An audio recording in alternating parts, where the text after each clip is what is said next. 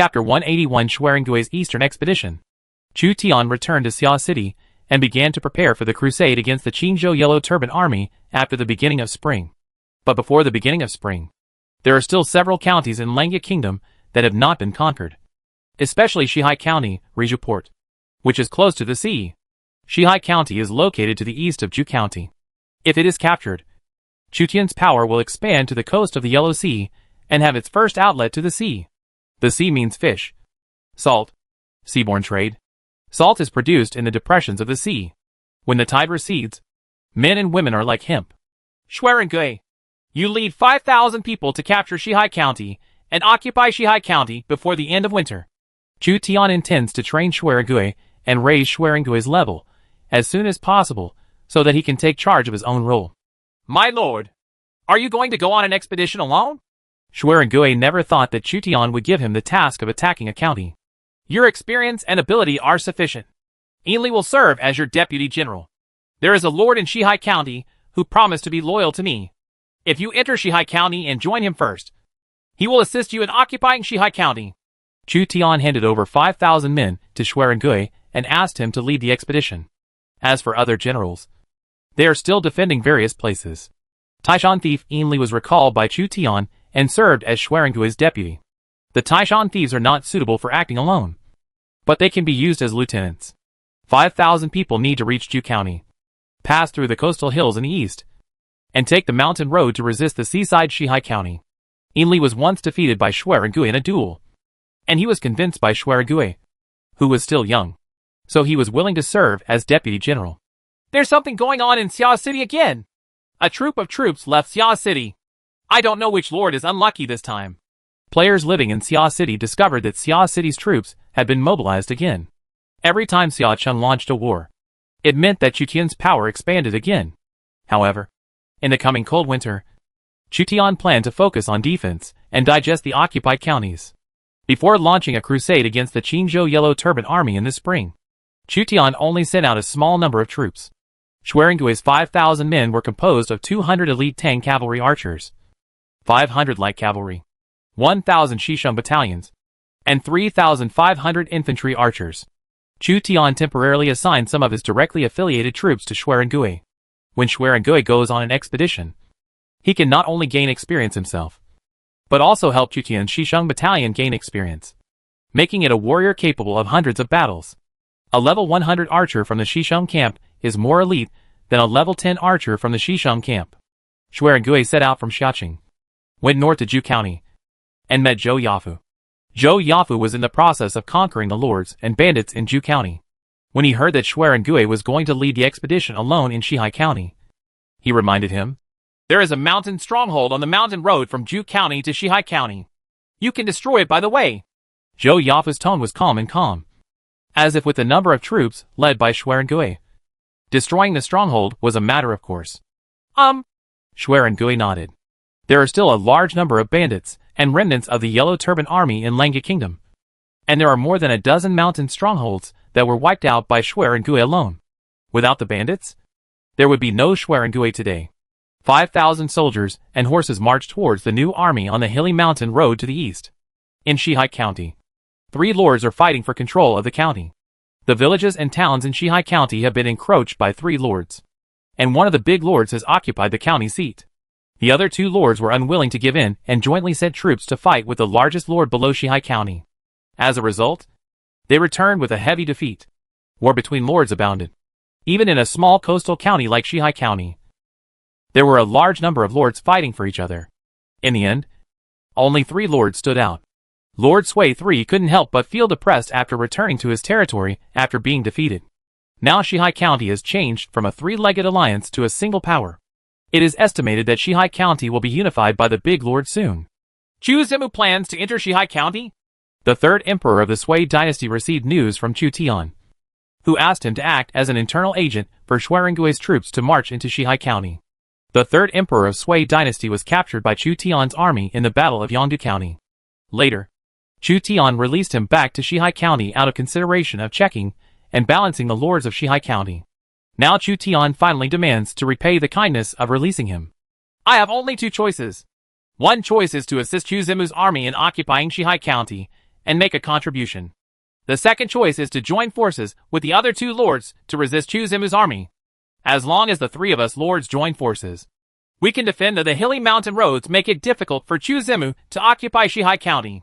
The third emperor of the Sui dynasty thought about it again and again, and finally chose to serve Chu Tian and occupy Shihai County. He is not the biggest lord in Shihai County, and even if he blocks Chu Tian's army, he is not the lord who makes the most profit. What's more, if Chu Tian is angered and Chu Tian mobilizes troops from 6 counties to attack Shihai County, even if the lords of Shihai County have coastal hills as a barrier, they will not be able to block the continuous attacks. Come! Follow me to the mountain roads of Ju County and Shihai County. We will welcome Xia Qing's army. On the hilly mountain road, Xuerengui was besieging a mountain stronghold. He took the lead and led a group of infantry to attack the snow-covered stronghold. The archers of the Shisheng battalion followed him and used arrow rain to suppress the wooden arrow tower in the village. Xuerengui opened the long bow with both hands and shot 3 arrows in a row. The 3 bandit archers in the wooden arrow tower were killed and fell from the towering wooden arrow tower. The dense rain of arrows from the Shisheng camp turned the wooden arrow tower into a hedgehog. The wooden fence of the cottage is also full of sharp arrows. If Chu Tian were present, he would probably feel sorry for the arrows consumed in attacking the mountain stronghold. These are just silver coins. Lieutenant General Ainli was holding a broadsword and a shield. Seeing that Xuerengui's arrows were all fired, he couldn't help but feel frightened. The bandits did not dare to show their heads under the heavy rain of arrows.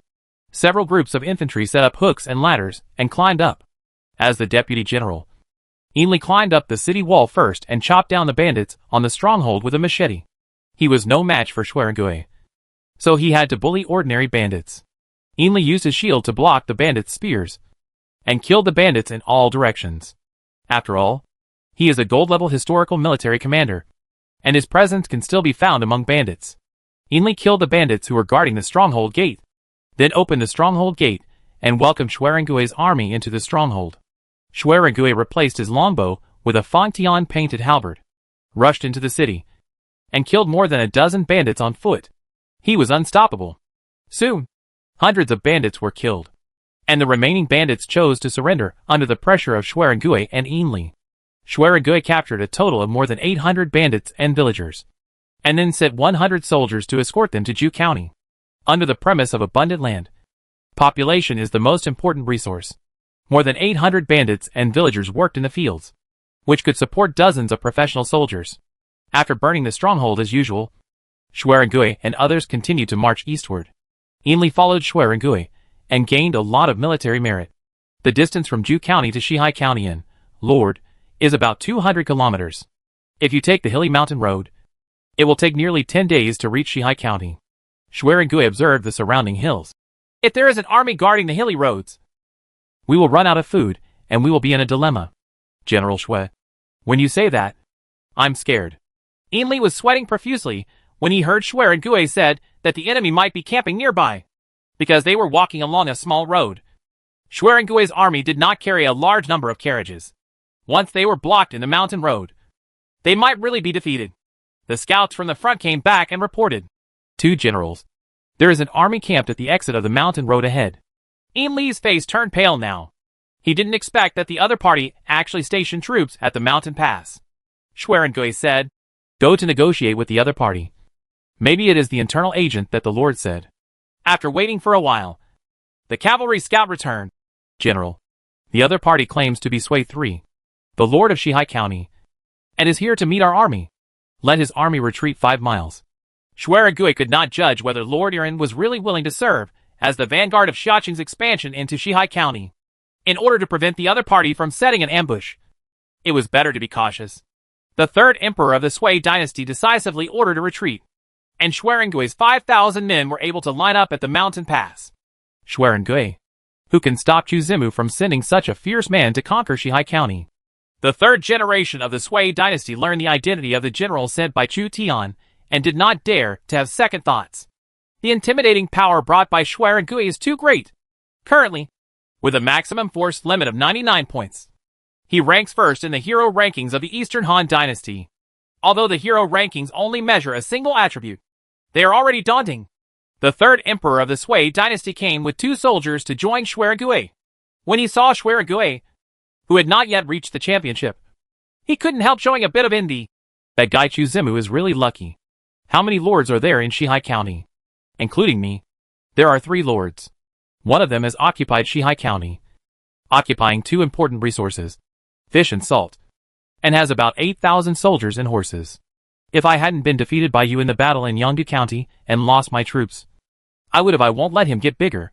A month ago, I joined forces with another lord with 7,000 soldiers, and fought with him in Shihai County. But we were defeated. We are going to take Shihai County. You are responsible for supplying food and sending 2,000 troops. Here.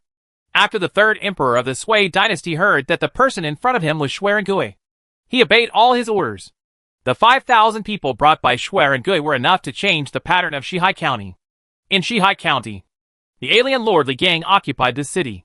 This county has a population of about 100,000, and together with the surrounding villages and towns, it is enough for him to support 8,000 soldiers and horses, or even more, because the specialty products of Shihai County are sea fish and sea salt, which are enough to bring him a lot of income. Li Gang even used the income from selling fish and salt to build a brothel in Shihai County for his own enjoyment.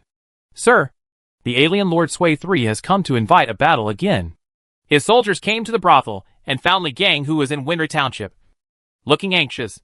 My defeated generals dare to come here again and again to ask for battle. I really don't know whether to live or die. I have a gold-level general. This time, I want to completely unify Shihai County. In the future, I may be able to fight for the Lengia Kingdom with me, who just want to farm well. The outcome is uncertain. You know, if I defeat him, I will be the first lord of the Eastern Han District.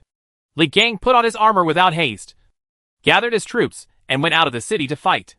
Outside Shihai County, 5,000 people from Xuerengui and Yinli lined up with 2,000 people from Sui III, in order to lure Li Gang, the lord who occupied Shihai County, to fight. Xuerengui used the flag of Sui III to disguise himself as Sui III's army. When did Sui III recruit another group of soldiers? It seems there are quite a lot of them. Despite some doubts, Li Gang, out of the confidence brought by his previous victories, ordered his generals to go out of the city to defeat Sui III head-on. In his view, this was a civil war between the lords of Shihai County. Sui Sancher, I let you go last time, but I didn't expect that you dared to challenge me without knowing your good intentions. I have already occupied Shihai County. Why don't you leave your territory and surrender to me? I can appoint you as the county captain. Li Gang rode out on a war horse, followed by an ordinary gold-level general. Li Gang, if you have the ability, we will each send a general to challenge him. The 3rd generation of Sui dynasty also appeared in the battle, with a hint of sinisterness. He is now unafraid of the largest lord in Shihai County. Behind him is Xuerengui of 3 Arrows Dingtian Mountain. Even if Xuerengui is not his military commander, it is rare for a fox to pretend to be a tiger. Last time your general was killed by my general. Haven't you learned your lesson? Okay, I promise you. Li Gang sent out gold-level generals, and their strength reached 64 points. Xuerengui accepted the challenge on behalf of the 3rd generation of the Sui dynasty. 2 generals were fighting in front of the 2 armies. Xuerengui was holding a Fantian painted halberd, while the general opposite was holding a Yanyu sword. Think I am Lu Bu holding Fang Tian's painted halberd? Then my general should use the Yanyu sword or Guan Yu. Li Gang saw Xuerengui's weapons and sneered. The 2 generals clapped their horses, swung Fang Tian's painted halberd and Yanyu sword at the same time, and killed each other. The scene where Li Gang imagined the sword rising and falling did not happen.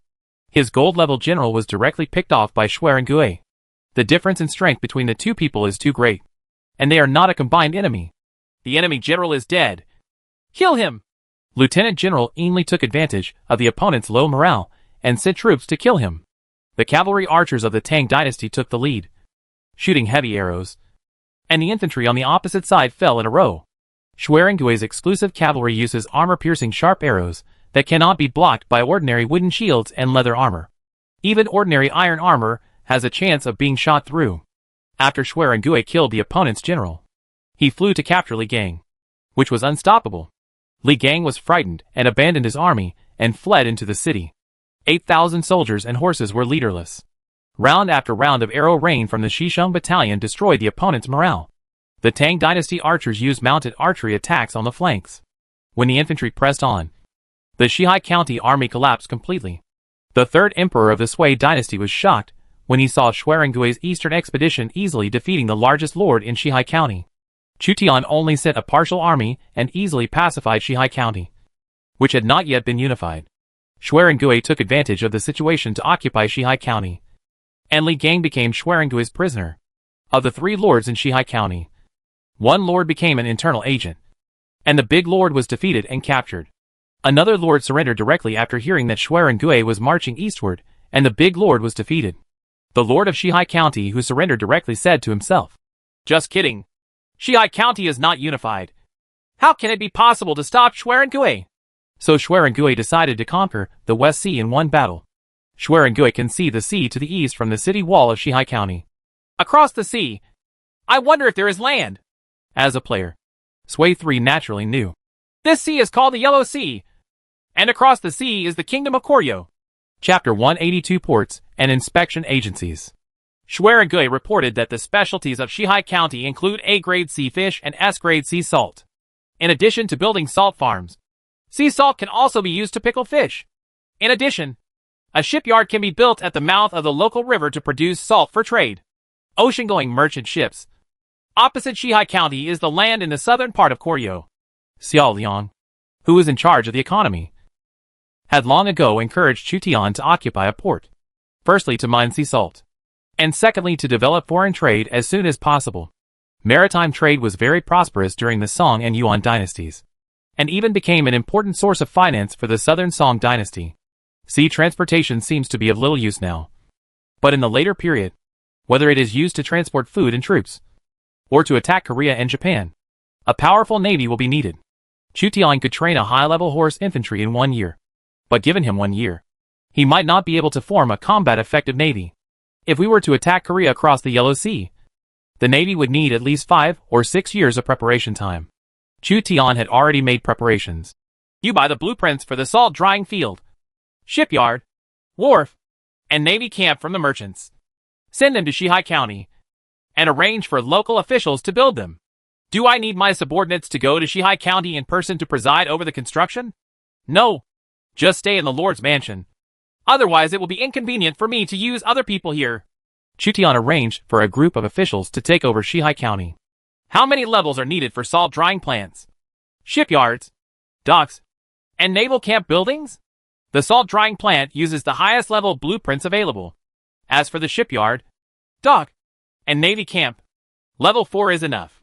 Chu Tian's knowledge of the navy was limited. The 4th level shipyard can produce plank ships, 1st level civilian ships, sentry ships, 2nd level warships, Zoka, 3rd level warships, cockroaches, 4th level warships, and small sand ships, 14 meters long and 2.7 meters wide. Single-masted hard-sailed sailing ship, used for shipping along rivers and coasts. Medium-sized sand ships, 17 to 21 meters long, 4.18 to 4.28 meters wide. 2-masted hard-sailed sailing ship, which can basically meet the current needs. The 4th level naval battalion can recruit most common naval units, unless it is a special naval branch. A higher naval battalion is required. High-level naval battalions can not only recruit high-level troops, but also recruit more soldiers at a time. A level 1 barracks can recruit 100 soldiers at a time, and a level 4 barracks can recruit 500 soldiers at a time. The dock can increase the probability of ships on the route entering the port for supplies, and also has a bonus to the port. Chu Tian made plans to turn Shihai County into a port city. As for Su Sheng, Chu Tian still stayed in Liangshan town to develop the Iha Navy. The goal of the Iha Navy is to go south to besiege Xiapi City and control the Iha River basin. Although ships from the Iha River cannot be transported to the Yellow Sea, the sailors, shipwrights, and naval soldiers trained can be sent to Shihai County.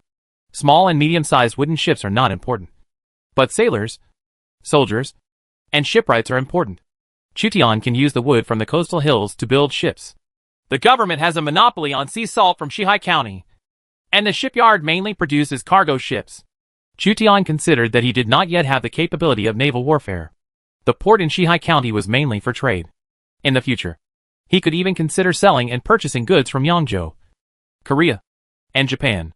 Xiao Liang reminded, Lord, you should set up a special salt and iron officer to control the salt and iron in each county.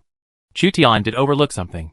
Since he decided to monopolize salt and iron, he would naturally have special officials to manage it. Each county will set up a salt officer and an iron officer, and 2 other salt and iron inspectors to prevent the salt and iron officers from using their power for personal gain.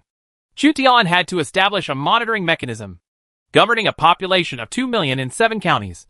Chu Tian has thousands of officials. If supervision is not carried out, corruption will easily occur. Xiao Liang suggested. It is better to take this opportunity to establish a supervision system with Fang Xianling, who assesses the performance of officials. Responsible. Conduct surprise inspections of officials from time to time. Chu Tian benefited a lot from her words.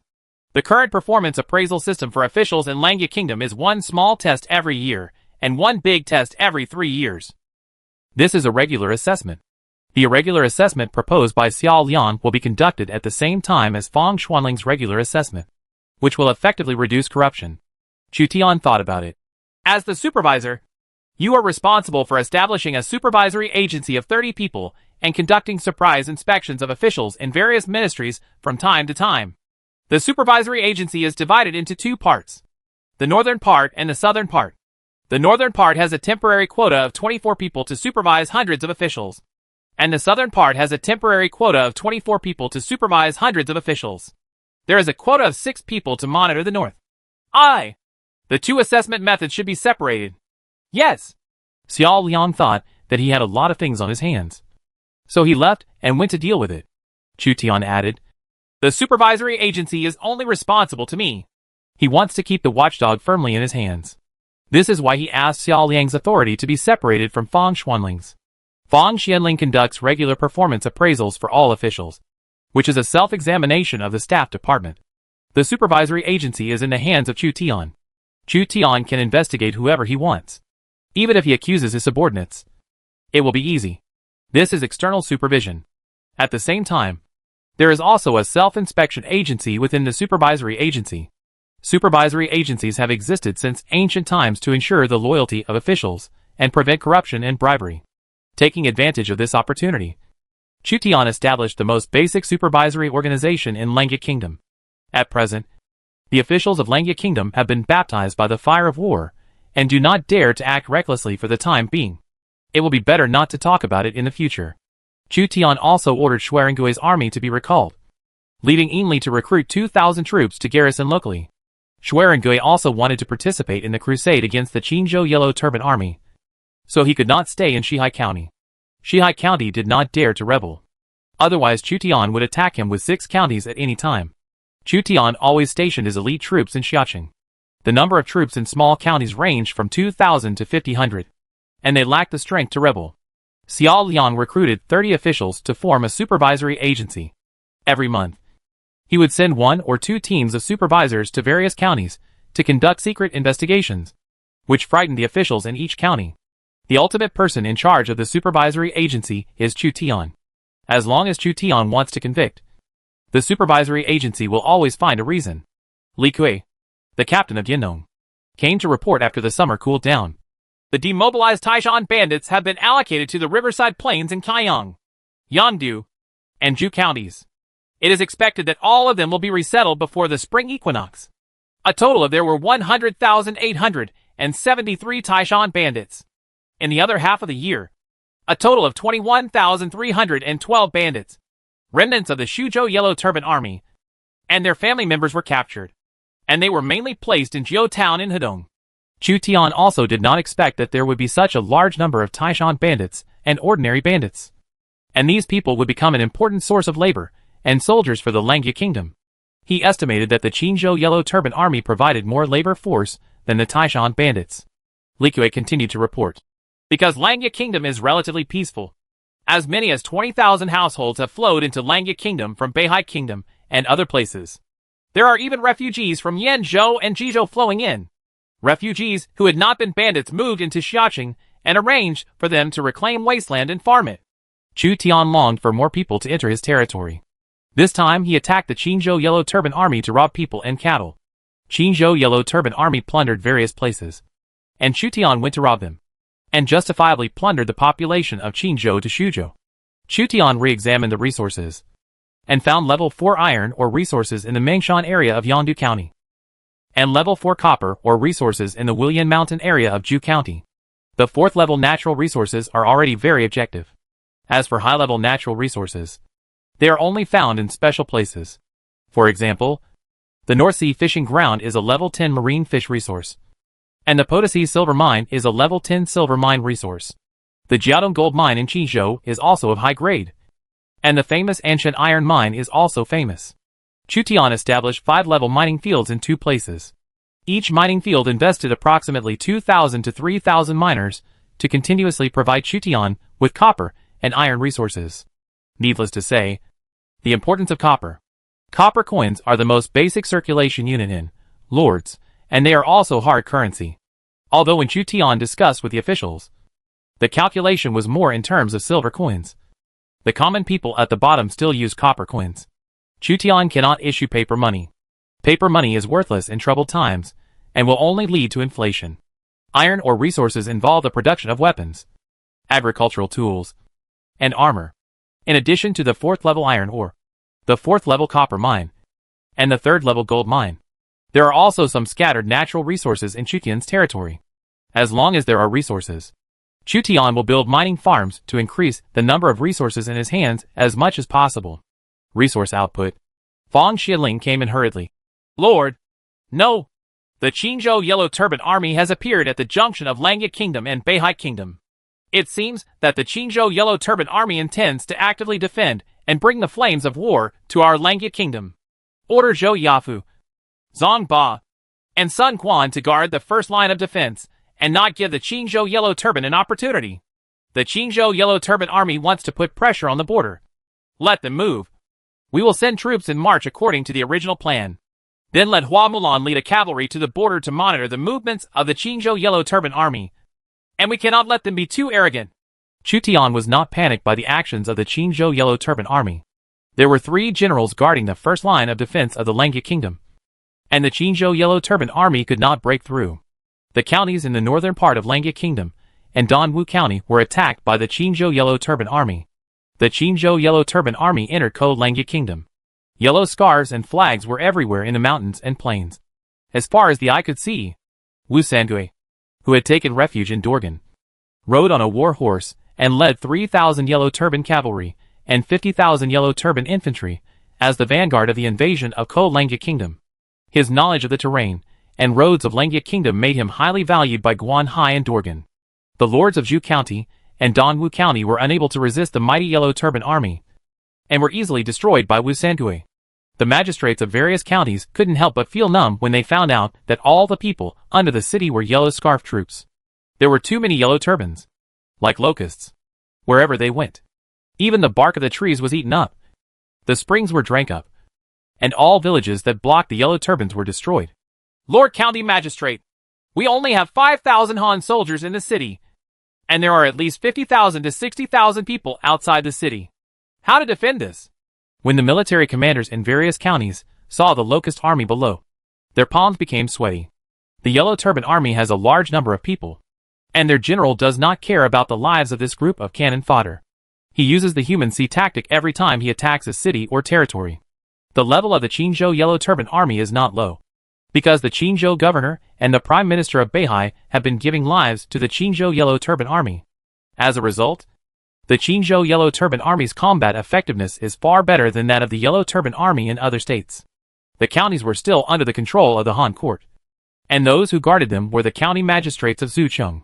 Immediately recruit Xiangyong to defend the city and ask for help from the prime minister of Langya. There are strangers in the city, and they may be able to contact the prime minister of Langya. The city officials quickly mobilized the residents of the city to defend the city, and tens of thousands of warriors and free players from all over the country had to come to the city walls to defend the city. Once the Yellow Turban Army captures the city, all their property and food will be looted. Therefore, the Qingzhou Yellow Turban Army must not be allowed to attack the city. The Qingzhou Yellow Turban Army has captured no fewer than 15 county towns in Qingzhou. Chu Tian was the Langya prime minister officially appointed by the imperial court, and was also his nominal superior. It was reasonable for the counties to seek help from Chu Tian when they were attacked. The Qingzhou Yellow Turban Army has begun to attack the city.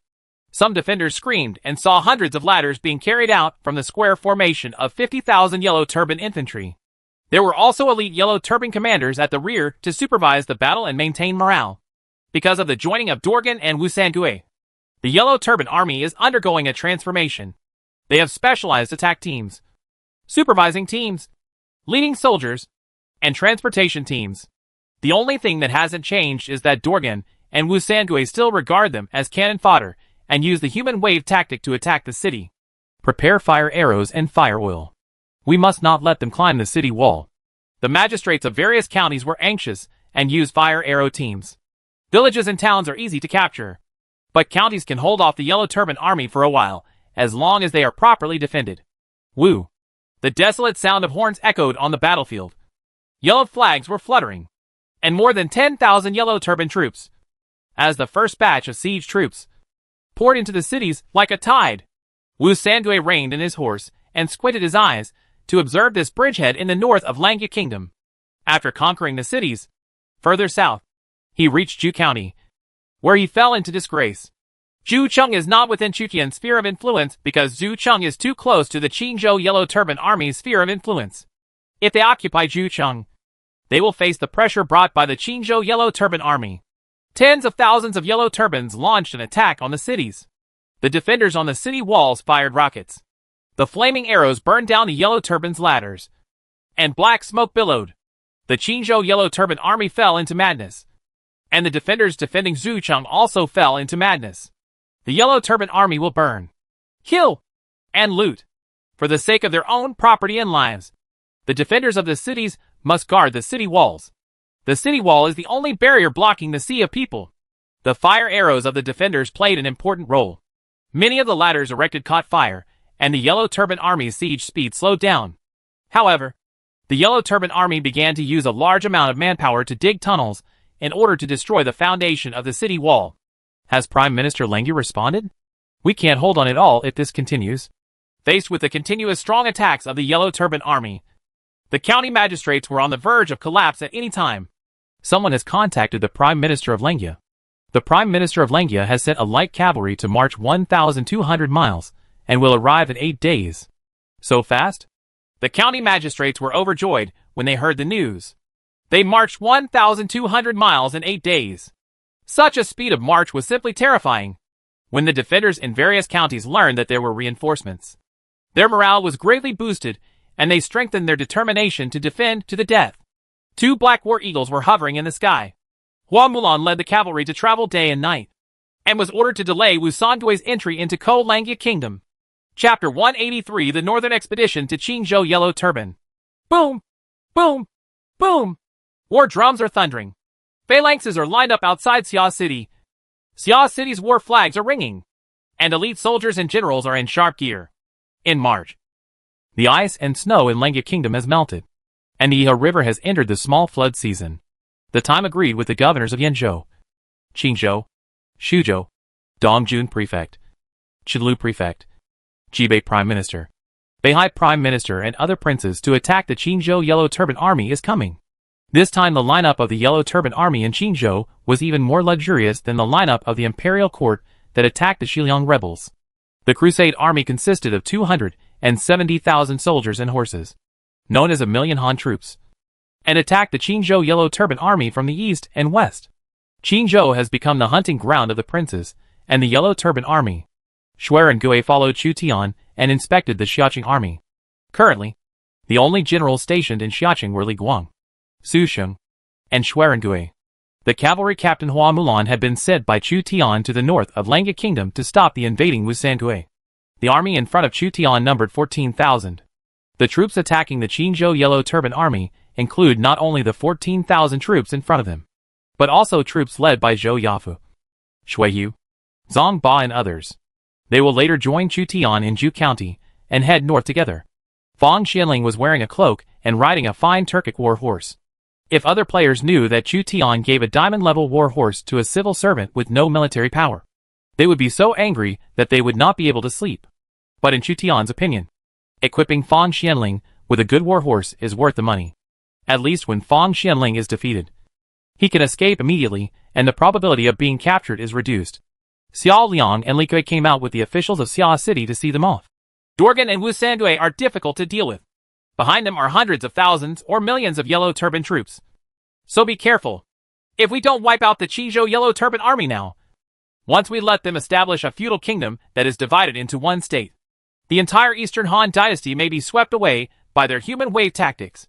Chu Tian knew how terrifying the human sea tactic was. Quantitative changes will lead to qualitative changes, and famous generals may not be able to make up for the gap in numbers. Where are Cao Bao and Mi Fang's 50,000 troops in Xiapi now? We have arrived in Tancheng. Be prepared for Cao Bao and Mi Fang to attack Xia City and Langya City.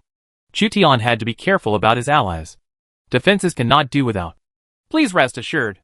They need a lot of food to go to Qizhou, and they need to pass through our territory on the way. We can take the opportunity to sell military rations to them at a high price, and then buy food from Taishan County at a low price. We can also make a small profit from Taoqian. You? Chu Tian was used to it, and it seemed like there were business opportunities everywhere for her.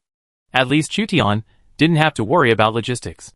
Chu Tian has an achievement of conquering the Yellow Turbans, which may be accomplished during this crusade against the Qingzhou Yellow Turban army. 14,000 people went north along the He River, from Xiaqing to Jushan, and then crossed Jucheng, which was the territory of Beihai Kingdom. The Qingzhou Yellow Turban army is confronting Hua Mulan and the county magistrates in Jucheng. Because of the intrusion of Hua Mulan's cavalry, Wu Sangui was unable to attack the counties with all his strength, and the counties were still holding on. In Tan County, south of Xiaqing, Cao Bao and Mi Fang led 50,000 Xuzhou troops, and their march was quite slow. The commander value of the two of them is not high. It is quite difficult for them to command 50,000 soldiers and horses, and they cannot even bring the bonus of chief general and deputy general to all Xuzhou soldiers. After the Taishan bandit generals were subdued by Chu Tian, Cao Bao and Mi Fang were already the best generals under Tao Qian's command. I never thought that Mi Fang, would be able to command tens of thousands of troops. Mi Fang has great ambitions. He once told Chu Tian that he had the dream of becoming a general, and now he finally has the opportunity to display his talents. For a time, Top Gun was high. Although Cao Bao personally commanded more than 30,000 troops and horses, he only allocated more than 10,000 to Mi Fang. Mi Fang was a little dissatisfied, but this was already the largest number of troops he had ever commanded. In Qinlu County, the prefect Zhang Miao recruited 15,000 troops and responded to the order of Lu Dai, the governor of Yanzhou, to attack the Qingzhou Yellow Turban army. A burly and powerful general followed behind Zhang Miao, holding a pair of halberds. According to the suggestion of his foreign disciple, he hired this sergeant named Dian Wei as his bodyguard. Cao Cao, the governor of Dongjun, was ready to attack. Generals such as Xiahou Dun, Xiahou Yuan, Cao Ren, Cao Hong, Li Dian, and Lu Jin gathered under Cao Cao in advance. Cao Cao's power was already established. Although Cao Cao had not yet fully entered a heroic state at this time, and still had some hope for the Eastern Han dynasty, under the influence of the strangers who followed him, he embarked on the path of separatist rule in advance. Players who follow Cao Cao do not want him to help the Han dynasty. These players want to be the founding heroes and occupy high positions. The stranger staff suggested, if the Lord surrenders 1 million Qingzhou Yellow Turban troops, gets 300,000 of them to be strong, and implements army farming, then there will be no worries about food in the next 10 years. Cao Cao was moved when he heard this. This statement makes sense. Do you think the Han dynasty can still be revived? The strangers all shook their heads. It's difficult. Cao Cao fell silent after hearing this. 30,000 Dongjun Han troops, led by Cao Cao, joined Qinlu governor Zhang Miao, Jibei prime minister Bao Xian, and Yanzhou governor Lu Dai in Jibei kingdom, preparing to invade Jinan kingdom and eliminate the Yellow Turban army of Jinan kingdom. Cao Cao and Zhang Miao joined forces and found that there was a fierce general behind Zhang Miao. His bravery was even greater than that of the Xiahou brothers. He couldn't help but blurt out, "He is really a strong man," Zhang Miao said. "He is just an ordinary sergeant in the army." Cao Cao disagreed. He had an inexplicable feeling of closeness to Dian Wei. This man is a current tiger general in the crusade against the Qingzhou Yellow Turban army. He will definitely make great achievements. Dian Wei was praised by Cao Cao and had a good impression of Cao Cao. Players who defected to Cao Cao knew that Dian Wei and Cao Cao were compatible, and immediately became interested. If Dian Wei can be recruited from Zhang Miao, Cao Cao's power will become even stronger. Find a way to kill Zhang Miao. Try to sow discord between Cao Cao and Zhang Miao. It is best to force Cao Cao to annex Zhang Miao's forces and unify Dongjun and Qinlu counties. Then no one in the world can compete with us. Yes, using Cao Cao to unify the Eastern Han Dynasty is the fastest way. Cao Cao will not show any mercy when dealing with other civilized regions. Player followers of Cao Cao's forces are already trying their best to help Cao Cao obtain his generals. This crusade against the Qinzhou Yellow Turban Army is the best opportunity for Cao Cao to conquer Yanwei. Although the princes and lords of Yanzhou, Qinzhou, and Shuzhou formed a coalition to deal with a common enemy, they were wary and plotting against each other internally. Even Cao Cao, who attached great importance to the alliance, was betrayed by his players. Cao Cao is not yet willing to murder his friend Zhang Miao to obtain Yanwei, but for his own sake. The players under his command are already plotting to kill Zhang Miao and obtain Yanwei's loyalty. The Yanzhou army was fighting against each other, and there were also gaps between the Shuzhou army. Chu Tian and Tao Qian have conflicts, but they are not obvious. Tao Qian's army was divided into two groups. The family represented by Cao Bao, who supported Tao Qian, and the family represented by Mi Fang, who was interested in supporting Chu Tian. In other words, Chu Tian and Mi Fang couldn't wait to see Cao Bao kill the Qinzhou Yellow Turban Army. Mr. Zhao of the Qinzhou Allied Forces supported Kong Rong. But this did not mean that Mr. Zhao and Kong Rong had no conflicts. Kong Rong had under his command the fierce General Tai Shirzi, whom Mr. Zhao wanted to get very much. Despite all the conflicts within the 270,000-strong coalition, they entered Qinzhou territory one after another and began to fight against the Qinzhou Yellow Turban Army. Leader, the main force of Langia army is approaching, and the vanguard is less than 30 miles away from Xucheng. Wu Sangui, who was stationed in the cities in the northern part of Langia Kingdom, received a report from the Yellow Turban cavalry scouts. Break camp and retreat to Beihai country. Wu Sangui clenched his fists. He was angry with a general named Hua Mulan from Langia Kingdom. In February, he invaded the Langia Kingdom south and besieged the cities. However, Hua Mulan led 4,000 light cavalry and marched 1,200 miles in 8 days and appeared on the outskirts of the cities, forcing Wu Sangui to be unable to attack the cities with all his strength.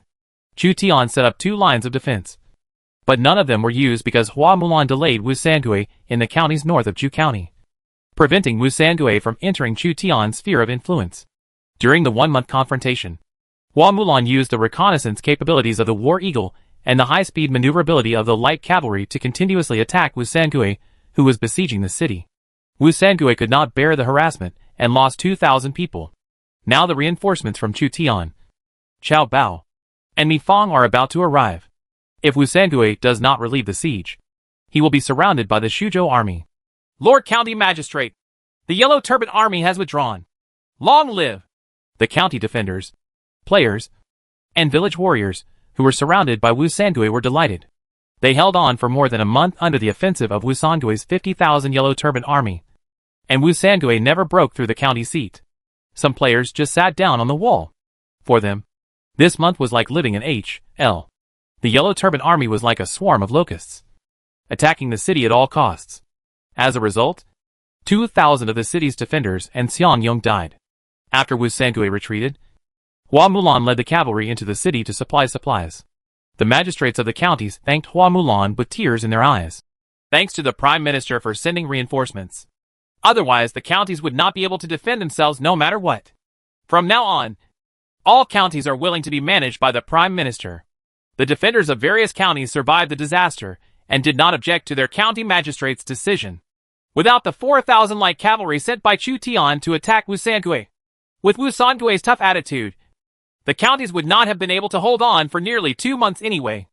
Therefore, after Shihai County, the counties became the 8th county to be merged into Xiaqing's power.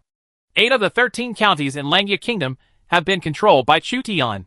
Hua Mulan accepted the surrender of the Han troops from various counties with a clear conscience. Many counties in the Eastern Han Dynasty were captured and occupied by player lords, but a considerable number of counties were still in the hands of local officials. The county magistrates of each county were NPC officials appointed by the Han court. 1 day later, Chu Tian's army arrived in various counties one after another and joined Hua Mulan.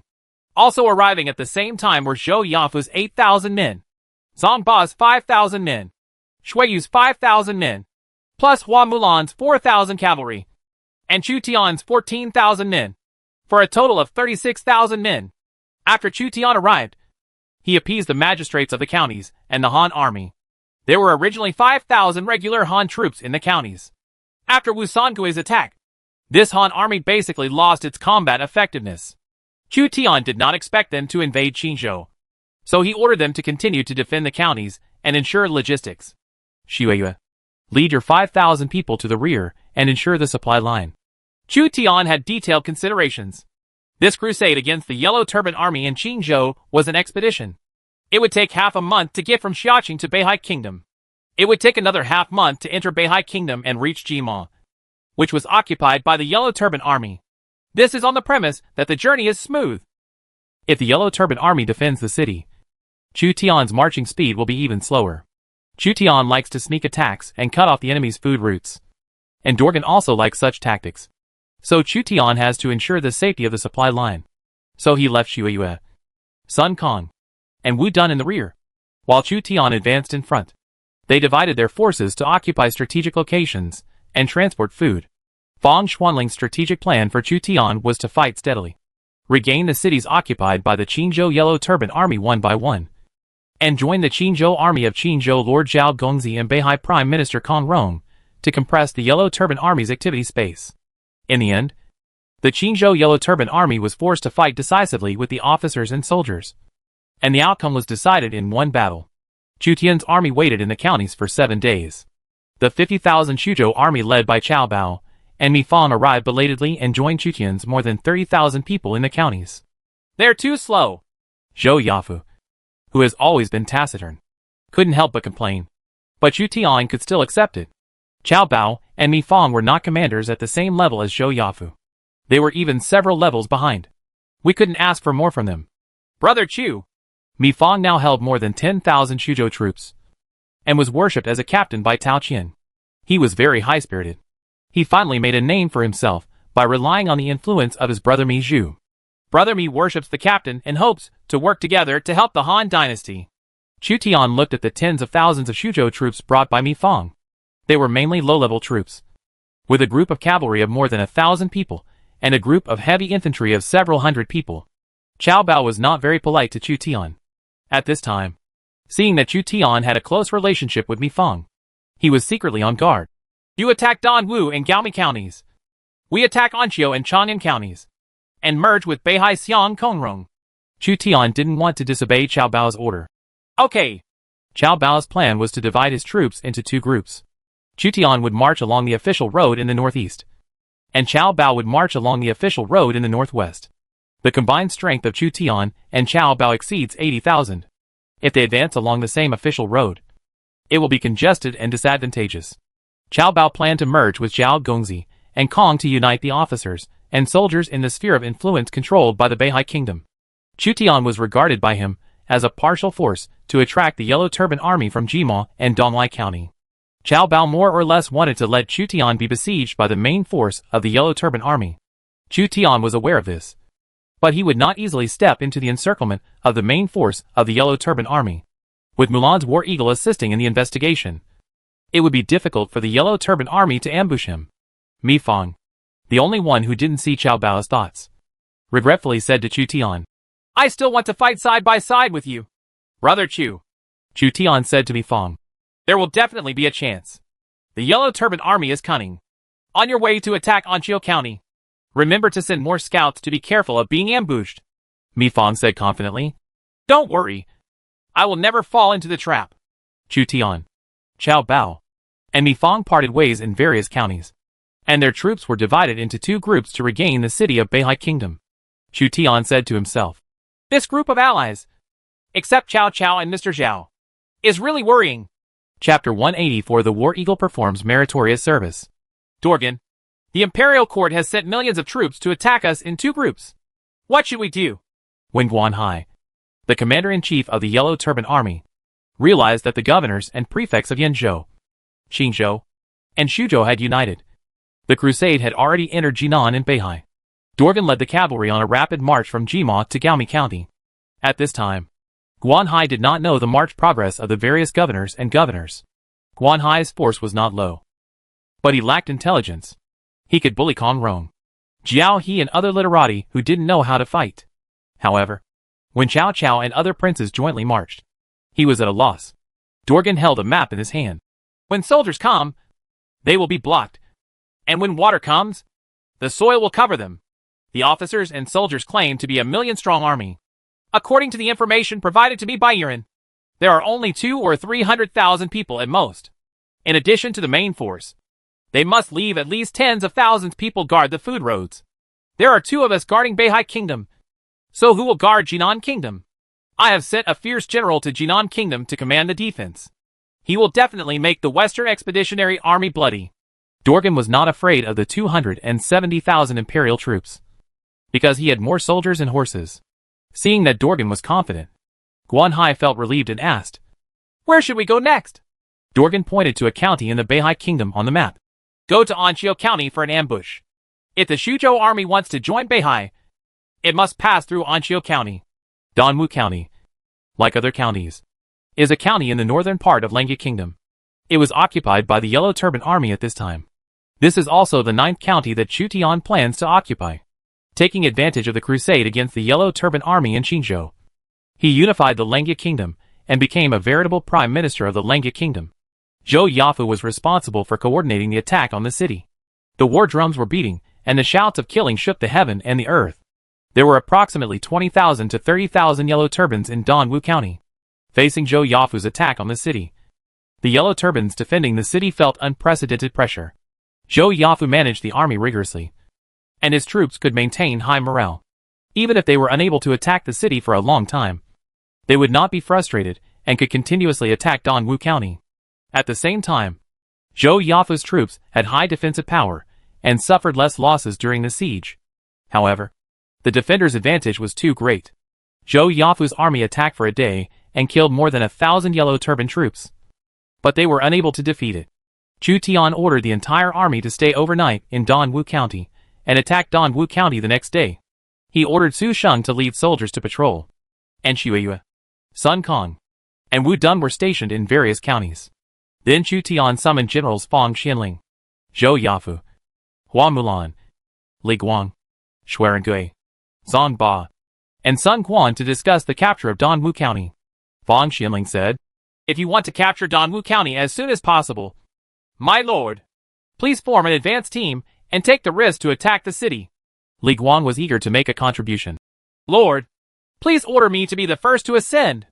Xuerengui, Hua Mulan, Zhang Ba, and Sun Quan also asked for orders. "Please be the last general to ascend first. If all the generals go forward first, who will command the troops?" Naturally, Chu Tian would not use all the generals as early adopters. Hua Mulan led the cavalry to defend Wu Sangui on the flanks. I suspect that he still has not escaped far. Zhang Ba remained as a reserve team, and Li Guang, Xuerengui, and Sun Quan each lead a team to attack Dongwu City first. Here, among the 3 Xiandin generals, Sun Quan had the lowest military force. He was excited that Chu Tian appointed him as Xiandin. A scholar dies for a confidant. Chu Tian knew that among the Taishan thieves, Zhang Ba was the most capable and Sun Quan was the most desperate. Therefore, although Sun Quan's strength is not high enough, it is only compared to Li Guang and Xuerengui. In fact, Sun Quan's force was enough to make ordinary Yellow Turban troops despair. In the woods 30 miles away from Chu Tian's camp, Wu Sangui led a Yellow Turban cavalry and a team of Yellow Turban commanders to hide in it. There were also 50,000 Yellow Turban infantry further away. He was sent by Dorgan to deal with Chu Tian. Wu Sangui, who was repeatedly frustrated at the hands of Chu Tian and Chu Tian's generals, gradually grew up. He found that he had to be as cunning as a fox in order to bite Chu Tian. "You will definitely continue to attack Dongwu County tomorrow. Then I will lead the cavalry to attack from the flanks and cooperate with the defenders inside and outside. I will definitely be able to defeat you." Wu Sangui gnawed on the blackened cakes, slept in the open air, and even hid in the damp woods, just to defeat Chu Tian. If Chu Tian knew that Wu Sangui was so dedicated to him, he would definitely be moved and kill him. The next day, Zhou Yafu continued to organize the siege, and the drums kept beating. Different from yesterday, Chu Tian took the risk and sent 3 generals to conquer Dongwu County as soon as possible, risking injury or even death. By capturing Dongwu County, Chu Tian opened the gateway to Beihai Kingdom, and at the same time brought Dongwu County into his own sphere of influence. Xuerengui, Li Guang, and Sun Guan were wearing iron armor and sharp armor, and each led a group of Shiliu Camp soldiers, preparing to ascend first. The soldiers of Shiliu Camp are currently the best infantrymen in Chu Tian's forces. They do not easily commit themselves to attacking fortresses. At this time, they are used as the advance team, which is enough to illustrate Chu Tian's determination. 3 generals, each equipped with 200 Shiliu Camp soldiers, a total of 600 people, served as the main force in this critical battle. Zhou Yafu commanded the Shisheng Battalion and the Shuzhou crossbowmen to suppress the Yellow Turban Army archers on the city wall, and then deployed low-level light infantry to confuse the Yellow Turban Army in the city to cover the sudden attack of the 3 generals who ascended first. While the offensive battle in Dongwu County was going on, Wu Sandui estimated that the time was about the same. So he led the Yellow Turban Cavalry, Yellow Turban Chief, and Yellow Turban Infantry to leave the woods in the hilly area and make a desperate move to raid the flank of Chu Tian's army. He wanted to use Chu Tian's best tactics to attack Chu Tian. Wu Sangui couldn't wait to see Chu Tian's desperate expression when he was defeated by his best tactics. Wu Sangui was only 30 miles away from Chu Tian's army. A black war eagle hovered in the sky. From a bird's eye view, a mighty army walked out of the woods one after another, forming a long dragon more than 10 miles long, marching rapidly in the direction of Chu Tian's army. The fastest among them is Wu Sangui's cavalry. He only needs to ensure that the cavalry breaks through Chu Tian's formation, and that when he and Chu Tian fall into a fierce battle, the Yellow Turban infantry archers from behind arrive in time. The war eagle circled for a while, and then flew south. Wu Sangui accidentally saw the war eagle in the sky, but he didn't care. The siege battle in Dongwu County once again reached a stalemate. Wu Sangui left a supervising team in Dongwu County to ensure that the Yellow Turban army in the city would not collapse easily. According to Wu Sangui's idea, Dongwu County can hold on for at least 7 days. 7 days is enough for Wu Sangui to play on the outside. Hua Mulan led the cavalry to watch the brutal siege, but Chu Tian did not let her take the lead. The war eagle returned and landed on Mulan's shoulder. Hua Mulan received important information from War Eagle and came to whisper in Chu Tian's ear. Although Hua Mulan's tone was as breathtaking as an orchid's, Chu Tian was even more interested in the information. I didn't expect that Wu Sangui would dare to attack me. Fortunately, he was discovered by the War Eagle and was not successfully attacked by Wu Sangui. In the future, I will make this War Eagle a general. Official position. Chu Tian immediately mobilized Hua Mulan, Zhang Ba, and Su Sheng to lead cavalry, infantry, and archers respectively to ambush Wu Sangui, and then continued to attack the city. Chu Tian was very greedy and wanted to defeat Wu Sangui and capture Dongwu County. Wu Sangui came with tens of thousands of soldiers and horses, among which 3,000 Yellow Turban cavalry were the fastest. Hurry! You will be defeated soon. Wu Sangui's cavalry was galloping at lightning speed, and with his rich experience in marching and fighting, he could roughly estimate how many miles there were to Chu Tian's army. Suddenly, Wu Sangui saw the black eagle appearing in the sky in front of him again. The soldier's intuition gave Wu Sangui a bad feeling. It must be my misunderstanding. Wu Sangui suddenly felt flustered, but couldn't give a reason. At this time, he had decided to raid Chu Tian. The army had already moved and there was no way to turn back. Fire the arrow! Wu Sangui's cavalry fell into an ambush set by Hua Mulan, Zhang Ba, and Su Sheng. Under the command of Su Sheng, the crossbowmen fired thousands of arrows. Among Su Sheng's archers were navy archers. Naval archers can also fight on land. Marines who cannot fight on land are not good navy, but their abilities will be weakened. Hua Mulan led a group of heavy cavalry to block the front. She put on the heavy Mingguang armor and held in her hand the 4-meter-long horse spear that Chu Tian specially brought for her.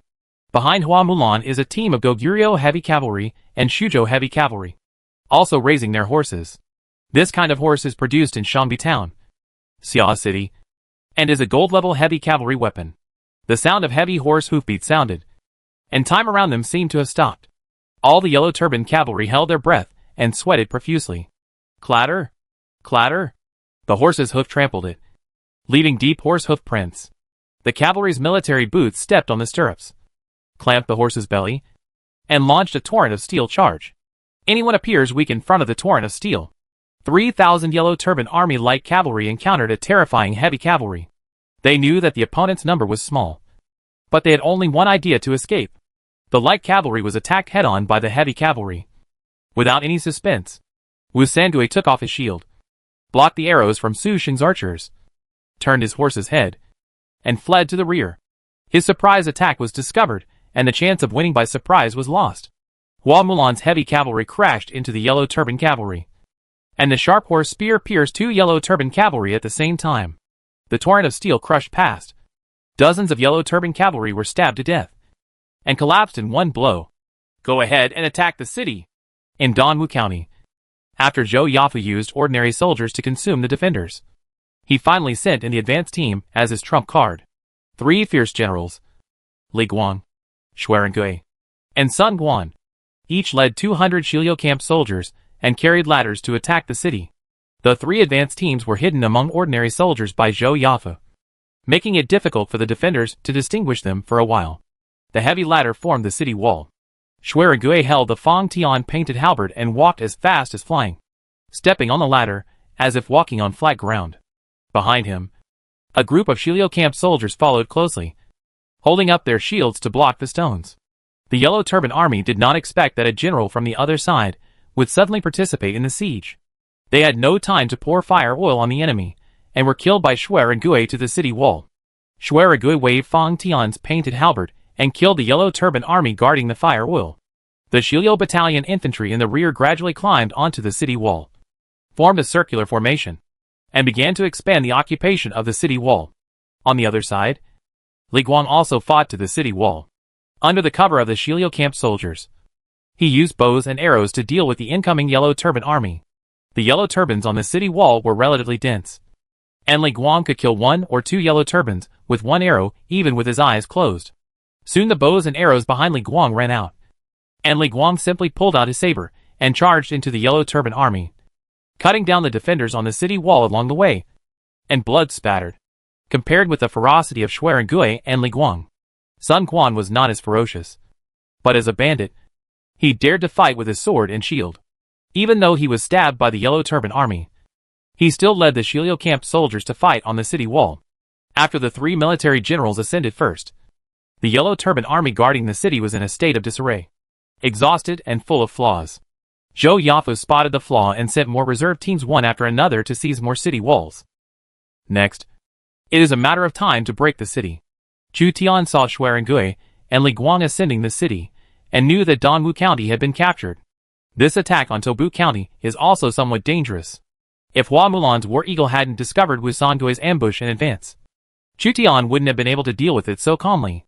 Xuerengui, Li Guang, and Sun Guan fought all the way to the city gate, killing the Yellow Turban Army who dispersed at the city gate, and opened the city gate to allow the army outside the city to enter.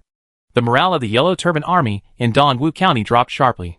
Even with the supervision team, it was impossible to continue fighting and chose to surrender to Chu Tian. In 2 days, Chu Tian killed 2,000 Yellow Turban troops and captured 20,000 prisoners, many of whom were young, old, women and children. Move them to Yihe and place them separately to avoid further chaos. Chu Tian divided and conquered. Then the military exploits were counted.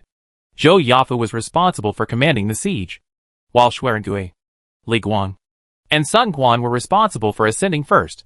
Chu Tian ordered people to record them one by one. Hua Mulan, Zhang Ba, and Su Sheng pursued Wu Sangui for 30 miles before returning. When Fang Xianling made statistics, he found that more than 1,000 people had been beheaded and 3,000 prisoners taken prisoner. There were also a large number of Yellow Turban troops that had been defeated and spread all over the mountains and plains, making it difficult to capture them alive.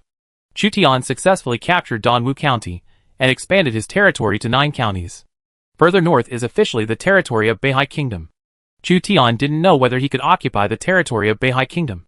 Chu Tian's official position was the Prime Minister of Langya Kingdom, while Kong Rong was the Prime Minister of Beihai Kingdom. Before the death of Emperor Ling of the Han Dynasty, Chu Tian occupied the counties of Beihai Kingdom without permission, and there might be negative punishment. If there is a punishment, then I will not occupy the territory of Beihai Kingdom, but I will definitely take away the population. Chu Tian spent his troops on the northern expedition, and his main purpose was to plunder the population.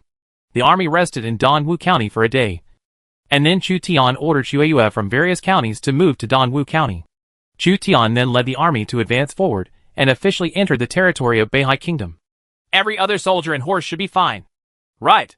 Chu Tian had already felt the resistance of the Qingzhou Yellow Turban Army, and Wu Sangui began to block it before entering Beihai Kingdom. In the kingdom of Jinan, the 50,000 Yanzhou army of Lu Dai, the governor of Yanzhou, who had just entered Qingzhou, was surrounded by 200,000 Qingzhou Yellow Turban Army. A fierce general led tens of thousands of Yellow Turban Army cavalry and defeated the Yanzhou army. The sword in his hand cut off the heads of the Yanzhou army soldiers. And Lu Dai's Chinese army was so brave that they were unstoppable. Lu Dai's face was pale, and he fought and retreated under the protection of his own soldiers. However, the Yanzhou army he brought was defeated and retreated steadily. Chapter 185 Shueli and Zhaoyun. In another battlefield in Jinan Kingdom, cavalry generals Xiahou Dun and Xiahou Yuan defeated 80,000 Qingzhou Yellow Turban Army. The ferocious Dongjun cavalry drove the Yellow Turban Army to the Yellow River and drowned tens of thousands of people. Seeing that there was no way to escape, the rest of the Yellow Turban Army all surrendered. The governor of Yanzhou was defeated in the battle, and his troops retreated to Dongpingling County, where they were besieged by 200,000 Yellow Turban troops.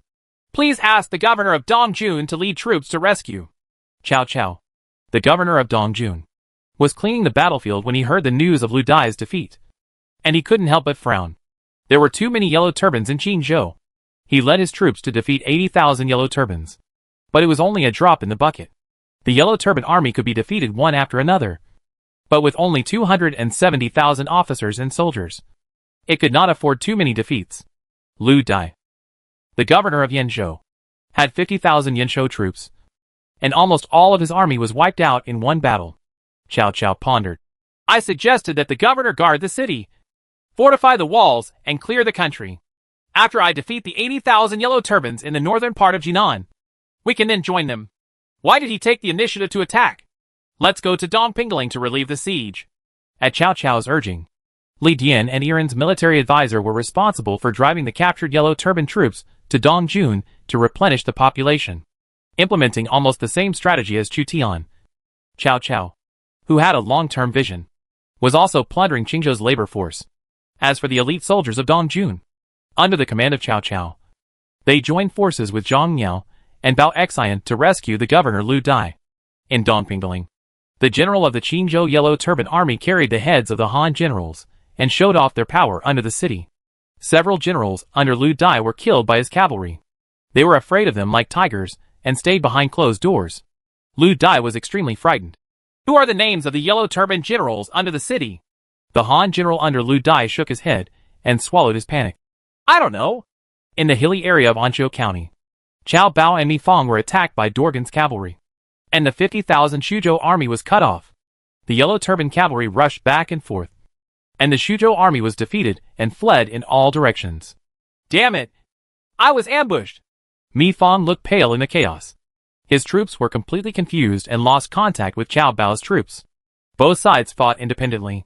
Dorgan recruited 200,000 Yellow Turban troops to block Qiao Bao and Mi Fong in the hilly areas and carry out encirclement and suppression, intending to annihilate the 50,000 Shuzhou troops.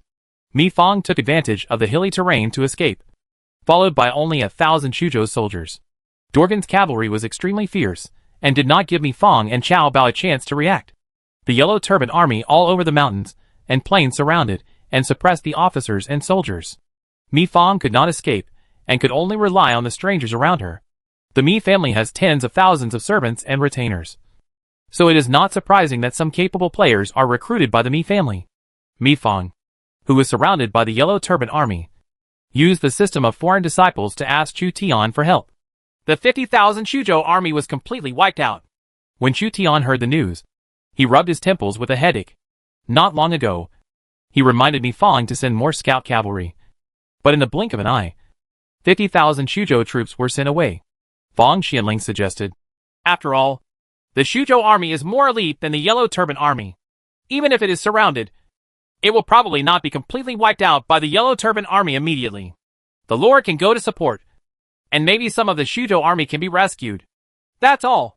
Chu Tian gave up the march route to regain Gaomi, Jima, and Donglai, and went to rescue Mi Fong instead. The Mi family gave Chu Tian a lot of support. If Mi Fong died in battle, Chu Tian would be unable to explain to Mi Zhu, and might lose the support of the Mi family. Although Mi Fang's defeat had nothing to do with Chu Tian. After the death of his relatives, it is difficult to say whether Mi Zhu would view the matter rationally. So Chu Tian led the army to leave Dongwu County, and went to support Mi Fang.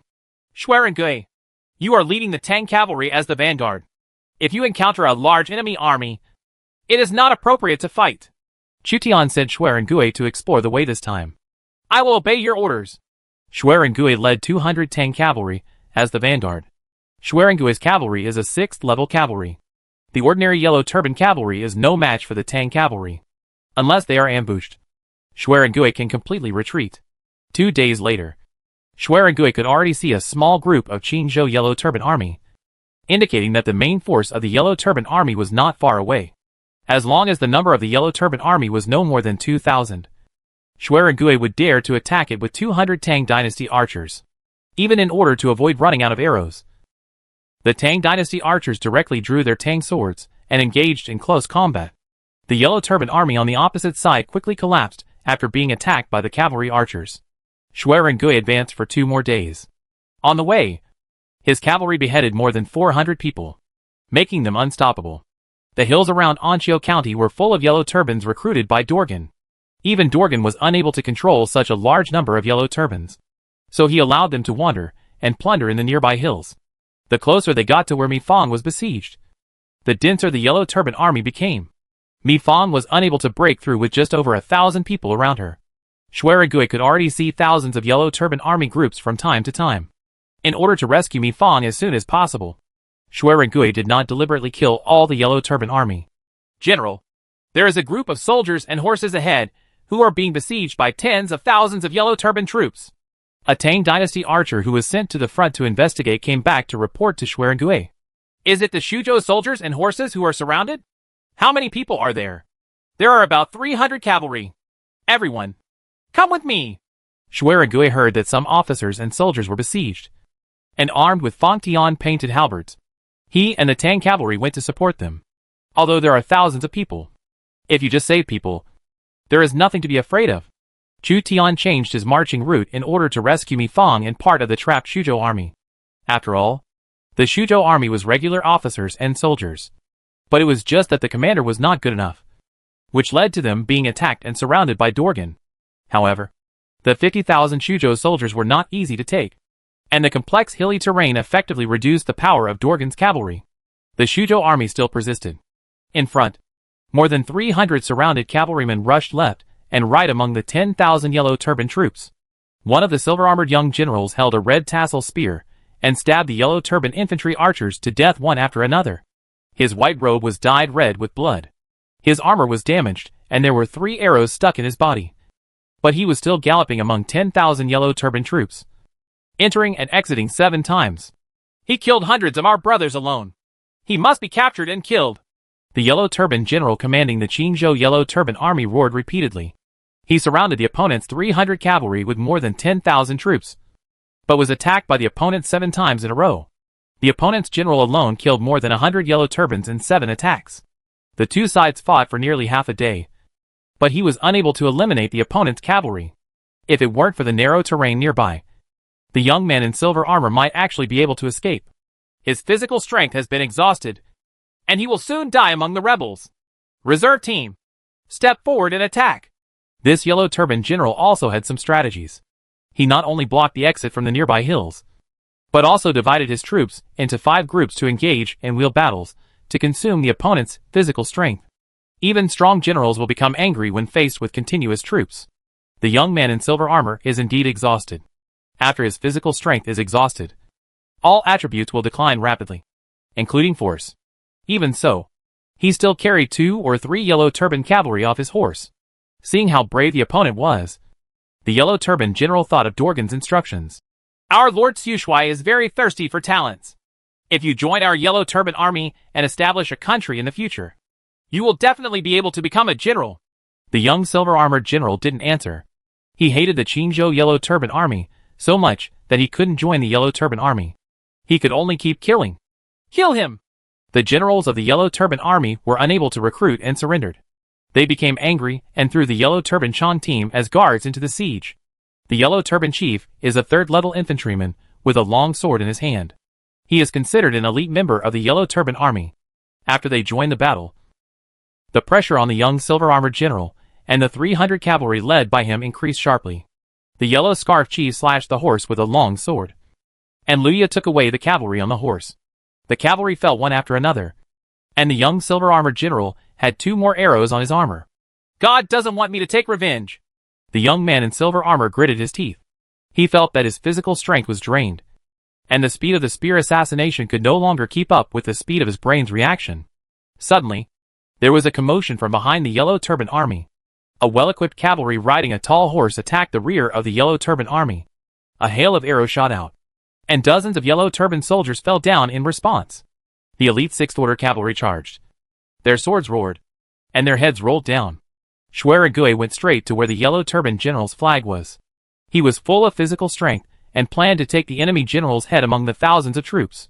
At this time, most of the Yellow Turban Army went to besiege the young silver-armored general and his cavalry. The number of soldiers around the Yellow Turban Army general was only 100. Schwerin-Gui came galloping with his cavalry and killed the soldiers of the Yellow Turban general. He held Fang Tian's painted halberd in both hands and raised it high. The unknown general of the Yellow Turban Army watched in despair as Fang Tian's painted halberd struck down. He wanted to resist, but he had no time to react. Schwerin-Gui used the strength of his hands and the strength of his waist to strike with all his strength, splitting the Yellow Turban general in pieces with his armor. Fang Tian's painted halberd was used as a broadsword by him. The general of the Yellow Turban Army was killed in a surprise attack. The morale of the more than 10,000 Yellow Turban Army troops under his command dropped drastically. They collapsed under the cavalry fire of the Tang Dynasty's cavalry and fled. The silver-armored young general saw the reinforcements general dressed in white and bravely championing the 3 armies, and he had the idea of competition in his mind. But there was severe pain all over his body, making it difficult for him to compete with such a fierce opponent. Schwerin-Gui's cavalry fought with the Yellow Turban Army.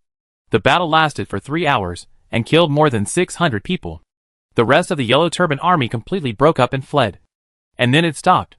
Schwerin-Gui and the young general in silver armor met for the first time and looked at each other. There were already many cracks in the armor of the young general in silver armor. He was hit by 5 arrows and survived, and his silver armor and cloak were still stained with blood. He must be a fierce general. Schwerin-Gui saw that the opponent was seriously injured and could still enter and exit the Yellow Turban Army 7 times. So he knew that the opponent's force was not low. If you can recruit this person for your lord, it will not only be a recommendation, but you can also compete with him. And for some reason, Schwerin-Gui seemed to get along with the other person. This is probably the compatibility of nature. Schweli, courtesy name Ren-Gui. May I ask if you are a general under Cao Bao or Mi Fang? Schwerin-Gui glanced at the cavalry led by the silver-armored young general. It seemed that they were not Shuzhou cavalry. The silver-armored young general replied, Zhao Yun, named Zilong, is not a subordinate of Cao Bao or Mi Fang. Schwerin-Gui thought the opponent would be a general from Shuzhou, but it seemed not. The cavalry led by Brother Zhao. Shizhou cavalry. I see. Then Brother Zhao is a subordinate of Prime Minister Beihai? Zhao Yun shook his head and planned to lead the cavalry away. I will repay this kindness in the future, but I have more important things to do. You are seriously injured. Why not come to our Lengya army? We have doctors who can treat Brother Zhao's injuries. Seeing that Zhao Yun was leaving, Schwerin-Gui tried to keep Zhao Yun behind. Schwerin-Gui knew that Chu Tian liked strong generals the most, and the man in front of him was a strong general. Although Schwerin-Gui didn't know whose general the other party belonged to, it was absolutely right to try to stay. Zhao Yun still shook his head and left with the 200 surviving cavalry. What a weirdo! Schwerin-Gui led the cavalry on another road and continued to rescue Mi Fang, since the other party didn't want to go back to camp with him. He didn't need to force him. Otherwise he would only arouse the other party's resentment. By the way, report this matter to the Lord. Schwerin-Gui marched forward for half a day and reported back to Chu Tian the intelligence and the incident of his encounter with Zhao Yun. Chu Tian was stunned when he received Schwerin-Gui's report. Zhao Yun actually appeared in Qinzhou, and there was a group of Qinzhou cavalry following him. Chu Tian's first reaction was whether this was really Zhao Yun. Zhao Yun's popularity in Donghan district is too high. There are many players whose names and even nicknames are Zhao Yun and Zhao Zilong.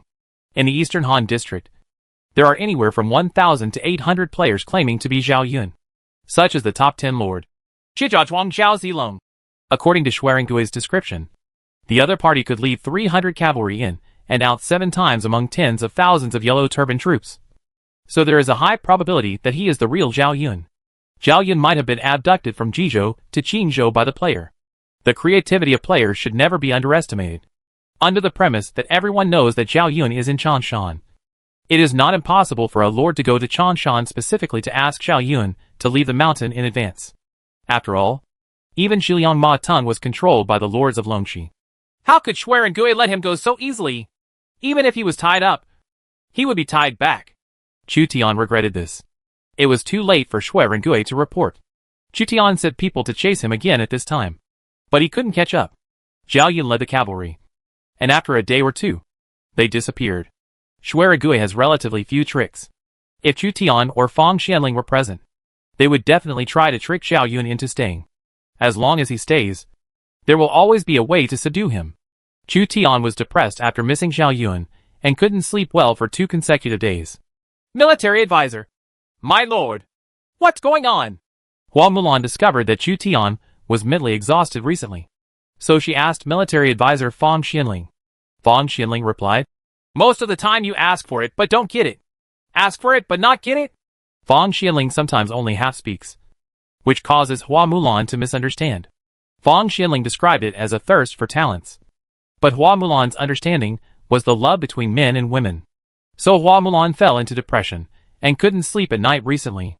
The nearby road was blocked by the Qinzhou Yellow Turban Army. Mi Fang, who was hiding deep in the hills, waited for Chu Tian's reinforcements, eager to see through. Mi Fang was followed by more than 1,000 remnant soldiers, and he gathered hundreds of Xuzhou soldiers, currently numbering 2,000. Reinforcements are coming! When Mi Fang was frowning, some soldiers saw the flag of Xia City. Mi Fang and 2,000 Xuzhou soldiers couldn't help but get up. They could finally leave this ghost place. Chu Tian led the army to arrive and join Mi Fang. Chapter 186 Chu Tian and Dorgan. Good brother. You are finally here. Mi Fang spent the rest of her life crying and unable to suppress her inner excitement. He led the remaining defeated generals in Xuzhou and was surrounded by 200,000 yellow turban troops. The pressure was so great that no one could bear it. Chu Tian said with a straight face, didn't I tell you to send more scouts and cavalry to explore all the way? Mi Fang was greatly ashamed after hearing Chu Tian's rebuke. I have little experience in leading troops. The scouts I sent were shot dead by the sharpshooters of the Yellow Turban Army. After all, they were ambushed. Seeing that Mi Fang admitted his mistake, Chu Tian did not continue to blame him. After all, his ability was not on the same level as Dorgan, who was the regent of the Qing dynasty. Chu Tian still relies on the financial resources of the Mi family, so there is no need to hold on to Mi Fang's mistakes. Mi Fang is not suitable for frontal combat, but it is still possible to destroy bandits from behind. The most important thing is that Mi Fang is not Chu Tian's general, and the loss is not Chu Tian's troops, but Tao Qian's troops. Chu Tian comforted Mi Fang, who had been frightened recently, and made Mi Fang feel grateful. Chu Tian saved his life. Where is Chao Bao? Chu Tian rescued Mi Fang and 2,000 Xuzhou soldiers. But Chao Bao, the commander of the Xuzhou army, was missing. Mi Fang was still frightened. That day, my group with Chao Bao was cut off by the Yellow Turban cavalry, and we lost contact. He was probably trapped by the Yellow Turban army. Chu Tian immediately checked the map with Fang Xianling. They were not far from Anqiu County. If Anqiu County can be recaptured, then Jusin County, Dongwu County, and Anqiu County can build a triangle defense line, and at the same time connect with the 4 counties held by Zhao Gongzi and Kong Rong, and use 7 counties as strongholds to compress the Qinzhou Yellow Turban Army area of activity, forcing the Yellow Turban Army to fight decisively. The various ministries swept away the Yellow Turban Army near Anqiu County and escorted the captured Yellow Turban Army to Langya Kingdom. After clearing the Yellow Turban Army in the wild, they will try to capture Anqiu County and join forces with Beihai. Chu Tian and Fang Xianling discussed privately that when they came to Qinzhou, capturing the population was the first priority. Capturing the Yellow Turbans actually weakened the power of the Qinzhou Yellow Turban Army. In the hills near Anqiu County, there are 200,000 Qinzhou Yellow Turban troops recruited by Dorgan. If 200,000 people can be moved to Langya Kingdom, Chu Tian's territory can be enriched and the capital to compete for Xuzhou can be increased. As for Chao Bao, if he encounters him on the way, he will rescue him. If he cannot encounter him, then he might as well ask for his own blessings. Chu Tian's attitude towards his ally Tao Qian is ambiguous. Xue had defended Dongwu County, and the county magistrates defended the counties, and consolidated the rear. Therefore, Chu Tian could unscrupulously plunder the Yellow Turban Army and the population in Anqiu County, and drive them all to Langya Kingdom. Qingzhou has been destroyed a lot by the Yellow Turban Army. It will take time to rebuild the towns in Qingzhou. It is better to move the population to Langya Kingdom, which is relatively stable and has complete buildings. Chu Tian does not lack land or people. Otherwise, he would not actively encourage childbirth and allow players to get married and register within his territory. Wei was able to suppress Wu and Shu because of its large population. Shu has Hanzhong Plain and Sichuan Basin, but no population. Wu State also wanted to go to Izhou and other places to capture natives alive to enrich the population of Jiangdong. Without people to farm, there would be no food and no soldiers. Chu Tian simply camped in the hills near Anqiu County and sent several troops to capture the wild Qingzhou Yellow Turban Army. At the same time, he told him that if he met a general named Zhao Yun, he must try to attract him. Li Guang and Shuer and Gui each led a team of cavalry to hunt near Anqiu County. Li Guang was responsible for luring the enemy in the front and leading the Yellow Turban Army into a valley. Then Shuer and Gui blocked the entrance of the valley and made an emergency landing of tens of thousands of Yellow Turban Army. Zhou Yafu and Su Sheng teamed up to set up an ambush to eliminate 2,000 Yellow Turbans and capture 5,000. The surrendered Yellow Turban Army was escorted to various counties, and then passed through Zhu County, where they were placed in the plains around Iha and Shuhe rivers for farming. The Yellow Turban Army in Jiqiu County quickly realized that something was wrong. They were encircling and suppressing the defeated Shuzhou army. At this time, a Langya army came and instead captured the Yellow Turban Army in large numbers. That is to say, of the 200,000 Yellow Turban troops in Qiu County, 30,000 to 40,000 have been captured by Chu Tian and have disappeared. This incident caused great panic among the Qingzhou Yellow Turban Army in Jiqiu County. They found that Chu Tian's army was like a black hole, and the Qingzhou Yellow Turban Army that attacked Chu Tian disappeared for no reason. Dorgan was chasing the defeated Qiao Bao. Qiao Bao had more than 30,000 men under his command. They were defeated all the way and fought in the hills, leaving only more than 5,000 men around him. Dorgan's ghost has been lingering for several days. If it weren't for the complicated terrain around him, Qiao Bao would have been killed by Dorgan's cavalry. Even so, Qiao Bao, as the commander-in-chief of the Shuzhou front, was in a terrible state. The Yellow Turban Army seems to have stopped pursuing. Just when Qiao Bao was about to continue his escape, he noticed that the Qingzhou Yellow Turban Army was leaving as if the tide was ebbing. Qiao Bao is not completely incompetent. The Qingzhou Yellow Turban Army retreated mostly because of the arrival of reinforcements. Otherwise, the Yellow Turban Army would not have missed the opportunity to capture alive or kill the Shuzhou Front Army General. Is it Mr. Zhao and Kong Rong from Beihai Kingdom? Chu Zima from Langya Kingdom? Or Mi Fang who is here to help? Qiao Bao could not determine which reinforcements came from, so he could only take advantage of the rare opportunity to regroup. The number of Shuzhou's defeated troops around him gradually increased to 8,000. Compared with the high spirits when he set out from Xiaopi Kingdom, now he only has the remaining defeated troops under his command, which is completely different. Dorgan ordered to stop pursuing Qiao Bao because he had received accurate information. Zhao Gongzi and Kong Rong from Yingling jointly sent troops to march to Anqiu County, intending to capture Anqiu County and open up the connection between the remaining 4 counties of Beihai Kingdom and Langya Kingdom. Channel. At the same time, Chu Tian of Langya Kingdom actively cooperated and approached Anqiu County from the south to put pressure on Dorgan. Dorgan is now in the middle of a flanking attack by 2 alien lords, Mr. Zhao and Chu Tian, and may be wiped out at any time. Chu Tian and Mr. Zhao can stand out from many foreign lords and climb to the top 10 positions in the Eastern Han District, but they are no better than mediocre people who rely on aristocratic families to rise to the top. They are all ruthless people. Chu Tian fought all the way from Xiaqing in the south of Langya Kingdom to Beihai Kingdom, while Mr. Zhao stood firm in the 4 counties of Beihai Kingdom under the offensive of the locust-like Qingzhou Yellow Turban Army, which is enough to explain the problem. Chu Tian captured the Qingzhou Yellow Turban Army in large numbers in the southern part of Anqiu County, which made Dorgan even more uneasy. The advantage of the Qingzhou Yellow Turban Army was that they had a large number of people, and they were playing into the hands of Chu Tian, who came specifically to plunder the population. Once hundreds of thousands of Beihai Kingdom's young men were plundered by Chu Tian, Dorgan would be seriously injured. Without people, it would be impossible to implement the human sea tactic. and it would not be possible to establish a kingdom in Qi in the future. You lead an army of 100,000 to defend Anqiu County, and recruit another 100,000 Dukhang Army, 100,000 Xiaomi Army, and 100,000 Jiaodong Army to attack Yingling, surround Wei, and rescue Zhao. You cannot fight with Zhao Gongzi and Kong Rong in the wild. You must when the various armies arrive. The 400,000 strong army will attack together.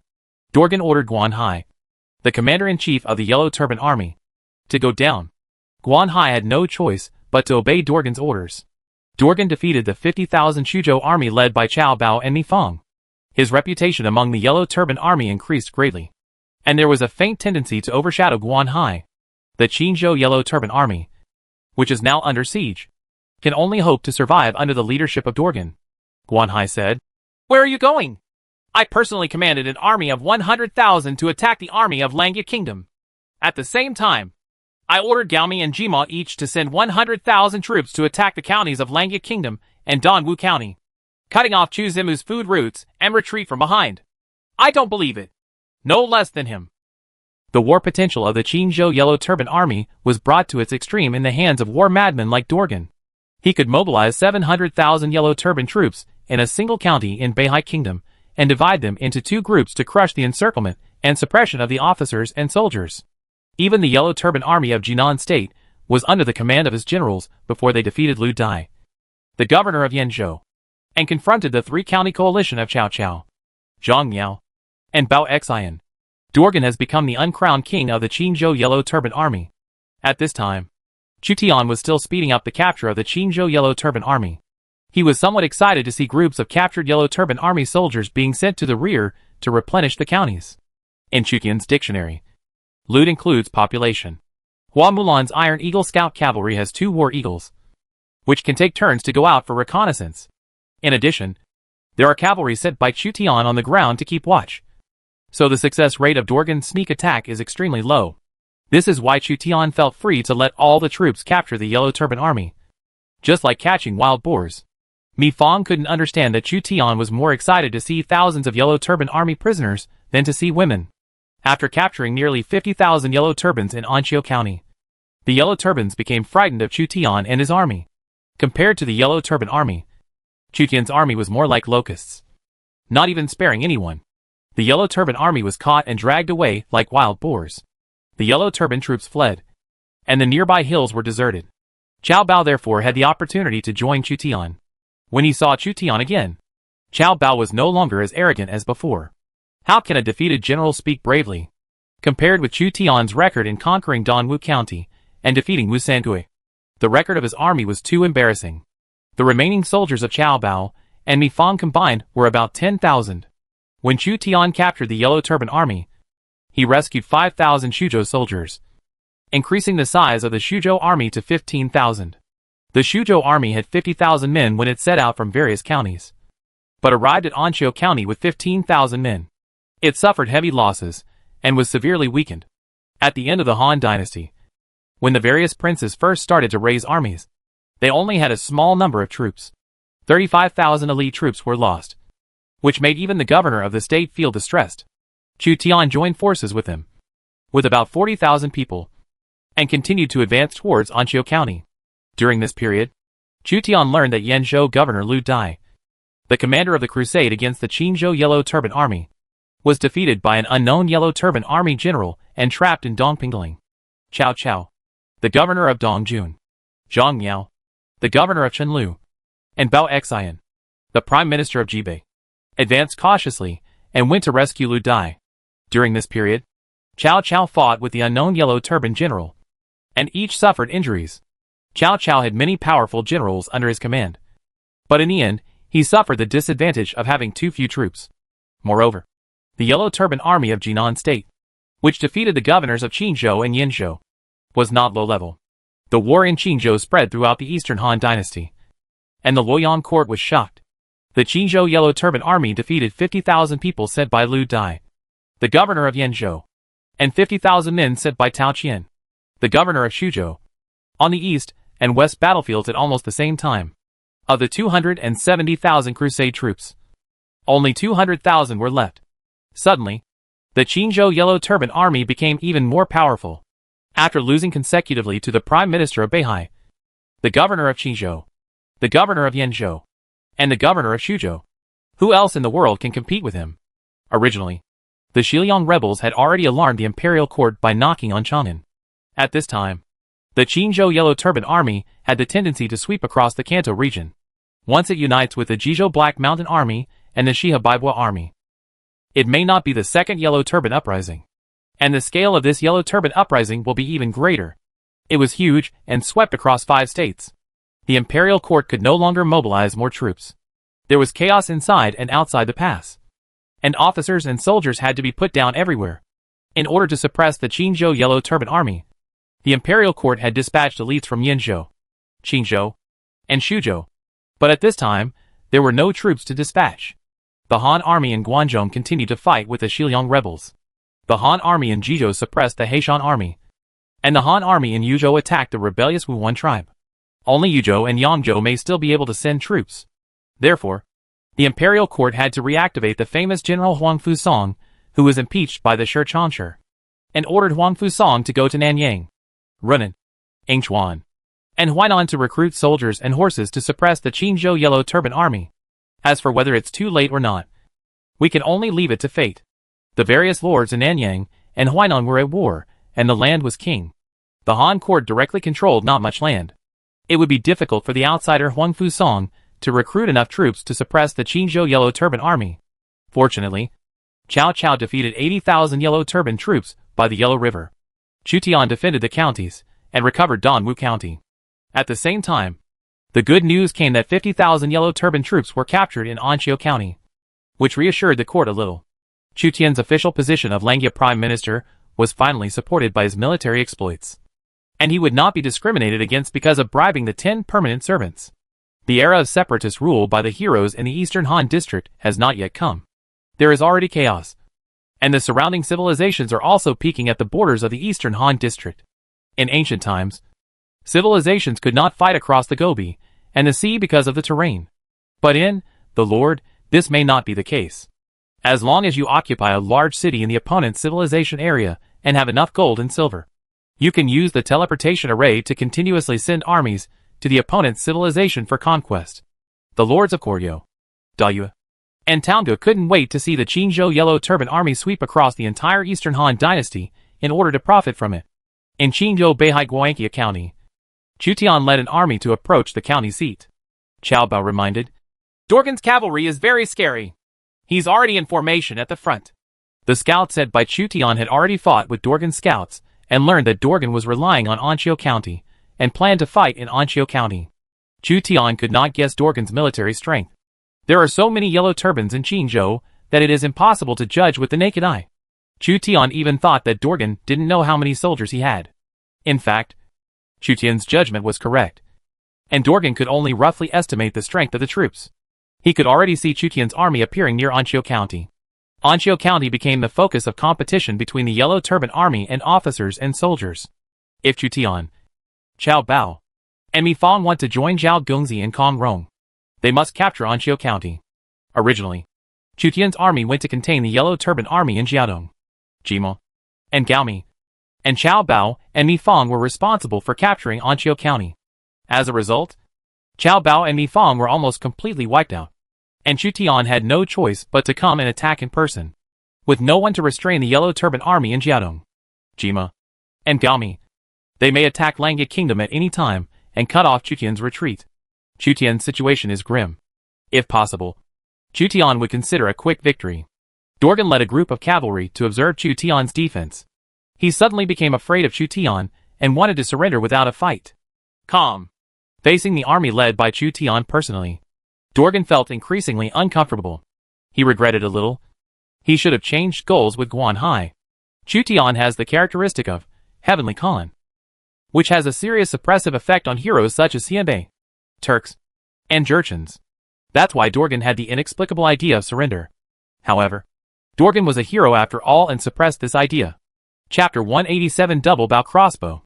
Chu Tian didn't know that his Heavenly Khan trait was taking effect yet, so he patiently confronted Dorgan. During this period, he said two military generals, Zhang Ba and Sun Guan, with 5,000 men to assist Shueyu in guarding Dongwu County. Because the Jiaodong Yellow Turbans put pressure on the right wing of Chu Tian's army. In order to prevent the retreat from being cut off, Chu Tian could only divide his troops to guard the retreat. Both sides sent cavalry to test each other, but they did not dare to make any move. Zhao Gongzi and Kong Rong's troops took advantage of Chu Tian to hold Dorgan back and took the initiative to invite Guan Hai to fight. Zhao Gongzi himself had a fierce general, and Kong Rong also had a fierce general Tai Shirtzi. Guan Hai followed Dorgan's instructions and refused to go out. Even though Mr. Zhao and Tai Shirtzi called for battle, they did not go out to fight. Mr. Zhao and Kong combined 40,000 troops, facing the troublesome Guan Hai. They didn't know what to do for a while. The Yellow Turban army from other directions in Beihai Kingdom is moving towards their rear. Zhao Gongzi observed Guan Hai's camp for 2 days. It is difficult to find any flaws in the opponent's camp. General Taisher, I pretended that Yingling County was attacked and returned to the army in a hurry. You and General Shui set up an ambush. Once the opponent sends troops, you will attack from both sides and the enemy will be defeated. Mr. Zhao did not expect to discuss with Kong Rong. At most, he would only discuss it privately with Tai Shirtzi. Kong Rong didn't know how to fight, but Tai Shirtzi was the one who could really fight. Even Tai Shirtzi was a general recruited by the player's retainer to help Kong Rong. Tai Shirtzi agreed. He led the archers, while Zhao Gongzi's generals led the cavalry and were responsible for ambushing Guan Hai. Dongwu County was attacked by the Yellow Turban army from the direction of Gaomi County. The Yellow Turban army wanted to retake Dongwu County in the northern part of Lange Kingdom and put pressure on Lange Kingdom. Shueyu and the Taishan thieves Sun Kong and Wu Dun defended Dongwu with 5,000 troops to resist the Yellow Turban army that filled the mountains and plains. The reason why Shueyu was sent to supervise the 2 Taishan bandit generals was purely because Chu Tian did not trust the intelligence of Sun Kong and Wu Dun enough, and he used the player's system to quickly learn about the situation in Dongwu County. Once Dongwu County is likely to fall, Chu Tian must allow the defenders to retreat safely from Dongwu County, and then the main force must leave Anqiu County. It is not a trivial matter to have the supply line cut off. The entire army will collapse within a few days. At present, Chu Tian's military rations mainly come from Zhu County. Zhu County transported grain to the counties, and then transported it to Chu Tian's camp through the counties. If Dongwu County falls, all counties will be surrounded by the Yellow Turban army. Food will not be able to come through, and there will be no need to fight. 2 Yellow Turban thieves, Sun Kong and Wu Dun, fought bravely and defeated the Yellow Turban army attacking the city. Shueyu commanded the fire arrow team to fire arrows and burn the ladders of the Yellow Turban army. The battlefield was littered with burnt ladders, dead bodies, and broken flags. I didn't expect that I would give up my status as a lord and just want to be a city lord, and I would be dragged into a war. Shueyu was also helpless. The Taishan thieves under Chu Tian are a group of reckless men, and they may not necessarily be much smarter than the players.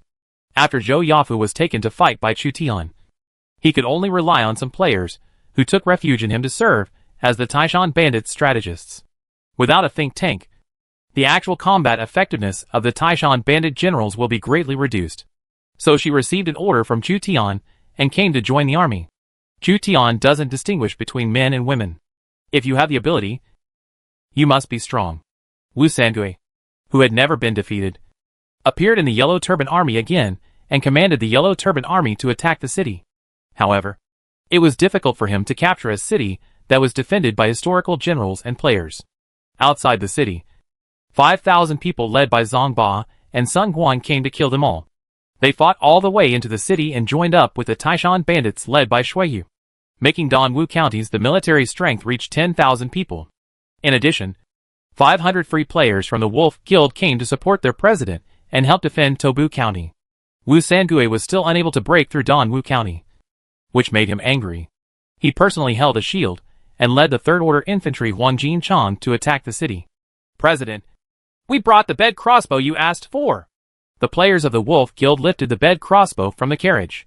This bed crossbow is one of the medium-sized city defense equipment and can only be produced by special professional military craftsmen. This was the first time Shueyu saw the city-defending bed crossbow produced by players in the Donghan district. She couldn't help but take a look at the properties of the bed crossbow. Name, double-bow bed crossbow, small. Level 4 defensive equipment. Attack power, 70, decreases with distance. Number of operators, 5 to 7. Production workshop, Shueyu City Medium-Sized City Defense Equipment Workshop. Did you really build a bed crossbow? Shueyu was somewhat surprised to get the bed crossbow. With the perseverance of the players in the Eastern Han Dynasty, as long as they have the skills to produce bed crossbows, they can continuously produce bed crossbows. Shueyu had seen the Tang army use bed crossbows to attack Anxi City during the National War. But in the Eastern Han Dynasty, such defensive equipment was not common. Players make fewer defensive devices themselves. The double-bow bed crossbow is equipped with two large bows, which are placed at the front and rear of the crossbow arm to fully utilize the potential of the bow arm. The player's military craftsman, who made the small double-bow bed crossbow, said, "If it weren't for the corresponding skills required to produce city defense equipment, we could even produce the 8-ox crossbow and the return cannon. As for the Zhuge Liannu, it's hard to say. After all, no one know what it's like. I heard that, President. You participated in the crusade against the Qingzhou Yellow Turban Army, so we specially transported it from Shueyu City by carriage. Time was in a hurry, and we only had time to produce 5 double-bow crossbows. If you, President, make meritorious service, maybe the First Lord will take us seriously. Guild. Our guild also shed blood for the First Lord when we captured Langya City. I will report your contributions to him, and I think he will pay a lot of money to hire you to do things for him." Shueyu promised to come down. She also somewhat understood Chu Tian's character, with Chu Tian's character of desperate to strengthen his own strength. Once Chu Tian knew that there were player military craftsmen who could produce bed crossbows, he might lock them in a small dark room and produce bed crossbows for him at all times. 5 double-bowed crossbows were carried to the city wall by the players and the defenders. Matched with the double-bowed crossbows were thick chisel arrows with flat chisel-shaped arrowheads. It's more like a short spear than a crossbow arrow. Shueyu suspected that being shot at close range by such a crossbow arrow would probably make the 5 tiger generals angry on the spot. 5 soldiers operated a bed crossbow and worked together to turn the winch. They used the tension of the winch to open the crossbow string and buckle it on the machine teeth. The crossbowman set the thick crossbow arrow. There is also a soldier holding a hammer, ready to use the power of the hammer to hit the trigger and fire the crossbow. The process of loading the crossbow is very labor-intensive, but it is only a 4th-level city defense device, and its power is already amazing. 5 bed crossbows were ready to go. These big guys gave the defenders some peace of mind. A group of elite soldiers is approaching the city wall. Perhaps the enemy's first team. The defenders on the city wall looked down and found that the Yellow Turban Army was attacking the city again. One of the elite Yellow Turbans was rushing towards Dongwu County, under the cover of the Yellow Turban Army all over the mountains and plains. Team Fire Arrow is ready. Crossbowmen prepare. Fire Oil, Yiksha Lei, and Stone are ready.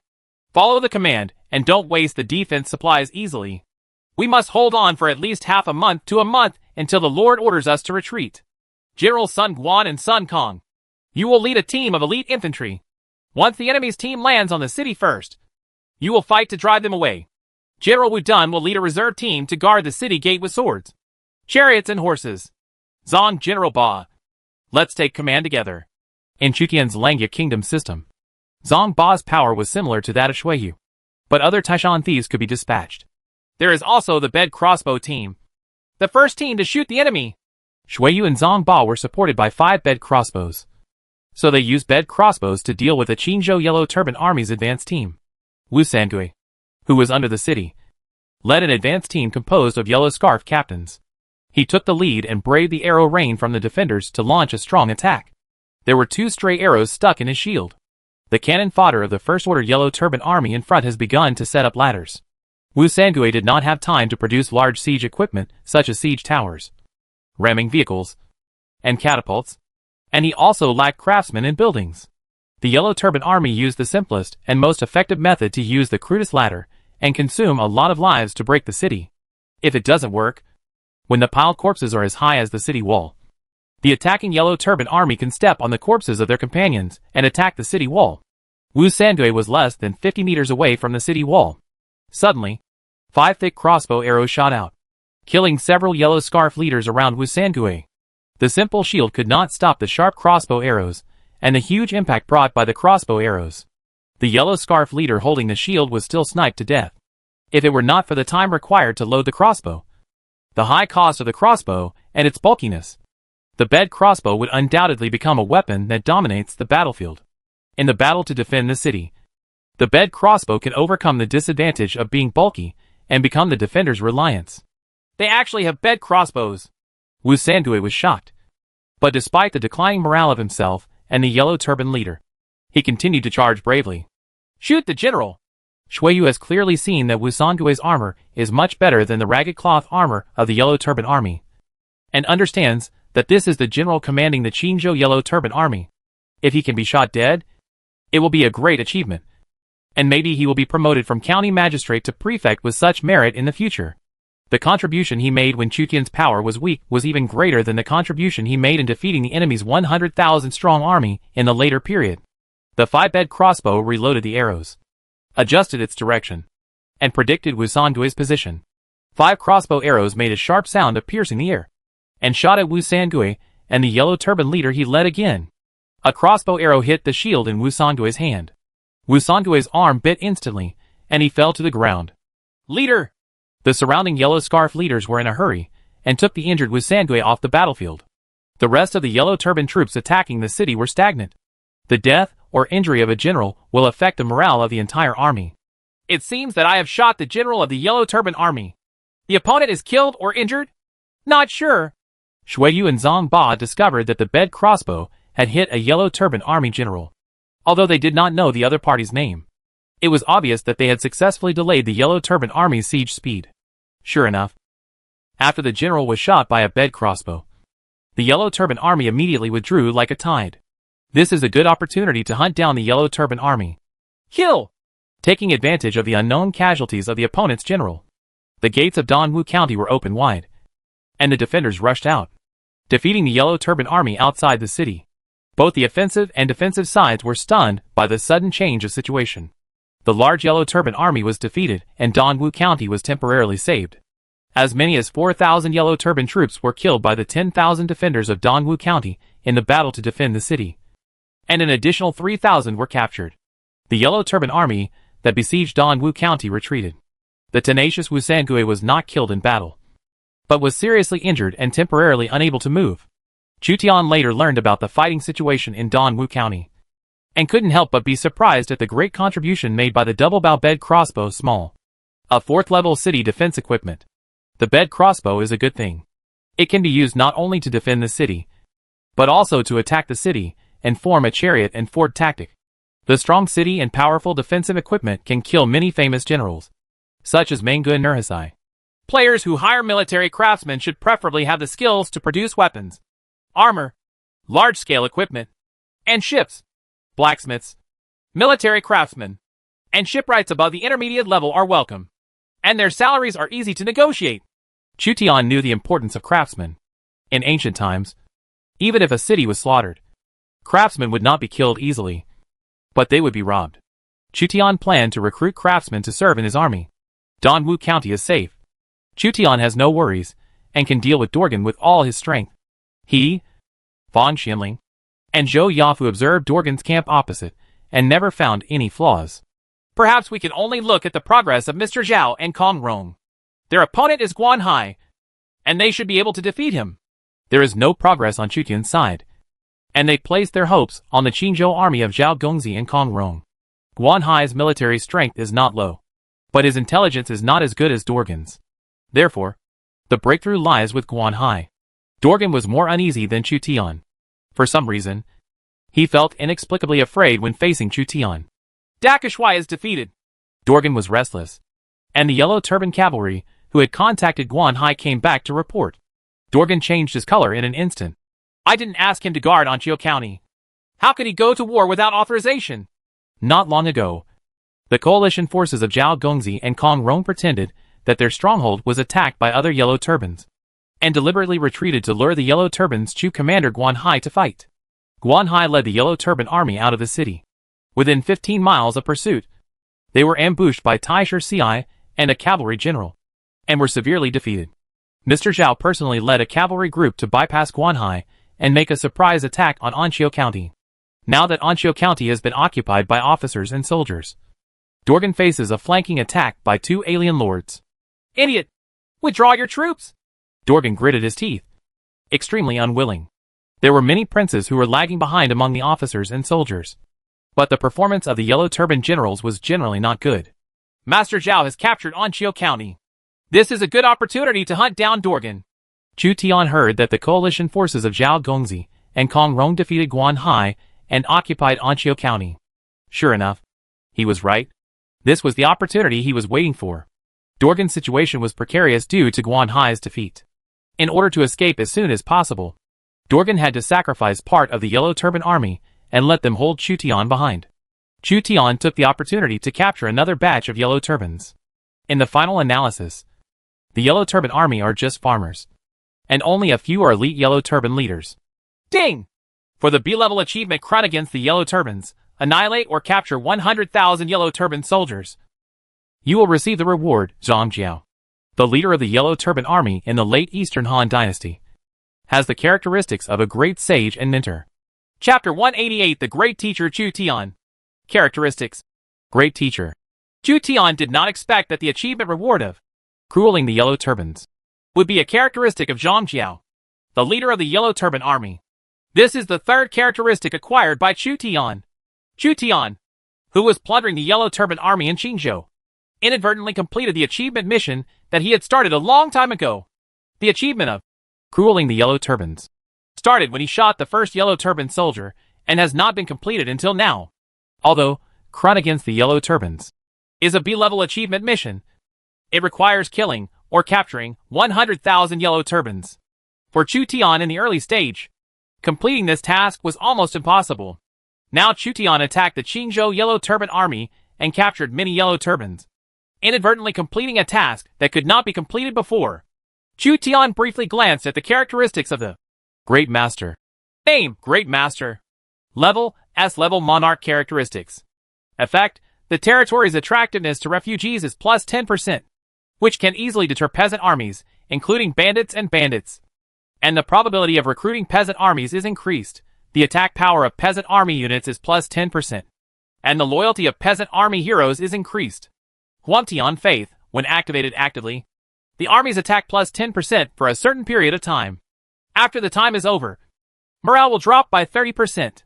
Characteristics of a monarch? This is the second monarch trait Chu Tian has acquired. The first monarch trait Chu Tian obtained was Li Shimon's Heavenly Khan, which was SSS level. It was a trait specially provided to the lords of the Eastern Han Dynasty for use in foreign wars. Zhang Jiao's monarch trait is the S level, Great Master. The effect is obviously not as domineering as Li Shimon's trait.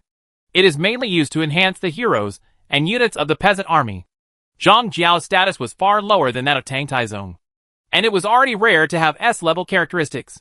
In addition to the most basic divisions of infantry, Bao, cavalry, and water-based generals, there are actually special divisions of heroes such as peasant armies and alien races. The rebels, bandits, and bandits are collectively called the peasant army. Representative heroes include Huang Chao, Fong La, Li Zicheng, Chun Sheng, and Wu Guang. In fact, this feature only has a great effect on the lords who initiated the peasant uprising, but has no effect on Chu Tian. It is just the icing on the cake, etc. Chu Tian thought that he had a group of Taishan thieves under his command. According to the classification of lords, the Taishan bandits also belong to the peasant army. Although Chu Tian dismissed all the Taishan bandit troops, the characteristics of great virtuous teachers can guarantee the loyalty of the Taishan bandit generals, and Chu Tian can use them with more confidence.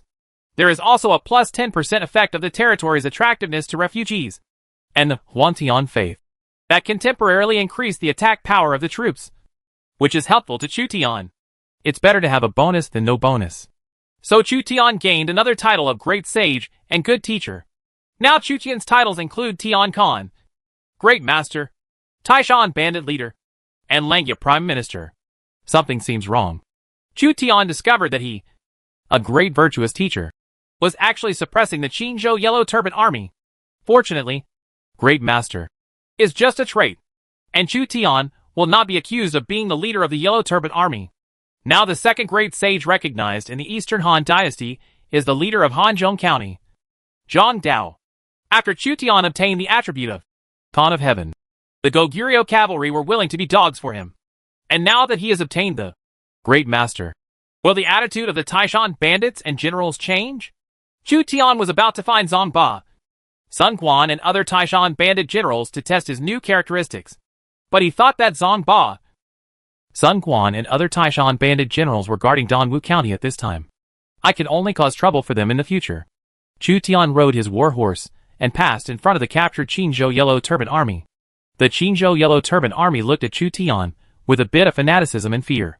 Chu Tian came to his senses, probably due to the effect of the Great Master. Chu Tian had an attractive and deterrent effect on the Qingzhou Yellow Turban Army. Perhaps this is the charm of the leader of the peasant army? Chu Tian wondered that all he got were some strange characteristics, either attractive to foreigners or to peasant armies. What he wants is an army-wide aura similar to the Han Army's soul. Not these messy characteristics. But it feels good to be worshipped by the Yellow Turban Army. Heroes such as Fang Xianling, Hua Mulan, Zhou Yafu, Xuerengui, and other non-peasant military heroes were not affected by Chu Tian at all. After Dorgan abandoned 20,000 to 30,000 Yellow Turban troops, he retreated to Dukang County, joined forces with the defeated Yellow Turban Army Chu commander Guan Hai, and then tried to counterattack. The Qingzhou Yellow Turban Army had bullied Kong Rong for a long time, and now they encountered two strong bones, which was quite uncomfortable. Both Chu Tian and Zhao Gongzi have famous generals under their command, and they are also good at exerting the strength of famous generals, which cannot be compared with a scholar like Kong Rong. Chu Tian was able to join forces with Mr. Zhao in Anqiu County. Anqiu County, as the territory of Beihai Kingdom, was occupied by Mr. Zhao, who made a surprise attack on Anqiu County. Mr. Zhao's territory expanded from the 4 counties of Beihai Kingdom to 5 counties. Chu Tian had no objection to Mr. Zhao's occupation of Anqiu County. Zhao Gongzi defeated Guan Hai and regained Anqiu County with his own strength, so it should be occupied by him. Furthermore, if Chu Tian occupied the land of Beihai Kingdom as the Prime Minister of Langya Kingdom, there would be negative punishment before the Han dynasty completely collapsed. Chu Tian, Chao Bao, and Mi Fang received supplies in Anqiu County, and the food supplies were transferred to the Qingzhou army. The Xuzhou army of Chu Tian, Chao Bao and others was a guest army that assisted the Qingzhou army in regaining its lost territory. After arriving in Beihai Kingdom, the Qingzhou army would naturally have to provide food. In order to prevent the Qingzhou army's food route from being cut off, Chu Tian still had a backup plan and arranged for Xueyu and Zhang Ba to continue to guard Dongwu County and hoard food. Even if the Qingzhou army cannot provide food in time, Chu Tian can still eat the food produced in his own territory. Chu Tian finally met Mr. Zhao in Beihai Kingdom. Mr. Zhao was accompanied by 2 historical generals, both of whom Chu Tian met in Luoyang. One is Tai Shirsi, a famous general from Suqiao in the 3 kingdoms, and the other should be a general recruited by Mr. Zhao himself. As for the name, Chu Tian never knows. Who is this? Chu Tian took this opportunity to ask Mr. Zhao's generals. Mr. Zhao deliberately said, "You may have seen him killing enemies from a distance on the battlefield of Anqi City, but you have no impression. General Tang? Yes, Xue Wanqi, the great general of Yue in the Tang dynasty and Duke of Wuhan County, once led 100 cavalry to attack Dou Jinda's army and beheaded more than 1,000 people. He was a fierce general at that time." It turned out to be him. Chu Tian thought of the heroic performance of Xuerengui, Ashan Ashir, Xue Wanqi and others during the Battle of Anqi City. Xue Wanqi was the son of Xue Shixiang, a famous general of the Sui dynasty. He was also a brave cavalry general. He often led hundreds of cavalry to attack enemy formations, and was brave enough to conquer the enemy. In his later years, Li Shimin believed that the only famous generals at that time were Li Ji, Li Daozong and Xue Wanqi. However, this man has a shortcoming. He is brave, but has no plans. He is a general, not a handsome man. It seems that Xue Wanqi and Tai Shirsi, a cavalry general and an archer general, joined forces to defeat Guan Hai. Chu Tian finally understood why Guan Hai was defeated. Guan Hai alone had to face the ambush of a famous Tang dynasty general and a famous Suqiao general, as well as the cunning alien lord's layout. He had to bear the pressure that his intelligence should not have. Although I have 5 counties in my hands, the situation is still not optimistic for us. The Qingzhou Yellow Turban Army has occupied most of the Beihai Kingdom and is currently gathering towards Dukang County. According to the intelligence I received, Dorgan is repairing the city wall in Jima as part of his "We will use Dukang County as the front line to confront my Yingling County and Zhu County." In other words, we want to capture Dukang County and cut off the connection between the Yellow Turban Army of Beihai Kingdom and Donglai County and the Yellow Turban Army of Jinan Kingdom, Luan Kingdom, Qi Kingdom, and Pingyuan County. After completely cutting the Qingzhou Yellow Turban Army in half, divide and destroy. Mr. Zhao spread out the map and pointed to Dukhang County, located in the north of Anqiu County. The Yellow Turban Army from Beihai Kingdom and Donglai County are all gathering there, and the decisive battle with Dorgan may take place in Dukhang County. The number of Yellow Turbans in Qizhou is too great. Chu Tian thought that the Yellow Turban Army from just 2 counties were all over the mountains and plains, while Qingzhou had 6 counties. Cao Cao and others are fighting against the Yellow Turban Army of Jinan State, Qi State, Lun State, and Pingyuan County. Chu Tian doubted whether the officers and soldiers could suppress the Qingzhou Yellow Turban Army. Mr. Zhao said, "Except for the towns that have not fallen. All the people in Qingzhou have been transferred to the Yellow Turban Army. The number of the Yellow Turban Army is of course exaggerated, but in fact, their combat effectiveness is not strong. Also, all the lords of Qingzhou and the Han Army will join forces to launch a comprehensive encirclement and suppression of the Qingzhou Yellow Turban Army. Are there other lords in Qingzhou? 2 big lords in Donglai County guarded 5 counties. 1 big lord in Luan State guarded 3 counties. And 1 lord in Jinan State guarded 2 counties. These lords could not resist the Qingzhou Yellow Turban Army with their own strength. But the imperial courts after the crusade entered Qingzhou. They decided to send troops together to suppress the Qingzhou Yellow Turban Army. Don't underestimate them. They can survive the catastrophe of the Qingzhou Yellow Turban Army. And maybe there will be 1 or 2 historical generals." Chu Tian couldn't deny it. If Chu Tian's territory was not in Shuzhou but in Qingzhou, he would not be completely sure of surviving the catastrophe of the Yellow Turban Army in Qingzhou last year. The time when the Yellow Turban Army swept Qingzhou was probably after the end of the First National War. At that time, there was only 1 small city in Chutian. The Qingzhou Yellow Turban Army destroyed the territories of most Qingzhou lords. And the lords who survived the H.L. difficulty were all ruthless characters. "How do you plan to advance next?" "We joined forces to surround Dukhang County, and fought a decisive battle with Dorgan and Guanhai in Dukhang County, and determined Beihai in 1 battle. Whether they can win is another matter. Even if they win, Dorgan and Guanhai can still retreat to Jima and use Jima to defend. As long as we defeat them and drive them to Jima, we will win. They have a large number of people, which is also their weakness.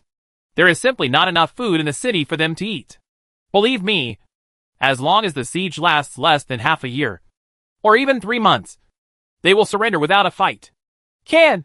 Chu Tian and Mr. Zhao were discussing the joint march at the county government in Anqiu County. Kong Rong, Qiao Bao, Mi Fong and other figures in the late Eastern Han dynasty could not get a word in at all. Kong Rong was defeated by the Qingzhou Yellow Turban Army many times, and had long since given up dictating the military, leaving full power to Mr. Zhao. Qiao Bao and Mi Fong were ambushed and defeated by Dorgan. With only more than 10,000 Shuzhou troops in hand, they did not have the strength to intervene in command matters. So they had to follow the arrangements of the foreign lord. So Chu Tian and Zhao Gongzi decided to form a Qingsu coalition army, with a total of 80,000 people, and march to Dukhang County in the north. As long as Dukhang County is occupied, Qizhou will be divided into east and west parts. Chu Tian and the others can encircle and suppress the Yellow Turban Army in the east, faced with the decision jointly made by the 2 alien lords. Kong Rong, Qiao Bao, and Mi Fong nodded repeatedly. After discussing the strategy of joint march, Mr. Zhao felt a little resentful. "Chu Zimu, are you taking this opportunity to plunder a large number of Qingzhou's population?" Chu Tian was seen through, and he shamelessly sat upright. "I traveled thousands of miles to come to Beihai Kingdom to attack the Yellow Turban Army, so I must make some compensation. The court has nothing to reward me, so why not go back to privately plunder some Yellow Turban Army?" Mr. Zhao sighed. His base was in the Beihai Kingdom. As a result, Chu Tian robbed at least 100,000 of the population of the Beihai Kingdom in the name of conquering the Qingzhou Yellow Turban Army. This was a big blow to the Beihai Kingdom. Originally, Beihai Kingdom was in a mess after being destroyed by the Yellow Turban Army. Chu Tian changed the subject. "I wonder what Cao Cao's Western Crusade Army is like." At Pingling in the east of Jinan, Cao Cao went into battle in person. Cao Hong followed Cao Cao and led the cavalry to attack the flank of the Yellow Turban Army. Cao Ren, who was good at defense, attracted the attention of the Yellow Turban Army from the front. Cao Ren, like Zhou Yafu, was a defensive commander. He was besieged by the Yellow Turban Army, which was far more numerous than himself. But he refused to retreat. Xia Hoyuan led the Dongjun archers in Chao Ren's formation to shoot arrows at the Yellow Turban Army. The arrows streaked across the sky like meteors, and the Yellow Turban Army fell to pieces. This is Cao Cao's most difficult battle so far. There were 200,000 Yellow Turbans gathered in Dongpingling. In addition, Dorgan sent a fierce general to command the Yellow Turbans of Jinan, causing Cao Cao, who had only 30,000 troops, to fall into an unprecedented crisis. Cao Cao's current army is mainly composed of new soldiers, and he must take the lead and lead a cavalry assault. Cao Cao, Cao Hong, and Xiahou Dun's cavalry successfully cut into the flank of the Yellow Turban Army and started fighting with the densely packed Yellow Turban Army. Cao Cao drew his sword and stabbed to death a Yellow Turban infantryman. As a prefect, he didn't have to take risks himself. But Cao Cao had already staked his entire fortune on this battle. Xiahou Dun held a long spear and acted as a vanguard to kill the Yellow Turban soldiers along the way. Cao Hong held a shield and always followed Cao Cao to protect him. This battle must be won. If we win, we will capture 200,000 Yellow Turban troops. If we lose, we will die here. Cao Cao is like a crazy gambler. Among the rebellious troops, Zhang Miao, the governor of Chenlu, sent the fierce General Dian Wei into the battle. Dian Wei held 2 large iron halberds and charged into the Yellow Turban Army on foot. He killed dozens of Yellow Turbans in a row. He was incredibly brave. As the vanguard of Chenlu County's troops, he assisted Cao Cao in breaking the formation. The flank has collapsed. The general, who was commanding the Yellow Turban Army, found that Cao Cao's cavalry was extremely terrifying and penetrated the flank of 200,000 Yellow Turban Army. Cao Cao was forced to risk his life in this battle, and he won the battle. The 200,000 Yellow Turban Army was on the verge of collapse. Lu Dai and Lord Yiren, who were trapped in Dongpingling, took the opportunity to break out of the city and join Cao Cao, Zhang Miao, and Bao Xian. Cao Cao has defeated the 200,000 Yellow Turban Army in the Battle of Jinan Dongpingling. As expected of being the #1 tycoon in the Eastern Han Dynasty, he still got part of the Qingzhou Yellow Turban Army. Chu Tian learned that Cao Cao defeated many with less in Jinan, and knew that he had to carve up the Qingzhou army that originally belonged to Cao Cao as soon as possible. Chapter 189: The Charm of a Great Teacher. Lord, a group of Qingzhou Yellow Turban Army came to surrender on their own initiative. There are about 1,400 people. Another small group of Qingzhou Yellow Turban Army surrendered. About 700 people in total. Chu Tian marched towards Dukhang County in the north. And on the way, small groups of Qingzhou Yellow Turban Army continued to actively rely on them. Zhou Yafu, who has always been calm, even doubted whether these Qingzhou Yellow Turbans were deliberately pretending to surrender. Only Chu Tian knew that this was the effect of the monarch's characteristic, Great Master, and there was a certain probability that the Qingzhou Yellow Turban Army would surrender. Being attracted to the Yellow Turban Army, Chu Tian was also helpless. He marched 200 miles and captured 20,000 Yellow Turban Army soldiers along the way. While the number of Qingzhou Yellow Turban Army soldiers who actively attached themselves without fighting was 30,000. The Yellow Turban Army led by the Yellow Turban Army General is not easy to surrender. But the small group of Yellow Turban Army, who lacks the restraint of the Yellow Turban Army General, is easily shaken and actively relies on the great sage Chu Tian. Even the generals of the Yellow Turban Army have a very small chance of surrendering without a fight. So Chu Tian sold them to the Langya Kingdom. To be precise, he should place them in the plains of the Langya Kingdom and let them plow the fields for the Langya Kingdom and start a new life.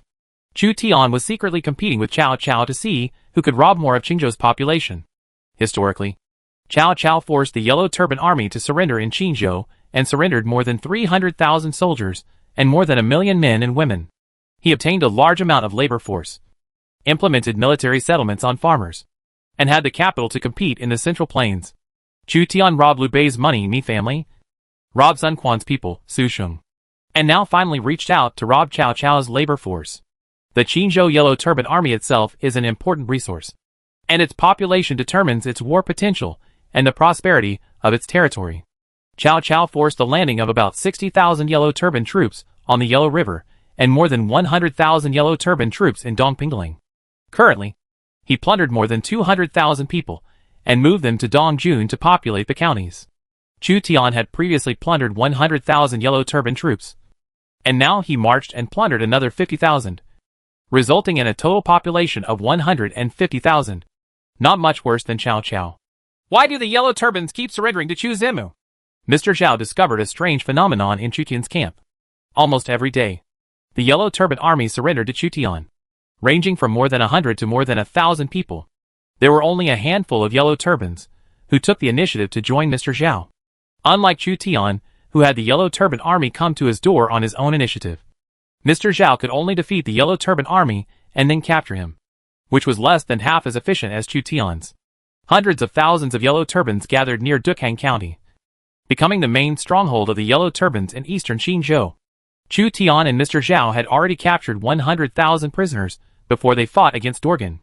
The yellow turban army was so numerous that Dorgan was unable to control all the soldiers and horses. He could only allow some of the soldiers and horses to consume Chu Tian's troops on the periphery. As a result, they were captured by Chu Tian and Mr. Zhao.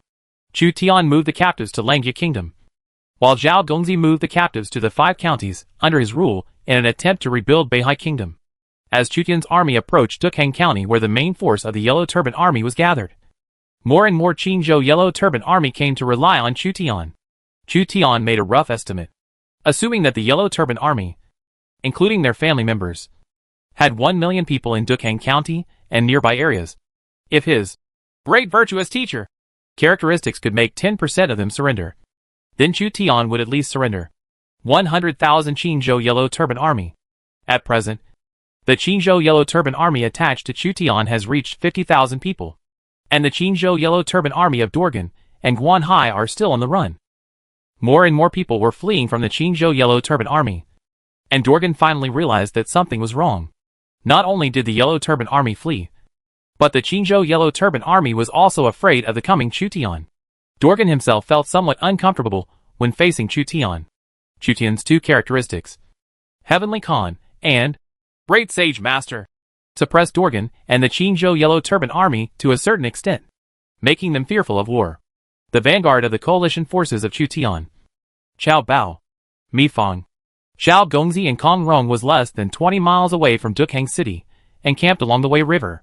Chu Tian was still receiving nearby Yellow Turban troops who came to seek refuge, and received another 50,000 Yellow Turban troops, including some old, young, women and children who were incapable of fighting. Although the Yellow Turban Army in Qinzhou is large in number, it is impossible to deploy hundreds of thousands of troops on the frontal battlefield. We will clear out the nearby Yellow Turban Army one by one, and then encircle Dukhang City.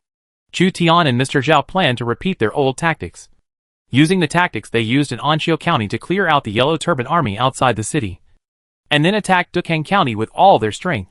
The Yellow Turban Army has a large number of people, but currently the only qualified general is Dorgan. Wu Sangui was also considered a qualified general, but he was shot and wounded by the defenders with a crossbow in Dongwu County, and could no longer cause trouble to Chu Tian. Guanhai, the commander-in-chief of the Yellow Turban Chu, was strong in force but lacked in resourcefulness. Chu Tian and Mr. Zhao attacked separately, but Dorgan was unable to do anything. The Qinzhou Yellow Turban Army was still struggling to death in the face of 80,000 Qingqiu officers and soldiers. Chu Tian personally led the team to capture the Yellow Turban Army. He didn't want to take risks, but if he appeared on the battlefield, there was a small chance that the Yellow Turban Army would surrender without a fight. The Yellow Turban Army outside Dukhang County was attacked by Chu Tian's army. Hua Mulan's cavalry waved their sabers and drove tens of thousands of Qinzhou Yellow Turban Army to the Wei River. Hundreds of Yellow Turban Army fell into the river and drowned.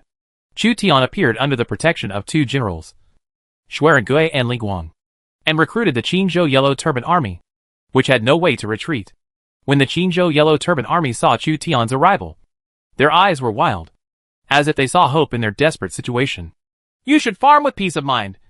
Why do you go around harming other poor people? Surrender to me. Everyone will have land to plant, and everyone will have land to farm.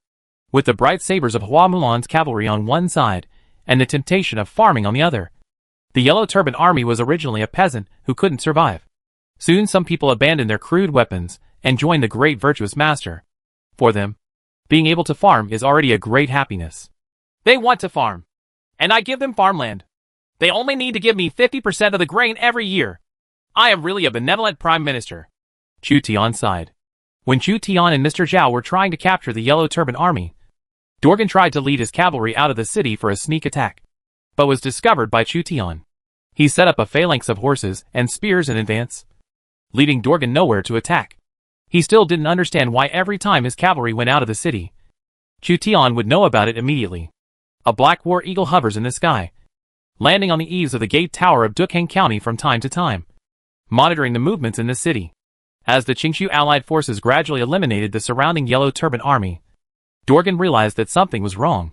If this continued, the large Yellow Turban army would not only fail to exert its numerical advantage, but would instead be cannibalized by the Qingshu allied forces. Qingzhou Yellow Turban army was eaten by Cao Cao 200,000. Chu Tian was successively eaten by nearly 300,000. And Zhao Gongzi was eaten by more than 100,000, seriously weakening their vitality. The plains outside Dukhang County could not deploy hundreds of thousands of troops, and there were not enough generals to command and cooperate with Dorgan. Dorgan could not support him alone. Under the pressure of the Qingshu coalition forces, Dorgan had to fight. If they don't fight, all the Yellow Turban troops outside the city will rebel and join the great Xian Liangshi's account. At least there are still dozens of ordinary Yellow Turban generals available, and they are less affected by Chu Tian.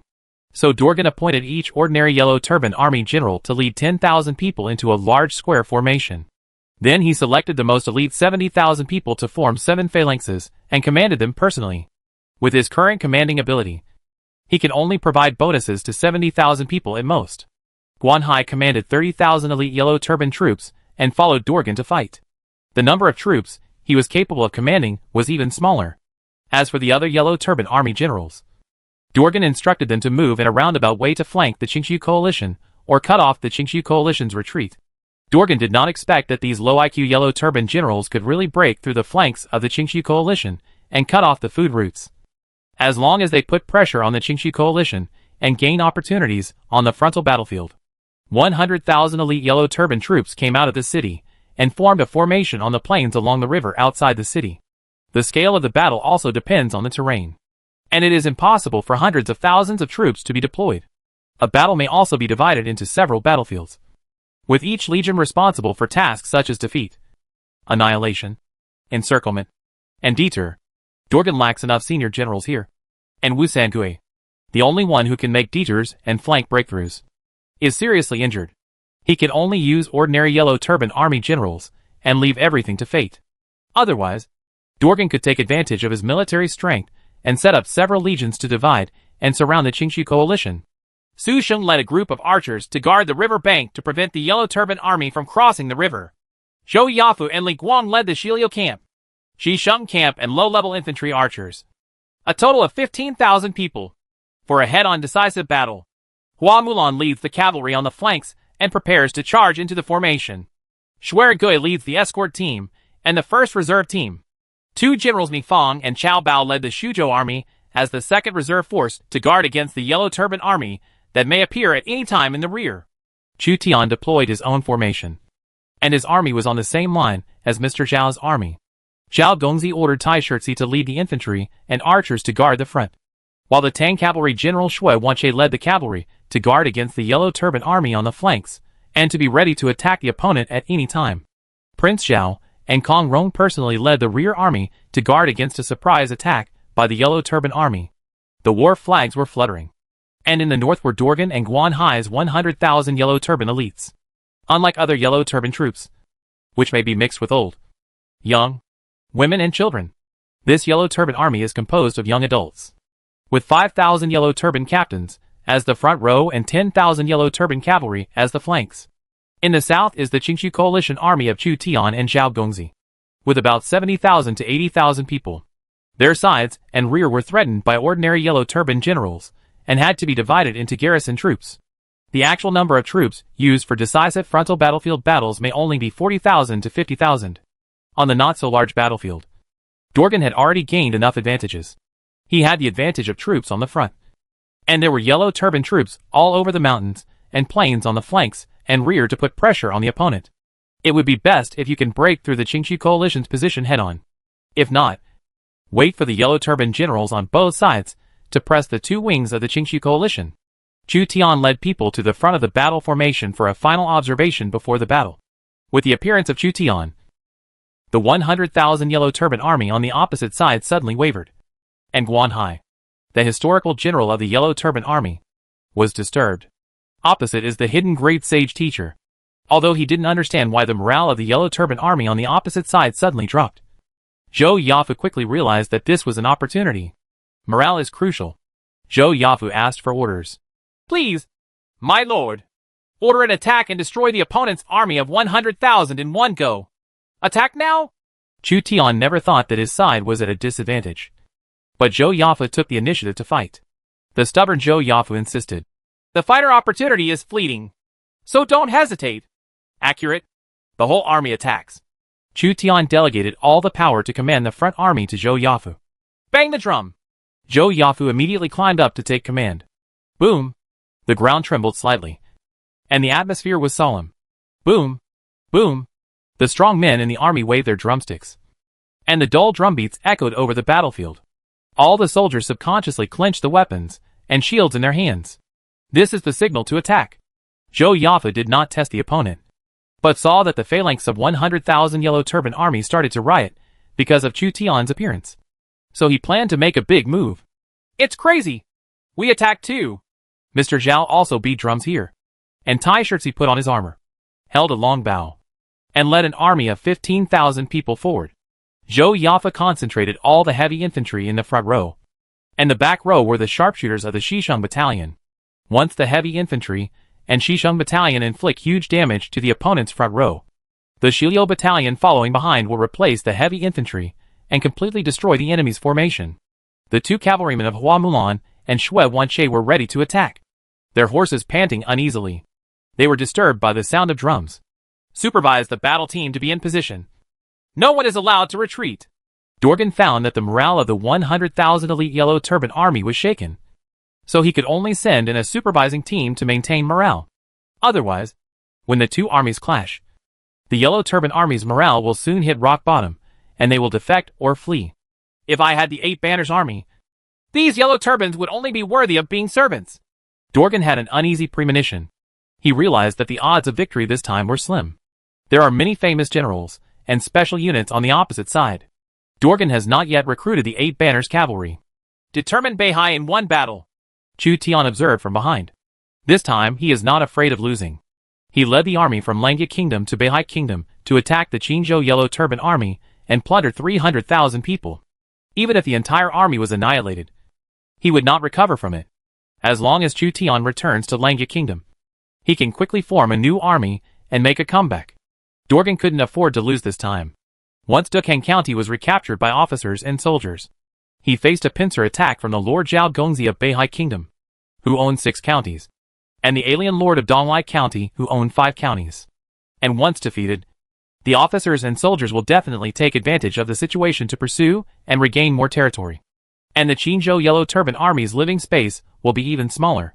Lord, the decisive battle has begun. As a military advisor, Fang Xianling reminded Chu Tian. Chu Tian looked to the north, and the armies of both sides fired thousands of arrows, marking the beginning of the battle in Dukhang County. Arrow rain covered the sky, and tens of thousands of archers from both sides took turns to shoot. The heavy infantry in the front row accelerated their pace, holding spears, and collided with the opponent's phalanx. The Yellow Turban Army on the other side of the Wei River tried to build a pontoon bridge to cross the river for a sneak attack. The number of people is unknown. Leave it to Su Sheng to deal with them. Chu Tian believed that Su Sheng could hold back the densely packed Yellow Turban Army on the other side of the Wei River with fewer troops. The fewer troops, the stronger the combat effectiveness of Su Sheng's troops. Chapter 190: The End of the Yellow Turban. The battle in the Weha Plain lasted from early morning to sunset. The shouts of killing shook the sky and the earth, and the two sides were inseparable. Zhou Yafu continued to attack the Yellow Turban Army on the opposite side. Hua Mulan and Shui Wanqie led the cavalry to charge into the formation from time to time, beheading at least hundreds of people each time they attacked. But they were never able to break the enemy formation. Chu Tian encountered an unprecedented tough battle. Dorgan on the front has 100,000 elite Yellow Turban troops. These 100,000 Yellow Turban troops gained experience by defeating Kong Rong and the Han armies from various parts of the Beihai Kingdom. Their average level is 50, and they are not ordinary farmers. In addition to the head-on confrontation between the 100,000 elite Yellow Turban troops, There were at least 200,000 weak Yellow Turban refugees in the Weha area, who attacked the flanks and rear of the Qingxu coalition from time to time, forcing Chu Tian to divide his forces to fight.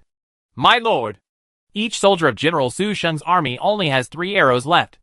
If we don't break the formation, we may have to fight hand-to-hand with the 100,000 Yellow Turbans trying to cross the river. Order him to defend the Weha River. Chu Tian's tone was indifferent. Dorgan on the opposite side selected 10,000 Yellow Turban cavalry and attacked the flanks of Zhou Yafu and Taishir Si from time to time, seriously delaying the speed of Zhou Yafu and Taishir Si's infantry to break the formation. All this must be blamed on Kong Rong and other Han court officials from the Beihai Kingdom, who gave experience to the Qingzhou Yellow Turban Army. Otherwise the average level of the Yellow Turban Army would not be so high. The peasant army, that has experienced hundreds of battles, is very terrifying. The more they fight, the stronger they become, and they may even become veterans of hundreds of battles. Coupled with the famous General Dorgan, this battle was extremely difficult to fight. Chu Tian was under huge pressure, and Dorgan was under even greater pressure. He tried his best to maintain the formation, and the morale of the Qingzhou Yellow Turban Army was extremely low, influenced by the characteristics of Chu Tian's great virtuous teacher. Some Qingzhou Yellow Turban Army have already defected and surrendered. At first, only a few dozen Yellow Turbans surrendered, but later the number turned into hundreds or thousands. If we continue to fight, I will definitely fail. All cavalry follow me and prepare to retreat. Dorgan persisted for most of the day and found that the other Yellow Turban generals were still unable to break through the flanks of the Qingxu coalition, so they could only abandon the Qingzhou Yellow Turban Army and take away only the most elite Yellow Turban cavalry. Xuerengui, lead the cavalry archers and heavy cavalry to fight. Chu Tian saw that it was almost time, and if he didn't break the formation, he was afraid that things would change after it got dark. Xuerengui was ordered to immediately lead the cavalry into battle. Order Hua Mulan to attack. Let Xue Huache break the formation. Almost at the same time, Chu Tian and Master Zhao sent out all the cavalry generals, intending to use all their strength to defeat Dorgan completely. Nearly 10,000 cavalrymen from the Qingxu coalition came out in full force, horseshoes rolling. Zhou Yafu and Tai Shirzi had exhausted the arrows and morale of the opposing Yellow Turban Army. When the cavalry entered the battle, the victory was decided. The 100,000 Yellow Turban Army was beaten down to only 80,000 left. Xuerengui led the heavy cavalry to attack, with clanging iron hoofs, and penetrated the Yellow Turban Army. Hua Mulan then drove the light cavalry straight in and opened a gap in the Yellow Turban Army's formation. The cavalry could not attack the Yellow Turban Army's spear phalanx head-on. Only after Zhou Yafu and Tai Shirzi consumed each other's arrows and destroyed the opponent's formation could the cavalry advance straight in. Retreat to Jima! Dorgan saw that there was nothing he could do, and without the 8 banners cavalry in his hands, he was unable to make a comeback. So he led the Yellow Turban cavalry across the river to escape from the battlefield. On a hillside on the other side of the Wei River, a silver-armored young general led more than 100 Qingzhou cavalry. Looking down at Dorgan's cavalry crossing the river, he led more than 100 cavalrymen to rush down the hillside and rushed forward to attack Dorgan, who was crossing the river. Dorgan's cavalry was halfway across the river and had no time to adjust their formation. Suddenly, a group of cavalry rushed towards them regardless of their own safety. You again? Dorgan caught a glimpse of a young general in silver armor coming towards him and couldn't help but panic. He knew how powerful Zhao Yun was. Once Zhao Yun got close to him, he was no match for Zhao Yun. Kill him! Dorgan was horrified and ordered the Yellow Turban cavalry to attack Zhao Yun, while he led a group of cavalry to escape. Zhao Yun picked up a dozen Yellow Turban cavalry to pursue Dorgan. This was one of the few opportunities he had to kill Dorgan. There were Yellow Turban cavalry everywhere. The Qingzhou cavalry led by Zhao Yun was cannibalized, and their number became smaller and smaller. In the end, only 30 cavalry were still following Zhao Yun. Dorgan took advantage of Zhao Yun's delay and left. The Battle of Weha lasted until late at night. Chu Tian and Zhao Gongzi joined forces to capture Dukang County and entered the city to defend it. Regarding the ownership of Dukang County, Chu Tian made a compromise and let Mr. Zhao own Dukang County. As a price, Mr. Zhao turned a blind eye to Chu Tian's recruitment of the Yellow Turban Army in Qizhou and brought it back to Langya Kingdom.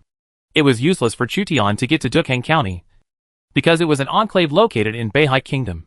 Once he and Mr. Zhao conflict, Dukang County will be surrounded by Mr. Zhao's forces, and Chu Tian's reinforcements will not be able to get through. It's better to give it to Mr. Zhao as a favor in exchange for the opportunity to continue to plunder Qingzhou's population. In this battle, the two lords teamed up to kill more than 20,000 yellow turbans. There were still a large number of yellow turbans who were willing to surrender. However, Chu Tian and the others needed to rest and wait until the next day to recruit the yellow turbans. Cao Cao fought the yellow turban army for the second time in Zuping County, Jinan Kingdom. He fought day and night for 3 days, and the yellow turban army was defeated. The main force of the yellow turban army in Jinan Kingdom has basically been put down, and Cao Cao's army is about to enter Lun Kingdom. The surviving lords of Jinan, Lun, Qi, and Pingyuan County responded to the imperial court's call for rebels and divided their forces to destroy the small group of yellow turbans nearby. At least 1 million people in Qingzhou's yellow turbans were divided up. When Chu Tian achieved a decisive victory, the Yinzhou army led by Cao Cao pacified Jinan and drove Jinan's yellow turban army to Lun. The lords of Qingzhou began to fight back and realized the importance of plundering the population. They also began to follow suit and forced the yellow turban army to land and then let them farm for themselves. Among them, Cao Cao and Chu Tian were the two most ruthless, and they wished they could take back the entire population of Qingzhou to their own territory. The princes and lords of these crusade armies had unwritten rules not to take each other's prisoners. Otherwise, there would be fighting within the crusade army due to uneven distribution of spoils. With the victory of Cao Cao and Chu Tian in Jinan and Beihai respectively, the main forces of the two Qingzhou yellow turbans were defeated, and various lords participated in carving up the Qingzhou yellow turbans. The end of the yellow turbans has come. Facts have proved that if the Qingzhou yellow turban army develops too fast, it will be feared by all the princes and lords. The princes and lords could not sit back and watch the Qingzhou yellow turban army sweep across the 3 states. When the princes and lords of Yenzhou, Shuzhou, and Qingzhou joined forces, the massive Qingzhou yellow turban army would eventually be suppressed due to its unstable foundation. Unless the yellow turban army successfully becomes a feudal force, it will be difficult to fight against the officers and soldiers. While stationed in Dukhang County, small-scale conflicts occurred within the Qingxu coalition forces. Qiao Bao's Shuzhou soldiers wanted to plunder the city, but were killed by Shui Wanche, a general of Prince Zhao. Shui Wanche had a bad temper and even wanted to kill Qiao Bao. After Dukhang County was recovered, it became the territory of Lord Zhao. It was impossible for Shui Wanche to allow the Shuzhou army to plunder his lord's territory. The vicious Shui Wanche picked up a knife and chased Qiao Bao in the city. Qiao Bao, who had always been pampered, had never seen such a scene before and hurried to Chu Tian's temporary residence to take refuge. Chu Tian had to mediate the conflict between the Qingzhou army and the Shuzhou army as Langya prime minister. Qiao Bao was the first to make mistakes in this matter. Robbery also requires respect for the basic law. Capturing the yellow turbans can take them away, but they cannot plunder the residents in the Allies' territory, even if many of them were yellow turbans before. Because Chu Tian came forward, Shui Wanche let Qiao Bao go, but he was still angry. The end of the Qingzhou yellow turban army came, and conflicts began to arise between the Qingzhou army and the Shuzhou army. Chu Tian had long been mentally prepared that he and Mr. Zhao would part ways sooner or later. It is impossible for him to stay in Beihai Kingdom forever. Beihai Kingdom is the sphere of influence of Mr. Zhao and Kong Rong. But before Chu Tian left, he wanted to steal as many people as possible. The next day, Chu Tian took advantage of the characteristics of a great virtuous teacher and personally came forward to recruit and surrender the yellow turban army near Dukhang County. He gained a population of 100,000, and all of them moved to Langya Kingdom with their families. Mr. Zhao also robbed the yellow turbans, as much as possible, and settled them in Dukhang County. The more people Chu Tian robs, the smaller the population of Beihai Kingdom will be. Mr. Zhao found that his speed in robbing people was not as fast as Chu Tian's. When Chu Tian robbed 100,000 people, he only robbed 50,000 people. If the tens of thousands of people in Dukhang County had not been owned by him, Mr. Zhao would have collapsed. Beihai Kingdom's population was robbed by Chu Tian, so it would be useless for him to occupy such a large territory. We marched towards Jima, gathering the yellow turban army along the way and surrounding Jima city. Chu Tian and Zhao Gongzi divided up about 200,000 yellow turbans in Dukhang County, and the rest of the yellow turbans collapsed. So they went east to attack Jima, Dorgan's last stronghold. Along the way, Mr. Zhao was busy recovering the lost territory of Beihai Kingdom, while Chu Tian was busy plundering the population. Thousands of yellow turban troops defected to Chu Tian, and Chu Tian took them all in and sent them to Langya Kingdom. Lord, if we take in so many refugees, I'm afraid there won't be enough food. When Chu Tian's army approached Jima, Fang Xianling reminded Chu Tian of a serious problem. Langya Kingdom may not have enough food to allow Chu Tian to rob more people. How many people have we already robbed?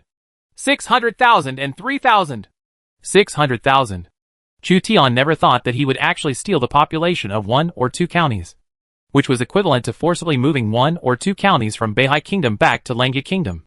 With the sudden influx of 600,000 people in Langya Kingdom, the food pressure will increase sharply. Enough is enough. Chu Tian was worried that the Langya Congress would fall into a food crisis and stop the forced landing of the Yellow Turban Army. Even so, there was still an endless stream of Yellow Turban troops queuing up to attach themselves to Chu Tian every day. It seems that being welcomed by the Yellow Turban Army is not good either. Among the 600,000 people, most are old, young, women, children, and skinny refugees, and only 1/3 are young and strong. The record of suppressing the Yellow Turban Army is generally flawed because there are not many elites with real combat effectiveness among them. The Qingqiu coalition forces marched eastward and surrounded Jima City. Once the Jima City is broken, the Qingzhou Yellow Turban Army will basically be destroyed. Kong Rong did not expect that he would one day regain Beihai Kingdom, so he personally rode on horseback to persuade the Yellow Turban Army to surrender, hoping to persuade Dorgan with benevolence, righteousness and morality. However, he received a barrage of arrows in response, and Kong Rong fled. There are a group of professional soldiers recruited by Dorgan in Jima City. He originally planned to use Jima as a base, select the elite Yellow Turban Army, convert them into professional soldiers, and establish a feudal kingdom. Currently, there are about 15,000 professional soldiers in Jima. Fortunately, the court came in advance to suppress the Qingzhou Yellow Turban Army. Otherwise, once they are allowed to establish a feudal kingdom with 200,000 soldiers, the threat will be greater than the million Yellow Turban Army. Mr. Zhao introduced the situation of Jima to Chu Tian. In addition to the 15,000 professional soldiers, there are also 100,000 young Yellow Turban troops in the city. These are the escape routes left by Dorgan. When defeated, they can retreat to Jima and wait for the situation to change. Chu Tian observed the fortified Jima City. Jima City has a moat and a majestic city wall. In addition, Dorgan deliberately turned this place into a fortress, which is easy to defend but difficult to attack. Chu Tian even doubted whether he could capture Jima City if all his troops were exhausted. The cavalry is basically useless in attacking fortresses, and only infantry and archers can be relied on. Dorgan was very cunning. He hoarded grain and grass in Jima, and at the same time expelled the old, young, sick and disabled from Jima City in advance, leaving only professional soldiers and the young and strong Yellow Turban Army to reduce the consumption of grain and grass. As long as he has soldiers and food, and uses the military camps in the city to convert the young Yellow Turban soldiers into professional soldiers in batches, he will have 100,000 professional soldiers, and there may not be no chance of a comeback. Dorgan was even more difficult to deal with than Wu Sangui. Wu Sangui often suffered under Chu Tian.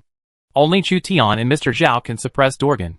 During the Warring States period, Yan General Li defeated Qi, and Qi General Tian Dan held on to Jima. Li was unable to capture Jima for 5 years. Later, Tian Dan used a divisive trick to force Yan to change generals, and then used the Fire Ox formation to defeat the Yan army and kill him. The generals of Yan rode and robbed, and took advantage of the victory to capture more than 70 cities of Qi. Facing the majestic Jima City, Chu Tian could not bring up the desire to attack. Even if Chu Tian had 100,000 soldiers, he would still be defeated if he attacked Jima. We can only be surrounded. Mr. Zhao discussed with Chu Tian and finally decided to focus on siege. Dorgan fought against the trap beasts, and the Qingsu coalition dug trenches outside the city, set up arrow towers and city walls, and surrounded Jima City on 3 levels and 3 levels outside. I have ordered the rear to recruit more soldiers and warriors to completely strengthen the defenses outside the city. If Dorgan wants to be a tortoise, then I will make sure that he never comes out. Mr. Zhao successively regained several counties and owned half of the country of Beihai. He could call on more local braves and troops. At this time, Chu Tian had the idea of retreating. His purpose of plundering the population has been achieved. Dorgan was blocked by Prince Zhao in Jima, and the threat was not great. Chu Tian and Fang Xianling predicted that the siege of Jima might take up to a year or even several years to end. Beihai Kingdom is not Chu Tian's sphere of influence, and the capture of Jima does not belong to Chu Tian. At the same time, Cao Cao defeated the Yellow Turban Army again in Lun Kingdom. However, Cao Cao's Dongjun troops suffered heavy casualties under the fierce counterattack of the Yellow Turban Army. They were unable to continue the crusade and announced their withdrawal. The Qingzhou Yellow Turban Army was crippled, with only a little over 100,000 of the 270,000 strong crusade left. The mighty Qingzhou Yellow Turban Army was suppressed.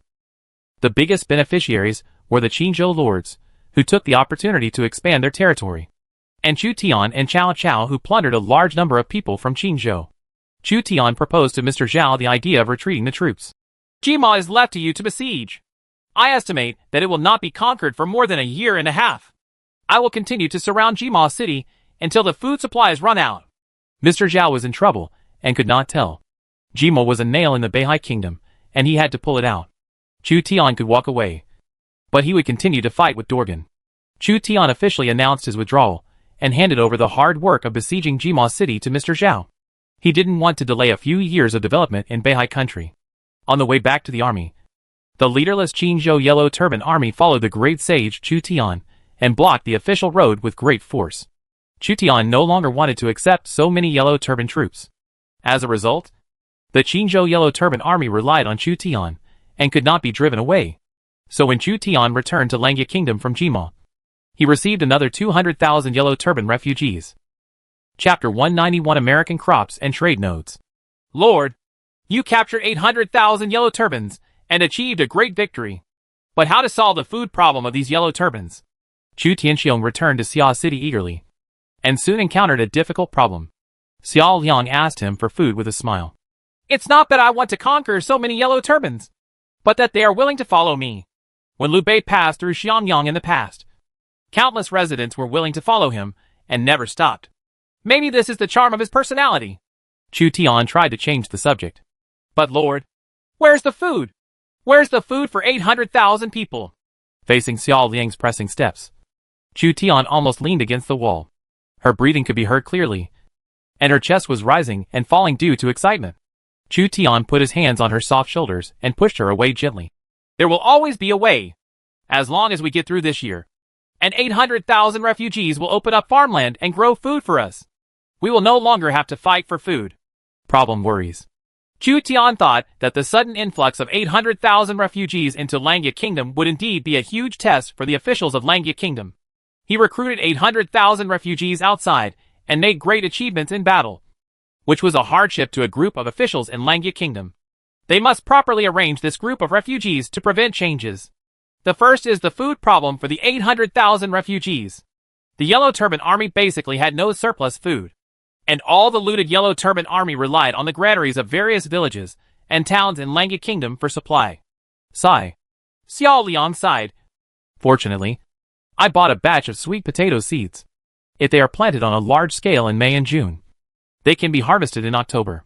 Maybe we can survive the food crisis. Sweet potato? Chu Tian's eyes lit up. This is a good thing. Ways to increase grain production include improving the rotational farming system, building water conservancy projects, and applying fertilizers. In addition, it is affected by soil and climate, as well as crop varieties. With sweet potato seeds, the land of Langya country can undoubtedly support more people. How did you get it?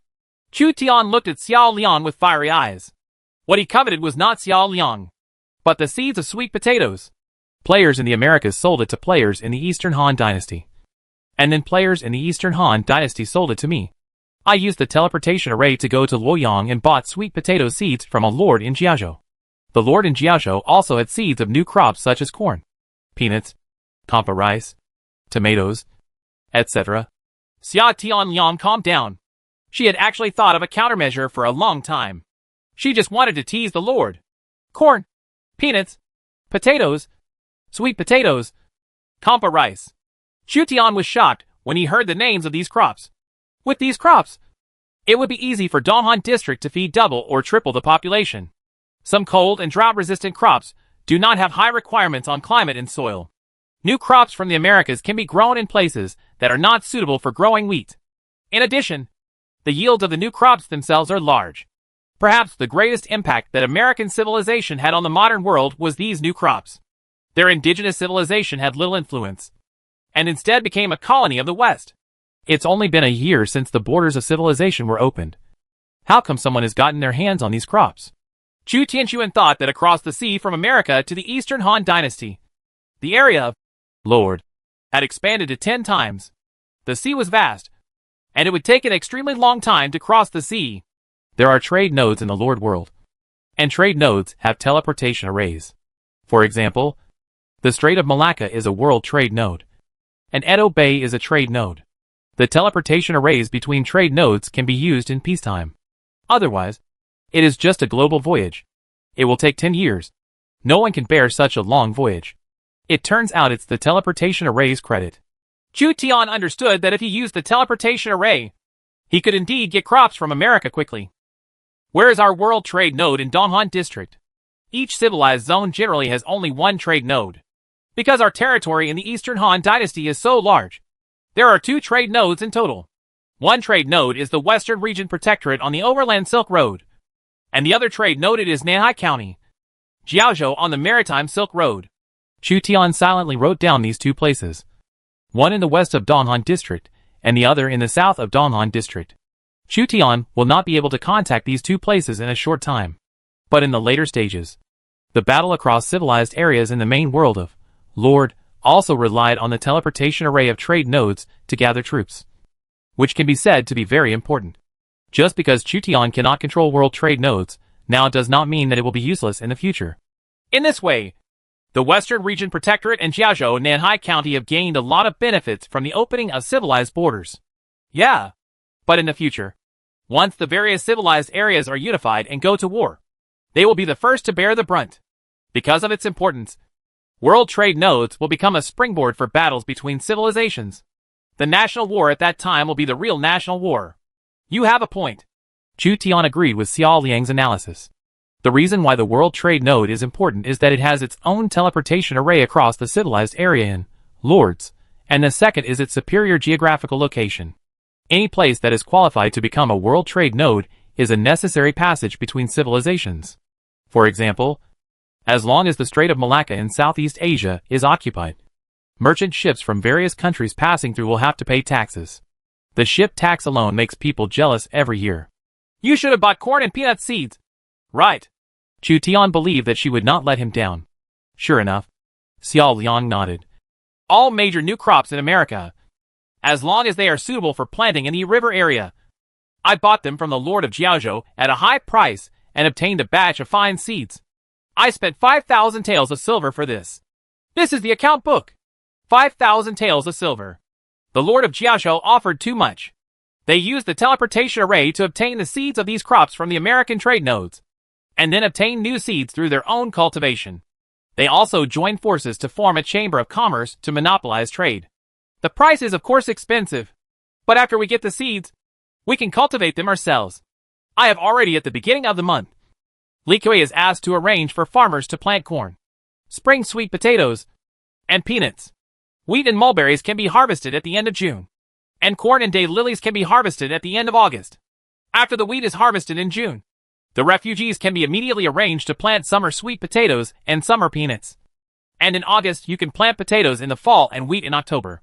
There was a dense list of farming arrangements, and Xiao Liang explained each month's farming arrangements to Chu Tian one by one. In addition to crops, we also need to build reservoirs, dig drainage ditches, drill wells, collect fertilizers, prevent locust plagues, and arrange farming rotations. The types of crops in each county are slightly different and need to be adjusted. The differences between crops in plain areas and hilly areas are even greater. In the past, Chu Tian thought farming was an easy task, but now just listening to his subordinates report on their monthly farming arrangements was already a headache. However, Chu Tian still grasped the key point. Because of the introduction of potatoes, sweet potatoes, peanuts, corn and other crops, there was a grain harvest every 1 or 2 seasons. As long as it can last for 1 year and the wheat harvest next year, the food problem can be completely solved. Li Kui should be responsible for these farm chores, but his knowledge of potatoes, corn and other crops is limited, so his subordinates assisted him in completing the farming arrangements for the first year without intending to overstep his authority. I mean, you don't have to work yourself too hard. Chu Tian was naturally satisfied with Xiao Liang's performance. Although Li Kui could bring agricultural bonuses to the territory, he had limitations after all. Li Kui would not think of going to Luoyang to buy seeds of new American crops because he didn't know anything about America. New crops. At least for now. Xiao Liang has the foresight to spend 5,000 taels of silver to go to Luoyang to buy a batch of American crop seeds to help Langia country survive this food crisis. Chu Tian believed that 5,000 taels of silver was worth the money. With new crops, more people can be fed, giving the entire Eastern Han dynasty a more terrifying war potential. Chu Tian believed that the lords of European, Egyptian, West Asian, and other civilizations should have also managed to obtain the seeds of these new crops. They might have gotten new crops earlier than those in the Eastern Han dynasty. You come with me to inspect the harvest conditions in the fields. Chu Tian took Xiao Liang, who usually served as a clerk, to inspect the farmland in Xiaoqing. Chu Tian crusaded the Qingzhou Yellow Turban Army in the third month of the Lord's calendar. It was already April when he formally invaded the Beihai Kingdom. He also faced off with Dorgan in the Beihai Kingdom until May. And it was already June when he returned. It happened that food could be harvested. And at the same time the war stopped. And the people's morale improved. A large number of Yellow Turban refugees were resettled in nearby villages and towns. In order to resettle the refugees, Chu Tian also established 30 villages composed of refugees, with each village housing 5,000 refugees and reclaiming wasteland. The current population controlled by Langia Kingdom is between 3 and 4 million. The reason why there is no accurate data is because it is too late to compile statistics. Because Chu Tian implements policies that are beneficial to players. The proportion of player accounts in Langia Kingdom is not low. These players regard Xia City, Langia City, Shuiyue City, and Juqing as the cities where they live. The strength of Chu Tian's power makes them feel safe. So far. Except for a few battles that broke out when Chu Tian unified Langia Kingdom. There has been generally no war in Langia Kingdom. Especially after Chu Tian officially became the Prime Minister of Langia. He basically brought the war to other lords' territories. Compared to Beihai Kingdom, which has 10 rooms and 6 empty rooms next door, Langia Kingdom is not an exaggeration if it is called a paradise. Do you remember the time of the first epic battle? Of course, I remember that the first epic battle was in December of the first year of the Lord's calendar. The first national war was from August to October of the second year of the Lord's calendar. It's June. But there's still no warning about the second epic battle. Epic battles and national wars are conducted alternately. The Lord Calendar's 3-year event should be an epic battle in the Eastern Han dynasty. But at this time, there is no notice. Could it be a crusade against Dongzhuo? Emperor Ling of the Han dynasty has not yet passed away. So Dongzhuo does not dare to enter the capital. However, I heard that many players in Guangzhou, Xiliang and even Hanoi support Dongzhuo. Dongzhuo's power is even stronger. They are playing with fire. Chu Tian was afraid of Dongzhuo's development momentum. Dongzhuo Xiong took control of Guangzhou and Xiliang, and was assisted by heroes such as Li Ru, Jia Su, and Hua Xiong. The most worrying thing are the players fishing in troubled waters. As long as they support Dongzhuo, no one knows whether Dongzhuo will unify the Eastern Han dynasty. Chu Tian finally united with Cao Cao and Zhao Gongzi to defeat Dorgan and Wu Sangui, who were trying to rise. Now a more powerful Dongzhuo and the Xiliang army came. Dorgan did not have the 8 banners cavalry, and Wu Sangui did not have the Guanning cavalry. They were all led by the Yellow Turban army, so it was easy to deal with them. However, Dongzhuo commanded a regular army and Xiliang cavalry, and the difficulty was not comparable to that of the Qingzhou Yellow Turban army. No prince would be happy to see Dongzhuo's troops leave Hula Pass and attack Guangdong. Chu Tian also didn't want to see Dongzhuo, who became wise and powerful under the influence of players. Dongzhuo has the ability, if he devotes himself to competing in the Central Plains instead of settling in a corner. The outcome is uncertain. At the 5th level school in Xiaoqing, when Xuerigui was training heavy cavalry, someone came to visit. Xuerigui was a little surprised. Generally, each general has his or her own tasks, and they also have private dealings. But not at this time. Who's visiting? He calls himself Changshan Zhao Zilong. Zhao Zilong? When Xuerigui heard this name, he was slightly startled at first. And then, he was quite surprised. Not long ago, he rescued this fierce general named Zhao Zilong near Anqiu County in Beihai Kingdom. Chu Tian learned that Xuerigui let Zhao Yin go last time, and he was depressed about it for several days. He has already told Xuerigui that if Zhao Yin comes to repay his kindness in the future, he must try to keep Zhao Yin here, even if he uses tough methods such as ropes and sweat medicine. Just keep Zhao Yun anyway. What Chu Tian can't get, other lords shouldn't want either. Otherwise, who knows how terrible it would be for Zhao Yun to fall into the hands of a hostile lord. Zhao Yun is very popular. In the setting of lord, high popularity often means strong strength. Xueragui weighed the importance of training troops and going to meet Zhao Yun, because Chu Tian emphasized that Zhao Yun must be kept. Xueragui temporarily stopped training heavy cavalry and chose to go to talk to Zhao Yun. Zhao Yun was waiting outside the school grounds. He was 8 feet tall, with thick eyebrows and big eyes. Even if he changed into civilian clothes, he still looked majestic. Xueragui and Zhao Yun are similar, and they hit it off immediately. Xueragui is currently only 18, younger than Zhao Yun. He specially invited Zhao Yun to the wine shop and used his salary to treat Zhao Yun to a drink. Zhao Yun was also a sweetheart and did not refuse. My lord has heard about Brother Zilong's reputation for a long time, and he often warns me that if Brother Zilong comes to visit, he must introduce him to me. If Brother Zilong doesn't mind, why don't you follow me to visit my lord? How could Prime Minister Langya hear about my reputation as a mere commoner? Zhao Yun was a little surprised, but then he looked sad. I have no intention of being loyal to the new master for the time being. I'm afraid Brother Zilong's words are wrong. My lord just wants to have a long talk with Brother Zilong and talk about the heroes of the world. He does not necessarily require Brother Zilong's loyalty. Brother Zilong does not need to feel pressure. Xueragui felt like a pimp and managed to lure Zhao Yun to Chu Tian. After following his lord and military advisor for a long time, he gradually learned to trick others. And the first one he tried to trick was Zhao Yun. Chapter 192. Zhao Yun temporarily resides in Xia City. When Xueragui brought Zhao Yun to Chu Tian still couldn't believe it. Zhao Yun, one of the 5 tiger generals, unexpectedly appeared in Xia City and was now standing in front of him.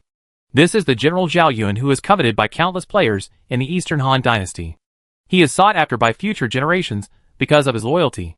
Chu Tian learned from Zhao Yun that it was a lord from Qinzhou who went to Changshan County to recruit Zhao Yun.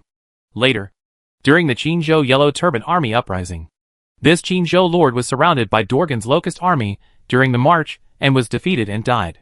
So Zhao Yun, who served as the cavalry commander, wandered around Beihai with the remaining 500 Qinzhou cavalry, looking for opportunities to kill Dorgan.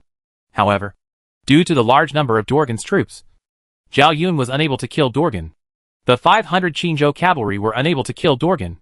In the end, there were only about 30 people left. Dorgan was now besieged in Jima and refused to fight. Zhao Yun had no chance. So he came to Xia City to visit Xueragui, who had rescued him not long ago. This is a good opportunity. Chu Tian had the idea of recruiting Zhao Yun. My lord! No! When he had this idea, Xueragui reminded Chu Tian that Zhao Yun had no intention of being loyal to the new lord for the time being. And Chu Tian fell into silence. If Zhao Yun is forced to recognize the master, it may have the opposite effect. Chu Tian casually found an excuse to leave and found Fang Xianling for help. Fang Xianling thought for a moment. My lord can keep him in the city and show him favors from time to time. If he is a loyal person, his kindness will be repaid with springs. In addition, Zhao Yun also has 30 Qinzhou cavalry. You can recruit them to Xia City. These Qinzhou cavalry must have a deep relationship with him through life and death. They have been favored by the Lord, and once they are loyal to the Lord, Zhao Yun will not remain indifferent. What the military advisor said is true. Chu Tian found out that Fang Xianling was there to offer advice. But none of the generals who came to his door could even think of leaving. Chu Tian returned to the back hall of the Lord's mansion with a calm expression, and said to Zhao Yun, who had thick eyebrows and big eyes, since General Zhao has no intention of becoming an official and has nowhere to go now, why not stay in Xia City temporarily? I have asked people to vacate the house in the East Alley. This was Chu Tian's trick. He didn't ask Zhao Yun if he wanted to stay in Xiaoqing, but directly arranged it, acquiescing that Zhao Yun lived in Xiaoqing. Zhao Yun would feel pressure if he wanted to refuse. Zhao Yun repeatedly declined. That's not right. I have no way to repay the kindness I received from Brother Shui that day. How can I bother the Prime Minister? I heard that General Zhao still has 30 subordinates, and they also have nowhere to go. General Zhao, won't you think about them? Even if you, General Zhao, want to disband and return to their fields, is there a calmer place than Langya Kingdom? Can I do it for them? They prepare houses and fields, and if they want to fight in the battlefield again in the future, They can always surrender to the army. Chu Tian knew that Zhao Yun valued loyalty, and planned to use Zhao Yun's remaining 30 Qingzhou cavalry as a breakthrough to keep Zhao Yun behind. As for subduing Zhao Yun, there will always be a chance. After all, love grows over time.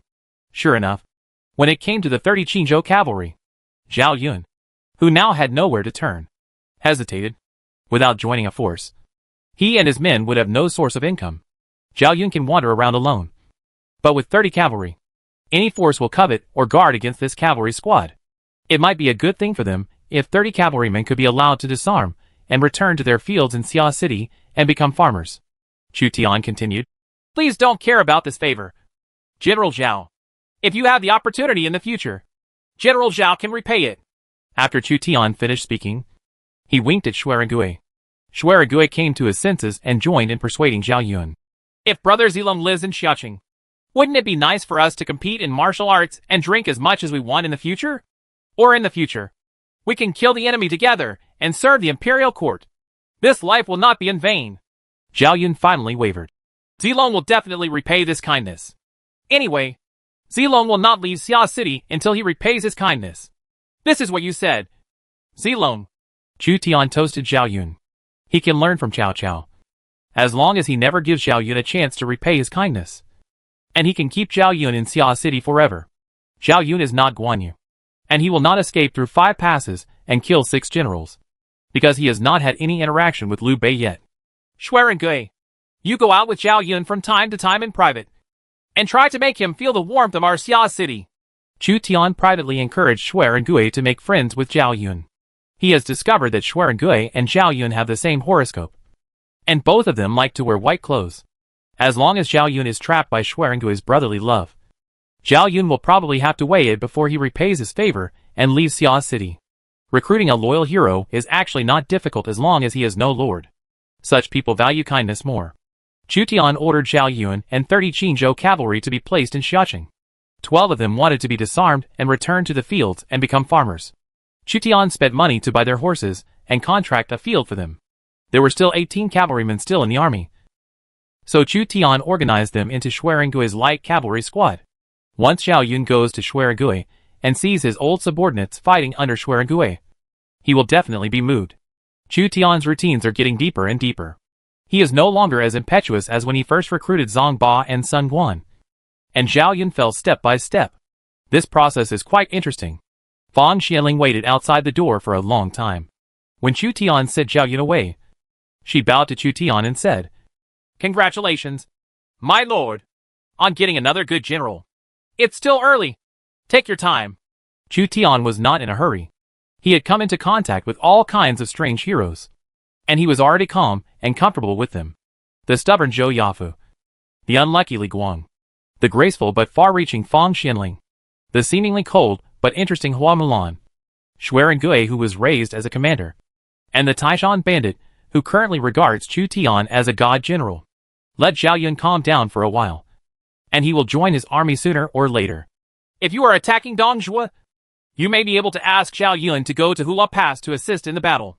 Now that Xuerengui is joining forces with him, I don't know if they can defeat Lu Bu. Xuerengui's level is not high enough. If not, add Li Guang, and Lu Bu will do it anyway. Just run away. Chu Tian couldn't help but think about it. Just because Zhao Yun has not yet pledged his loyalty does not mean that he cannot use it. Because Zhao Yun still owes him and Xuerengui a favor. Xuerengui had the intention to make friends with Zhao Yun, whether it was out of his own will or Chu Tian's order.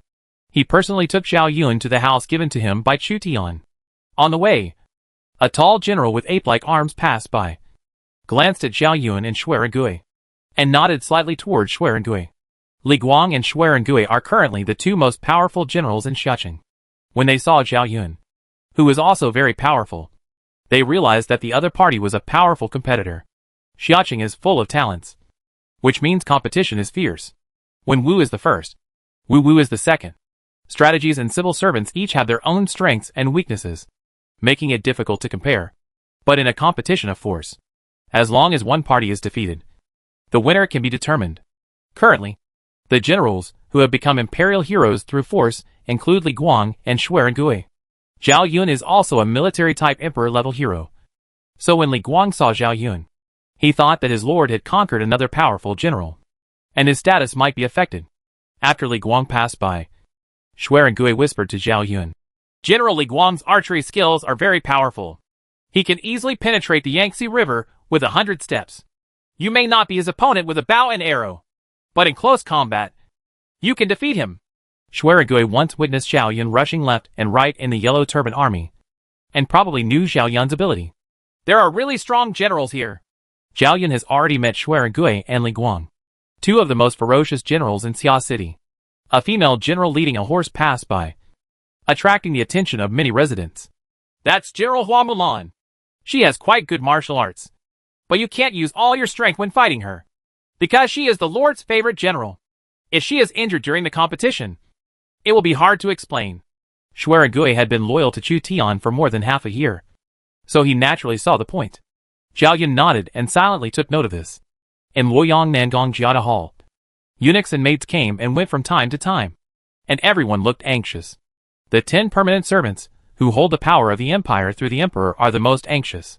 Sweat flows down their throats and wets their robes. "Your Majesty is seriously ill. If something unexpected happens, which one is better? The eldest prince or the second prince?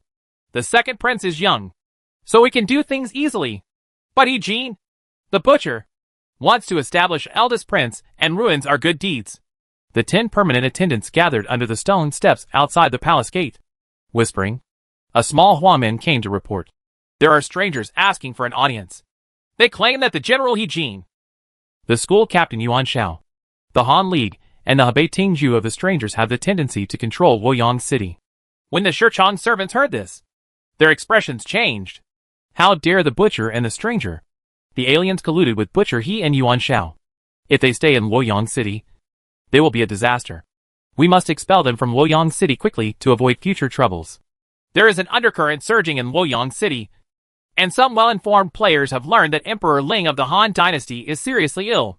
In the lobby of the Han League, the Earring Guild, a group of players were temporarily summoned, their expressions solemn. This matter is related to the future of the Han League based in Luoyang. Emperor Han Ling is critically ill in advance. It is estimated that the plot of the crusade against Dong Zhuo will be forcibly triggered. No way. Now Dong Zhuo is still fighting against the Xiliang rebels. Is he going to Beijing so soon? Perhaps because Dong Zhuo's power developed too fast. The system judged that Dong Zhuo could compete with the heroes of Guangdong, and triggered the plot of the crusade against Dong Zhuo. In particular, the lords in Longxi and Yufeng all contacted Dong Zhuo secretly, and pledged their loyalty to him in order to gain benefits from Dong Zhuo. What are the lords of Liangzhou and Hanzhong doing? Do they know that they are playing with fire? Once Dong Zhuo's advantage is too great and sweeps across the entire Eastern Han Dynasty, Dong Zhuo will rule the Eastern Han Dynasty. It will not necessarily be advantageous to compete with other civilized areas in the future. We can assist He Jin and Yuan Shao to defend Luoyang and prevent Dong Zhuo from entering Luoyang. Otherwise, Dong Zhuo will occupy Hula Pass. Even if the Guangdong heroes have millions of troops, they will not be able to break through. Especially, we must prevent Dong Zhuo from burning down Luoyang. As the imperial capital, Luoyang is also the stronghold of our Han League. We have thousands of houses in Luoyang. Once they are burned down, we will suffer heavy losses. The 5 schools of the Northern Army and the elite frontier troops are all in the hands of the cavalry generals Zhang Wen and Dong Zhuo. The soldiers and horses in Luoyang can only maintain law and order, but may not be able to defend it. We can call on the princes and lords in advance to station in Luoyang, guard Tongwan, and prevent Dong Zhuo from entering the capital. It's impossible. Without practical benefits, no one is willing to defend Luoyang. We should still be prepared to retreat. If we don't give it a try, who knows whether we can defend Luoyang? Luoyang is a late-stage city. It would be a pity if it was destroyed like this. Where is Lubu now? Probably still under Dingyuan. The players of the Han League had a dispute over whether to defend Luoyang. The leader of the Han League stretched out his hand to stop the players' dispute. There are 8 levels of barracks in Luoyang. As long as we encourage Yuan Shao to kill the 10 regular servants, control Luoyang, and then use Luoyang's population to recruit soldiers, we may not be able to defend it. I have asked Yuan Shao to come forward. Come and negotiate. At this time, all members of the Han League were silent. Their president plans to support Yuan Shao in controlling Luoyang and prevent Dong Zhuo from entering the capital to serve as king. But President, will Yuan Shao listen to our opinions? Yes, using the emperor to command the princes, and relying on the reputation of the fourth and third princes of the Yuan family, and the influence of our Han League among the players, Yuan Shao may be able to rise in Luoyang. In addition, I have obtained Xiao Long, the lord of Jizhou, and is with the support of the guild's Hebei Tingzhu army. He can send soldiers and horses from Jizhou to join our soldiers and horses in Luoyang. If Tongguan is defended, there will be no battle at Hulao Pass, and all the properties of our Han League in Luoyang can be saved. There are still people. Do you have any opinions? The leader of the Han League glanced at the people, who were a little nervous but also a little excited. They want to forcefully defend Luoyang and change the direction of the crusade against Dongzhuo. Yuan Shao personally came to the Han League's mansion, bringing with him 2 fierce generals. The 2 fierce generals had arrogant eyes and immense strength. Because of the help of strangers, Yuan Shao has gradually gained control of Luoyang City's troops. As long as he has a tough attitude and the support of strangers, he can ignore the orders of General He Jin and break into the palace to kill the 10 permanent servants who disgust him. The conspiracy between Yuan Shao and the stranger was also carried out secretly, and neither He Jin nor Yuan Shu knew about it. Compared with Yuan Shu, Yuan Shao is more susceptible to the affection of strangers. After killing the 10 regular servants, he immediately occupied the barracks, recruited troops throughout the city, and armed himself with 100,000 troops at all costs, stationed in Tongguan, and used the majestic Tongguan to prevent Dongzhuo from entering the capital. The next day, 2 announcements shocked the entire Donghan district. Ding! Emperor Ling of the Han dynasty passed away. The power of the Han court fell away, and the troubled times of the Eastern Han dynasty began. Ding! The second epic battle against Dongzhuo will officially begin in December of the 3rd year of the Lord calendar. At the beginning of the campaign, the territorial scope, generals, and military strength of Dongzhuo and the Guangdong princes will depend on their respective development situations. Before December, lords who have become governors, prefects, or prime ministers can choose to participate in the Guangdong allied forces as princes and receive more rewards, while other lords and players can freely choose their camp. Chapter 193. Dongzhuo and Yuan Shao compete for Luoyang. The plot of the crusade against Dongzhuo actually happened in advance. Chu Tian was leading people to patrol the farmland, but he was shocked when he learned that the plot to attack Dongzhuo had happened in advance. Is the 3 heroes versus Lu Bu coming? He had never seen Han Ling Emperor, and Han Ling Emperor died just like that, even before the reward for his suppression of the Yellow Turban army in Qingzhou and bloodshed for the Han court came. The Han court was gone, because the lords of Liangzhou and Guangzhong supported Dongzhuo. Dongzhuo's reputation was at its peak, triggering the conditions for attacking Dongzhuo in advance. The worst person may have been the early death of Emperor Ling of the Han dynasty. There are still 5 months of preparation time before the official crusade against Dongzhuo. Dongzhuo's forces and the heroes of Guangdong can calmly make arrangements. The crusade against Dongzhuo in December may determine the direction of the Eastern Han dynasty. Either Dongzhuo will defeat the heroes of the Kanto region and unify the Eastern Han dynasty, or the heroes of the Kanto region will stop Dongzhuo and lead to an era of separatist rule. As a vassal, Chu Tian naturally did not want Dongzhuo to win, because he himself was one of the heroes of Guangdong. Dongzhuo won a great victory and marched eastward. No princes could resist the Shiliang army. Chu Tian's Langya kingdom could not stop Dongzhuo's cavalry charge. Chu Tian also thought that Dongzhuo's plot took place in the 5th year of the Lord calendar, so he had less time to prepare now. What does it take to prepare for 5 months? Chu Tian fell into deep thought. Currently, there is only one foreign lord from Guangdong in the Eastern Han dynasty who is qualified to participate in the war as a prince, and that is Chu Tian, the prime minister of Langya. However, the deadline for determining the various Kanto princes is December, and other foreign lords still have the opportunity to obtain the official positions of governor and prime minister. The Guangdong allied forces will be composed of NPC princes and alien princes. The princes can send more troops and gain more military exploits at the same time. But even as a prince, Chu Tian could still fish in troubled waters. If Dongzhuo's power is too strong, he must suppress Dongzhuo. On the contrary, if Dongzhuo is not a threat, he can also secretly please Dongzhuo and gain benefits from it. There has been a coup in Luoyang City. Shi Chanshu ordered the expulsion of all players in Luoyang. Yuan Shao led his troops to attack the palace. Chu Tian learned an important piece of information. He was even more shocked than when he learned that Emperor Ling of the Han dynasty had died prematurely because of the players' intervention. General He Jin was not dead. The silly Colonel Yuan Shao took the initiative to lead troops to attack the palace under the instigation of the player. It's a mess. It's a complete mess.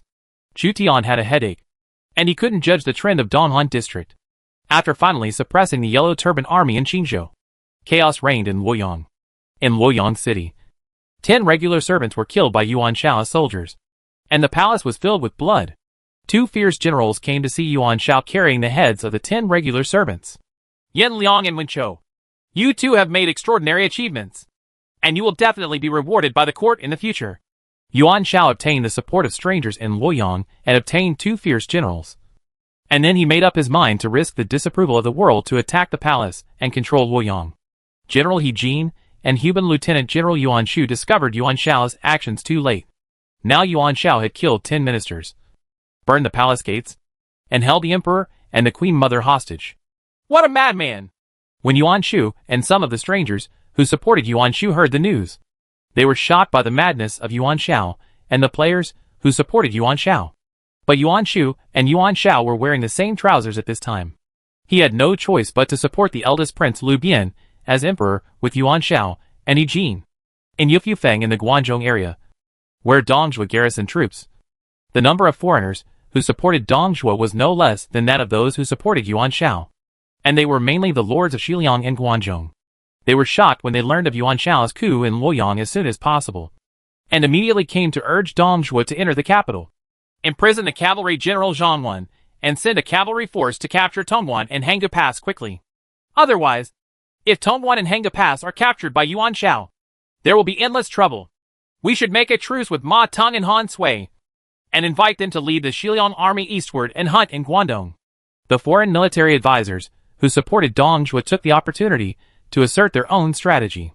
Dongzhuo's ambitions were inflated by the instigation of some foreign lords who were afraid of chaos in the world. He looked at Li Ru, who was the chief advisor, and Jia Su, who was highly recommended by the foreign lords. What do you think of the 2 military advisors? Jia Su remained silent until Li Ru, who had a higher status, spoke. Li Ru stroked the goat's beard and said, If my lord wants to achieve hegemony, you might as well march quickly and take the emperor to command the princes, as the stranger said. Jia Su was forced to express his attitude. Yuan Shao attacked the palace and violated the etiquette. Yuan Shao can be declared guilty, and his troops will march eastward, occupy Halua and Guangzhou, and go eastward to fight for the world. The generals who gathered under Dongzhuo's command in advance also asked for battle. Following a general, they are at most a captain or a lieutenant. But if their general becomes a prince or emperor, they can become a general or a prince. Li Ju, you lead the Flying Bear army to capture Tongwan and drive directly to Hanggu Pass. Dongzhuo sent Li Ju. Here, Niu Fu, you and Hua Xiong go and kill the cavalry general and annex the 5 schools of the Northern Army. Here. Dongzhuo's various generals quickly dispatched troops. He already had in his hands the elite soldiers used by the imperial court to quell the Xiliang rebellion, coupled with the soldiers Dongzhuo recruited in Yufeng and Wuwei counties according to Yuan's suggestions during this period. The strength of the troops had reached considerable scale. Chariot and cavalry general Zhang Wen learned from strangers that Dongzhuo wanted to kill him. He didn't believe it at first, until Niu Fu and Hua Xiong led the cavalry into the barracks. He actually abandoned the 5th school of the Northern Army and other Han troops and fled overnight. The last elite Northern Army of the Eastern Han Dynasty. The 5 schools of the Northern Army were leaderless, surrendered to Dongzhuo, and were incorporated into Dongzhuo's establishment. Dongzhuo was still nominally a general of the imperial court. Before the overall situation was clear, the chaotic 5 schools of the Northern Army were annexed by Dongzhuo. Yuan Shao attacked the palace and took the young emperor hostage. I, the general, will go to the capital to support the king and Qingjun. Under the advice of Yuan's disciples and Jia Su, Dongzhuo made a name for himself, issued a crusade against Yuan Shao, and began to march towards Tongwan and Hanggu Pass. Dongzhuo is stationed in Yufeng, not far from Chang'an, and his troops are very fast. Let's see who can seize the 2 great passes of Tongwan and Hanggu Pass faster. All the great lords in Guangzhou and Xiliang supported Dongzhuo's entry into the pass, and Dongzhuo suddenly became very powerful. The foreign lords are equivalent to local powerful people. With their support, Dongzhuo is at the height of his power and his army is huge. Li Ju's Flying Bear army marched 150 miles a day and captured Tongwan, Longxi County, now turned into Longxi's powerful lords, supported Ma Teng, occupied Longxi, and basically controlled the entire Longxi county. As rebels, this group of Longxi tycoons secretly interacted with Dong Zhuo, who was sent by the imperial court to crusade. Of course we must support Dong Zhuo's visit to Beijing. Su Fengnian, the great lord who serves as the leader among the powerful forces in Longxi and who evades Ma Teng, received a document from Dong Zhuo inviting him to enter Halua and fight for hegemony in the Central Plains. There were more than 40 Longxi lords in the lobby. They joined forces to control Longxi County, swept away the original Longxi nobles, and replaced them. As long as they are willing, they can form tens of thousands of Longxi cavalry. Therefore, Dong Zhuo must win over these powerful lords, especially Su Fengnian, who is the powerful leader of Longxi. Aren't you worried that Dong Zhuo will grow bigger and completely control the entire Liangzhou, Guangzhou and Halua? If Dong Zhuo devotes himself to rectifying Liangzhou, our position in Longxi County will not be guaranteed. Dong Zhuo's power takes shape, and our Longxi County will be annexed. The powerful people in Longxi raised their concerns. Su Fengnian looked around at the powerful people present. I said support, but I didn't say how to support it. Support Dong Zhuo and the Guangdong princes to consume each other's strength in the Halua area. We will go to Guangzhou and Halua to plunder the population, enrich Longxi with money and food, and then secretly annex Liangzhou, peeking into Chang'an, killing 3 birds with 1 stone. From now on, we Longxi nobles will be the masters of Liangzhou, and I will share the world with you. The master of Liangzhou? The powerful men of Longxi have hot eyes. When they are the local emperors and princes, one person is inferior to 10,000 people. Another rebel group in Xiliang, Han Sui and Beiyang Boyu, had an internal fight. The players supported Han Sui, who was a Han, killed Beiyang Boyu, a Chang, and annexed his tribe, becoming Liangzhou's leader except Ma Teng, the second prince. Unlike Ma Teng, who was ousted from power by Longxi's powerful forces, Han Sui held the power of this rebel army. Its forces were in Jincheng County and Wuyi County, and he also received Dong Zhuo's invitation.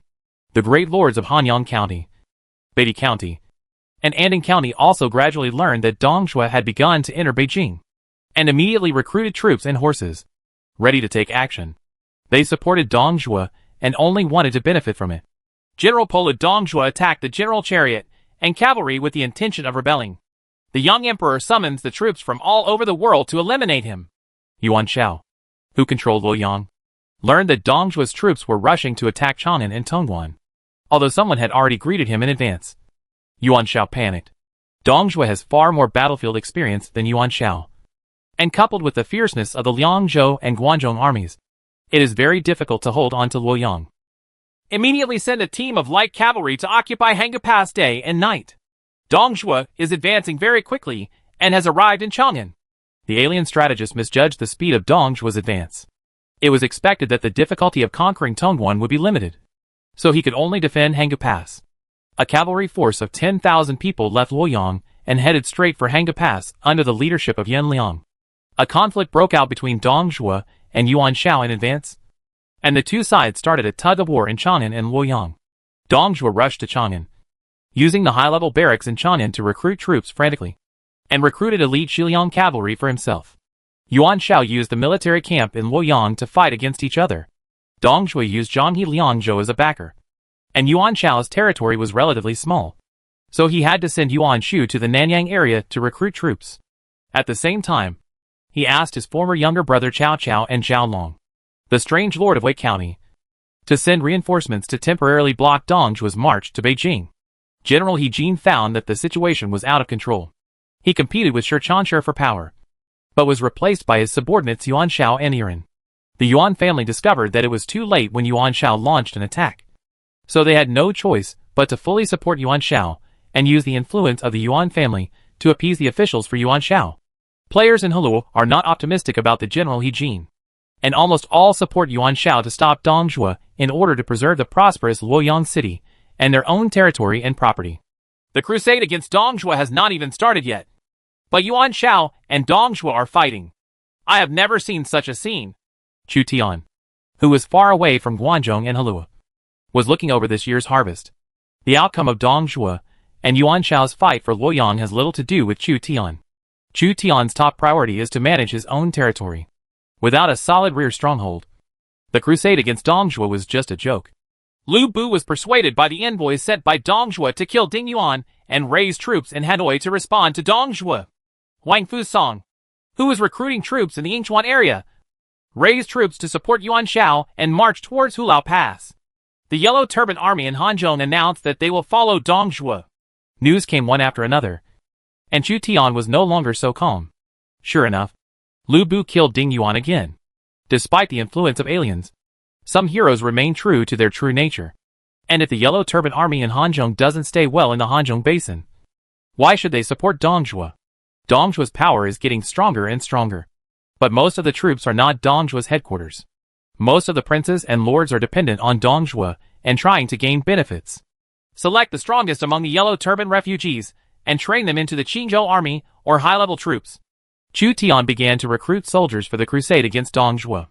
The recruitment period for the 5th and 6th level troops is 2 months, starting in July and completing in September. The initial level is level 10, from September to November. There are 3 months to train. The effectiveness of training is affected by the general's command. For example, during Zhou Yafu's military training, the average level of the legion could range from level 10 to level 45 within 3 months. If you change to Li Guang for training, the level can only reach level 35. This is the ordinary role of the commander-in-chief. Compared with strong generals, commanders are more suitable for training troops. The higher the commander, the more soldiers and horses he can train. The effect of military training is also related to the type of military commander. Infantry generals receive a 20% experience bonus when training infantry. If Zhou Yafu goes to train cavalry, he will lose 20% of the experience bonus. It is impossible for Chu Tian to send newly recruited recruits to fight. They must go through at least 3 months of training. Sir, the Langya Kingdom's first imperial examination will be held this month. Please take a look. An official responsible for educating the people submitted to Chu Tian the arrangements for the imperial examination. Chu Tian almost forgot about the imperial examination. In the winter of the 2nd year of Lord Calendar, he determined the contents and arrangements of the imperial examination with Fang Xianling, Li Kui, and Xiao Liang. The county examination is held in June every year, and the palace examination is held in July. It's June in the Lord's calendar, the month of exams. Whether the first imperial examination can be carried out smoothly will affect the implementation of the imperial examination system in the future, which is of great significance. In addition, Chu Tian needs talents. 800,000 Yellow Turban refugees entered the Langya Kingdom. Even if the ratio of officials to civilians in the Han Dynasty was 2,000 to 1, 400 new officials would have to be recruited. If the administrative system becomes more complex, 500 to 1,000 officials may need to be recruited. In addition to civilian officials, there are also military attaches. The Langya Kingdom's military strength has exceeded 50,000. And there are also city defense troops to maintain security in various towns. They need a group of bronze, silver, and even gold-level ordinary generals to supplement the main army and city defense forces. Instruct Fang Xianling to coordinate the affairs of the civil examination, and Zhou Yafu to coordinate the matters of the military examination. There must be no mistakes. Chu Tian handed over the important task of selecting talents to 2 deeply trusted subordinates. He only needed to be responsible for the final palace examination. Chu Tian can also go on inspection during the county examination and watch other people take the exam, which should feel surprisingly good. Chapter 194. The heroes of the world have joined me. Dongjua and Yuan Shao fought fiercely in Luoyang, and all the heroes came together to compete for Hulua. The war raged for 3 months, but the residents of Langya Kingdom in Shuzhou were taking exams. To be precise, he should have participated in the first imperial examination of Langya Kingdom. The imperial examinations in Langya Kingdom were divided into civil examinations and military examinations. The civil examination comes first, followed by the martial arts examination. At present, the 9 counties of Langya Kingdom are in the hands of Chu Tian, so they are divided into 9 county examination rooms. Chu Tian personally took charge of the Kaiyang County Examination Center. Chu Tian originally envisioned only 2 counties for the examination, but his expansion speed was too fast. The territory increased from 2 counties to 9 counties, so the scale of the imperial examination became larger and larger. A total of 30,000 people participated in the civil examination, including about 10,000 foreigners. It is expected that 1,000 people will pass the county examination, and the first 100 people will be eligible to participate in the palace examination. Fang Xianling reported to Chu Tian the number of people who participated in the first imperial examination of Langya Kingdom. Chu Tian was shocked. He didn't expect so many people to participate in the imperial examination. The number of players alone was as many as 10,000. Only 1,000 out of 30,000 people can pass, with a passing rate of 3.33%. And the probability of participating in the palace examination is only 0.33%, which is comparable to thousands of troops crossing a single plank bridge. Chu Tian personally took Fang Xianling, Xiao Liang, a chief historian, and a clerk to inspect the county examination center in Kaiyang County. The largest city in Kaiyang County was originally Langya City, but Xiaqing usurped it and became the location of the examination room for the Kaiyang County examination. There are 5,000 people in the Kaiyang County examination room. Because there are too many people, it is divided into 20 small examination rooms. Each examination room is equipped with a number of long tables and benches. 4 officials are assigned to supervise the examination, and 20 soldiers armed with swords and guns stand on both sides of the examination room. These soldiers came from Zhou Yafushilio camp. Most of them had lives on hand, and an invisible murderous aura shocked all the candidates. If you cannot perform normally under the supervision of soldiers, it means that your psychological quality is not good enough. Excellent psychological quality is also one of the abilities that officials should have, especially officials in troubled times, because you don't know when the enemy may come to the city. Chu Tian explained this. In fact, he sent soldiers to prevent favoritism and fraud. Once a fraudster was found, the soldiers would immediately drag him away and put him in prison for reform through labor. At least for now. It seems that not many people dare to mess around in the first imperial examination of Langya Kingdom. Chu Tian can't wait to kill the chicken to scare the monkeys, and find an excuse to straighten the order of the imperial examination. The imperial examination of Langya State has a 6-term imperial examination system. The 6 subjects are Mingzi, Mingfa, Mingswan, Mingshi, Mingnom, and Mingda. Each subject lasts 1 hour, 2 hours, and can be completed in 1 day. Many people who participated in the imperial examination have the candidates complained endlessly. The martial arts examination was held at the school grounds in Xiaqing. It started with a 2-hour test on the art of war, followed by martial arts tests such as archery and riding. As long as one is qualified in the art of war and force, it is enough. The generals in Xiaqing felt that the martial arts competition was new, and the ordinary generals selected might become their subordinates. So they came to watch it in person. Xuerengui, Li Guang, Hua Mulan, Zhang Ba, Sun Quan and other generals gathered at the training ground. Xuerengui also invited Zhao Yun, who lived in Xiaqing, to visit the martial arts competition. Zhao Yun was also interested in Langya Kingdom's first imperial examination, so he followed Xuerengui to the school grounds. Our lord is thirsty for talents like this. He selects talents from the 3 million people of Langya Kingdom, no matter his origins. Even butchers can participate. Only those who are qualified are selected. Isn't it much better than promoting filial piety and integrity? Xuerengui advocated Chu Tian in front of Zhao Yun, which made Zhao Yun somewhat moved. Talented people are naturally reluctant to truly remove their armor and return to their fields. And Zhao Yun is no exception. Facing the onlookers of Xiaqing military generals, the candidates participating in the martial arts examinations were under great pressure. In the eyes of these fierce generals, they were probably no different from the powerless literati. As the archery examiner, Li Guang shot an arrow as a demonstration, and the arrow shot directly through the wooden target. The candidates for the martial arts examination couldn't help but be shocked. They were hit by Li Guang's arrow from a distance of 50 meters. It is estimated that the iron armor would not work well. It would be great if I could serve as a general under Li Guang. I would also like to join Hua Mulan's cavalry. Maybe I can even capture the heart of a beautiful woman. With your poor appearance, I think it's better to forget it.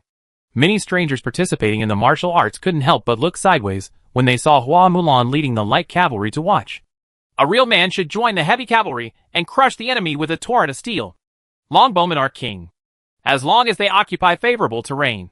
Cavalry are cumbersome targets. A group of candidates participating in the martial arts competition got into an argument.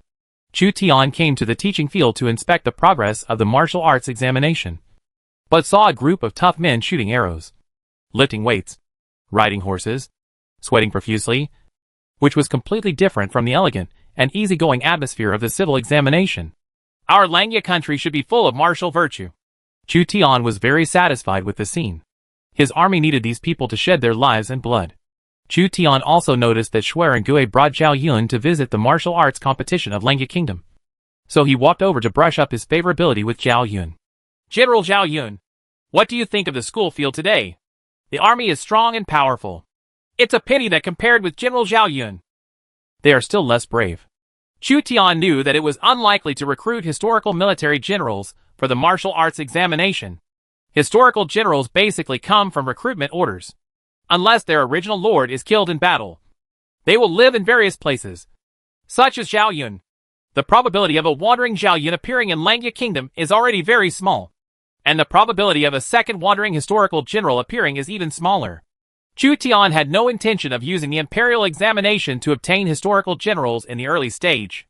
The imperial examination of Langya Kingdom was only to select a group of officials and middle and lower level officers. When Zhao Yun saw that Chu Tian admired him, he felt somewhat fond of him.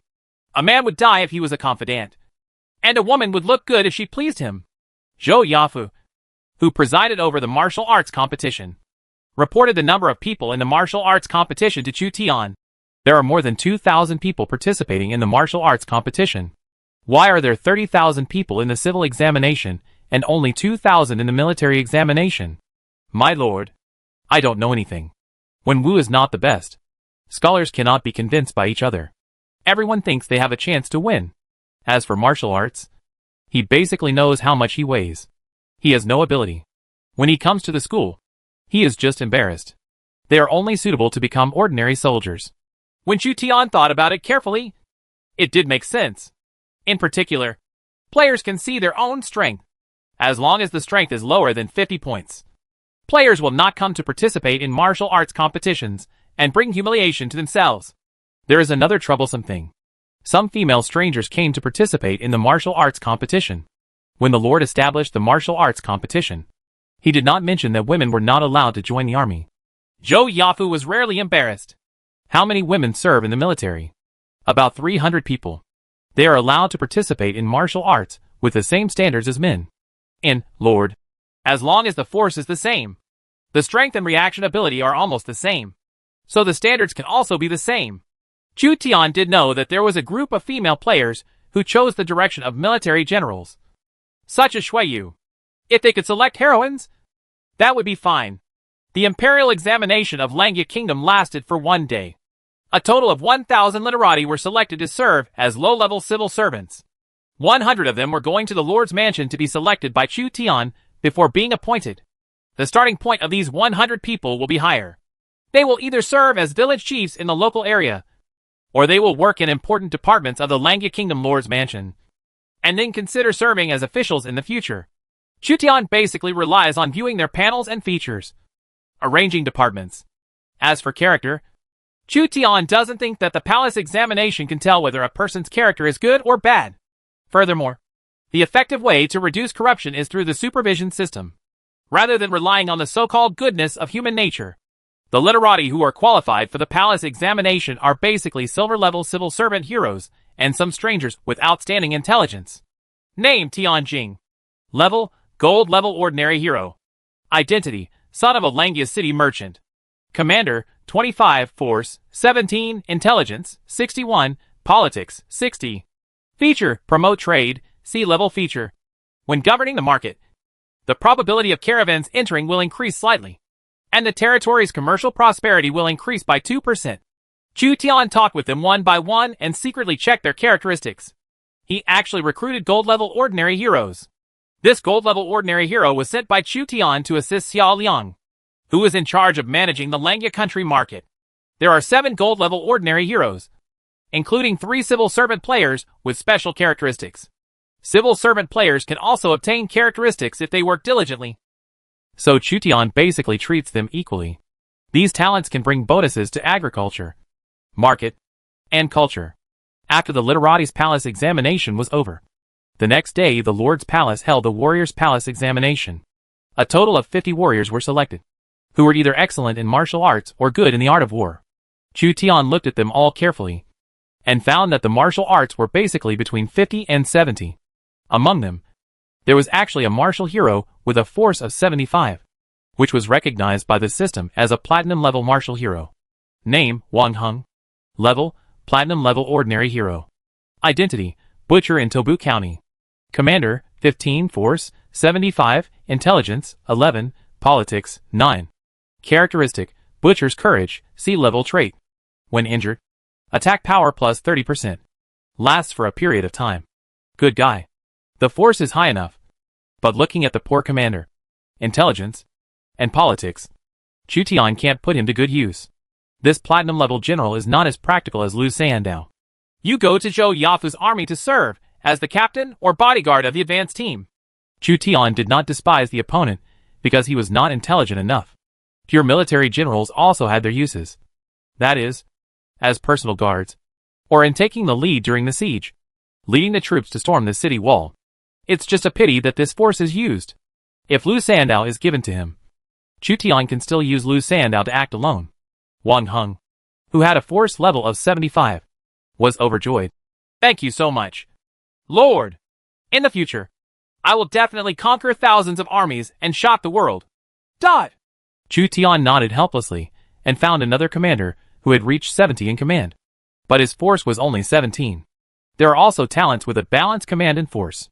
The best one is a gold-level ordinary general with a command of 65 and a force of 67. 70 is already a clear watershed. Chu Tian can recruit a dozen generals with attributes of 60 to 69. But only 3 or 4 generals with attributes above 70. Among the 50 generals, there are 5 female generals.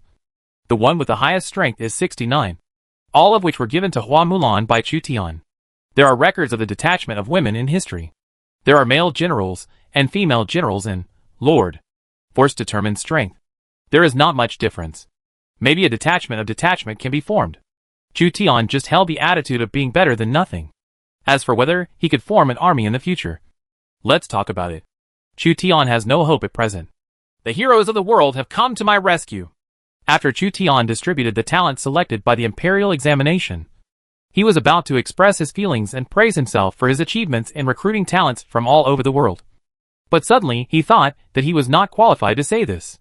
There are at least 200 historical heroes on the hero ranking list in the Eastern Han District. Chu Tian only has more than a dozen. And Zhao Yun has no intention of loyalty yet. The entire civilized area combined has thousands of heroes of various types. The number of heroes continues to increase. It is not easy to conquer thousands of heroes. Chu Tian probably would never be able to say the words. The heroes of the world are in my arms. In this life, in a tavern in Xia City, a female military general in military uniform held a war horse and stopped for a while.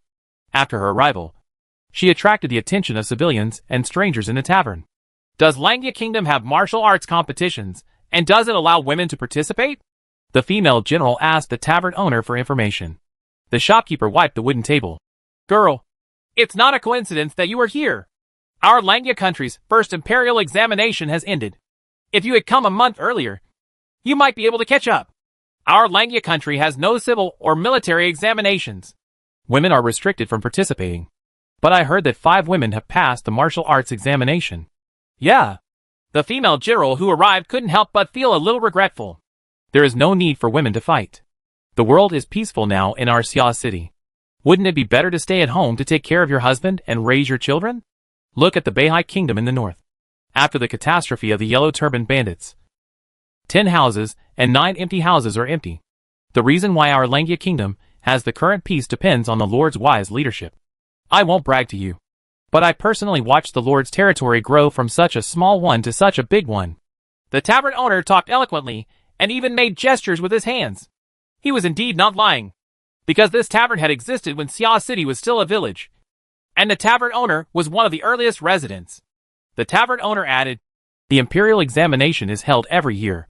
If you really want to join the army, you will have a chance next June. The female general who came to Xia City listened to what the tavern owner said, pondered for a while, and decided to stay in Xia City for a while. Although she could seek refuge with other princes, there were few princes she liked, and the surrounding area was in chaos. If she traveled alone, she might be captured by a group of rebels. Thank you, shopkeeper. The female general led the war horse away. She is such a beauty. I am so excited that I can't help but say a few more words. The tavern keeper said to himself. The waiter interjected from the side. Shopkeeper, you usually like to nag. Go. Go. You're the only one who talks a lot. The female military general took the war horse and planned to live in the city temporarily. But the land price in Xia City remained high because Xiao Liang, the city chow, was secretly manipulating it to make money for the Lord's mansion. Chu Tian didn't know that an unruly military general had come to his territory. He was busy with everything, and he didn't have time to go to the people to inquire if there was any strange person. He never imagined that he almost lost a historical military general because of the high housing prices in Xia City. Chapter 195, Choosing the Housekeeper. In Xiapi City, Shuzhou, Tao Qian, the governor, received an order from the Han court. The Han court, supported by Yuan Shao, requested all troops to go to King Qin of Luoyang to prevent Dong Zhuo from entering the capital. Tao Qian, the governor of Shuzhou, was one of the most powerful princes. Shuzhou suffered relatively small losses in the Yellow Turban Rebellion, and Tao Qian's strength did not suffer much. However, not long ago, 50,000 Shuzhou elite soldiers led by Cao Bao and Mi Fang were ambushed and defeated by Dorgan in Beihai Kingdom. They only brought back more than 10,000 people, which made Tao Qian worried. He invited Wang Lang, who was in charge of the administration, Zhao Yu, the general, and Cao Bao to discuss how to deal with the dispute between Dong Zhuo and Yuan Shao and the threat from Chu Tian of Langya Kingdom. Langya Kingdom is located in the north of Shuzhou. After the threat of the Yellow Turban Army in Qinzhou was lifted, Chu Tian, who guarded the northern gate of Shuzhou, became Tao Qian's biggest concern again. Prime Minister Langya plundered 800,000 Yellow Turban thieves from Qinzhou and placed them in Kaiyang and Jiuxian areas. If he is allowed to continue, he may bring 800,000 Yellow Turbans south in the future and covet the entire Shuzhou. You must be on guard. Cao Bao told Tao Qian in detail about the suppression of the Yellow Turban Army in Qinzhou, especially the close relationship between Mi Fang and Chu Tian, which made Tao Qian frown.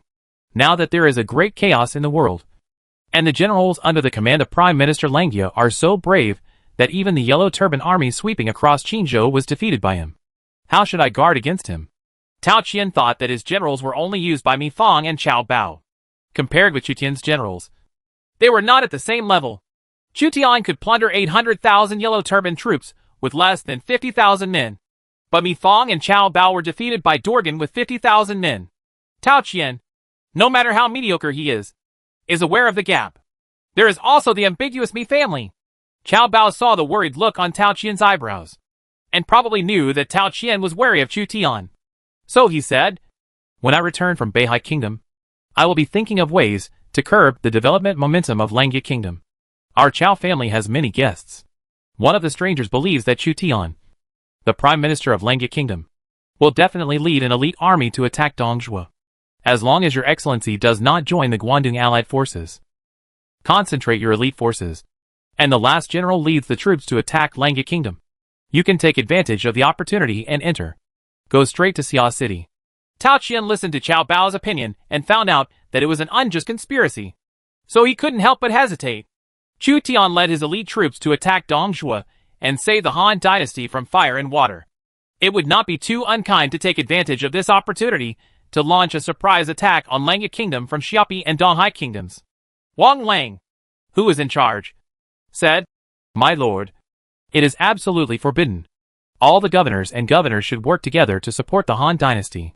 The Prime Minister of Langya is your subordinate. How can he fight for his own interests? Don't drive. Zhao Yu also shook his head. Tao Qian dismissed his 2 men and left Cao Bao alone. Wang Lang and Zhao Yu are famous people, but they are not familiar with the art of war, so it is useless to discuss with them. Please present in detail the plan for a surprise attack on Langya Kingdom. Cao Bao said, Your Majesty, you can gradually add troops and horses to Tan County, so that the number of troops in Tan County will be 50,000. If there is heavy snowfall, the general will lead 50,000 troops out of Tan County and march 200 miles. We can reach Xia within 3 days. Below the city, we can break the city in 5 days. Tao Qian had no confidence in Cao Bao. How can you alone be the opponent of everyone in Langya Kingdom? Mi Fang has a close relationship with Chu Tian and cannot be reemployed. Your Excellency, you can secretly contact the lords of Donghai Kingdom, Pengcheng Kingdom, and Xiapi Kingdom to carve up Langya Kingdom together. I will definitely think that they will participate in the action. Let me think. Tao Qian closed his eyes to rest. while Chu Tian secretly contacted the aristocratic families in Shuzhou, which seriously affected his status in Shuzhou. Chu Tian was considering candidates to attack Dongzhuo and candidates to stay in Lengya Kingdom. There were hundreds of counties in the Eastern Han Dynasty. Chu Tian controlled a county and was qualified to be called a prince. After his family became big and his business became great, he could not leave only a few people to look after the house as before. This time against Dongzhuo. The system will no longer provide protection to the Lord's territory. There are 3 defense areas in Lengya Kingdom: Taiyang County in the south, Chu County in the middle, and counties in the north. In other words, Chu Tian must leave at least 3 guards. Shihai County, located on the Yellow Sea, is remote and difficult to control, so it also needs a garrison to guard it. Su Sheng and Lu Sandao coordinate the defense of the southern regions such as Xiaoqing, Langyaking, and Liangshan Town. Xueyu, Sun Kong, and Wudun coordinate the defense of the central regions such as Zhu County, Xueyu City, and Yandu County. And Zhongba and Sun Guan coordinate the defense of the counties, Danwu County, and other northern areas. Ainli guard Shihai County. After Chu Tian has the characteristic Great Master, the Taishan thief will be more loyal to Chu Tian. And Chu Tian can safely use the Taishan thief as his general. The most important Xia city was left to Su Sheng for defense. Although the military generals used by Chu Tian to defend the city were second-tier generals from the Lengya Kingdom, they were enough to block the offensive of the first-tier generals as long as they held on. The threat in the south comes from Taoqian in Xiapi and Tan counties. Chu Tian was not very afraid of Taoqian. Taoqian lacked famous generals, and was actually a powerful prince. He gave Su Sheng more than 10,000 men, enough to defend the southern part of Lengya Kingdom. The threat in the north comes from Zhao Gongzi and Kong Rong from Beihai Kingdom. They have 2 powerful generals, Taisher Ci and Shui Wanche, who are a greater threat than Tao Qian in Chu Tian's eyes. However, the main force of Prince Zhao is besieging Dorgan, Guanhai, and Wusangui. It is estimated that he will not even be able to participate in the crusade against Dongzhuo. Otherwise, once Dorgan counterattacks, Beihai Kingdom will fall again. From this point of view, Mr. Zhao is not a big threat. Another threat is the great lords in Taishan County, Donghai County, Xiapi Kingdom, and Pengcheng Kingdom. Only 20,000 people will be sent to attack Dongzhuo, and another 30,000 people will defend the city. At the same time, 10,000 Qingzhou troops will be recruited. When the crusade against Dongzhuo is over, the Qingzhou army will be disbanded. The financial burden will not be too great. Chu Tian was cautious and still saved a hand. He temporarily selected elites from the 800,000 Yellow Turban refugees and recruited 10,000 Qingzhou troops to help defend the city. My lord, 400 light cavalry horses from Yuzhou have arrived. A total of 29,121 taels of silver have been spent. New. Chu Tian purchased excellent war horses to supplement the losses of high-level cavalry, and at the same time expanded the scale of high-level cavalry. The suppression of the Qingzhou Yellow Turban army resulted in dozens of high-ranking cavalry casualties. If the high-level cavalry dies in battle, but the war horses are still alive, then you need to reselect suitable sources of troops and spend 2 months recruiting a new Iron Eagle Scout or Tang Dynasty Archer Cavalry, level 10. If the war horse dies in battle and the high-level cavalry survives, then you only need to replace it with a new war horse, and the level will not be affected in any way. It's hard to say whether horses or cavalry are more important. When the cavalry is gone, you can still recruit more, but the ones you recruit are new soldiers, not the original veterans of hundreds of battles. Chu Tian expanded the high-level cavalry of Hua Mulan, Shuarengui, and Li Guang to 300 cavalry each to perform special tasks, such as Dieters, attacking the opponent's flanks, cutting off the opponent's food routes, and damaging the opponent's morale. There are also 150 heavy cavalry horses from Liangzhou to form a heavy cavalry squad. Together with the existing heavy cavalry, you will have a heavy cavalry squad of 300 people. The armor and horse armor of the heavy cavalry are being uploaded, produced in my town. The armor used by heavy cavalry includes armor skirts, armor sleeves, etc. They still use pierced armor, but the price is several times that of ordinary light cavalry and infantry double armor. The weapons use horses, and there are currently 210 horses in stock. There are still 190 horses in production, and it is expected that they will all be put into storage before December. 300 of them will be equipped with heavy cavalry squads, and 100 will remain in the warehouse as supplies or to expand the heavy cavalry in the future. Use at scale. So far, 5,000 silver-level ordinary tang knives have been produced. Priority is given to light cavalry, followed by Shilio camp, and then ordinary soldiers.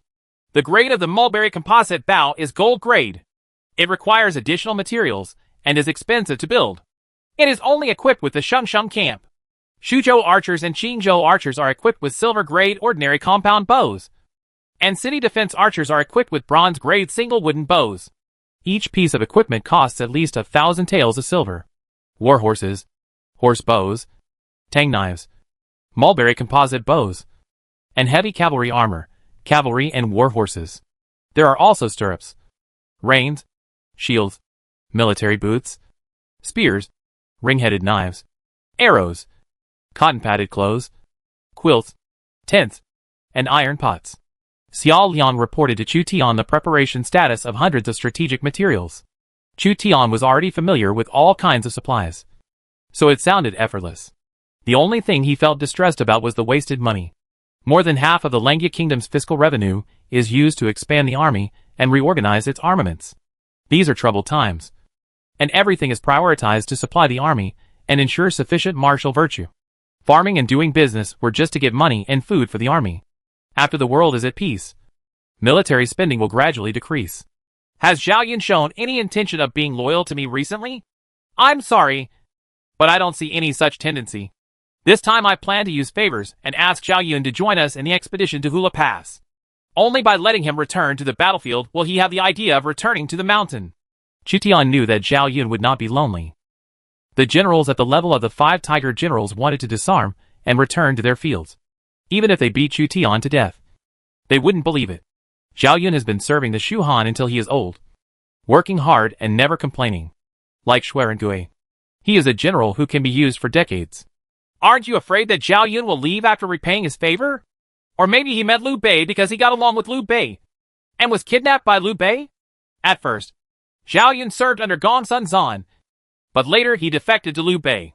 That's because Gongsun Zan was destroyed by Yuan Shao, and Zhao Yun had friendship with Liu Bei. But until now, Zhao Yun and Liu Bei have no intersection at all. If Zhao Yun leaves with Liu Bei as soon as they meet, then I have nothing to say.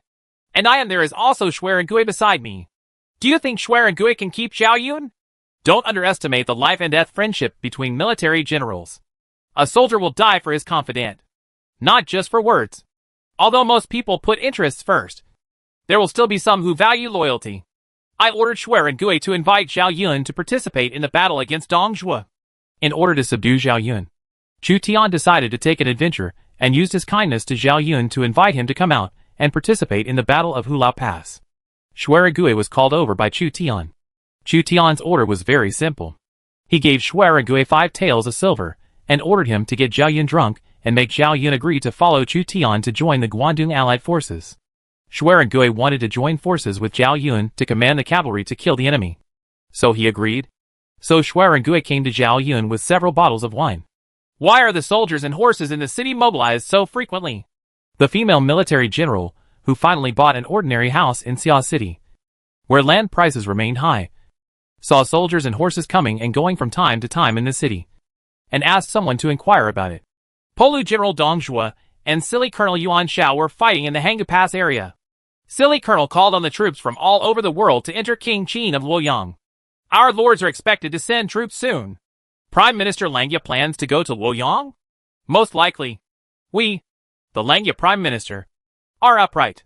He subdued the Taishan bandits, suppressed the Yellow Turban bandits, killed the Yellow Turban Army Canal Commander Zhang Kai, and the Yellow Turban bandit leader Zhang Liang. He sacrificed his head and blood for the court. Now that the emperor is in trouble, how can he not go? The Prime Minister of Lengia is truly a strange man. The female military general heard only positive comments about Chu Tian in Xiacheng, and she couldn't help but secretly marvel. Chu Tian really had never done anything crazy or bad. The forces he attacked were all forces with a bad reputation, such as the Taishan bandits and the Yellow Turban Army. Moreover, he is the official Lengia Prime Minister. As long as the people under his rule can survive, these people will praise him. In troubled times, people's lives are as cheap as grass, and life is already a luxury. Zhao Yun was managed by Xuerengui to get him drunk. and finally agreed to join the Langya army in the crusade against Dong Zhuo. There are many powerful generals in the Langya kingdom. Zhao Yun met Xuerengui, Li Guang, Su Sheng and other generals in Xiaoqing. They gradually developed friendships and gradually fell. Taking advantage of the friendship between the generals to keep Zhao Yun behind was undoubtedly the right choice. With Xuerengui, Li Guang and others, it is estimated that it will be difficult for Zhao Yun to be abducted by Liu Bei. While Chu Tian was preparing for the crusade, other great lords were also frequently submitting petitions to the court, applying to be governors and prime ministers, and some even applied to be state governors and state shepherds. Now that Yuan Shao and the Han League of the Earring Guild control Luoyang, it is easier to obtain official positions such as governor, general, and state governor than it was during the reign of Emperor Ling of the Han dynasty. In the name of the young emperor of the Han dynasty, Yuan Shao made himself a general of chariots and cavalry, declared Dong Zhuo a traitor, and then ennobled officials to win over people. Yuan Shu was named the Grand Administrator of Nanyang by Yuan Shao. Xiao Long, the Lord of Jizhou, was granted the title of Grand Administrator of Wei County, and Cao Cao was granted the title of General Fenwu. Liaodong Lord Mingguan used the teleportation array in Xiangping City to send Yuan Shao 30,000 taels of silver and 700 Liaodong war horses. Yuan Shao named him the governor of Liaodong. Some lords followed suit and sent gold, silver and supplies to Yuan Shao, and obtained the positions of governor and prime minister. As for the governor and state pastor, Yuan Shao did not dare to make random appointments. Basically, no one was granted the title of governor or state pastor. However, Lu Yu, a clan member of the Han dynasty, was granted the title of Yuo pastor, and Lu Yin was granted the title of Yizhou pastoral. So a large group of princes emerged in the Eastern Han dynasty. Yuan Shao went too far. Chu Tian learned that Yuan Shao had infected the princes, and that Yuan Shao wanted to use his official position to win over various princes, and asked them to station in Luoyang to resist Dong Zhuo. But Yuan Shao went too far, consecrating a large number of princes, and seeking medical treatment urgently. Chu Tian was originally the only foreign lord to obtain the status of a prince.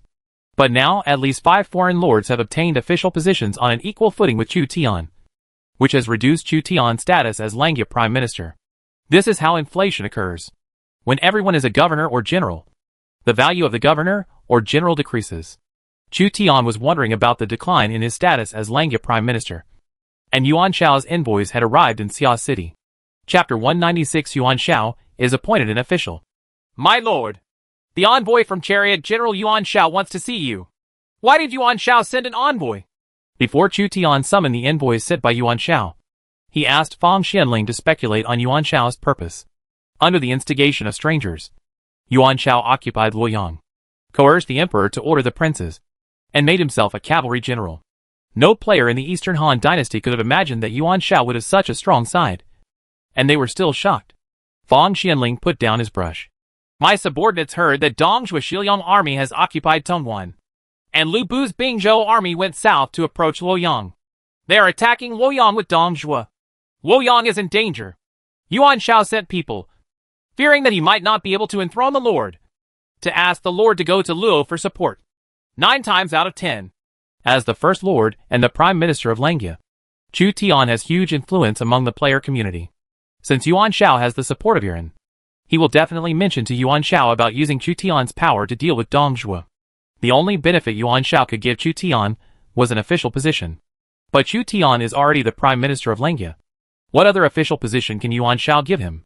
The Prime Minister is equivalent to the governor, and the higher up are the governor and the state shepherd. Chu Tian also had Tao Qian, the governor of Xuzhou, and with Chu Tian's prestige, Yuan Shao would not easily appoint him as a frontier official at the level of governor. Bring him in to see me. Soon the envoys sent by Yuan Shao came to the Lord's mansion. Yuan Shao's envoy bowed with a somewhat arrogant expression. I am Su Yu, whose courtesy name is Ziyuan. When Chu Tian heard the name of the visitor, he remained calm on the surface, but was shocked in his heart. Except for Fang Xianling, he rarely saw historical counselors. The Su Yu in front of me is undoubtedly a historical counselor, and he is one of Yuan Shao's counselors.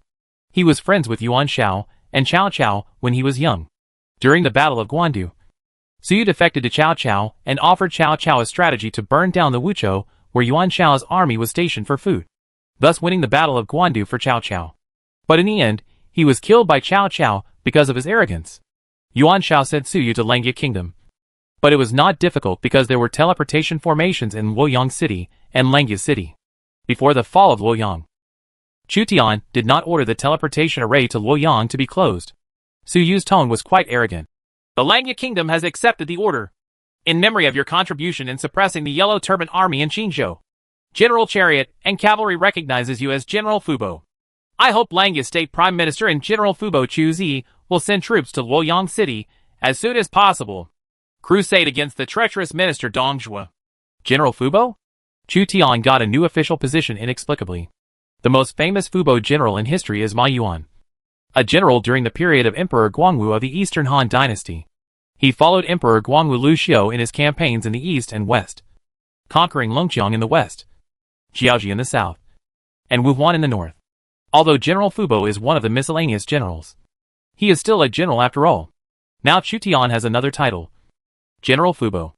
I accept the order. For Yuan Shao's kindness, Chu Tian led him. Not to mention that this was the reward he should have. He, Cao Cao, Lu Dai, Zhao Gongzi and others suppressed the Qingzhou Yellow Turban Army.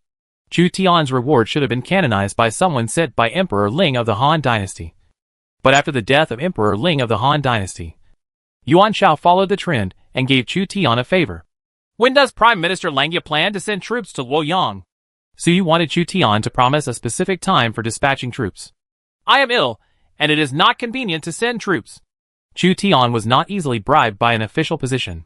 Chu Tian didn't care about a mere general position. If you have money, food, soldiers and horses, the court will naturally continue to promote you. What's more, this official position was Chu Tian's reward for suppressing the Qingzhou Yellow Turban Army. Su Yu was confused. What's wrong?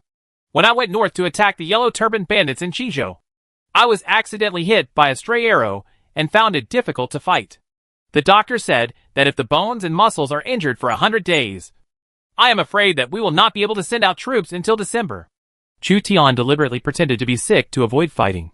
Now that the morale of the Xiliang and Guangzhong allied forces is high and their troops are sharp, Chu Tian will not go to help Yuan Shao block Dong Zhuo. So you couldn't tell that Chu Tian was pretending to be ill, and said in a stern tone, Is it possible that General Fubo doesn't want to help the Han Dynasty? When I get better, I will definitely go. Sir, are you staying in our Xia city? Or are you going back to Luoyang? Chu Tian was unmoved. He was even thinking about whether to keep Su Youqiang and then subdue Su Yu. However, Su Yu was not a loyal minister. He was arrogant and behaved inappropriately. If Su Yu was appointed as a military advisor, Chu Tian would not feel at ease even when he slept. After thinking for a moment, Chu Tian decided to drive Su Yu away and let him go back to harm Yuan Shao. If Yuan Shao had sent counselors such as Tian Feng and Zhu Shou, Chu Tian would not necessarily let him go. Su Yu hit a snag with Chu Tian and left angrily. Chu Tian checked the effect of the new official position, General Fubo. Name, General Fubo. Description, it means subduing the waves. One of the miscellaneous generals. Effect, troop morale recovery speed plus 3%. Attack power plus 1%. Navy's negative impact from adverse, weather is minus 5%. Formal official positions also come with special bonuses, which Chu Tian was not surprised about. Lords can appoint themselves to official positions, but self-appointed official positions do not have any bonuses and cannot be compared with official positions conferred by the Han Dynasty. Therefore, even if you declare yourself a prince, without special bonuses, it actually means little. The Langya Prime Minister of Chu Tian is a formal official position in the Han court and also has bonuses. Name, Langya Prime Minister. Description, the highest chief executive of Langya Kingdom. Effect, the administrative efficiency of all cities in Langya Kingdom is plus 5. The economic, agricultural, and cultural development speed is plus 3%. The attraction to special talents is slightly increased, and the rate of decline in public support and public security is reduced. Generally speaking, civilian positions can bring bonuses to the territory, while military positions can bring bonuses to the army. This special bonus cannot be underestimated. The outcome of a war is determined by the influence and superposition of various factors. Chu Tian will try to get any bonus that can speed up territorial development and increase the combat effectiveness of the army. There are also bonuses for the formal official positions appointed by Langya Prime Minister, such as Fang Xuanling's long history, Zhou Yafu's lieutenant, and Zhang Ba's other department Sima. The lower the formal official position, the smaller the bonus will be. The number of high-level official positions is limited and depends on both ability and merit, which tests the monarch's choice.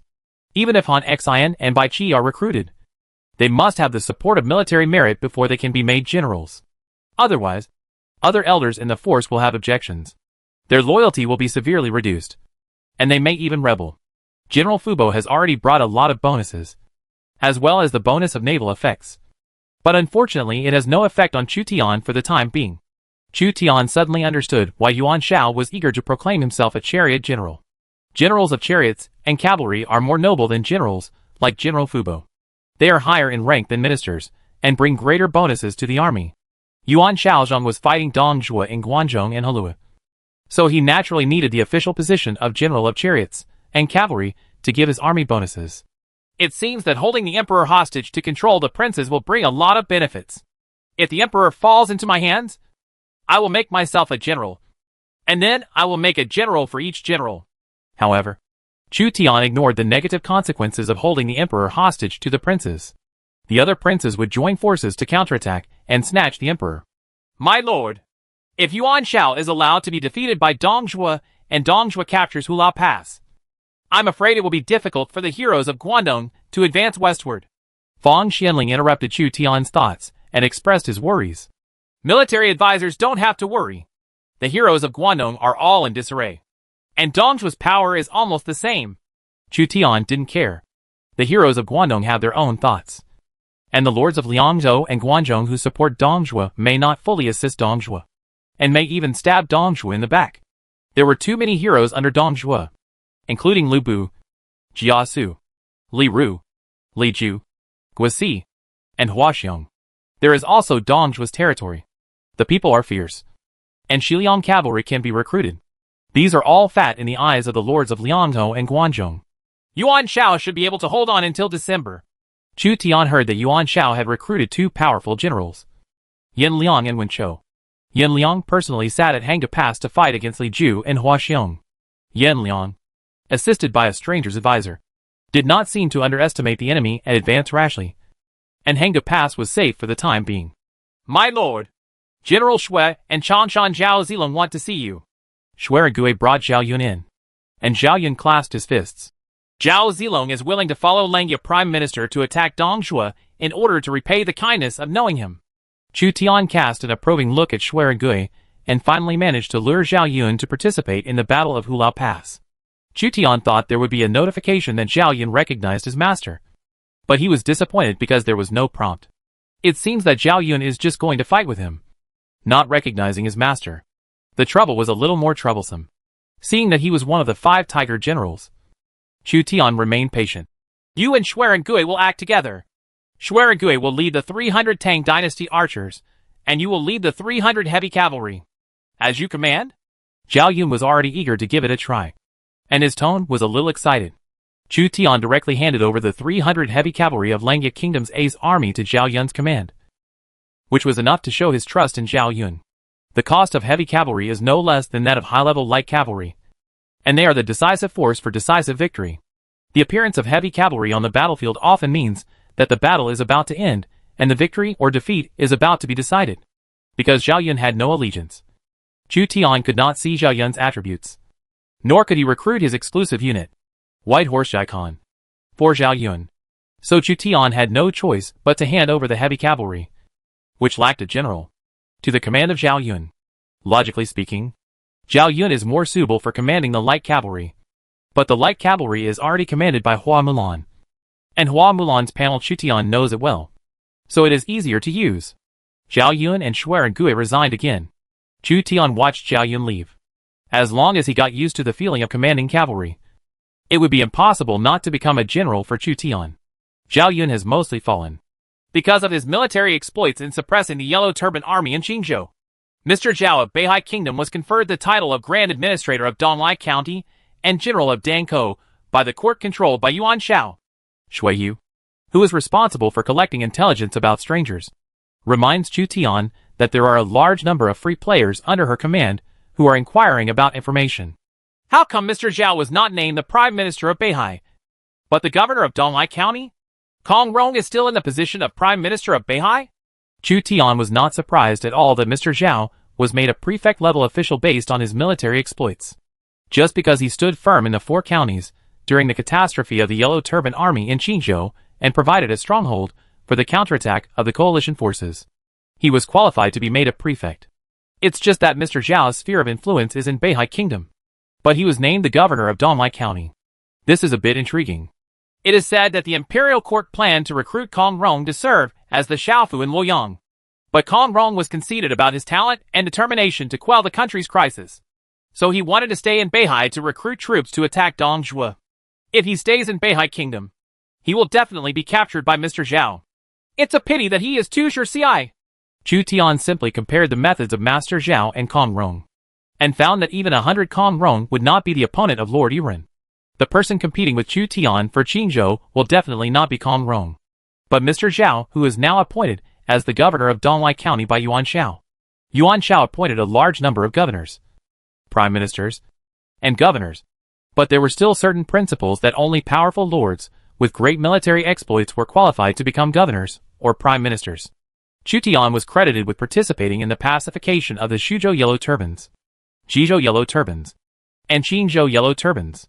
Zhao Gongzi was credited with guarding the 4 counties of Beihai and suppressing the Qinzhou Yellow Turbans.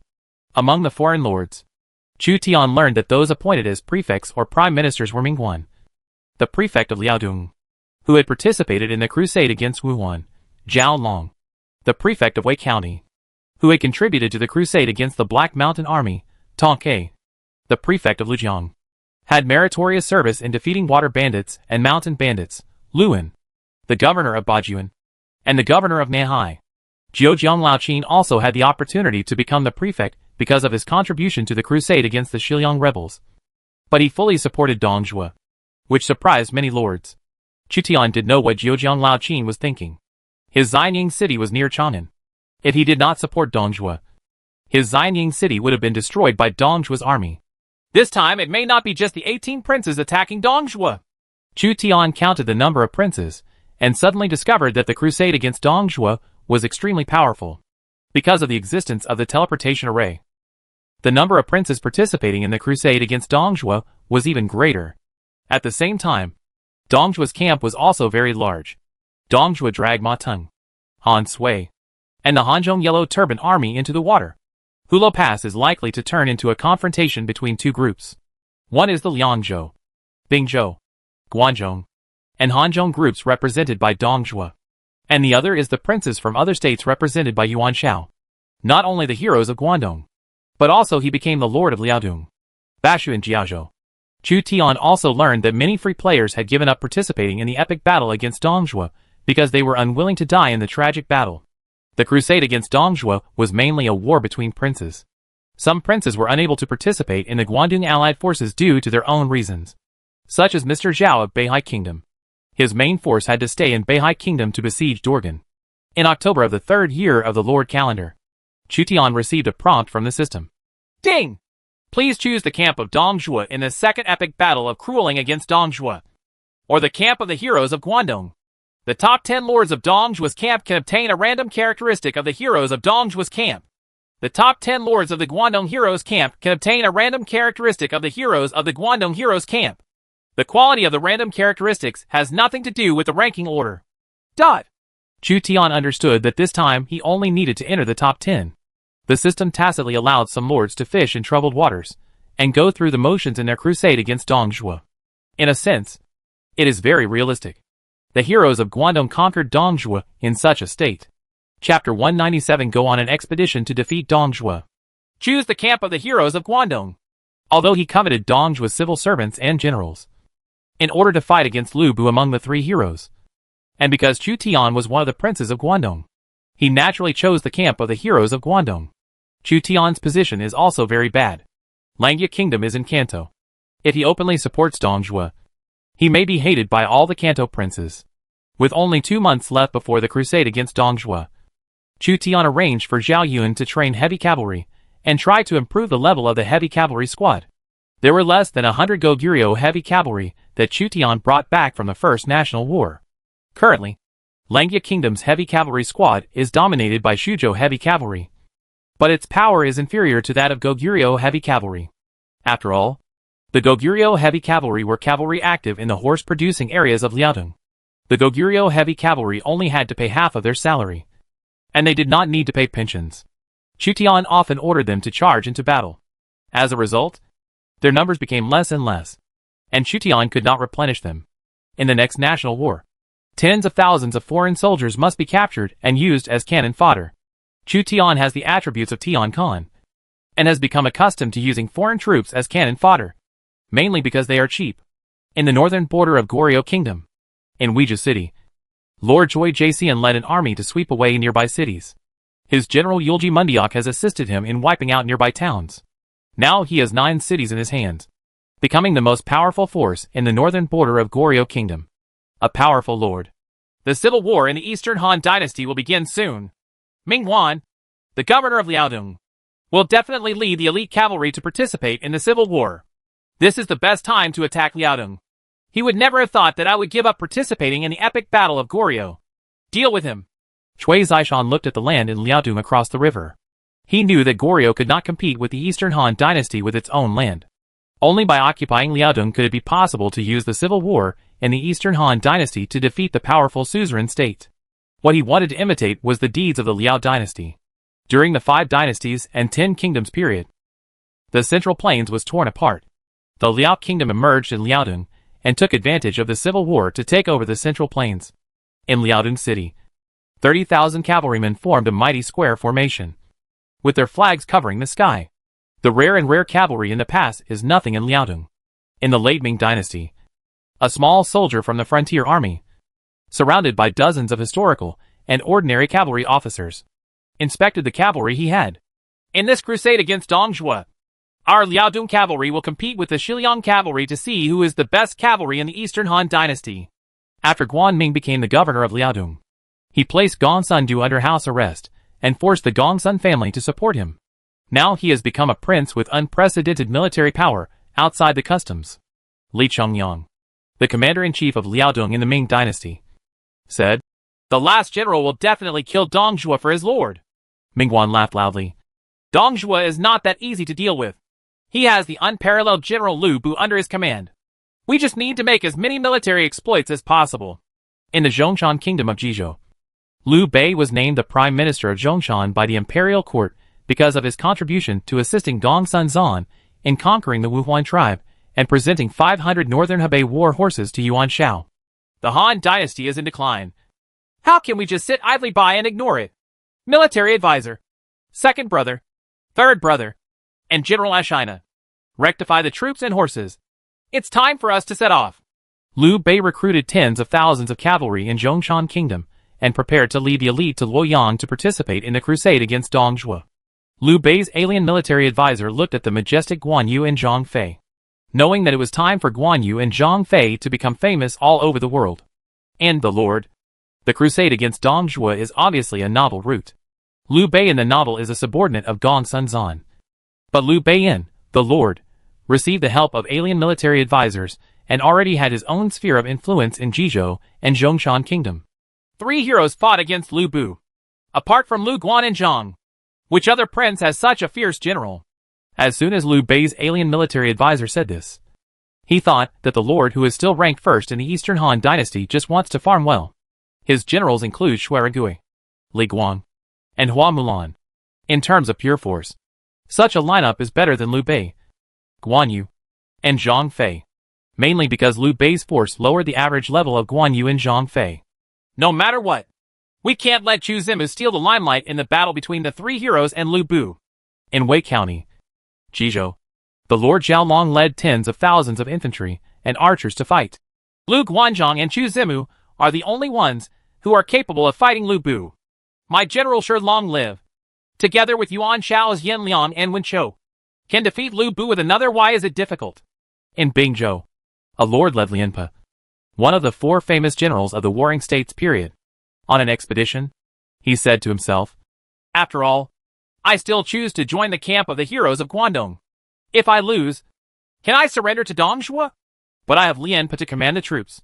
His with the ability to be both offensive and defensive. He should not be defeated." In Yangzhou, Ta Ke, the lord of Lujiang County, is accompanied by 3 generals, one of whom is brave and majestic, one who is good at defense, and one who is ambitious. Tonke was a little depressed. Why did the 2 epic battles take place in the north? Is it possible that the Beifu army I finally recruited will have to fight on land? In the 11th month of the Lord calendar, in Luoyang City, the chariot and cavalry general Yuan Shao thought he had nothing to worry about, because soon the Guangdong princes would gather in Luoyang City. Dongzhuo's army was blocked outside Hanga Pass by Yin Liang and Yiren's military advisor.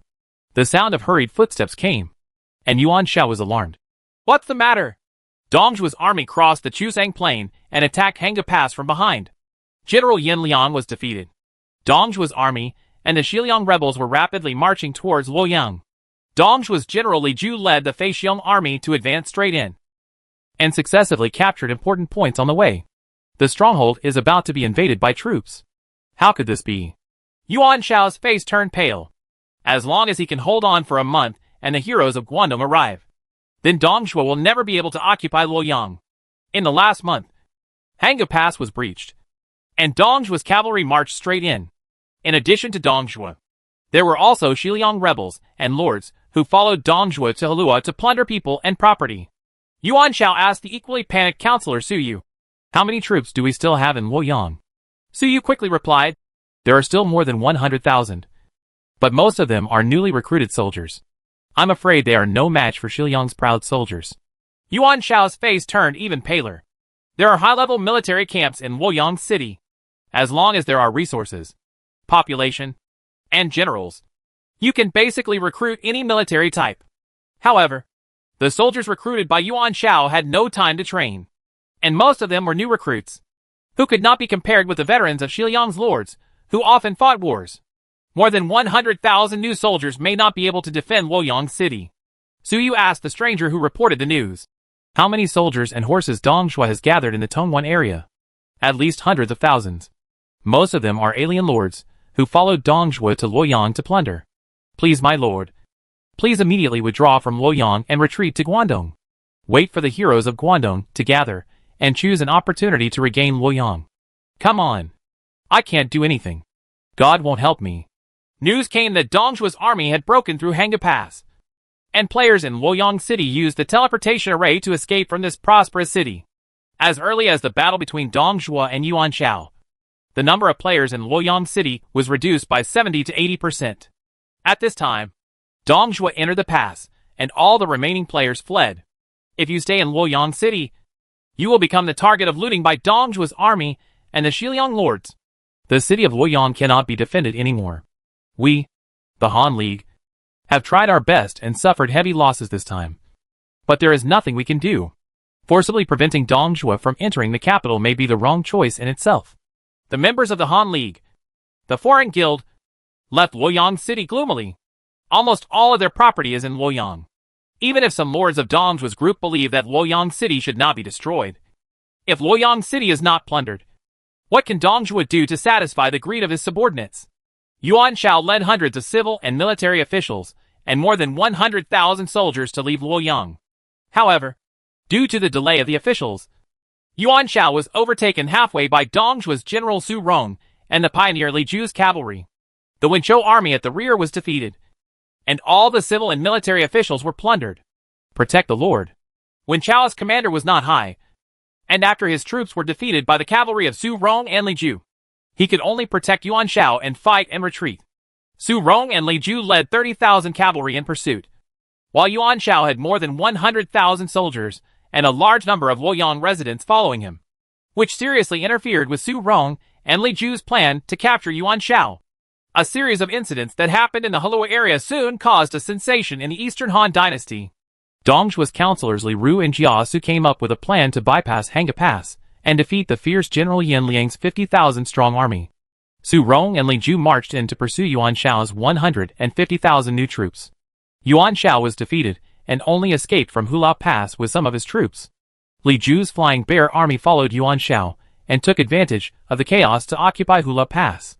The young emperor of Han and all his civil and military officials fell into Dongzhuo's hands. Dongzhuo's army has entered Luoyang to welcome the Han emperor and the civil and military officials back to Luoyang. Lu Bu led the soldiers and horses from Bingzhou to cross the river and join Dong Zhuo. Lu Bu recognizes Dong Zhuo as his adoptive father. There are players who have taken refuge in Dong Zhuo and secretly betrayed the information. So the lords of Guangdong can quickly know what happened in Luoyang. The lords of Guangdong were horrified to find that Dong Zhuo's power was extremely powerful.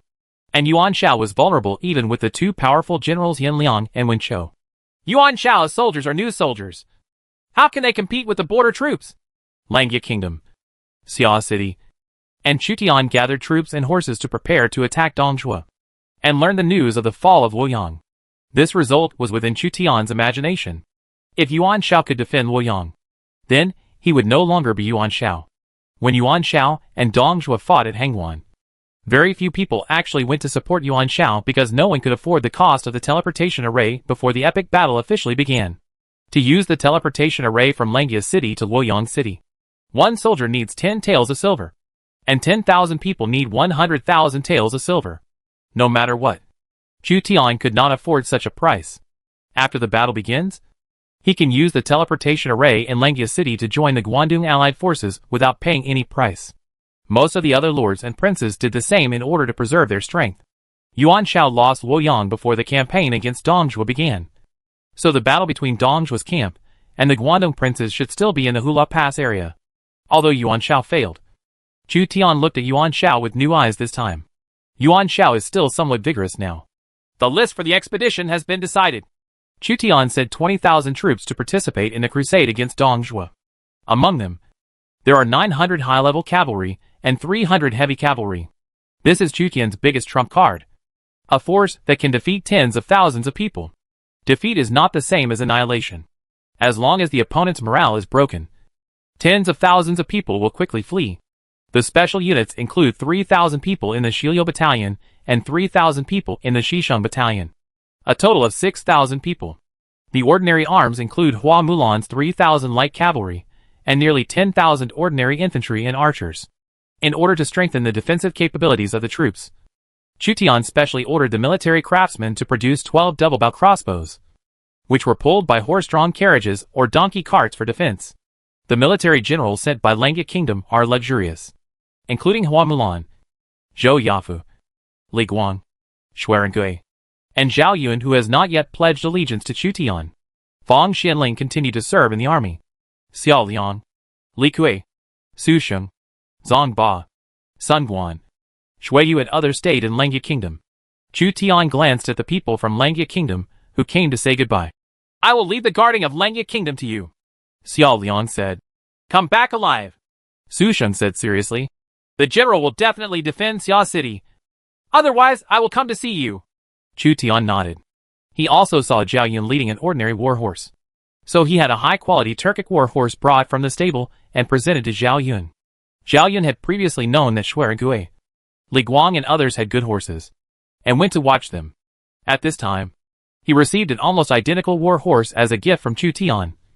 So he refused. Zi Long is not a general of Langya Kingdom, and he will not receive rewards for his merits. If we don't have a good horse in this battle, how can a hero become famous all over the world? If Zilong is really sorry, he can just return the horse after this battle is over. Chu Tian didn't care. He gave a high-quality Turkic war horse to Fang Xianling, who was not very powerful. So what's the harm in giving one to Zhao Yun now?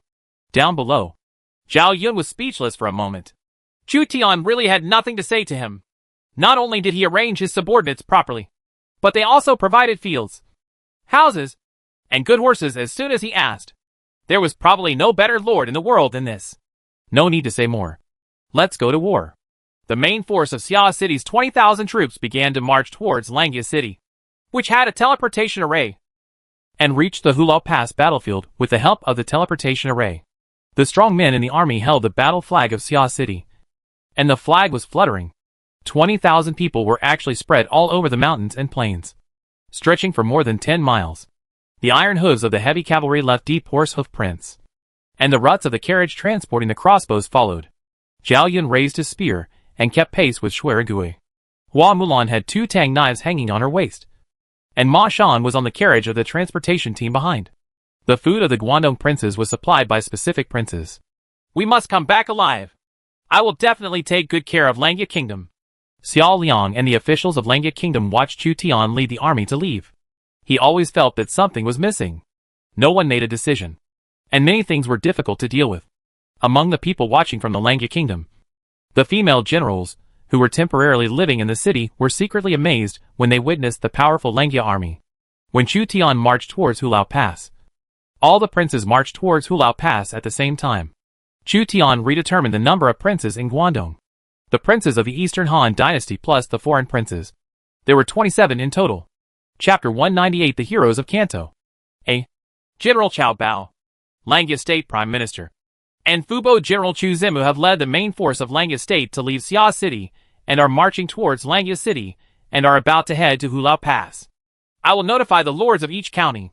Cao Bao moved to Tan County, south of Xiaoqing, and had secretly assembled 50,000 Shuzhou troops.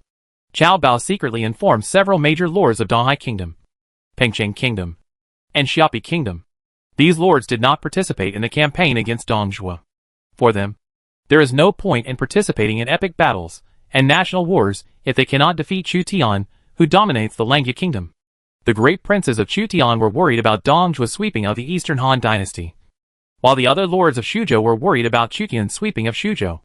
We, the lords of Taishan County, also want to participate in the carving up of Langya Kingdom. Don't keep it a secret. There is a wolf guild in Langya country that is secretly helping Chu Zimu collect information about players. Therefore, only the lord level can know about this operation. And we guarantee that the news will not leak out. Donghai Kingdom can form a coalition army of 40,000 people, plus Cao Bao's 50,000 Shuzhou army. There are 90,000 troops, which will be the main force for carving up Langya Kingdom. Xiaopai State can send out 30,000 coalition troops. Pengcheng State can send out 30,000 coalition troops. Taishan County can send out 30,000 coalition troops. A total of 150,000 people. Last time our alliance was destroyed by Chu Zimu, and this time his main force leaves Langya Kingdom. We will definitely win. When Chu Tian came to Langya City, Shuzhou's second anti-Chu Tian alliance was established. This time the alliance was larger in scale. Its operations were more secretive. And it also joined forces with the governor Tao Qian. Why is there suddenly a dangerous aura? Probably because he often went on battles. Chu Tian had an intuition for danger. But Chu Tian couldn't tell what was wrong. He has confidence in the generals he left to guard Langya Kingdom. The teleportation array in Langya City can now be directly teleported to Xuanzhou County in Xinlu County, which is the stronghold and grain storage area of the Guangdong Allied Forces. Han Fu, the governor of Jizhou, is responsible for transporting grain. Group after group of soldiers entered the teleportation array and arrived at Suez. The scene in front of Chu Tian changed. He came to the stronghold of the Guangdong Allied Forces. In front of him were 20,000 Langya Kingdom's elite troops. Hua Mulan nodded to him. The arrogantly Guang pulled the reins of the war horse. Zhou Yafu was still silent. Behind him were soldiers wearing razor-sharp armor. Almost everyone looked at Chu Tian. Chu Tian looked at the city walls of Xuanzhou County in the distance. Soldiers and horses from other princes were arriving one after another. 27 princes. Chu Tian's scalp went numb when he thought of this number. On average, each prince would bring 30,000 to 50,000 elite troops. And there would be an army of 1 million. This time the million-strong army is not peasants like the Qingzhou Yellow Turban Army, but professional soldiers, elites from various states and counties, who have more or less experienced the baptism of war. General Chariot and Cavalry Yuan Shao, Nanyang Prefect Yuan Shu, Yanzhou Prefect Lu Dai, Dongjun Prefect Chao Chao, Qinlu Prefect Zhang Yao, Shanong Prefect Yuan Yi, Jibei Prime Minister Bao Xian, Guangling Prefect Zhang Chao, Hanoi Prefect Wang Quang, Jizhou Prefect Han Fu, the Governor of Yuzhou Kong Yu, the Governor of Qingzhou Jiao He, the Prime Minister of Beihai Kong Rong, the Prime Minister of Zhongshan Liu Bei, and the Governor of Changsha Sun Jian. There were 15 princes in the Eastern Han dynasty alone. The remaining 12 groups are the foreign princes. Prime Minister Langya, Prefect of Liaodong, Prefect of Wei County, Prefect of Ba County, Prefect of Lujiang, Prefect of Taiyuan, and Prefect of Nanhai. Most of these people tried to please Yuan Shao to obtain official positions. Chu Tian counted the number of people, but found that several important princes were missing. So he asked Shui Yu, who was secretly inquiring about the news. You have Gong Sun Zan, the governor of Beiping, Tao Qian, the governor of Shuzhou, Lu Yu, the governor of Yuzhou, Lu Yan, the governor of Yizhou. Why didn't Lu Biao, the governor of Jingzhou, come? Gong Sun pursued Wu and was surrounded by Wu Huan cavalry. He had no time to take care of himself. Lu Yu, Lu Yan, and Lu Biao had just taken office, and their foundation was not deep, and they had no troops. Tao Qian's actions are unknown. Tell Xia Cheng to be on guard against Tao Qian. Chu Tian was puzzled that Tao Qian did not come to join the challenge against Dong Lianjuan. It's okay if it's a long way to go. But now there is a teleportation array that allows you to go directly to Swanzhou County. Chu Tian was a little worried that Tao Qian would stab him in the back. My lord, it's time for you to enter the city and make an alliance with the princes. Fang Xianling reminded Chu Tian. Zhou Yafu, you are responsible for leading the soldiers to set up camp. Chu Tian asked Zhou Yafu to place troops and horses, and then took Xuerengui, Zhao Yun, Hua Mulan, Li Guang, and Fang Xianling into Swanzhou County. He wanted to ask Han Fu, the governor of Jizhou, for food. As for other supplies, Chu Tian can transport them from Langia City. During the battle, he can use the teleportation array from Langia City to send supplies to Swanzhou County without paying any price. Swanzhou County is in chaos. The princes from all walks of life lead their guards into the city. The princes are meeting. Chu Zimu, we meet again. This time, I will not fall behind you again. Mingguan led dozens of Liaodong cavalry into the city, followed by Li Chengyang, Zhu Dasho, and a third unknown general from Chu Tian. Today, Mingguan imprisons the Gongsunda family, controls Liaodong, and has thousands of cavalry under its command. If we talk purely about cavalry, Chu Tian's cavalry is really not as big as him. Chu Tian has cavalry generals, as does Mingguan, and he has an advantage in the number of cavalry. If he fights with him on the grassland, the winner should be Mingguan. But Chu Tian is not going to simply compete with Mingguan in cavalry. Chu Tian squinted his eyes, and was even more interested in the third general behind Mingguan. The third general looked very majestic and heroic. When it comes to future competitors, Mingguan, the governor of Liaodong, is definitely a strong enemy. After all, he controls a horse-producing area outside the pass, as well as Li Chengyang, the powerful Liaodong general of the Ming dynasty, who was as famous as Qi Jiguang at the time.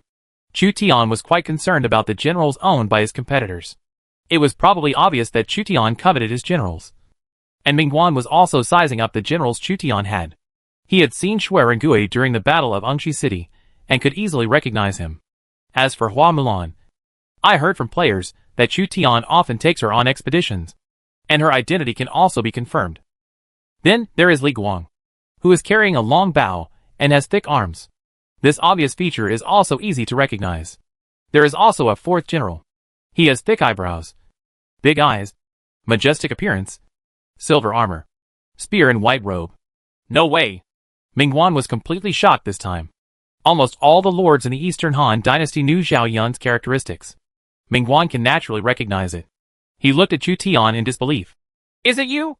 Chu Tian nodded noncommittally, making Mingguan think that Zhao Yun had pledged allegiance to him.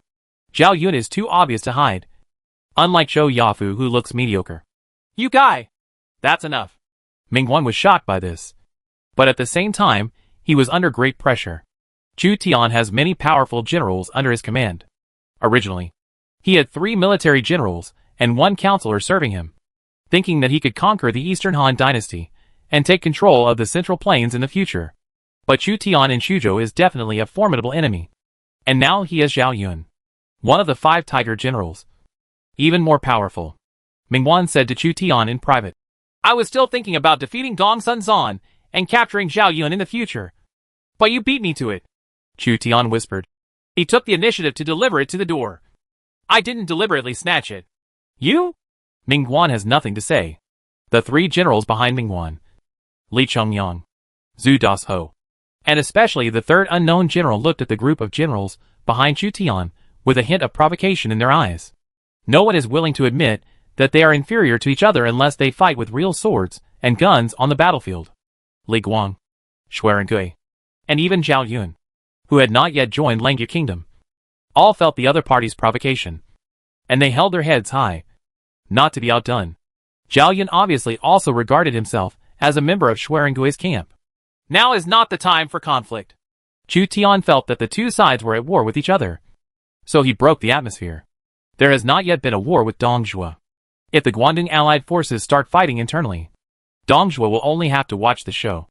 Mingwan noticed that in addition to the 4 generals, Chu Tian also had a military advisor. Mingwan said, I also have a counselor, but I leave him to guard the house. You don't want him to deal with Dongzhuo? I heard that Dongzhuo's alien ministry will recommend Dongzhuo to reuse Jia Su and Li Ru as his masterminds. I trust my own mind, and I need someone to guard my house. Those stick guys in Korea are not restless at all. Chu Tian had some understanding of the situation at Mingwan. Liaodong bordered the Kingdom of Korea, and border troubles were also an unstable factor plaguing Mingwan. Have you ever thought about attacking Korea? Chu Tian encouraged the Liaodong governor to attack Goryeo, arming Goryeo and reducing the pressure of civil war. I haven't unified Liaodong County yet, so I don't have that kind of strength. Moreover, the terrain of Goryeo is complicated, according to the experience of the Tang dynasty. If you really want to destroy Goryeo, you need to advance by water. Liaodong will send cavalry, and Qingzhou will send water divisions to attack from both sides. You can occupy the kingdom of Goryeo. If you occupy Qingzhou one day, maybe we can join forces to destroy the kingdom of Goryeo. If one day comes, let's talk about it. Destroying a civilized area is not something we 2 governors can do. Chu Tian considered that the size of the Goryeo kingdom was equivalent to a state in the Eastern Han dynasty, and it would require at least 5 to 7 counties to compete with the Goryeo kingdom. As for destroying the country, it requires at least 3 times the strength of the opponent, which means that the territory of 3 states is needed to destroy the Goryeo kingdom, which is resisting with all its strength. This does not take into account the nomadic tribes on the prairie, and the lords of Japan supporting the Goryeo kingdom. Mingwan just proposed a proposal to join forces to destroy the Goryeo kingdom, but whether it can be implemented in the future is another matter. The cavalry general Yuan Shao waited in Swanzhou County for a long time, although he lost the city of Luoyang. The 2 generals Yin Liang and Wen Chou were still there, accompanied by the counselor Su Yu and a group of strangers who supported Yuan Shao. This group of players originally expected Yuan Shao to defend Luoyang, and then the Guangdong allied forces would station themselves in Luoyang and use Luoyang as a stronghold to attack Dongzhuo.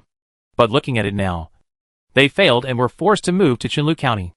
Chu Tian and Yuan Shao once met at the horse market in Luoyang. He noticed that Yuan Shao was accompanied by 2 powerful generals with majestic appearance. It should be Yin Liang and Wen Chou. Chu Tian couldn't help but secretly thought that the players were so powerful that they managed to invite all generals to come out. The only ones who have not come out yet are probably some of the generals, who are still children. Even Zhao Yun was deceived into Qingzhou, and finally lived in Suzhou. Yin Liang and Wen Chou were also deceived by players into serving Yuan Shao. With the reputation of Yuan Shao 4 and 3 dukes, he is very attractive to local talents, which cannot be compared with the foreign lords. Isn't this General Fubo? Yuan Shao greeted Chu Tian and showed humility to win people's hearts. Su Yu, Yuan Shao's counselor, popped his beard and glared. He had a low opinion of Chu Tian because he was angry at Chu Tian for pretending to be sick not long ago at the Lord's mansion in Xia City. Greetings to General Chariot. Chu Tian was also very polite to the alliance leader Yuan Shao, at least on the surface. At this time, Mingwan, who was the governor of Liaodong, also exchanged greetings with Yuan Shao, as if these princes were old friends. Zhongshan Prime Minister Lu Xuanda met with General Chariot and cavalry. When Liu Bei's voice sounded, both Chu Tian and Mingwan were slightly startled. To say who has the best development momentum among the local princes of the Eastern Han dynasty, Liu Bei must be the one. From an unknown civilian, he was promoted to the prime minister of Zhongshan by virtue of his military exploits in suppressing the Yellow Turban Army and Wuhuan Rebellion. Liu Bei does not lack strong generals, but what he lacks is military advisors with strategic vision. Before getting help from Zhuge Liang, Fa Jing and others, Liu Bei had been moving around and failed to establish a stable force. The existence of the alien strategist made up for Liu Bei's strategic vision, allowing him to give full play to the advantages of Guan Yu and Zhang Fei. Coupled with the new Turkic prince Eshin Ashir, Liu Bei is even more powerful. Liu Bei is one of the few Eastern Han lords who Chu Tian believes can compete with the great lords of the Central Plains. As for Tao Qian, Yin Baihu, Liu Yin, Kong Rong and others, they really couldn't survive the cruel elimination and develop into great lords as prefects. The great lords, who have the ability to become governors or prime ministers, have experienced hundreds of battles and have several historical heroes under their command. There are some historical heroes that these lords did not bring out. For example, Chu Tian left Su Sheng, Zhang Ba, Sun Guan, Li Kuei and others to guard the home, and Ming Guan left a counselor. Therefore, it is difficult to infer their true strength based on the historical heroes brought by various princes. Some lords would choose to hide themselves and attack at critical moments. Xuanda has met Langya Prime Minister and General Fubo. Liu Bei bowed to Chu Tian again. Liu Bei and Chu Tian were acquaintances. In the epic battle in December of the first year of the Lord's calendar, both parties met on the battlefield of Guangzhou County. Chu Tian also took away many military achievements belonging to Liu, Guan, and Zhang brothers, which made Liu Bei depressed for a while. But now Liu Bei, who is high-spirited, has forgotten the original contradiction of military merit. Liu Bei was promoted from the county captain of Anqi County to the prime minister of Zhongshan, sweeping away his previous downturn. The prime minister of Zhongshan was second only to Han Fu, the governor of Jizhou. Coupled with the fact that Han Fu is a weak governor, Liu Bei's development prospects are undoubtedly very broad. After Liu Bei gained status, Guan Yu and Zhang Fei changed their equipment to sophisticated equipment. Even the quality of their war horses changed from ordinary war horses to superior Yuzhou war horses. With complete armor, Guan Yu holds the Qinglong Yanyu sword, and Zhang Fei holds the 8-foot-long snake spear with menacing momentum. Liu Bei was accompanied by an alien strategist who was highly used by him. The foreign military advisor said to Chu Tian, "I'm Qin Shi, Chu Zimu. Our lord has two powerful generals, Yun Chang and Ida, as well as cavalry. You can't take away what belongs to him this time." Chapter 199 The Heroes of Kanto. B. Brother Chen is really confident. Chu Tian bowed to Qin Shi, Liu Bei's alien military advisor. Half smiling, Qin Shi was puzzled when his eyes gradually shifted to a general behind Chu Tian. Qin Shi changed his color slightly. Behind Chu Tian was a general with thick eyebrows, big eyes, silver armor and white robes. He looked like the General Zhao Yun he had been looking for Liu Bei. As Liu Bei's military advisor, he gave Liu Bei advice. One of the things he did was to send people to Chashan Kingdom to look for Zhao Yun. It's a pity that he failed. Zhao Yun was abducted by other lords in advance and disappeared. However, Zhao Yun actually appeared under Chu Tian. Just now, he claimed that Chu Tian could not take away Liu Bei's things. But now Zhao Yun, who originally belonged to Liu Bei, was under Chu Tian's command again. There was another thing that Chu Tian didn't explain to Liu Bei's alien military advisor. The Mi family in Shuzhou, which originally provided financial support to Liu Bei, was about to fall to his side. If Qin Shi knew about it, he would be extremely depressed, since Liu Bei chose to develop in the northern Hebei and Yuzhou areas close to his hometown. It meant giving up the resources of Shuzhou and Jingzhou. My lord, this man is powerful in Shuzhou, and the governor of Shuzhou, Tao Qian, is weak and incompetent. He will definitely annex him. He will be a strong enemy of my lord in the future. Qin Shi warned Liu Bei. He felt helpless when faced with Chu Tian's kidnapping of Zhao Yun. With Zhao Yun's character, after basically being loyal to a lord, it is impossible to change the master unless the lord is killed in battle. Zhao Yun was snatched away by Chu Tian, which meant that Liu Bei's power was weakened again. Qin Shi believes that even if Liu Bei gets the Turkic prince Eshina-Shir, it will be difficult to make up for the loss of Zhao Yun. The only good thing is that Liu Bei's current Zhongshan kingdom does not lack war horses. Liu Bei has a numerical advantage in war horses compared to Chu Tian. The Turkic prince Eshina-Shir, who was following the alien strategist Qin Shi, looked a little strange. Qin Shi noticed something strange about the general he had recruited. So he asked, "General Eshina, is there something wrong?" Eshina-Shir shook his head and looked at Chu Tian not far away.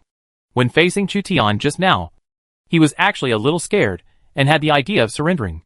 Even Eshina-Shir himself could not explain this inexplicable feeling. However, he is a historical hero and can withstand the pressure brought by Chu Tian's Sky Khan characteristic. This characteristic of Chu Tian is very domineering when facing foreigners. As a Turkic prince, Eshina-Shir was deeply touched by this. Tian Khan is the recognized co-lord of the world among foreign races. Chu Tian didn't know that his characteristics were working again. He now has the effect of suppressing aliens and peasant rebels. And he is full of righteousness. Zimu, how are you doing lately? A short but heroic prince arrived, followed by the Xiahou brothers. Cao Cao, the governor of Dongjun, replaced the original governor Qiao Mao.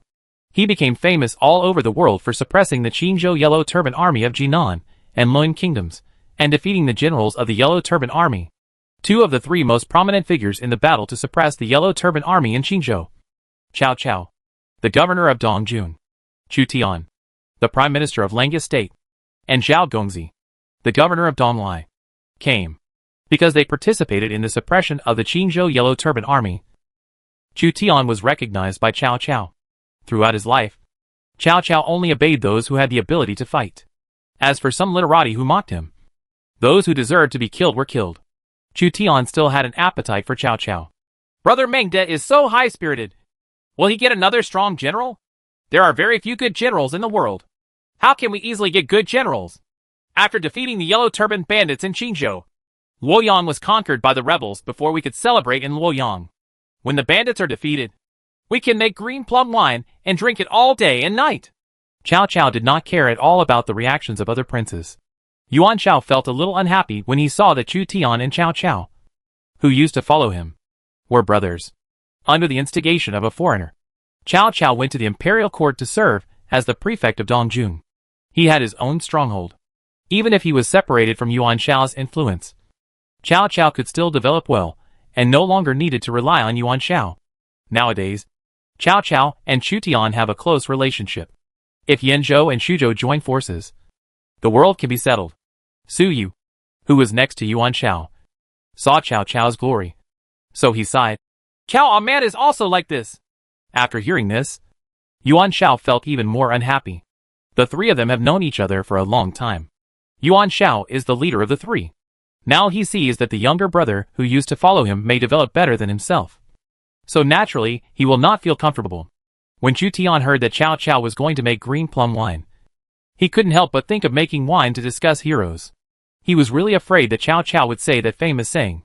Cao Cao saw that almost all the princes who had attacked the Yellow Turban Army in Qingzhou had come together, except for one person missing.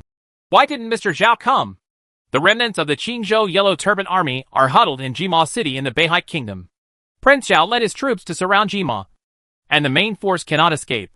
Otherwise, once the 100,000 Yellow Turban elites in the city are allowed to leave the city, the Qingzhou Yellow Turban Army will make a comeback. So that's the case. It's a pity. He can be considered a hero. As for Jiao He, the governor of Qingzhou, and Kong Rong, the prime minister of Beihai, they are just literati who have no power to tie a chicken. Cao Cao couldn't help but sigh. Both Chu Tian and Cao Cao noticed Jiao He and Kong Rong coming, but did not go up to make friends. In the eyes of Chu Tian and Cao Cao, Jiao He and Kong Rong would sooner or later be played to death by the surviving alien lords in Qingzhou. The lords who could survive the catastrophe of the Yellow Turban Army in Qingzhou had at least 2 counties. With their perseverance, it was easy to deal with Jiao He and Kong Rong, 2 literati who could not even defeat the Yellow Turban Army led by Guan Hai.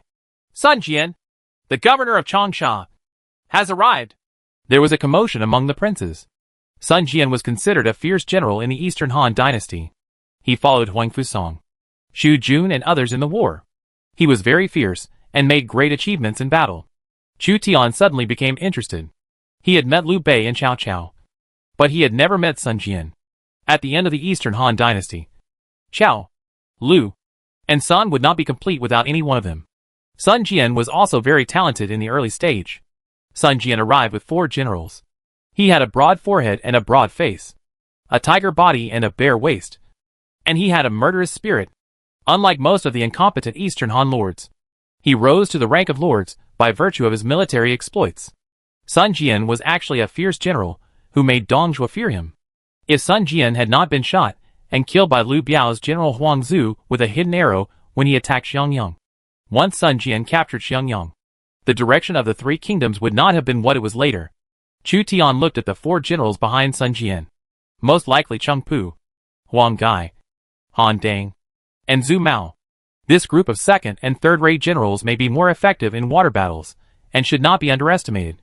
Cao Cao was also tricked by Huang Gai in the Battle of Chibi. It is not uncommon for first-rate players to suffer setbacks at the hands of second- and third-rate players. There is only one general among 10,000 who can truly win every battle. Sun Jian probably had a son, Sun Ce, who he had not brought with him. And Zhou Yu was still just a child. As for Sun Quan and Sun Shangxiang, they should have been born. Sun Jian and Chu Tian have nothing in common. However, Sun Jian knew Ta Ke. the lord of Lujiang County, and went straight to find Tong Ke with the 4 Jiangdong generals. Tong Ke, the prefect of Lujiang, is also a legendary figure among the foreign lords. In the First National War, he led the Eastern Han Dynasty Navy to cooperate with the Tang Dynasty Navy to defeat the Japanese Navy in the Luoyang Sea battle. Chu Tian noticed that among the 3 generals of Tong Ke, it was said that one of them was Lu Renjian, the guard general of the Southern Tang Dynasty. Lu Renjian of the Southern Tang Dynasty was a disgusting defender to the enemy. He could defend a city better than Zhou Yafu. He could defend a city for more than a year, and would not surrender whether he was alive or dead. Even first-class generals will have a headache when encountering such a defender. Some generals are not of high rank, but their effects are disgusting. With Tong Ke having such a guard, it is estimated that not many lords would want to attract the attention of Lujiang County. Otherwise they would be dragged under the city for more than a year, and the siege team would be the first to collapse. There are 2 other generals in Tong Ke. Those 2 generals don't seem to be good at each other. One is majestic, and the other has an aggressive look. None of these historical generals are easy to mess with. This was Chu Tian's first reaction. Among the famous generals, who are qualified to become epic generals, which one is the bad one? I saw Tong Ke and Sun Jian chatting happily, and the 2 seemed to have a good relationship. Tong Ke couldn't be coveting Sun Jian's body. He was probably plotting against Sun Ce and Zhou Yu, or Sun Shanxiang in the future. After all, everyone has different preferences. And Chu Tian doesn't know the real purpose of Tong Ke and Sun Jian's friendship. But if the governor of Changsha and the governor of Lujiang join forces, the pressure on the survival of other lords south of the Yangtze River will be even greater. The 3 Eastern Han princes that concerned Chu Tian the most were Cao Cao, Liu Bei, and Sun Jian. Chu Tian basically understood their situation, and he focused his attention on the foreign princes with great potential. The foreign lords who can become princes are all self-made, and their abilities are no less than those of the princes of the Eastern Han Dynasty, and even stronger than most of the princes of the Eastern Han Dynasty, who rose to power by virtue of their reputation. The governor of Taiyuan County in Bingzhou did not teach Hu Ma to cross Yinshan Mountain. His general is Lian Pe, one of the 4 famous generals of the Warring States period. He should be one of the strongest famous generals in the Eastern Han Dynasty. If Bai Qi, Wang Jian, and Li Mu don't come out, who can compete with the generals of the Warring States period? Many lords were whispering in private. The governor of Zhouyuan County? Chu Tian silently wrote down the lords who had famous generals in the Warring States period. Lian Pe is old. Can he still make a living? However, Lian Pe owned by the Taiyuan governor is not too old, but his temples are slightly gray, and he is estimated to be able to fight for another 20 or 30 years. Didn't anyone recruit Han Xian, Bai Qi, and Sun Wu? If you recruit them, as long as you have enough troops, Dong Zhuo won't worry about it. The more troops the better for Han Xian, and it will be more than enough to command the Guandong allied forces. Chu Tian was reminded by the words of these lords, and took another look at the hero rankings. Shui Rengui still topped the list with his upper limit of force. Bai Qi, Han Xian, Li Jing, Wu Qi, Sun Wu, Li Mu, Yu Fei, and others did not appear on the hero ranking list. The large number of heroes in the Eastern Han district severely dilutes the probability of top commanders appearing. Iron Spear Wang Yanzhang? Chu Tian saw Wang Yanzhang, a famous general from the 5 dynasties and 10 kingdoms, on the hero ranking list. He was a force-oriented general who was brave and good at fighting. He held an iron spear in every battle and fought hard. His military nickname was Wang Iron Spear. Whose general is Wang Taijiang? Chu Tian asked Ming Wan, thinking he might know. Ming Wan shook his head. I don't know. It seems that the Lord is hiding very deep. Chu Tian knew that some lords like to hide their strength. The wisdom of hiding one's strength and biding one's time was as popular as the wisdom of combining vertical and horizontal lines in the Eastern Han Dynasty. Therefore, it is normal for some lords to deliberately hide their strength and not reveal their generals. Chu Tian now looked at all the lords with a somewhat guarded look. No one knew what other famous generals they were hiding. That one is the Lord of Jiaozhou and is now the governor of Nanhai. He controls Nanhai County, one of the 2 world trade nodes in our Eastern Han district, which is the trade node of the Maritime Silk Road. He has obtained a lot of benefits from it. It is said that he made hundreds of thousands of taels of silver just by selling new crops from the Americas. He also managed to get the Kampa rice grown in the Yangtze River and Lingnan areas back from Dai Viet. It can be said that he is a hero of our Eastern Han Dynasty. Of course, He is also an out-and-out profiteer, and his compa rice seeds are extremely expensive. By occupying the maritime Silk Road, wouldn't it mean that he would not have to worry about food and drink in the future? Among all the alien princes, there is one alien prince who is quite low-key, but his actions prevent him from keeping a low profile because he monopolizes the only maritime Silk Road trade node in the Eastern Han Dynasty. Occupying trade nodes means huge profits. And the profits are so huge that even Chu Tian is jealous. For example, if other lords in the Eastern Han Dynasty want to sell goods to Southeast Asia and India through the ocean, they must go through the trade nodes controlled by the Nanhai prefect, who can tax each lord. But his place is in Jiuzhou, and there are no famous generals. The famous generals of the three kingdoms are basically not associated with him. Unless he can obtain a recruitment order through an epic battle or a national war, he will not be able to recruit famous generals. And without famous generals, no matter how rich he is it's just the treasury of a powerful lord. Mingguan seemed to despise the lords of Jiaozhou. In Mingguan's view, the lords of Jiaozhou were in a corner. In Jiaozhou, which was short of talents, there were not many cavalry and not many famous generals. After all, they were just vassals of the overlords of the Central Plains. You can't jump to conclusions so easily. Chu Tian was still a little wary of the governor of Nanhai. Jiaozhou. There are actually a lot of lords in Jiaozhou. And there are always lords who can recruit historical heroes through gold-level recruitment orders. These historical heroes born in Jiaozhou may fall into the hands of the Nanhai prefect. A big lord with money and food can easily grow. In addition to the foreign princes, ordinary foreign lords and free players can also come to join the Guangdong allied forces. Chu Tian met Prince Yin, the lord of Liaoxi County, and the General Di Qing carried by Prince Yin. Prince Yin did not obtain the official position of governor of Western Liaoning, so he only participated in the Guangdong allied forces as an ordinary lord. But Chu Tian believed that Prince Yin actually had power close to the prefect.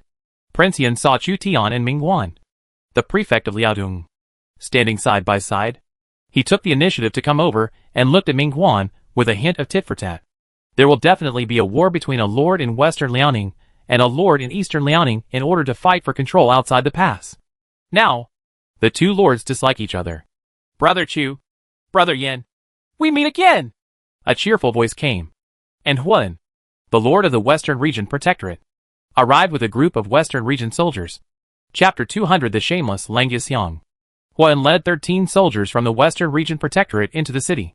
Several of them looked strange, and it was impossible for the Kanto princes not to notice them. These are the Hu servants from the Western regions. Chu Tian had seen Huan's troops before, so he was not surprised. Chu Tian, who had a small group of Goguryeo heavy cavalry as his servants, understood why Huan liked to take advantage of the Hu soldiers from the 36 countries in the Western regions. The lord of the Western Region Protectorate can recruit soldiers from 36 small countries, and only needs to pay half the salary compared to Han soldiers of the same rank. The expensive Han soldiers of the Western Region Protectorate looked like old soldiers. Of course, the combat effectiveness of the Hu soldiers in the 36 kingdoms was low. It's best to recruit a group of barbarian soldiers to use as a bluff or to defend the city. How many troops did you bring here? 2,000 cavalry, including 500 Han cavalry, and 1,500 Dewan and Wusun cavalry. The foreign cavalry is really cheap. My military strength is more than this. But the Western Region Protectorate is different from the Central Plains and is threatened by various nomadic tribes and other civilizations. So I can't lead the main force to arrive. Huan muttered something. Chu Tian was puzzled. Aren't the 36 countries around the Western Region Protectorate some small countries? Even if our Eastern Han district has a small number of people in the Western Region Protectorate, it is not comparable to those small countries. That's wrong. The scope of the 36 kingdoms extends from the Eastern Han dynasty to Central Asia, as well as other civilizations in Central Asia, such as the Kushan Empire, the Seljuk Empire, and the Khwarezm. You may not have heard of these civilizations. The combined population of players in the entire Central Asia is probably about the same as that of Koryo. However, all their people are soldiers, and they are a nomadic tribe in Central Asia. Excluding the population of the Central Plains, the population of our Western Region Protectorate is not as large as them. Chu Tian began to understand the threats to the west of Donghan District. The 36 kingdoms of the Western regions cannot be compared with those truly civilized empires. The gap between the two is huge. The threat to the Western Region Protectorate comes from several major civilizations in Central Asia. My goal is to build an empire as great as Shelia in the western regions. Defeat the Seljuk Empire. March to the Caspian Sea. Open up the overland Silk Road. And dominate the Mediterranean. Chu Tian saw a military general following Huan. So he took the initiative to ask, Don't you know the name of this general? The general looked at Huan. And after getting the Lord's consent, he said, I am Chintang. Named Zigung. Chintang? Mingguan, the governor of Liaodong, couldn't help but ask, Could it be that Chintang? Whoever offends our great Han dynasty will be punished no matter how far away he is? Huan nodded and admitted. His territory is thousands of miles away from the territories of Chutian and Mingguan. There is basically no conflict of interest. So he did not deliberately hide it. Chu Tian had also heard the name of this general. Chintang, the deputy captain of the western regions in the Western Han dynasty. He forced Gan Yanshou, the governor of the western regions, to send 40,000 troops, Han soldiers and servants, to destroy the Xiongnu Zhizhichanyu. Anyone who offends me, a big man, will be punished no matter how far away it is. This is the famous saying of this person. It can be said that this is a ruthless character. It is really difficult to obtain historical military generals in the Western Region Protectorate. And the activities are not as good as those of you. Obtaining Chintang is already a lifetime blessing. I have decided to capture military generals from other civilizations in Central Asia in the future. There is no need to live or die. Compared with you, I can't compare to you. Huan couldn't help complaining about the lack of generals in the Western Region Protectorate, and turned his attention to Central Asia. To steal generals from other civilizations? If Chutian's territory is in the Protectorate of the Western regions, and Chutian has the characteristics of Khan of Heaven, it will be easier. As for other lords, it will be difficult to conquer the generals of other civilizations. When Chu Tian looked at the few barbarians in Huan's escort, those barbarians looked in fear, as if they saw the nobles, and were afraid of Chu Tian. Chu Tian knew that his heavenly Khan characteristic was working again.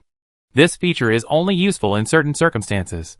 Princes from all walks of life arrived one after another, slaughtered pigs and sheep, announced Dongshua's crimes, and then appointed the chariot and cavalry general Yuan Shao as the leader of the alliance to formally form a coalition to defeat Dongshua. It doesn't matter who is the leader of the alliance. They are to prevent Dongshua from continuing to advance eastward and threatening the safety of the Kanto region. The 27 princes sat in 2 rows, with Yuan Shao sitting in the main seat. The princes of the Eastern Han dynasty were in the left column, and the foreign princes were in the right column. Each person had 2 guards behind him. The guards behind Chu Tian were Shui and Gui and Zhao Yun. As for Hua Mulan, Chu Tian would not let her stand behind and watch many princes feasting. Those who are eligible to take the seat are the prefects and princes above the prefect level. They are truly more than 10,000 people. At the same time, they are also the most prominent group of dignitaries in the Eastern Han dynasty. Chu Tian discovered that there was a general behind Beihai Prime Minister Kong Rong. But it was not Taisher Ci, but another fierce general, Beihai Meteor Hammer, Wu Anhua. Taisher Ci was still besieging Jima City with Mr. Zhao, and Kong Rong did not dare to bring Taisher Ci to attack Dongshua. Otherwise, once Dorgan escaped, it would be a second catastrophe for Beihai Kingdom. This time, Kong Rong only brought 5,000 Qingzhou soldiers, which was about the same strength as Qingzhou Governor Jiaohe. He was the weakest prince, and could not even defeat 1,000 Shiliang cavalry. Yuan Shao and Han Fu hosted a luxurious banquet. Yuan Shao clapped his hands, and a group of dancing girls appeared, singing and dancing in front of 27 princes. It's really depraved, but I like it. I'm happy here and don't miss summer. Seeing that the 27 princes had not sent out troops yet, Chu Tian began to enjoy himself. Not only did he not feel anxious, but he felt at ease as soon as he came, because Chu Tian already knew that the princes of Guangdong were a piece of loose sand. Chu Tian's eyes glanced at this group of dancers. They may have come from the music studio in Luoyang, fled to the camp of the Guangdong Allied forces, and were taken in by Yuan Shao. Chu Tian didn't care much about their beauty, because there were beauties in Xia City, and Chu Tian was not used to it. What he cared about was the bonus that these dancers brought to the territory. The dancers in the Luoyang Palace Band are at least senior dancers according to the occupations of special talents. The bonus that high-level dancers bring to the territory is very considerable. And if it is a top-level dancer, even better. Bringing them back to enrich the music studio in Xia City can bring special bonuses to the entire Langya Kingdom. I didn't expect General Fubo to also like romantic things. When Yuan Shao saw Chu Tian staring at the dancers in Luoyang Band, Thinking deeply, he thought Chu Tian had taken a liking to these dancers. Chu Tian put down the wine bottle and said shamelessly, "There is a shortage of dancing girls in the band hall in the lower city. If the general of the chariot and cavalry is willing to give up, I will be grateful." As soon as Chu Tian finished speaking, the 26 princes fell silent. Even Liu Bei, Cao Cao, Sun Jian, Ming Guan, Xiao Long, Tong Ke and other princes all looked at Chu Tian in unison. They have never seen such a shameless prince directly asking for a woman from the alliance leader. Yuan Shao regretted talking to Chu Tian. He originally just wanted to tease Chu Tian and liven up the atmosphere. But who knew that Chu Tian was so ignorant that he asked him for the dancer who escaped from Luoyang Music House. Dancers are not just tools for pleasure, but special talents that can bring bonuses to the territory. Yuan Shao's purpose of taking them in was to speed up the development of the territory after he owned it in the future. Brother Bin Chu has 4 generations, 3 sons, and a dozen women. Chu Tian shook the wine bottle. Forget it. I wonder how many General Fubo wants. This, and this. Chu Tian clicked on all 12 dancers. Yuan Shao's face was ugly. The appetite of Chu Zimu, the Prime Minister of Lengya State, was also too big. He wanted 1 special dancer and 11 high-level dancers.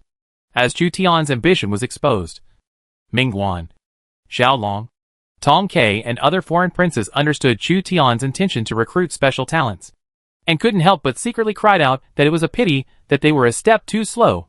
Chun Shi, the alien strategist behind Liu Bei, also felt a little regretful. But he thought that with Liu Bei's character, he could not be as shameless as Chu Tian and take the initiative to snatch women. Is General Fubo going too far? Yuan Shao's heart was bleeding. Although it would be okay to send out a dozen women in troubled times. These are the dancers from the Luoyang band. One of a kind. Luoyang Orchestra is a palace orchestra. Almost one of the most advanced buildings. How can the dancers who can work in it be ordinary people? Only talented women from history can bring higher bonus effects than them. According to historical facts, there were not many talented women in the entire Eastern Han dynasty. I am thinking of you all. Dong Shui is in Xiliang, Guangzhou, and Halul, and has stationed troops at Hulao Pass. How can he enjoy himself wantonly when the enemy is in front of him? These beauties and troubles can only be sent to Lefang and Xiaqing as soon as possible. Out of sight. Out of sight. So as not to disturb the morale of the military. Chu Tian sat upright and looked dignified. Brazen. Most of the princes present were heroes, and Chu Tian's true intention could not be seen. But there is some truth in what Chu Tian said. Now is not the time to have fun. You guys will go with General Fubo later. Yuan Shao gritted his teeth. And for the sake of the alliance leader and the 4th and 3rd duke, he gave the dancer who escaped from Luoyang Music Studio to Chu Tian.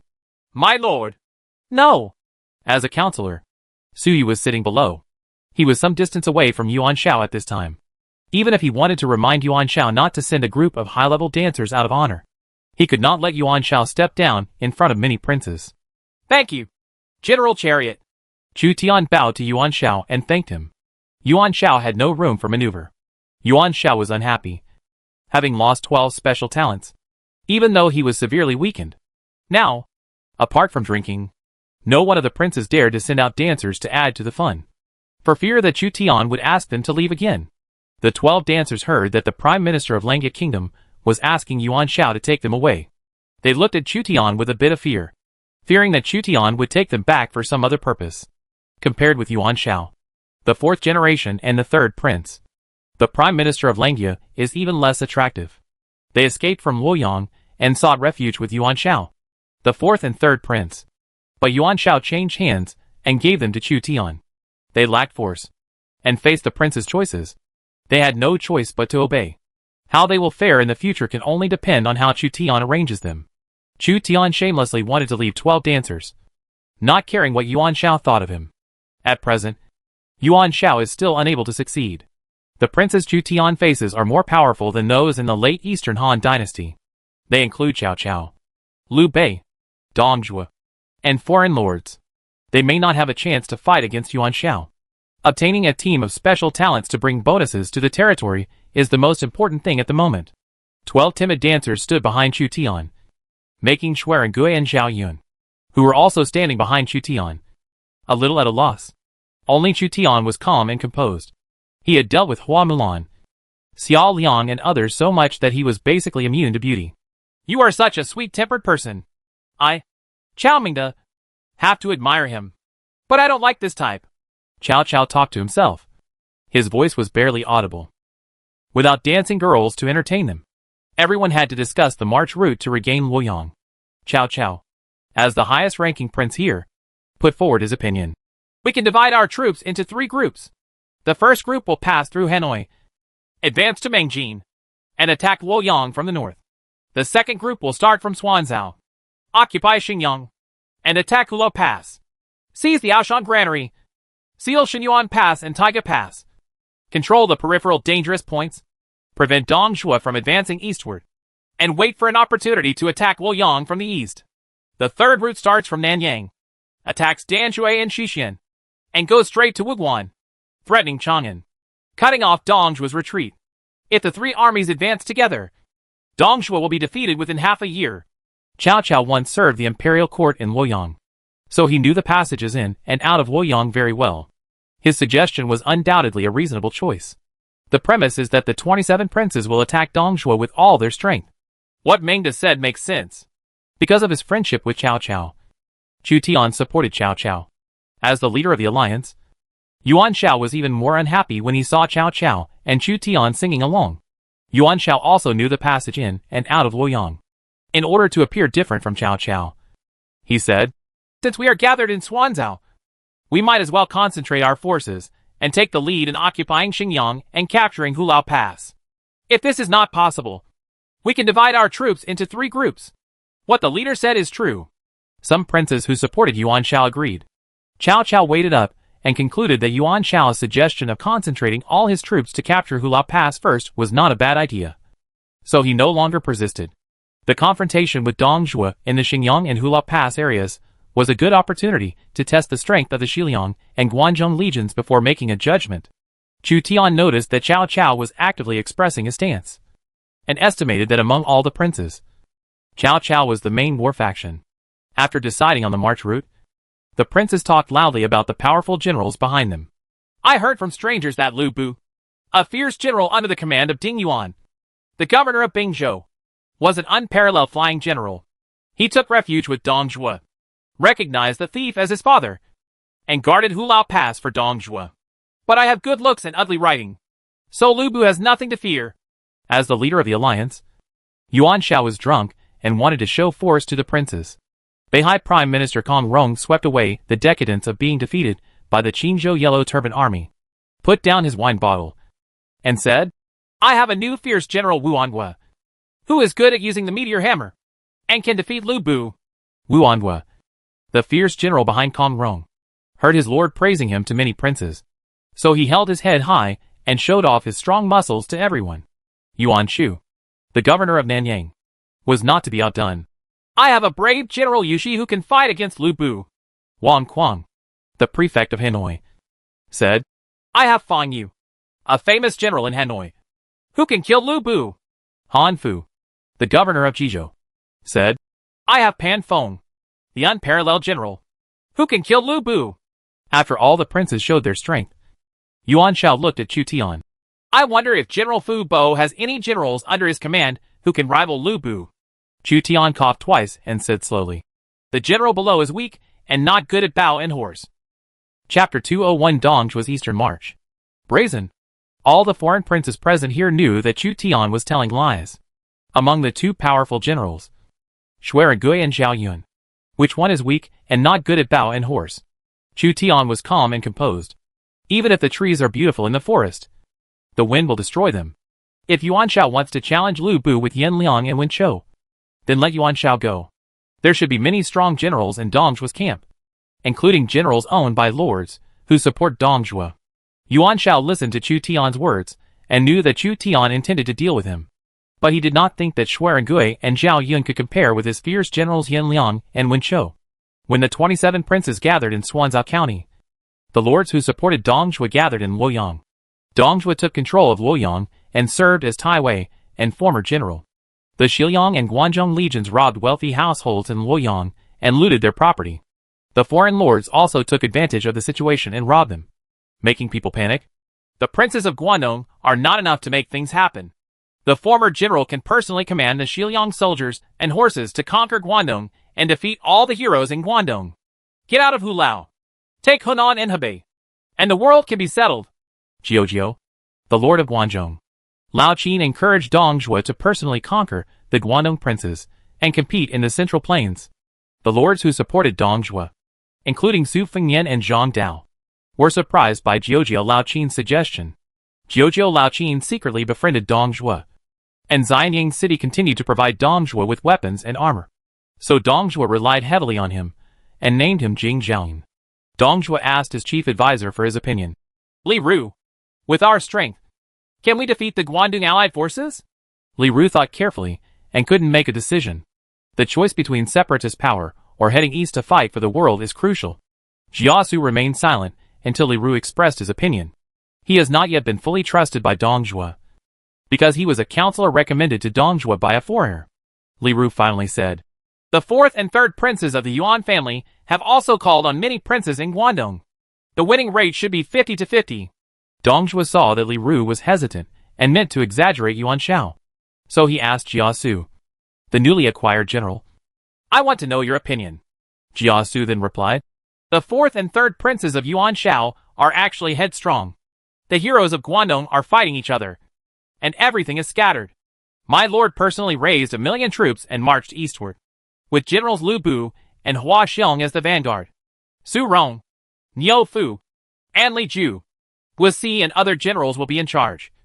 Then all the land thousands of miles east of Guangdong will be owned by the lord." When Li Ru heard this, his expression changed slightly. You underestimated the strength of the heroes in Guangdong, let alone the strangers in Guangdong," Jiasu said. You have overestimated the princes of Guangdong. We also have the support of foreign lords here. With my lord's experience in the battlefield, he will definitely become an emperor."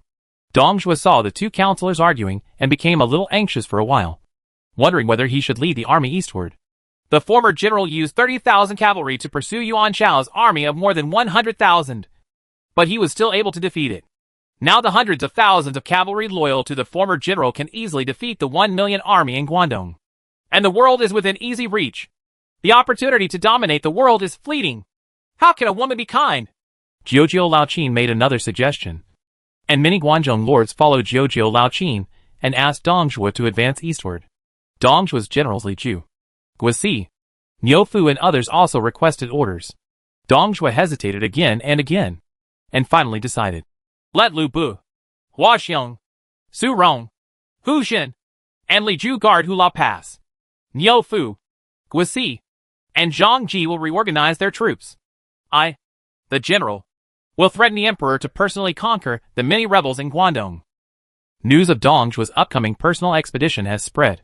The Xiliang and Guangdong coalition forces are about to march towards Qinlu County in Guangdong and sweep across the world. The morale of the Xiliang and Guangdong coalition forces, which had just won the battle and looted Luoyang and gained trophies, was greatly boosted, and they could just go all out. Su Fengnian and Zhang Dao walked out of Dong Zhuo's residence. Zhang Dao squinted. "Jiasu wants Dong Zhuo to die.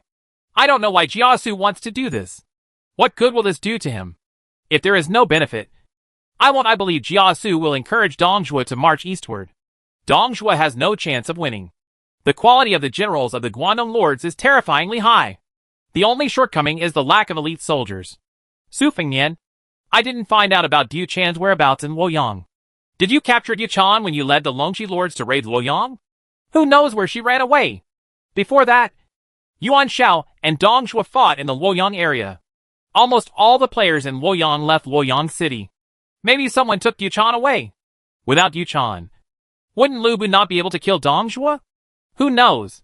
Maybe Diu Chan is just the trigger. As long as Dong Zhuo loses power, Lu Bu will kill Dong Zhuo sooner or later." The two alien lords have their own concerns.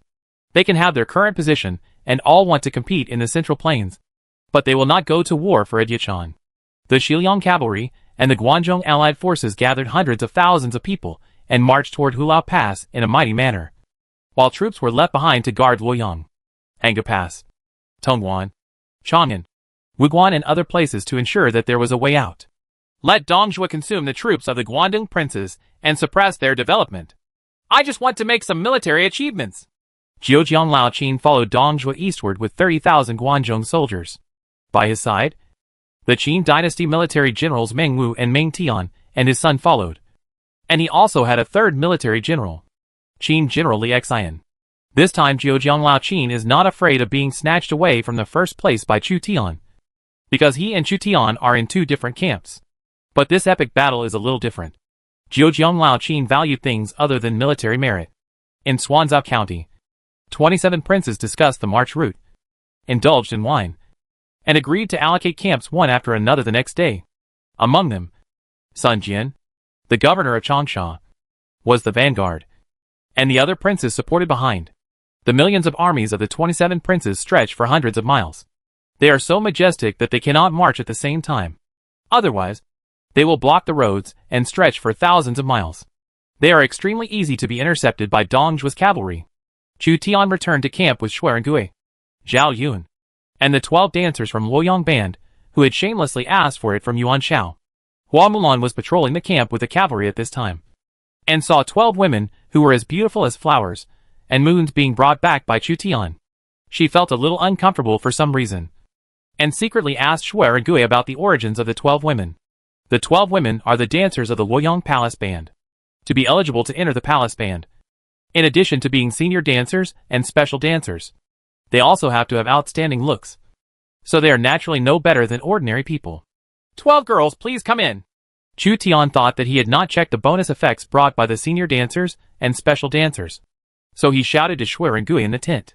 As commanded? When Xuerengui heard Chu Tian's order, although he hesitated, he still brought 12 dancers from Luoyang band to the tent. Hua Mulan happened to hear Chu Tian's order. It was already getting late at this time. What else could Chu Tian do if he asked 12 women to come to his tent? Hua Mulan sighed quietly, because it was December. The weather turned cold. The water vapor turned into frost. And Hua Mulan's heart felt like falling into an ice cellar. But, my lord, you are really powerful. 12 at a time. Hua Mulan thought of something strange, and her cheeks felt inexplicably hot. 12 dancers from Luoyang band arrived at Chu Tian's tent. They felt uneasy when they saw Chu Tian sitting in front of the desk. Chu Tian recruited them into the tent. What else could he do? Sure enough, Chu Tian's greedy eyes swept over them. Name, Wu Qingcheng. Age, 23. Level 40. Commander, 10. Force, 10. Intelligence, 67. Politics, 40. Charm, 85. Occupation, special dancer, when resident in Jia Fangxi or brothel. Jia Fangxi or brothels income plus 50%. Characteristics, special encouragement, significantly improves the morale of the troops in the territory. Only applicable once every 6 months. Cannot be superimposed. Advanced music, the probability of attracting special talents to the territory is greatly increased. And the effect decreases when the same characteristics are superimposed. Yui Xiong, territorial cultural influence plus 5%. When the same characteristics are superimposed, the effect decreases. She is truly a top-level dancer. And the bonus she brings is comparable to some lower-quality historical heroes. It was not in vain that Chu Tian shamelessly asked Yuan Shao to come over to enrich the music studio in Xia City. Chu Tian carefully looked at the attributes of the 12 Luoyang band dancers, so that he knew them well. After Chu Tian read it, he said, "You can go out. I will send someone to escort you to Xia City using the teleportation array tomorrow." Now the 12 women were stunned. Chu Tian just glanced at them greedily without taking any action. Hua Mulan, who was patrolling outside, saw 12 dancers from Luoyang band quickly coming out of Chu Tian's tent. She didn't know what was going on, and her lord must have been too quick. Or are you not satisfied with them? Soon, Chu Tian called Hua Mulan in again. Hua Mulan felt uneasy, took off her helmet, and let her long hair fall over her shoulders. It seems that the lord is not satisfied with the 12 women, so he is looking for him. If he waits for the lord, what should I do? On the afternoon of the next day, after Sun Jian, the governor of Changsha, and his army broke out, Wei and Chao Chao, the governor of Dongjun, broke camp and followed closely behind to meet Sun Jian at any time. You lead the Iron Eagle Scouts as the vanguard. Soon! Chu Tian's words broke Hua Mulan's fantasy. I will obey your orders. Hua Mulan sounded indignant and then stepped back. What's going on here? The next day, Sun Jian, the governor of Changsha, led 4 Jiangdong generals and 15,000 soldiers as the vanguard and marched toward Xingyang. Although Sun Jian did not bring many troops, no one dared to underestimate Sun Jian, because Sun Jian had served as a general under Zhu Jun and Huang Fusong. He had rich experience in fighting on the battlefield, and his commanding ability ranked second among the 27 princes. Forefront. Sun Jian's alien military advisor argued to Sun Jian that he should not serve as cannon fodder, but Sun Jian was determined and willing to serve as the vanguard of the coalition forces.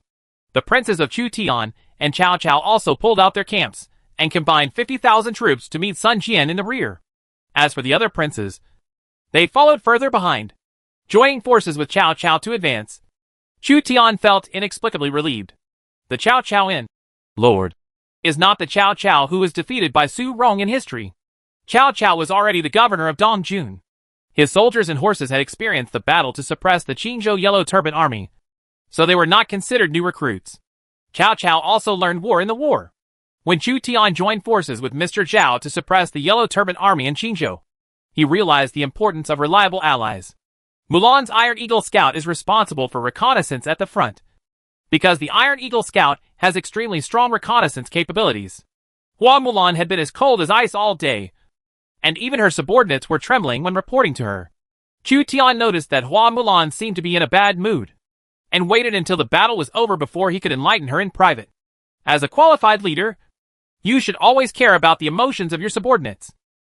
In Xingyang, a large-scale Shiliang cavalry gathered here, and the cavalry scouts continuously sent back news from the front. Report.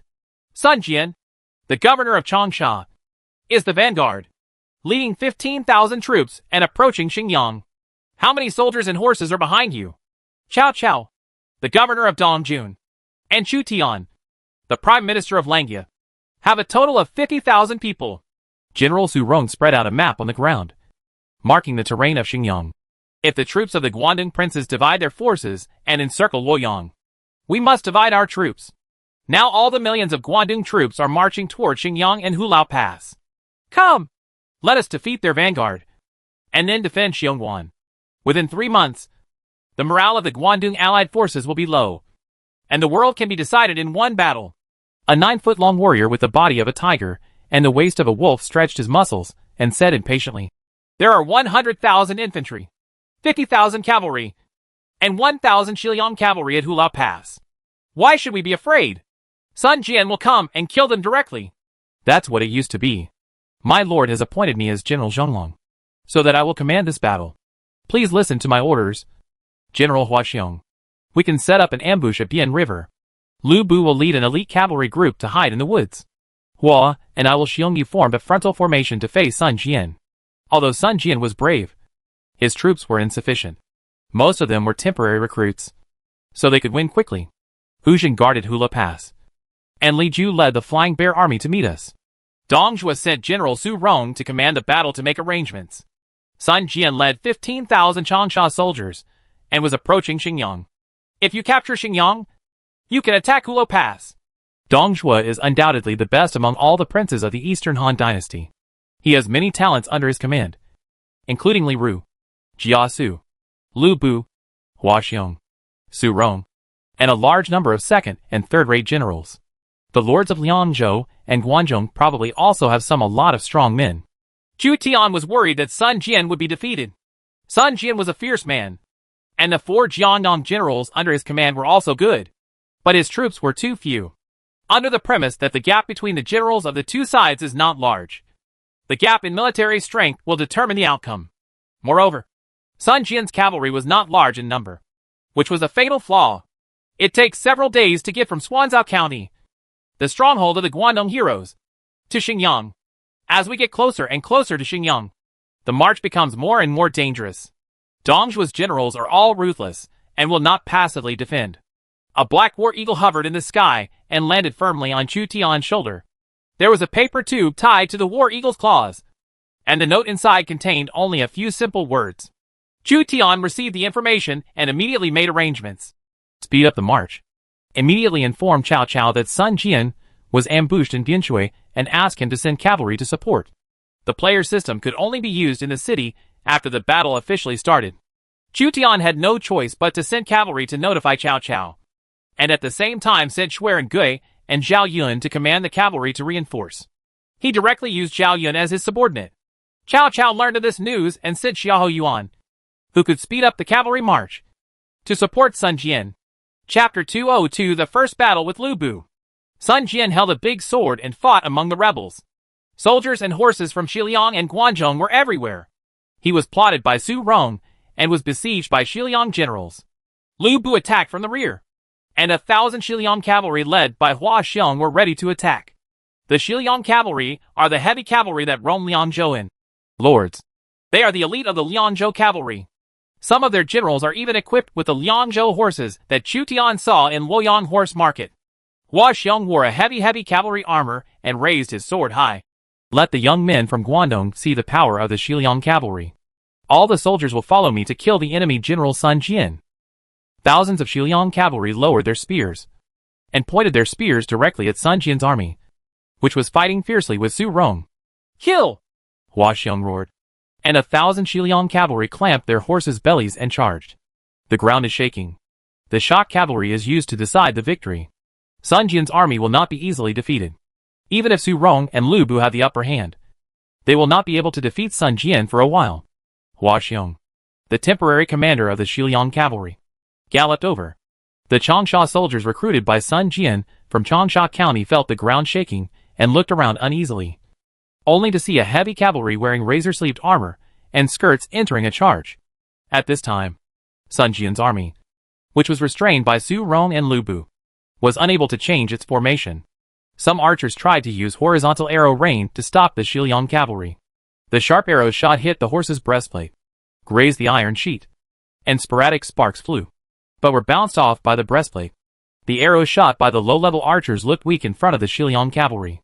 Shield lancers in formation. Cheng Pu realized what it meant to be penetrated by heavy cavalry and tried his best to maintain the formation.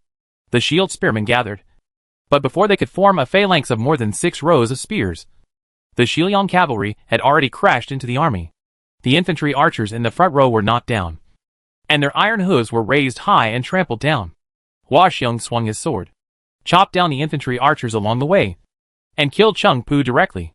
Cheng Pu blocked Hua Xiong's broadsword with his iron spine snake spear.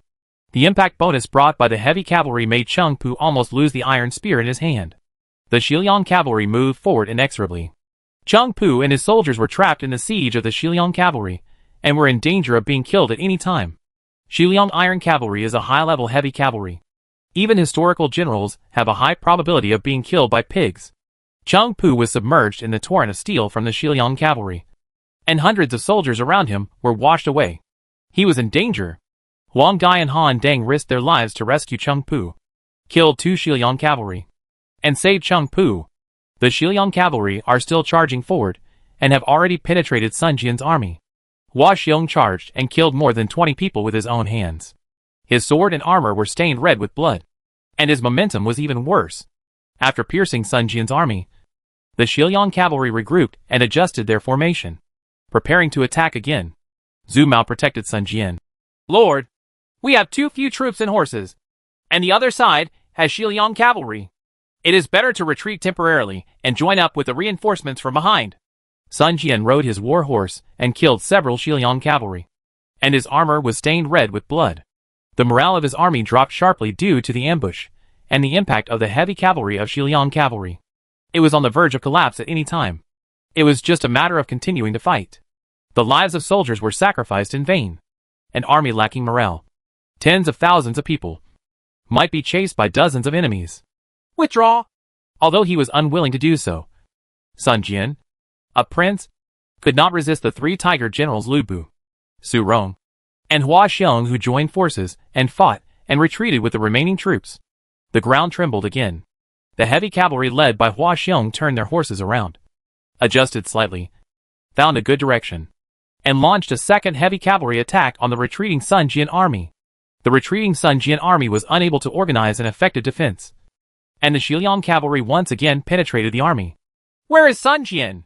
The Bingzhou Wolf cavalry were in hot pursuit. A general more ferocious than Hua Xiong led the Bingzhou Wolf cavalry to attack Sun Jian, also killing numerous people. Fang Tian painted a halberd to kill the infantry archers along the way.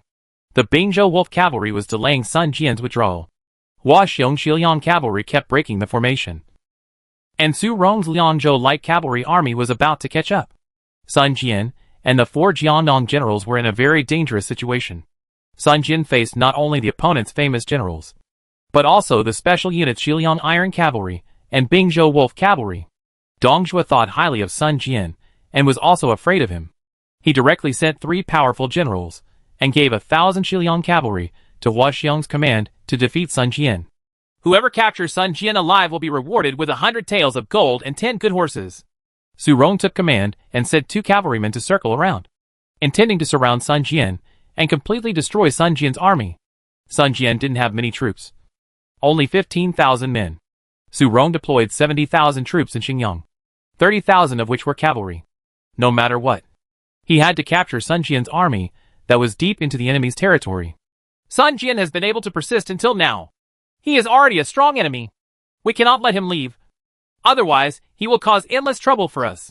Su Rong knew that the reason for Sun Jian's defeat was simply the difference in troop strength between the two sides. Sun Jian only had 15,000 soldiers, most of whom were Jingnan soldiers recruited from Changsha County. He lacked cavalry and was at a numerical disadvantage. If both sides have the same strength, Su Rong may not defeat Sun Jian. It was this that made Su Rong fearful of Sun Jian. Lu Feng, will take over Sun Jian's head first. Lu Bu had just surrendered to Dongzhuo and needed to make military exploits. Capturing Sun Jian alive was a good opportunity to prove himself to his adoptive father.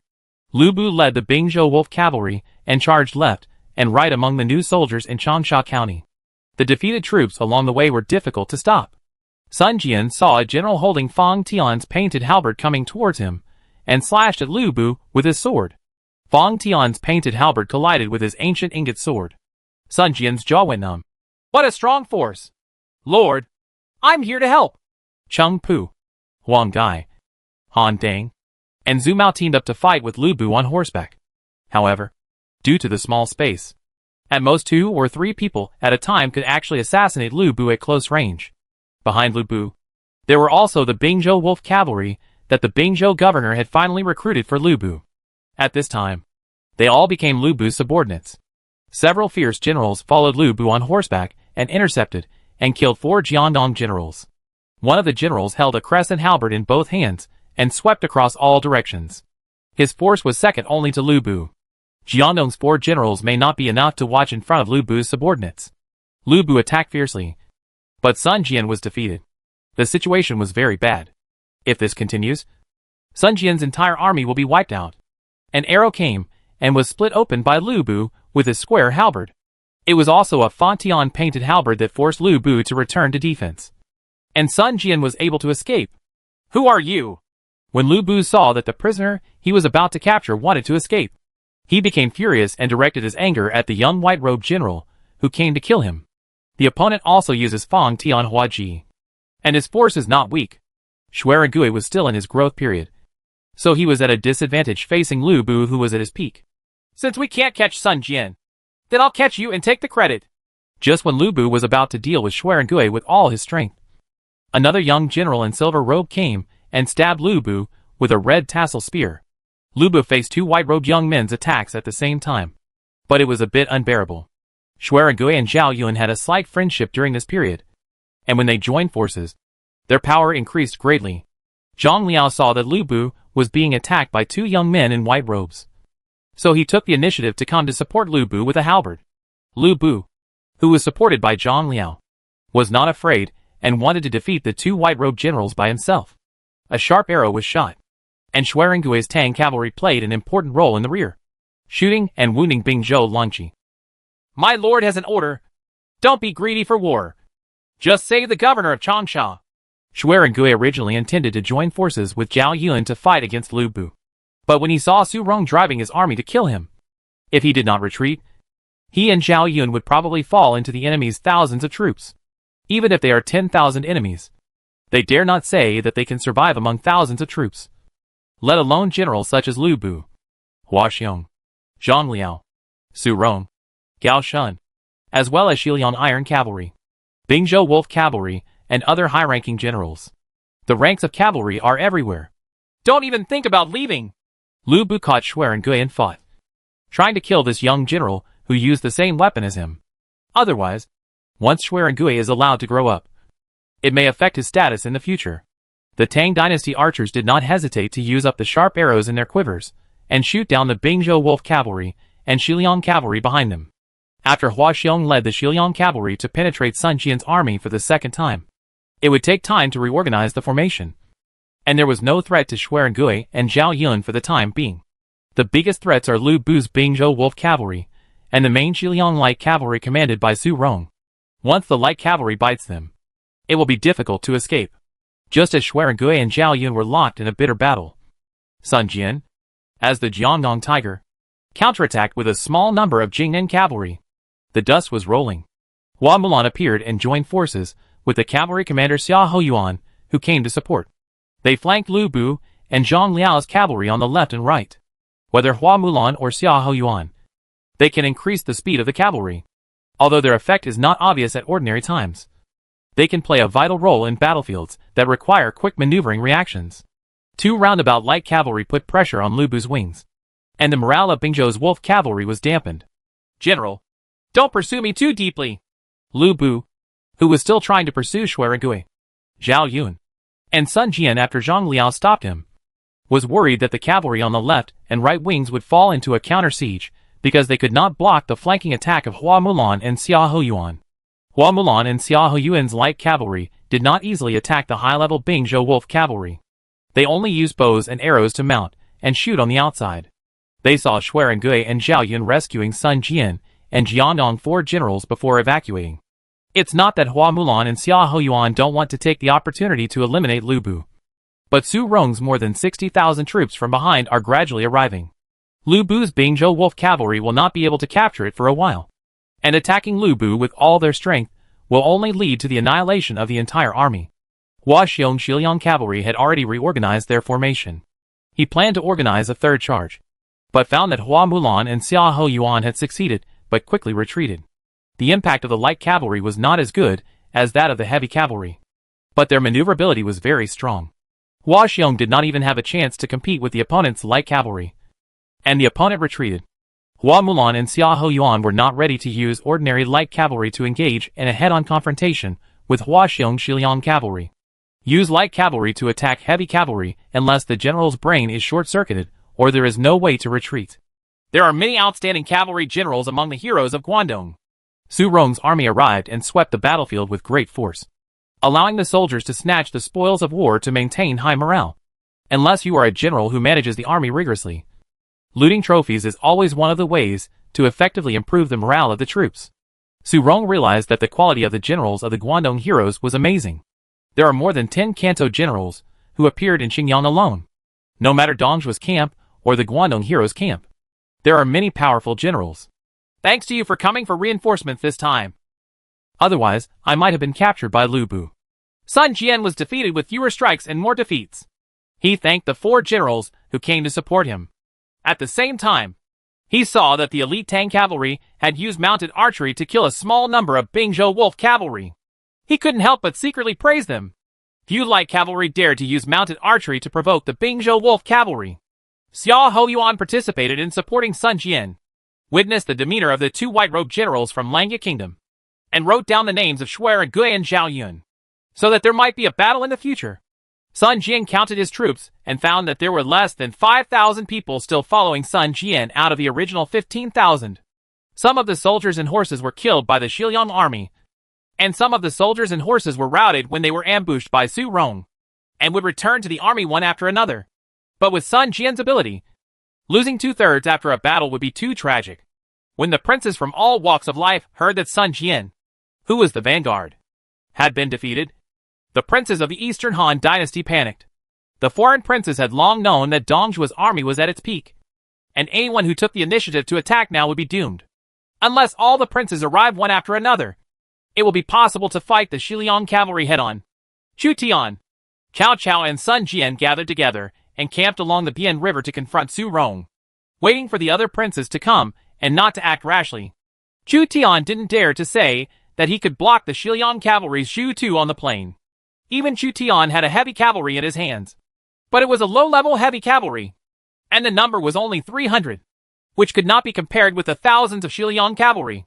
The Shiliang cavalry are high-level heavy cavalry.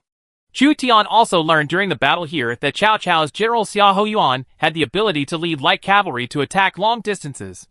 Cao Cao learned that Chu Tian's two white-robed generals were extremely powerful. Just because two people are joining forces now doesn't mean they won't part ways in the future. Sun Jian collected the defeated troops and gained another 2,000 soldiers. Other princes from all walks of life came one after another. They already knew about Sun Jian's defeat, so they were cautious and formed an encirclement against Xingyang. Su Rong and other generals saw the various princes arriving one after another, and knew that even if they defeated Sun Jian's small army, it would still be a drop in the bucket for the huge Guangdong princes. So they retreated to camp under Hulao Pass, which was at the horns of each other. If the Guangdong allied forces want to capture Hulao Pass, they must also defeat the Shiliang army stationed below Hulao Pass. As the leader of the alliance, Yuan Shao was the first to ask, "Who can defeat the Shiliang cavalry in the plains?" Many princes looked at each other, and no one thought that the troops in their hands could stop the Shiliang cavalry as heavy cavalry. Chu Tian thought that he also lacked a heavy armored force to compete with the Shiliang cavalry. No. Using the car fort tactic may work wonders. Chu Tian thought that he had brought 12 double bow bed crossbows.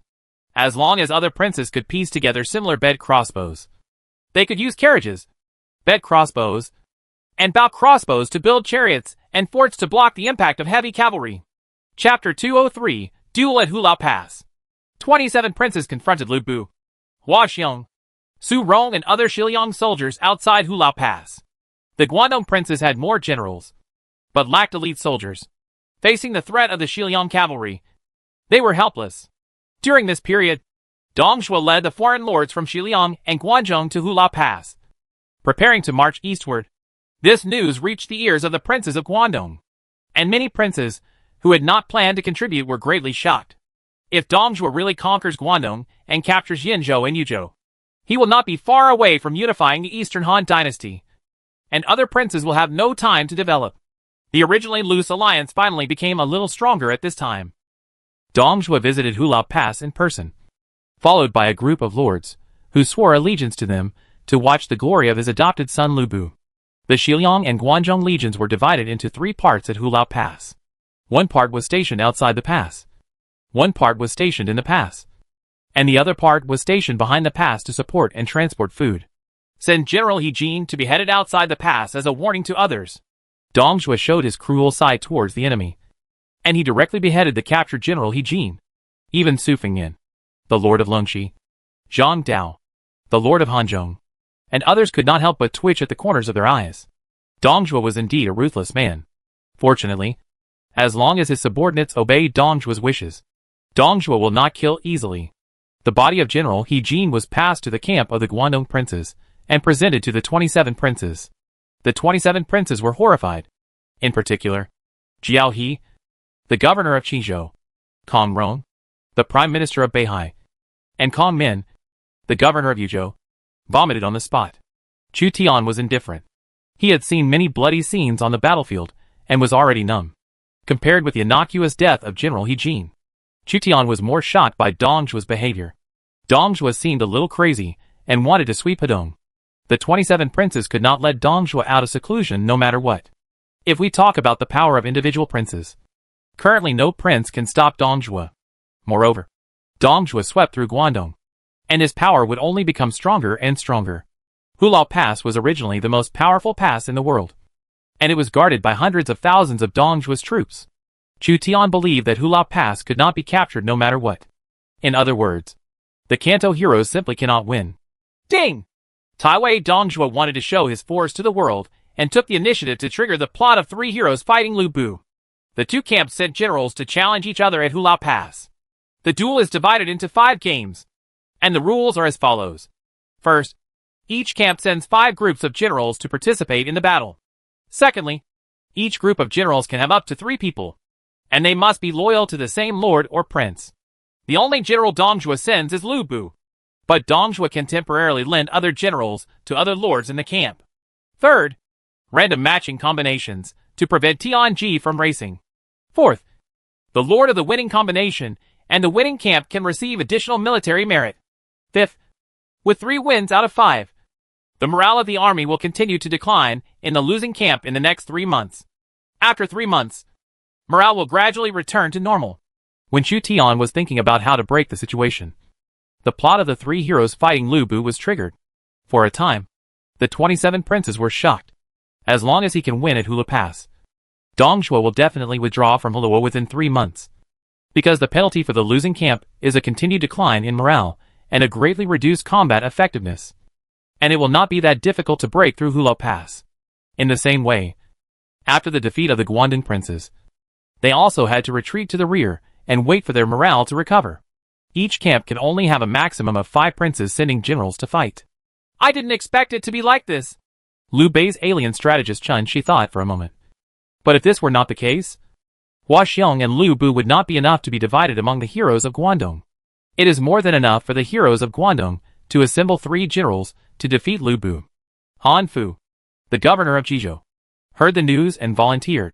I have the unparalleled General Pan Feng, the famous generals of Hebei Zhang He and Chu Yi, not to mention Lu Bu, for military merit and to defeat Dong Zhuo.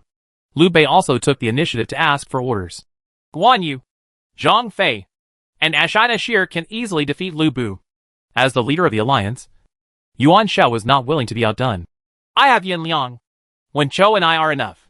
Other princes also have recommended generals. Kong Rong, the prime minister of Beihai, strongly praised Meteor Chui Wuangua, and Wang Quang, the prefect of Hanoi, strongly praised Fang Yu, the famous general of Hanoi. But they were directly ignored by the princes.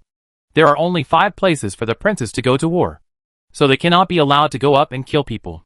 Finally, the candidates for the battle were determined. Chu Tian, Liu Bei, Cao Cao, Yuan Shao, Han Fu. Some lords originally had powerful generals, such as the fierce general Shi Wan Sui of the Sui dynasty, the fierce general Liu Laoji of the Beifu army, and the famous general Lianpa of the Warring States period. However, some of them were unwilling to risk their generals being killed by Lu Bu, or they did not have enough. Military general. A famous general is very precious, and it would be a waste to use it in a one-on-one battle.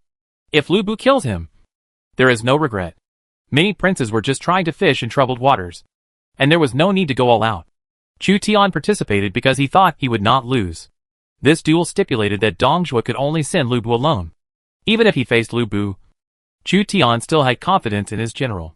If Dong Zhuo can send 3 generals, Chu Tian will have to weigh it. Han Fu said Pan Feng, Zhang He, and Chu Yi. Liu Bei sent Guan Yu, Zhang Fei, and Ashina Shir. Cao Cao said Xiahou Dun, Xiahou Yuan, and Chao Hong, and Yuan Shao said Yin Liang and Wen Chou.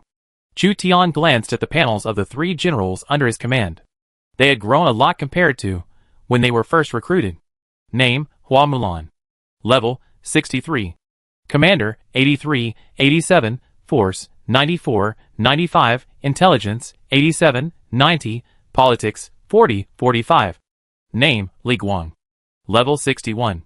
Commander, 74, 76, Force, 96, 97, Intelligence, 64, 68, Politics, 20, 25. Name, Xuerengui. Level, 49. Commander, 81, 92, Force, 96, 99, Intelligence, 80, 85, Politics, 65, 77. Hua Mulan did not have the duel characteristic, so Chu Tian did not plan to send her to participate in this duel, and instead sent her to Zhao Yun. Zhao Yun has not yet pledged his allegiance, and Chu Tian cannot check Zhao Yun's characteristics. But he does not believe that Zhao Yun, who is 7 in and 7 out at Changban Slope, does not have the characteristics of duel. So Chu Tian decided to combine Li Guang, Xuerengui, and Zhao Yun. Random matching combinations. Chu Tian didn't know if his combination could meet Lu Bu. 2 powerful generals with a current strength of 96 points, plus Zhao Yun, are probably not going to teach Lu Bu how to behave. Dong Zhuo's camp also selected 5 lords. Among them, Dong Zhuo sent Lu Bu. Best of 5 games means that a camp only needs to win 3 games and does not necessarily have to compete in 5 games. After deciding on the candidates for the one-on-one challenge, 27 princes formed an array below Hulao Pass, their flags covering the sky. Many princes came to join in the fun. not really to defeat Dong Zhuo and help the Han dynasty, but to watch the three heroes fight Lu Bu and fish in troubled waters to gain military merit and characteristics. Hua Mulan and Fang Xianling followed Chu Tian because they didn't have to fight. Hua Mulan has been as cold as ice recently, just like when Chu Tian first recruited her. Chu Tian thought that Hua Mulan had been reset, but after taking a look at her favorability score, it was still 92 points and had not dropped. So let's talk about women. Chu Tian looked at the majestic Hulao Pass. The Hulao Pass in Lord is 15 meters high. It is connected to the Yellow River to the north and mountains to the south. Just the height of the city wall is disappointing. In addition, few of the 27 princes are willing to expend their troops to attack Hulao Pass, so it is impossible to attack by force. They can only rely on one-on-one victory to reduce the morale of Dong Zhuo's army. Ding! The first prince to fight in the camp of the Guangdong princes is Han Fu. His opponent is the Lord of Guangzhong, Jiujiang Laoqin. Jiujiao Laoqin borrowed the General Hua Xiong from Dong Zhuo. It's actually Jiujiao Laoqin on the other side. The foreign princes were already very familiar with Jiujiang Laoqin, but they did not expect that he would choose to represent Dong Zhuo's camp in the duel at Hulao Pass, and even borrow a Hua Xiong from Dong Zhuo. Chu Tian couldn't help but wonder what generals Jiujiao Laoqin sent. 3 military generals galloped out of the 27 princes' camp. Pan Feng, Zhang He, and Chui lined up. Jiujiang Laoqin gave a look, and 2 generals followed Hua Xiong into battle. 6 generals faced off. In Lord, such a serious duel is still very rare. If the plot of the 3 heroes' battle with Lu Bu hadn't been triggered, there wouldn't have been such a serious one-on-one fight, and they would have usually been killed in the chaos. Jiujiang Laoqin was confident in his generals. Meng Tian, Meng Wu, and Hua Xiong, who borrowed from Dong Zhuo, are enough to deal with you. Fortunately, we didn't meet Liu Bei or Chu Zimu. The generals on both sides galloped towards each other and killed each other. Meng Tian took the lead and found Zhang He as his opponent. Meng Wu's opponent was Chu Yi, and Pan Feng met his lifelong enemy Hua Xiong. I am General Pan Feng. Hua Xiong shall die. Pan Feng wielded a huge axe and struck at Hua Xiong. The axe struck like a thunderbolt. Chu Tian and other foreign princes can already imagine the next scene. Pan Feng fought with Hua Xiong for several rounds, but was killed by Hua Xiong. Although his giant axe was majestic, he still died. Han Fu, the governor of Jizhou, was shocked. Zhang He and Chu Yi were suppressed by Meng Wu and Meng Tian. In addition, Hua Xiong had no opponent and attacked Zhang He from a flank, so he hurriedly recalled Zhang He and Chu Yi. The first duel ended with Dong Zhuo's camp winning. The expressions of the 27 princes finally became solemn. They found that Dong Zhuo's camp was not easy to deal with after Dong Zhuo could lend his generals to the lords for battle. The morale of Dong Zhuo's camp soared. Ding! The second prince from the Guangdong prince's camp to fight is Liu Bei, and his opponent is the Hanzhong leader Zhang Dao. Ding! The leader of Hanzhong advocated that Dao abstain, and Liu Bei won. Dot! No matter whether it was the 27 princes or Dong Zhuo's camp, there was silence. When the Hanzhong leader Zhang Dao heard that his opponent was Liu Bei, he abstained directly. He did so simply and without any delay. Zhang Dao said to himself, I'm not a fool. Liu, Guan, and Zhang together are no match for Lu Bu. If my general is killed by Liu, Guan, and Zhang, wouldn't I lose? The 27 princes' camp regained a victory. Ding! The third prince from the Guangdong prince's camp to fight is Cao Cao, and his opponent is the Lord of Tianshui County. Ding! The Lord of Tianshui County abstains. Cao Cao wins. Dot! The alien lord was too shrewd and abstained when he saw the situation was not going well. Unlike Han Fu, who even lost one of his generals, only Chu Tian and Yuan Shao remained in the 27 princes' camp, while only Dong Zhuo and another lord remained in Dong Zhuo's camp. We've basically won, except for Jiujiao and Lao Qin. All the lords in Dong Zhuo's camp are useless. So why should they be afraid? Can they beat Yuan Shao's Yin Liang and Wen Chou? Or Chu Zimu Shuai Gui and Li Guang? Everyone in the 27 camps of princes believes that they will win next. Ding! The fourth prince from the Guangdong prince's camp is Yuan Shao, and his opponent is Su Fengyan, the lord of Longxi. Su Fengyan borrowed General Zhang Liao from Dong Zhuo. Unlike the imagined lords of Dong Zhuo's camp, who would surrender, the lords of Longxi planned to fight Yin Liang and Wen Chou. It's useless for him to borrow Zhang Liao from Dong Zhuo. If Yin Liang and Wen Chou join forces, maybe they can compete with Lu Bu. In the surprised eyes of all the players, from the Guangdong prince's camp. The Lord of Longxi sent out 2 military generals. One of the 2 generals used a horse, a spear, and Zhang Liao, who used a crescent halberd. Who are those 2 people? I don't know. Longxi County is now controlled by more than 40 player lords. It is difficult for outsiders to intervene. They are the local emperors. Yuan Shao was quite proud and said to the surrounding princes, I am good-looking, and ugly. Even Lu Bu is not afraid of me, let alone 3 unknown people. Chu Tian didn't think so. The shrewdness of the foreign lord made Chu Tian look at him with suspicion. Just now, the 2 foreign lords heard that they were Liu Bei and Cao Cao. So they simply abstained and did not care about the reward at all. They will only go to war if they are sure of it. In other words, Yuan Shao will be unlucky this time. Yin Liang and Wen Chou, one with a broadsword and the other with a spear, joined forces to kill the 3 generals on the opposite side with great momentum. Among them, Zhang Liao teamed up with a general who used Ma Shan to fight against Yin Liang, leaving Wen Chou alone for another general. Are you worthy of using a gun? The general with a spear on the opposite side clamped the horse's belly and killed Wen Chou single-handedly. The general on the opposite side is crazy. All players in the Kanto camp do not think that the gun-wielding general on the opposite side is Wen Chou's opponent. But the scene that followed was unimaginable. Wen Chou was suppressed and beaten by the general on the opposite side, without the ability to fight back.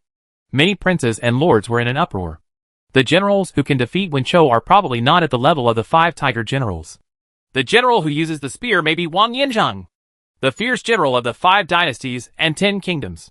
Seeing that Wen Chou was defeated, Chu Tian roughly guessed the origin of the opponent. It is said that Wang Yanzhang was so brave that he prepared 2 iron spears for each battle, each weighing 100 kilograms. One was placed in the saddle, and the other was held in his hand. He was known as Wang Iron Spear at the time. Wen Chou was really not worthy of using a gun in front of him. Wen Chou rolled and crawled back. Yin Liang saw that the situation was not good, so he turned around and ran away. Wang Taijian stood at the foot of Hulao Pass, looking down upon the 72 princes. Not many people know that the Lord of Longxi owns the fierce general Wang Taijian.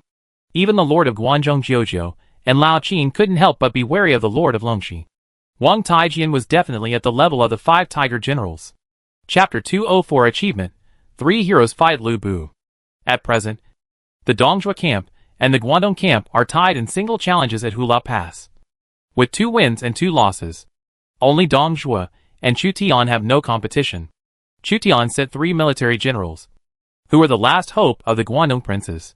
Only by defeating Lu Bu and greatly reducing the morale of Dongzhou's army can it be possible to capture Hulao Pass. 2 young men in white robes went into battle. They were dressed in almost the same attire, looking majestic and heroic. In addition to Shui Gui and Zhao Yun, there is also a flying General Li Guang who carries a big bow and has thick arms to fight. 3 arrows set Shui Gui of Tian Shan, Zhao Zilong of Changbanpo, and flying General Li Guang. This is the most luxurious force lineup that Chu Tian can currently send. Shui Gui and Li Guang have not yet reached their peak state.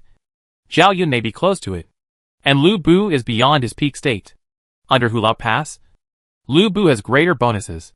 At present, in the entire Eastern Han district, no single lord can find such a luxurious lineup.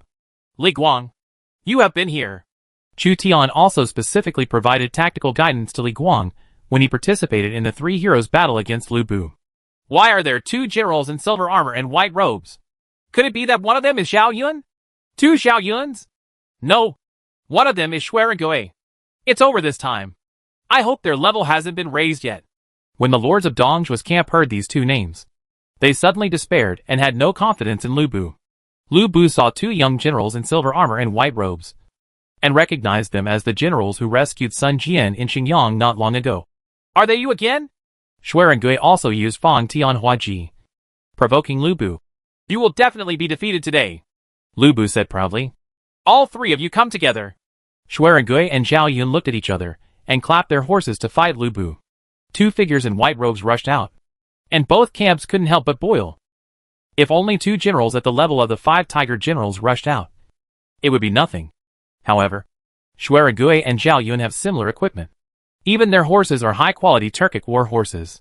Both of them are also wearing silver armor and white robes, which has a great visual effect. At least it looks cool. Shui Gui uses Fang Tianhua Ji, which is similar to Lu Bu's weapon. while Zhao Yun uses a long spear that moves like a dragon. Wang Taijian, a fierce general from the 5 dynasties and 10 kingdoms, returned to Hulao Pass. When he saw Zhao Yun using his marksmanship, he did not look down upon Wenqiu. It is estimated that in his opinion, Zhao Yun should be qualified to use a spear as a weapon. Lu Bu has the advantage of equipment and war horses. I wonder if red rabbit horses can be bred on a large scale. It would be great if they could be bred on a large scale. Chu Tian was not worried that Xuerengui and Zhao Yun would be defeated. So he was thinking wildly. If Lu Bu is captured alive in the future, Fang Tian will exchange the painted halberd for Xuerengui. And then the red rabbit and horse will go to the pasture for artificial breeding. Diu Chan's words will be sent to Lifeng. Why are only Xuerengui and Zhao Yun fighting against Lu Bu? It seems that there is no winner. And even Lu Bu has the upper hand. Li Guang. What are you doing? Li Guang! The lords and players of the Guangdong camp were indignant when they saw that Li Guang did not pull out his Huansho sword and rush forward to kill Lu Bu. Chu Tian sent 3 generals to fight Lu Bu. But in the end Xuerengui and Zhao Yun worked the hardest, while Li Guang remained motionless on horseback and extended his fingers to gesture.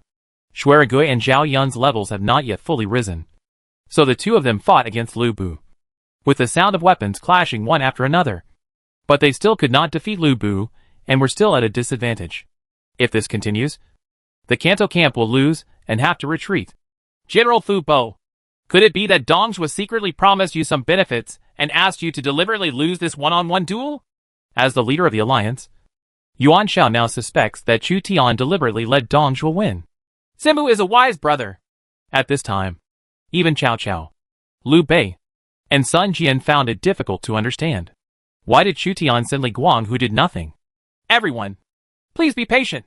This general is observing the wind direction, distance and Lu Bu's moves. Chu Tian disagreed. Finally, Li Guang, who had been doing nothing, took off his long bow, bent the bow and knocked an arrow, and actually wanted to kill Lu Bu with a bow and arrow while Lu Bu was being fought by Xuerengui and Zhao Yun. Insidious. Soon Li Guang shot the first arrow, which was like a shooting star, and almost hit Lu Bu's 3-pronged purple gold crown. The distance was only an inch. Li Guang immediately bent his bow and knocked an arrow, preparing to shoot the second arrow. Lu Bu was secretly shocked. When facing Xuerengui and Zhao Yun in a duel, he had to pay attention to avoid Li Guang's archery skills at all times. He suddenly lost control and was counterattacked and suppressed by Xuerengui and Zhao Yun. Xuerengui and Zhao Yun work together in a tacit understanding. As long as Lu Bu is distracted, they can gain the upper hand. So insidious. This word appeared in the minds of the princes and lords of Guangdong. How can you concentrate on a one-on-one fight when the opponent has a sharpshooter targeting you? If Li Guang was a poor archer, he might still be able to shoot one of his own. But Li Guang is a marksman. He carefully observed the surrounding environment and Lu Bu's moves just now, and would rather miss than hit one of his own. Li Guang shot the second arrow. Li Guang's timing of shooting the bow and arrow was so precise that even Chu Tian didn't react. Lu Bu's shoulder armor was hit by an arrow. The armor-piercing arrow penetrated Lu Bu's armor and sank into his body. Lu Bu's status changed to slightly injured. Capture Lu Bu alive. Chu Tian saw that the unlucky Li Guang had rarely achieved the feat of shooting and wounding Lu Bu. So he shouted and ordered Xuerengui and Zhao Yun to capture Lu Bu alive. Chu Tian didn't remember that the rules said that you couldn't capture a general in a duel. If you caught Lu Bu in a duel and disciplined him well, he might become a cavalry commander. You despicable Kanto people! After Lu Bu was injured, he was very angry. Fang Tian drew his halberd and slashed, forcing Xuerengui and Zhao Yun to retreat. Then he dragged the halberd backwards, and Pegasus fled to the camp below Hulao Pass. Xuerengui and Zhao Yun are in hot pursuit. Li Guang hurriedly shot the third arrow and hit Lu Bu's right arm. Lu Bu was hit by an arrow in his shoulder and right arm. Lu Bu was in severe pain. With a clang, the Fang Tian painted halberd he held in his right hand fell down. Lu Bu wanted to snatch his weapons back, but Xuerengui and Zhao Yun were already chasing him, so he had to give up his weapons and flee back to the camp. Xiliang soldiers and horses fired thousands of arrows, trying to prevent Xuerengui and Zhao Yun from approaching. Seeing that Xuerengui could not achieve great success by capturing Lu Bu alive, he had no choice but to take the weapons dropped by Lu Bu back as trophies. When the 3 heroes fought against Lu Bu, not only was there no suspense, but Lu Bu was also beaten to the point where he dropped his equipment. I never thought archers could be used like this. The princes of Guangdong knew that Chu Tian had taken advantage of the situation. They understood that the duel should be fought with real swords and guns. But Chu Tian used Li Guang, who fired cold arrows, which was unexpected. But no matter what, the princes of Guangdong were better, and won. The morale of Dongzhuo's camp dropped sharply due to the failure of the duel. And it continued to drop. Within 3 months, morale in Dongzhuo's camp would remain low. Dongzhuo's face was gloomy. He did not expect that Lu Bu would be defeated so easily. Those strangers clearly promised him that Lu Bu was the best general in the world. Jia Su, who was forced to become Dongzhuo's military advisor, looked down at Li Guang, who was returning to the camp. The enemy's lord was really insidious. He sent 2 fierce generals to hold Lu Bu up, and then used a sharpshooter to fire cold arrows. Such a combination is really not good for a general. Opponent, Jia Su didn't think so. But maybe he admired Chu Tian's style. Why do you need to fight for 300 rounds with real swords and guns when you can win easily? In the past 3 months, the morale of our army will continue to decline. It seems that we will have to abandon Luoyang and move to Chang'an. Dongzhuo has received suggestions from many foreign lords to move the capital to Chang'an. Jiujiang Laoqin, Su Fengyan, Zhang Dao, and other lords in Guangzhong, Xiliang and Hanzhong showed more or less greed. Moving the capital to Chang'an meant that Luoyang and the imperial tombs in Luoyang could be looted and a large number of people and property could be obtained. They supported Dongzhuo just to legitimately divide Luoyang. Rather, defeat is more in line with their thoughts. Jia Su whispered, "If we abandon Hula Pass like this, the heroes from Guangdong will definitely take advantage of it. Why not take advantage of it and attack its camp tonight, which may have a miraculous effect?" Dongzhuo heard Jia Su's suggestion and fell into thinking. On the other side of the Guangdong princes, because Chu Tian's 3 generals defeated Lu Bu and captured Lu Bu's weapons, Chu Tian was unparalleled among the Guangdong princes for a while. 27 princes held a banquet at Hula Pass to celebrate the victory. The morale of Dongzhuo's army will decline in the next 3 months, which is the best time for them to launch an offensive. Lu Bu's weapon was awarded to Shuai and Gui by Chu Tian. This is an imperial-level Fontian painted halberd. Owning it can increase a lot of individual attributes. Name, Divine Ghost Fong Tian painted halberd, formerly Lu Bu's exclusive weapon. Quality, imperial level. Effect, own attack power plus 15. Stab damage plus 20%. Chopping damage plus 11%. Slashing damage plus 12%. Hook damage plus 15%. With a chance to stun the enemy. This is the first piece of imperial level equipment that Chu Tian has obtained. Both its name and its effects are very domineering. No wonder Lu Bu was able to suppress Shuai Gui and Zhao Yun by himself just now. The equipment probably also played a big role. After Shuai Gui has this weapon, he will be even more fierce when he charges into battle. In addition to the trophies, Chu Tian also received 10,000 military merit points for single-on victory and 3,000 military merit points for camp victory. Liu Bei looked at Chu Tian with complicated eyes. His subordinates Guan Yu, Zhang Fei, and Ashina Shir would most likely win against Lu Bu. But Chu Tian would steal the show. Although Liu Bei also won and received 10,000 points of military merit, Chu Tian could become famous in one battle, while Liu Bei's opponent abstained. And the feeling was completely different. Shuai Gui and Zhao Yun, 2 young generals in silver armor and white robes, cannot compete with each other. All the princes and lords know the power of Chu Tian's generals. Shuai Gui and Zhao Yun are majestic and famous all over the world. In the future, when various princes and lords clashed with Chu Tian, they would subconsciously give way to a group of cavalry wearing white robes. Famous masters and generals should not keep themselves in prison, and thousands of troops should avoid white robes. Guan Yu and Zhang Fei had no chance to perform at all. Liu Bei comforted Guan Yu and Zhang Fei. The second and third brothers are no worse than Shuai Gui and Zhao Yun. They just haven't encountered good fortune. Liu Bei's military advisor Chen, she secretly thought. This Zhao Yun should have been your lord's general. When Cao Cao saw that there were 10,000 enemies, like Shuai Gui and Zhao Yun under Chu Tian's command, he couldn't help but sigh.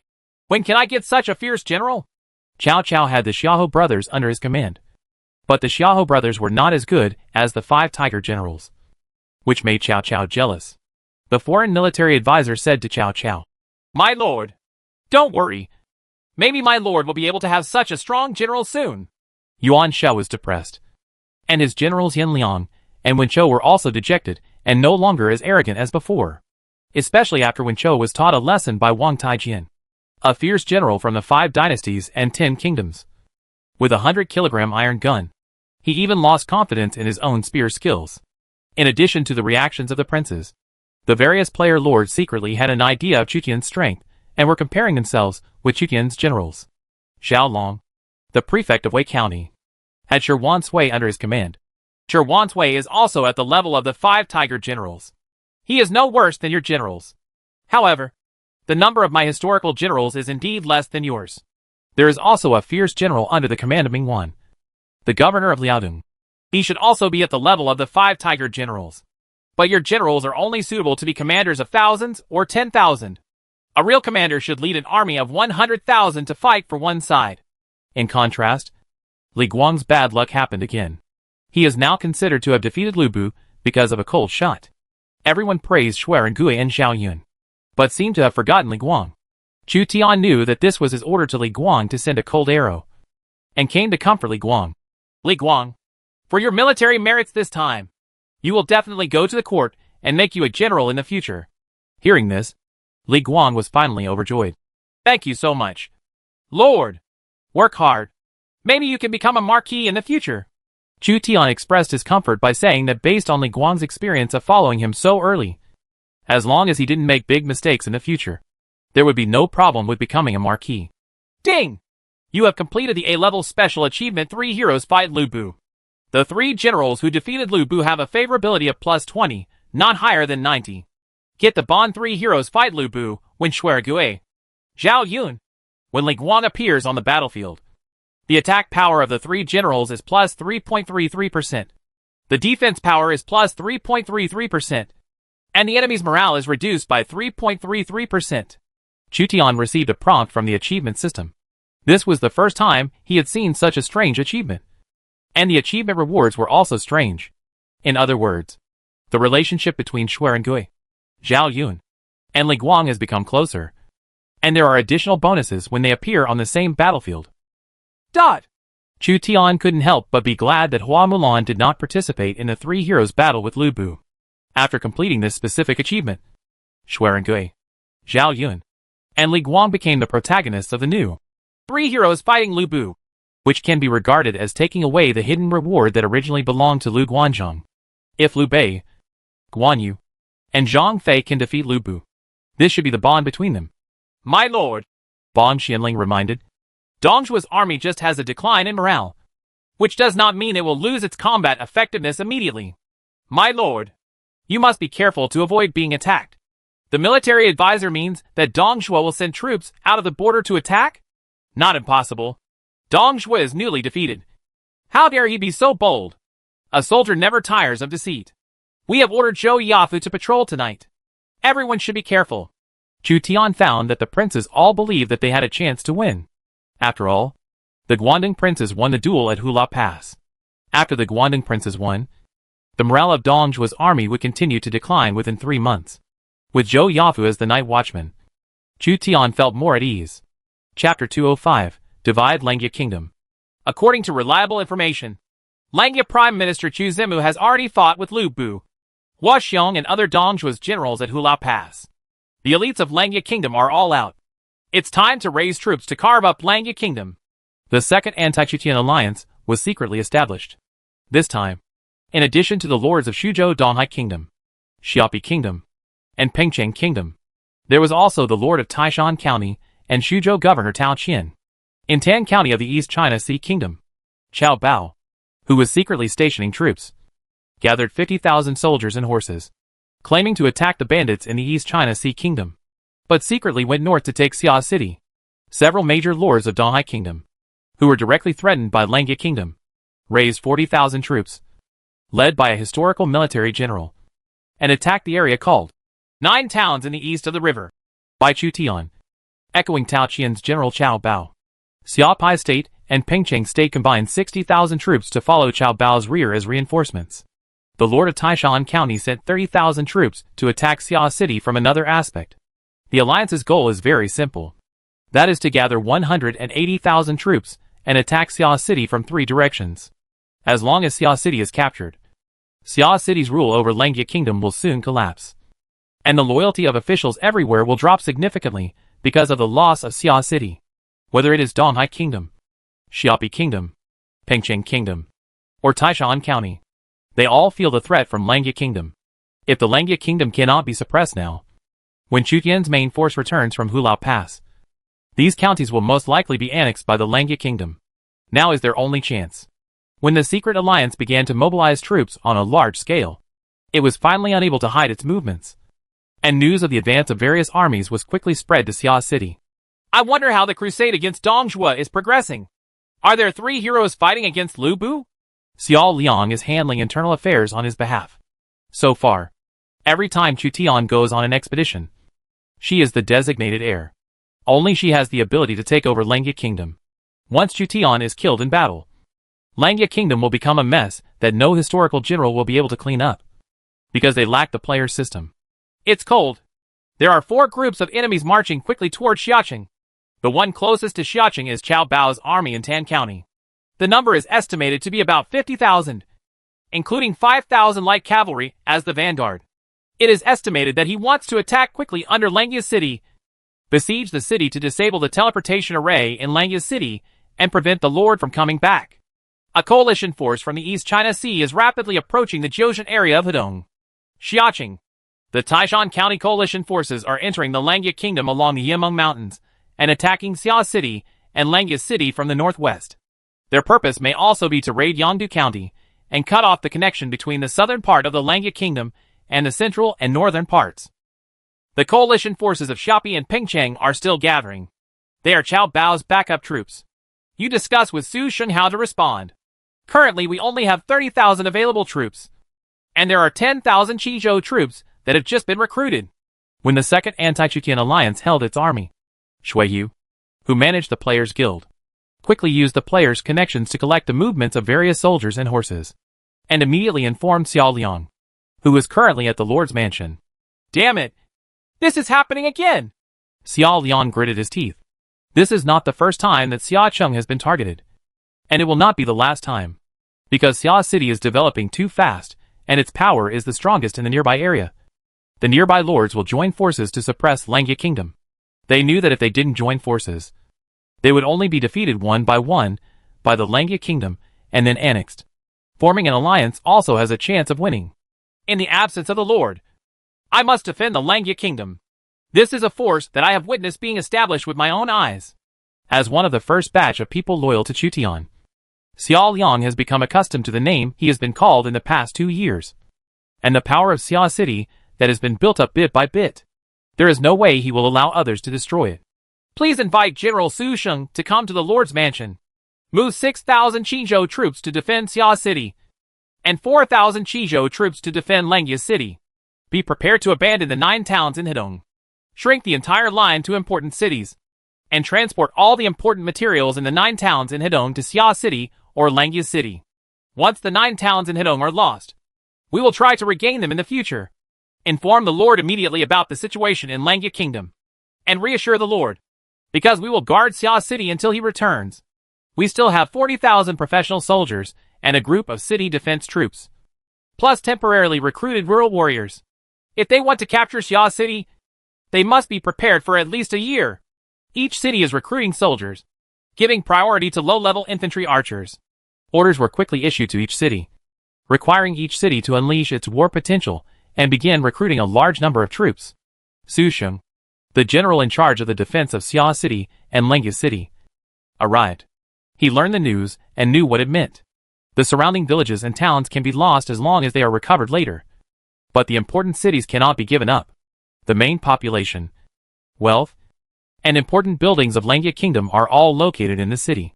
In particular, Xia City, as the main city, cannot be lost. Otherwise it will seriously affect the loyalty of all generals, shake the morale of the military, and decrease the morale of the people. The navy camp of 2,000 people can control the river if they advance, and they can retreat with Xiangyong to defend Lianshan town. If the ships in Tan County can be interfered with to transport food to Cao Bao's army, then Cao Bao will be short of food, especially in Xiapi State, and the lords of Pengcheng State join forces with Cao Bao. They will have 110,000 soldiers and horses, and it will be difficult to maintain food supplies. 30,000 professional soldiers, of which 12,000 are in the south, 8,000 in the middle, and 10,000 in the north, not counting the troops recruited by Ainli of Shihai County. If 10,000 Qizhou troops are transferred to the south, Xia City in the south will have 12,000 troops, and Langya City will have 8,000 troops. Su Sheng explained the current troop deployment to Xiao Liang, and Xiao Liang nodded from time to time. Su Sheng hesitated. The question is, can the 10,000 troops and horses of Zhang Ba and Sun Guan in the north be mobilized? If the 10,000 troops and horses of Zhang Ba and Sun Guan can be mobilized, our pressure will be reduced. But the north will face an attack. Threat from the North Sea Lords. He needs someone who can take responsibility. Because Su Sheng could not bear the consequences. Xiao Liang guessed Chu Tian's thoughts at this time and finally decided. Order Zhang Ba and Sun Guan to lead 8,000 troops south to Ju County to join Shuiyu, forming a reinforcement force of 12,000 people to move around Jiuzhen in Hedong as foreign aid, and try to defeat the 40,000 coalition troops of the East China Sea. Order Ainli to suppress the possible rebellion in Shihai County. Don't worry about Xiaqing. We will defend Xiaqing. General Su Sheng, please help you strengthen the city defense. I will let people in produce as much city defense materials as possible in the city. As commanded. Su Sheng somewhat admired the woman in front of him. The Second Anti-Chutian Alliance had 180,000 troops, while Langya Kingdom only had 40,000 troops at full strength. Even though Xia Cheng's barracks could recruit 2,000 First-Order Light Infantry and First-Order Long Archers each month, they were only new recruits. Under the premise of such a huge disparity in the proportion of troops, they can still remain calm and deploy, which is better than the vast majority of people. Su Sheng went down to rectify Xia City's defenses. Xia City, which had not fought for a long time, was once again attacked by the coalition forces, and people were panicked for a while. Xiao Liang recruited a large number of troops in the city, trained infantry, archers, and cavalry at the same time, and consumed the equipment hoarded in the arsenal. I heard that the lords of 4 counties participated in the coalition to carve up the Langya Kingdom. The coalition claimed to be 500,000 strong, and the leader was Tao Qian, the governor of Xuzhou. Isn't Prime Minister Langya a subordinate of Tao Qian? Why does Tao Qian want to get rid of him quickly? Because Langya Kingdom seems to be an independent kingdom. It seriously threatens Tao Qian's status as governor. How can he allow others to sleep soundly on the couch lying on his side? We'd better escape from Xia City, or Langya City, as soon as possible. There is no place where there is no war. So where can we escape to? Besides, my house is still in Xia City, but it cost me 200 taels of silver. There are rumors in the streets of Xiaqing that 500,000 allied troops are attacking Langya Kingdom. Zhang Ba, who was stationed in the counties in the northern part of Langya Kingdom, set off immediately after receiving Xiao Liang's order asking him to go south to meet Shuiyu. Sun Guan, the guard stationed in Dongwu County, also received the order and immediately ordered his troops to go south. Xiao Liang's intention was already obvious. She was ready to abandon the 9 towns in Hedong, and even abandon the northern part of Langya Kingdom. She would shrink the defense scope and defend with limited troops until she waited for Chu Tian to return. Even if Langya City's teleportation array fails due to the siege, Xiao Liang believes that Chu Tian will have a way to come back. The Xuzhou light cavalry sent by Cao Bao was extremely fast and fully prepared, bypassing Xia City and approaching Langya City. Once the city is besieged, Langya City's teleportation array will be ineffective, and Chu Tian's army will not be able to return to Langya Kingdom immediately. The only people Cao Bao was afraid of were Chu Tian's elite troops and those top generals, and they were all fighting the elite Shiliang Legion at Hulao Pass and had no time to return. Secondly, an army of more than 40,000 infantrymen will have enough time to besiege Xia City. Whether it is a strong attack, flooding, or siege, it all depends on the situation. Cao Bao could already see the outline of Xia City, and Xia City was at his fingertips. Attack directly. If it cannot be captured, wait until the 60,000 troops from the lords of Xiapi and Pengcheng arrive, and then join forces to attack again. We cannot lose our lives by annexing Langya Kingdom. Otherwise it will be in vain to benefit other county lords. Miss Xia, Cao Bao's army has arrived. The defenders of the city wall spotted the banners of Cao Bao's army appearing on the horizon. First there was a black line, and then the Xuzhou army spread over the mountains and plains. Hundreds of war horses carrying supplies appeared within Xia Cheng's field of vision. 50,000 people is quite large, enough to cover the entire site. Currently, Xia Cheng's 12,000 defenders have to block the opponent's 50,000 troops.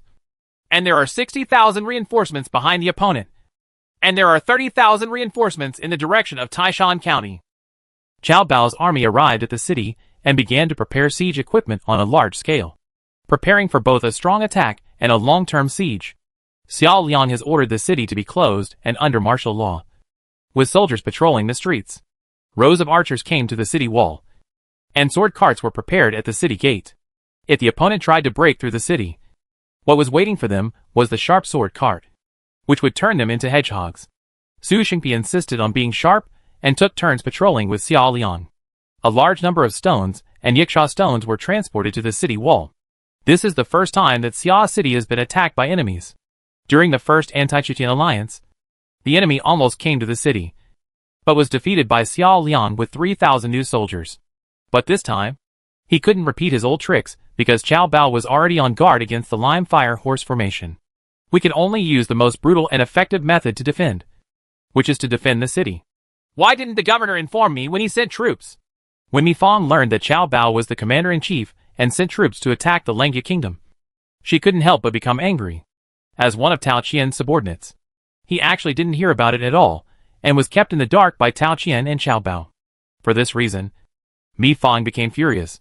One is because he is dissatisfied with Tao Qian and Qiao Bao for ignoring him, and the other is because of his friendship with Chu Tian. Mi Fang found Mi Zhu and asked Mi Zhu to put pressure on Tao Qian. The deal is done. The three armies are on the move. Even if I go to put pressure on my brother, the governor will not waver. What's more, all the aristocratic families are waiting and watching. If Chu Zimu of Langya Kingdom is destroyed as a result, then other aristocratic families will abandon him without hesitation. If the Langya Kingdom can hold on for a while, the soldiers who conquered the Langya Kingdom will be tired of the war and go to the Brotherhood to dissuade the governor and request the withdrawal of troops. As the eldest son of a large merchant family, Mi Zhu has more considerations than Mi Fang. He must first look at the matter in the interests of the family. Second is personal friendship. Mi Fang was dissatisfied. Our Mi family has tens of thousands of guests and servants. As long as we buy a batch of weapons, we can go to support. Why should we tie our hands and feet? Mi Zhu shook his head. There is a huge difference between a servant and a professional soldier. What you are doing is just not pleasing both sides. In the Yimeng Mountains, the 30,000 allied troops from Taishan County marched southeast along the mountains. They relied on the terrain and attacked the Langya kingdom from a high position. No one could stop them. Qiao Bao has led the Xuzhou army to besiege Xia City and Langya City, and we will join him soon. Relying on our strength to carve up the territory of the First Lord, we will become famous throughout the Eastern Han Dynasty. According to the agreement, our three lords in Taishan County can be divided into Yangdu County, Dong'an County, and Dongguan County. I would rather get the woman who will look after Chu Zimu's house. I heard that she is good-looking, and most importantly, she can make money. Chu Zimu has never been short of money. Where can I find such a woman? Xia City and Langya City will be divided up between Qiao Bao and Qiao Bao. If you want to ask him for a woman, just bribe him with 1,000 taels of silver. 1,000 taels of silver in exchange for an economic talent is not a loss. The three lords of Taishan County have already thought about carving up the Langya kingdom in Chutian, including the people who carve up Chutian. The East China Sea allied forces set out from Liqing and approached Jiu Town in Hedong. Once the 9 towns in Hedong fall, the 40,000 coalition troops of the East China Sea Kingdom can attack Langya City or Jiu County, or cross the river to attack Xia City. The Lord of the East China Sea Alliance army said to the commander beside him, Zhang Gongming, this time the important task of capturing the 9 towns in Hedong and capturing Jiu County will be left to you. Don't let me down, since they have robbed Xia City and Langya City. Then we will go and attack Jiu County and Shihai County. When Chu Zima comes back, he will lose his territory, and the generals will eventually be ours. Chapter 206 Cavalry Captain Hu Jin. At Hulao Pass, just when the various princes thought that Dongzhu's army would retreat soon, Dongzhu's army, whose morale was declining, not only did not flee immediately according to the advice of military advisor Jia Su, but instead sent elite troops to attack 27 princes at night. The first one to be attacked was the camp of Jiaohe, the governor of Qinzhou. Zhang Liao personally led his troops to dismount and destroy the antlers to open a passage for the Shiliang cavalry. Shiliang General Li Ju led the Flying Bear army and drove straight in. Jiao He was one of the weakest princes. Thousands of Qinzhou's soldiers faced the attack of the Flying Bear army and were quickly destroyed. At the same time, several princes were attacked. Generals such as Lu Bu, Hua Xiong, Su Rong, Li Hu, and Meng Tian all came out and broke through the princes' camps. Their shouts of killing shook the heaven and the earth. The fierce General Wang Taiji had led a group of infantry into the camp of Zhang Chao, the prefect of Guanling. An iron gun was used as a heavy weapon, and even the heavy infantry were smashed to death in front of him. Everyone in the army, please don't panic. Zhou Yafu controlled the situation in the camp. Because Zhou Yafu had special characteristics in military management, the 20,000 people in Langia Kingdom did not cause chaos due to the night attack. Chu Tian came out of the tent and took a Tang Dao to protect himself. He now had some strength. There were shouts of killing all around. All the princes were fighting on their own, and wars broke out everywhere. Chu Tian's insistence on his own camp was his contribution to the Guandong allied forces. Xueren Gui appeared beside Chu Tian to protect him and prevent Chu Tian from being killed after the camp was breached. One of his important duties is to protect Chu Tian's safety. Zhao Yun also appeared soon. Although Zhao Yun has not yet officially pledged allegiance to Chu Tian, his behavior has been assimilated to Xueren Gui. Even if Cao Cao has Dian Wei and Su Chu, he still has Xueren Gui and Zhao Yun to compete. Is my lord okay? Hua Mulan led a group of light cavalry to ensure Chu Tian's safety, completely losing the coldness before. Reorganize the light cavalry and prepare to meet the enemy or chase them. Chu Tian saw Fang Xianling coming out. What the military advisor said is true. The Xiliang army did attack at night. What should we do next? Fang Xianling replied, You can send a small team of cavalry out to investigate and wait and see what happens. The Xiliang army's cavalry also attacked Chu Tian's camp. But Zhou Yafu, who was on patrol, discovered that after the Xisheng battalion shot and killed more than 100 cavalry, the other party did not dare to continue to attack the Langia army's camp. Which one of you two is going to investigate the situation nearby? Chu Tian gave priority to using Xueren Gui or Zhao Yun. As for Li Guang, who was easily lost, Chu Tian did not dare to use it in the night battle. Otherwise Li Guang would be in trouble if he ran into the heavy siege of Xiliang cavalry. Zhao Yun volunteered. Zilong has been favored by General Fubo. Now Dongzhuo's bandits are attacking our camp. How can we just sit idly by and ignore it? Okay. You lead 50 horse archers to investigate. It was rare for Chu Tian to see Zhao Yun take the initiative to ask for orders. So he asked him to temporarily take some soldiers and horses to leave the camp to explore the surrounding situation. On the left side of the Langia Kingdom camp is the camp of Cao Cao, the governor of Dongjun. The Dongjun army, with Cao Cao as its head coach, was as stable as a mountain and did not suffer much losses from the Xiliang army's night attack. Cao Cao personally observed the movements in all directions.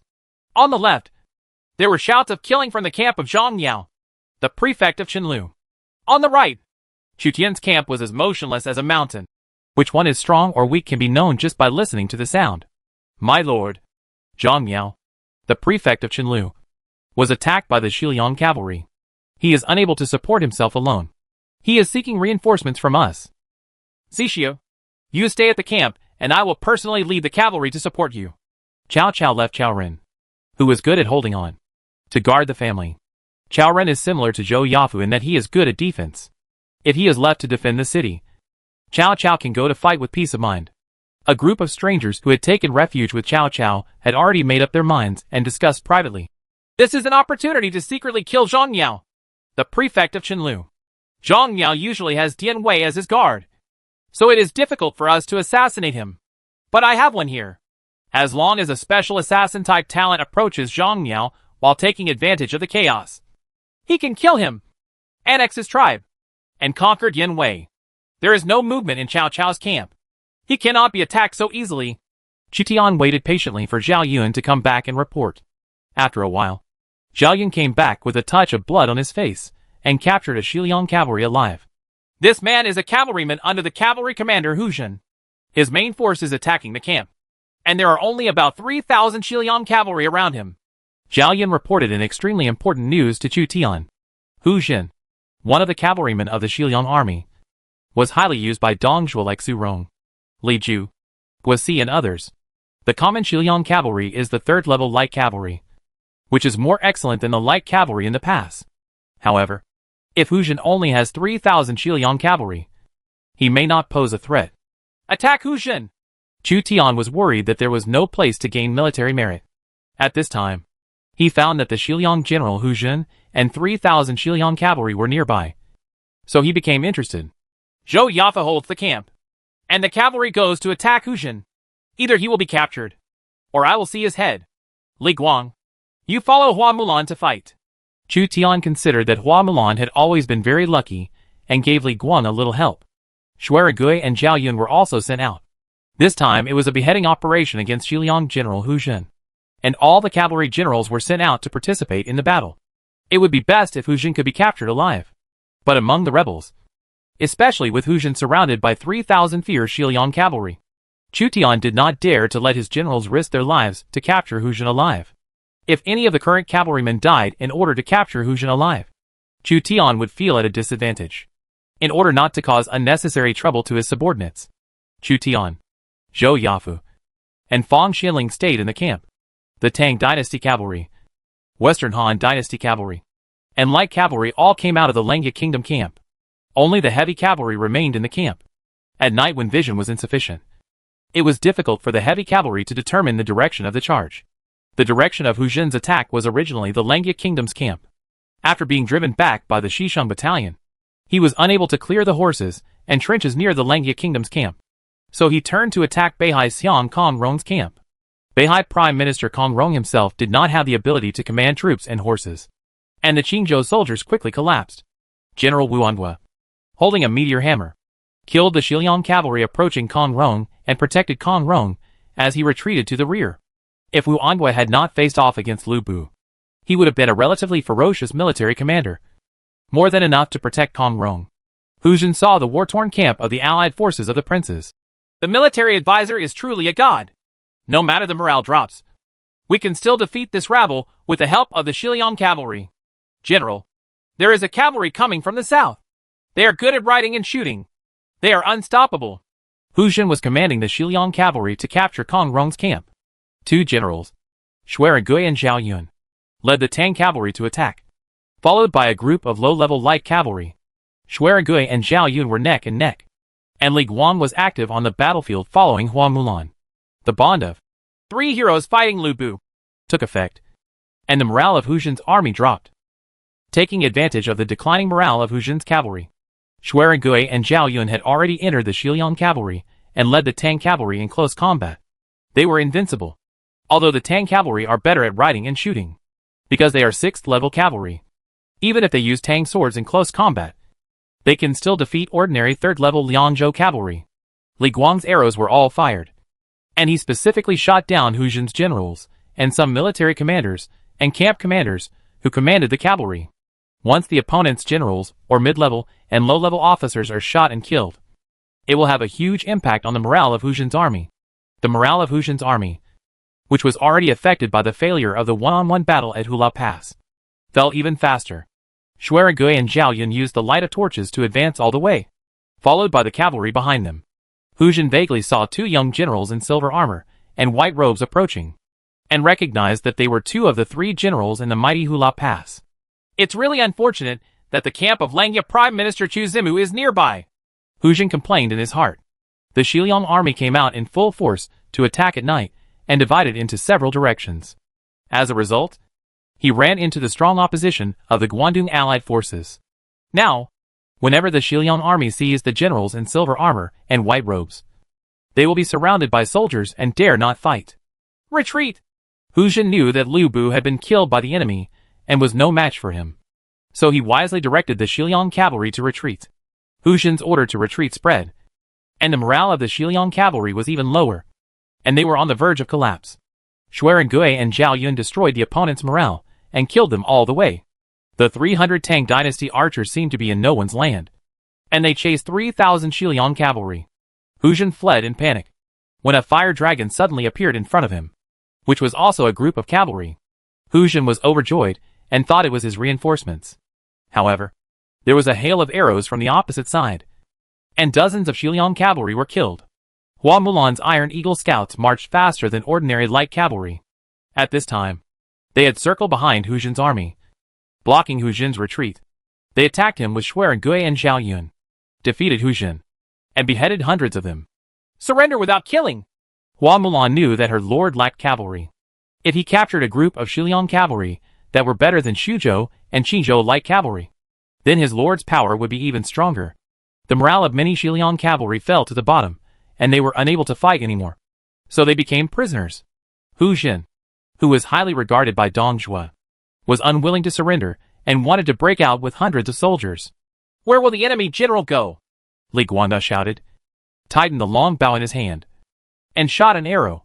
Hu Jin was hit by an arrow in the back and fell from his horse. Fragile.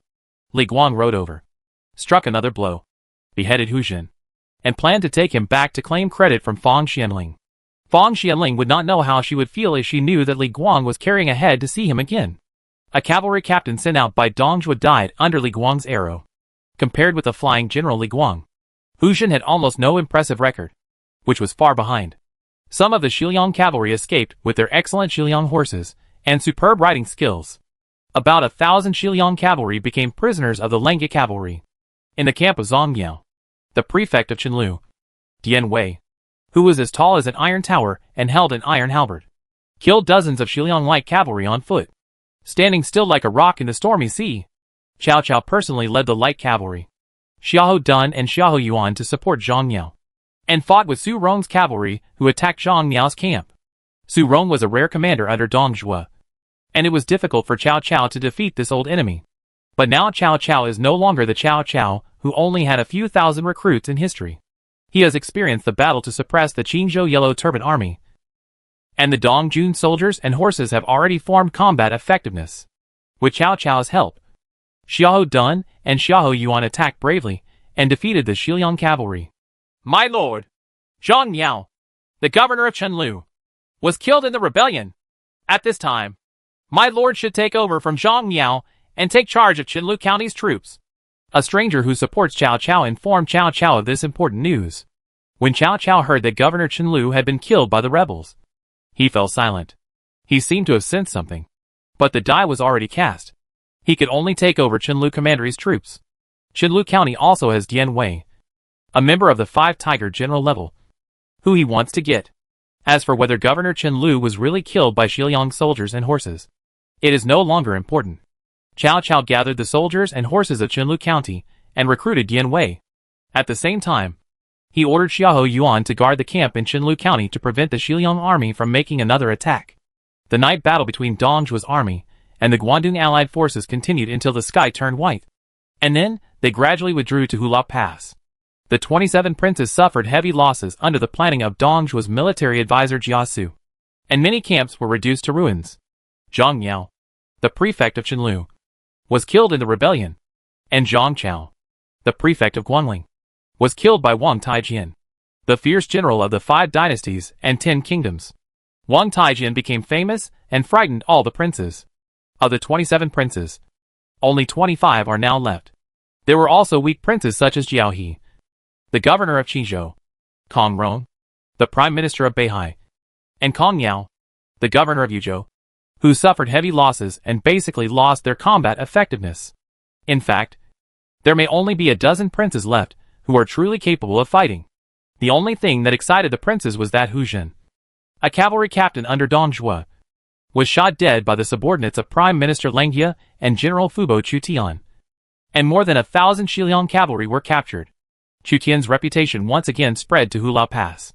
Cao Cao actually annexed Zhang Yao's tribe, and Dian Wei was subdued by him. It is really unacceptable. Chu Tian snatched away Liu Bei's Zhao Yun, still a little dissatisfied. He also knew that Dian Wei was still under Zhang Yao and might have a chance to steal it from Cao Cao. But in the end, it was Cao Cao who took the lead. Even though there is no chance to conquer Dian Wei, Chu Tian has gained a lot. Fang Xianling counted the Shiliang cavalry captured last night. A total of 1,534 Shiliang cavalry and 1,917 horses were captured. When Chu Tian heard about the number of captured horses, he became even more greedy about the horse-producing land in Liangzhou. More than 1,000 war horses are a lot for Lengge Kingdom. But more than 1,000 war horses are nothing to the Shiliang army. Hu Jin was just one of Dong Zhuo's generals. His main force was attacking the camp, and he could have 3,000 cavalry at his side. In fact, the cavalry under Hu Jun's command may have been tens of thousands, and Chu Tian captured only a small part. There are also 3 Liangzhou horses. In addition to the high-quality Turkic war horses, Chu Tian also obtained 3 excellent war horses, big horses from Liangzhou, compared with the superior Turkic war horses suitable for equipping light cavalry. Liangzhou horses are suitable for equipping heavy cavalry. A heavy cavalry equipped with Liangzhou horses will have a terrifying impact. Chu Tian also obtained military exploits, including killing the cavalry captain Hu Jun and earning 5,000 military merit points. He also captured thousands of Shiliang cavalry and beheaded hundreds, earning tens of thousands of military merits. Chapter 207 Unless Zimu dies, I will have no peace. The foreign lord Su Fengyan's generals Wang Yanzhang and Li Hu defeated Yuzhou's governor Kong Yao and killed 6,000 Yuzhou troops. Kong Yao fled in a hurry. The alien lord Jiujiu and the old Qin general Meng Tian stabbed Zhang Chao, the prefect of Guanling, on his horse, killed Guanling soldiers and horses, and beheaded 3,000 people. Zhonglong general Su Rong defeated Qinlu prefect Zhang Miao. Zhang Miao was killed in the rebellion. Qinliu's troops suffered at least 5,000 casualties. Captain Hua Xiong beheaded 3,000 people. The generals and lords of Dongzhuo's camp, who took the initiative to attack from all walks of life, returned, and many troops achieved great victories, making the Guandong princes fearful. Dongzhuo's gloomy expression finally relaxed. Prime Minister Lengyue and General Chu Zimu of Fubo sent troops to kill Hu Jun, the cavalry commander. Their general Li Guang took Hu Jun's head and challenged him at Hula Pass. Chu Zimu beheaded 800 of our Shiliang cavalrymen and captured thousands of them, which shocked Heluo. When Dongzhuo learned that all the armies had won, he suddenly heard that the cavalry captain Hu Jun was killed. In addition, Hu Jun led the elite Shiliang cavalry, not the new recruits of the weak princes. The loss of about 2,000 people already made Dongzhuo quite disappointed. Feeling distressed, unless Zimu dies, I will have no peace. Dongzhuo's important generals were beheaded by Chu Tian, and he felt a little scared. On the battlefield of Guangzhou County, Chu Tian's general Zhou Yafa temporarily commanded the Han army to turn the tide, and he was Dongzhuo's savior, which impressed Dongzhuo deeply. Now Chu Tian became Dongzhuo's enemy, and Dongzhuo became frightened. Chu Tian's 3 generals defeated Lu Bu at Hula Pass and killed Hu Jun, the cavalry commander, becoming Dongzhuo's most serious problem. Dongzhuo really had nothing to do with Chu Tian. Li Guang called for battle at Hula Pass. After Lu Bu was injured, no one could take the lead. The fierce general Wang Taiqiang can fight against Li Guang, but Chu Tian also has Shuai Gui and Zhao Yun fighting, which is so powerful in Hula Pass that no one dares to assist Wang Taiqiang in the battle. Dongzhuo can also send the Shiliang cavalry into battle, but unfortunately, there is a coalition of Guandong princes outside the pass. Dongzhuo is reluctant to use the Shiliang cavalry as his trump card to avoid being exhausted by the Guandong princes. He will be unable to control Guangzhou and Shiliang. Li Ru. Chu Zimu is as fierce as a tiger and cunning as a fox. I feel uneasy. What should I do? Faced with the threat from Chu Tian, Dongzhuo had no choice but to ask military advisor Li Ru. Li Ru replied, Chu Zimu came to fight, not to help the Han dynasty. And most likely, he did not want to be an enemy of the Lord. Yuan Shao named him General Fubo and attracted him to join the Guandong allied forces. Now that the emperor is in the hands of the Lord, why not use the name of the emperor to ennoble Chu Zimu and other princes with official positions, so that they can turn against Yuan Shao and become enemies, so that the Lord can profit from it? Why did you grant Chu Zimu an official position? He is now Lengyue Prime Minister, Fubo General, and then the Shuzhou Governor, Shuzhou Mu, or Siping, Xian, 4 towns, and 4 expeditions generals. He is young and has what qualifications do you have to become a state shepherd or governor? Dongzhuo thought about it carefully. Chu Tian seemed to be a high-ranking official in the border area, or a general with various titles, with almost no title. Li Ru said, This is wrong. There are officials but no soldiers, and the title is empty. If you can use your official position to make Chu Zimu retreat, or to make the princes kill each other, and the heroes of Guangdong will destroy themselves without attacking, and the Lord can make a profit. Why bother do you care about the false title? Very true. After being reminded by Li Ru, Dongzhuo realized that the emperor was in his hands, and he could use the emperor to confer official positions and cause internal strife among the princes. Once the princes are in internal strife and have too much time to take care of themselves, they will naturally be unable to attack him. Another military advisor, Jia Su said, My lord can make Cao Cao the governor of Yanzhou, Yuan Shao the governor of Jizhou, Yuan Shu the governor of Yuzhou, Sun Jian the governor of Jingzhou, and Tao Qian the governor of Xuzhou. There are already people as governors of Yanzhou, Jizhou, and Yuzhou. So why do they need to be canonized again? There are 2 days in the sky. If Cao Cao and Lu Dai are both the governor of Yanzhou, there will definitely be a gap in their hearts. Yuan Shao is the governor of Jizhou, and Han Fu will be separated from him. Yuan Shu is greedy, and if he is the governor of Yuzhou, he will definitely try to kill the other governor of Yuzhou. Kong Miao. Sun Jian is the governor of Jingzhou, and Lu Biao is afraid of him, and may cause trouble for him in Changsha. Tao Qian is the pastor of Xuzhou, and has the power to control the military and political power of Xuzhou. So he will not allow Prime Minister Lengia to expand his power. Jia Su proposed a divorce plan, which made Dong Zhuo very satisfied. Dong Zhuo planned to reappoint a group of governors and put them into conflict with the current governors. Li Ru said, My lord, we must move the capital to Chang'an as soon as possible rather than later. The morale of our army is still declining. From now on, move all Luoyang's population and property to Chang'an. Also excavate the imperial tomb. Obtain property. And reward the entire army. Although the cavalry captain Hu Jin was killed, Dong Zhuo generally defeated the military front of the princes at Hulao Pass. The princes withdrew their troops 10 miles back to prevent Dong Zhuo's army from attacking again. During this period, Dong Zhuo sent envoys to announce the appointment of governors to some Guangdong princes. Dong Zhuo is a thief. I am a general of the Han dynasty. How can I accept his appointment? Sun Jian was very angry with him and drove away the envoys sent by Dong Zhuo. He did not accept such an attractive position as the governor of Jingzhou. Players who supported Sun Jian originally planned to persuade Sun Jian to temporarily accept the official position of Jingzhou governor so that he could attack Xiangyang in the future. But since Sun Jian persisted, they could not help. Cao Cao also did not accept the official position of Yanzhou governor appointed by Dong Zhuo. Instead, he continued to regard himself as the governor of Dongjun and still regarded Lu Dai as Yanzhou governor. Cao Cao was also a wise man and knew that the status of a governor without military support was not as good as that of a prefect who held real power. At present, Cao Cao has annexed Zhang Miao's troops in Qinlu County, and his strength has surpassed that of Lu Dai, the governor of Yanzhou. He is the uncrowned governor of Yanzhou. Yuan Shao hesitated for a long time when facing the position of Jizhou governor, but finally refused. Among the princes under Hulao Pass, only Yuan Shu, the governor of Nanyang, accepted the appointment as the new governor of Yuzhou. This made Kong Min, the original governor of Yuzhou, deeply dissatisfied. Yuan Shu seemed to want to covet his Yuzhou. The Kanto princes generally remained in alliance, but the seeds of internal strife were sown as a result of this incident. Even if Cao Cao rejected the appointment of Yanzhou governor, Lu Dai still had some scruples about Cao Cao, and it is hard to say whether Zhang Miao really died at the hands of Shiliang cavalry. Han Fu, the governor of Jizhou, was also wary of Yuan Shao. It was said that Yuan Shao had close contacts with the foreign lords of Jizhou, in addition to the Guangdong princes under Hulao Pass.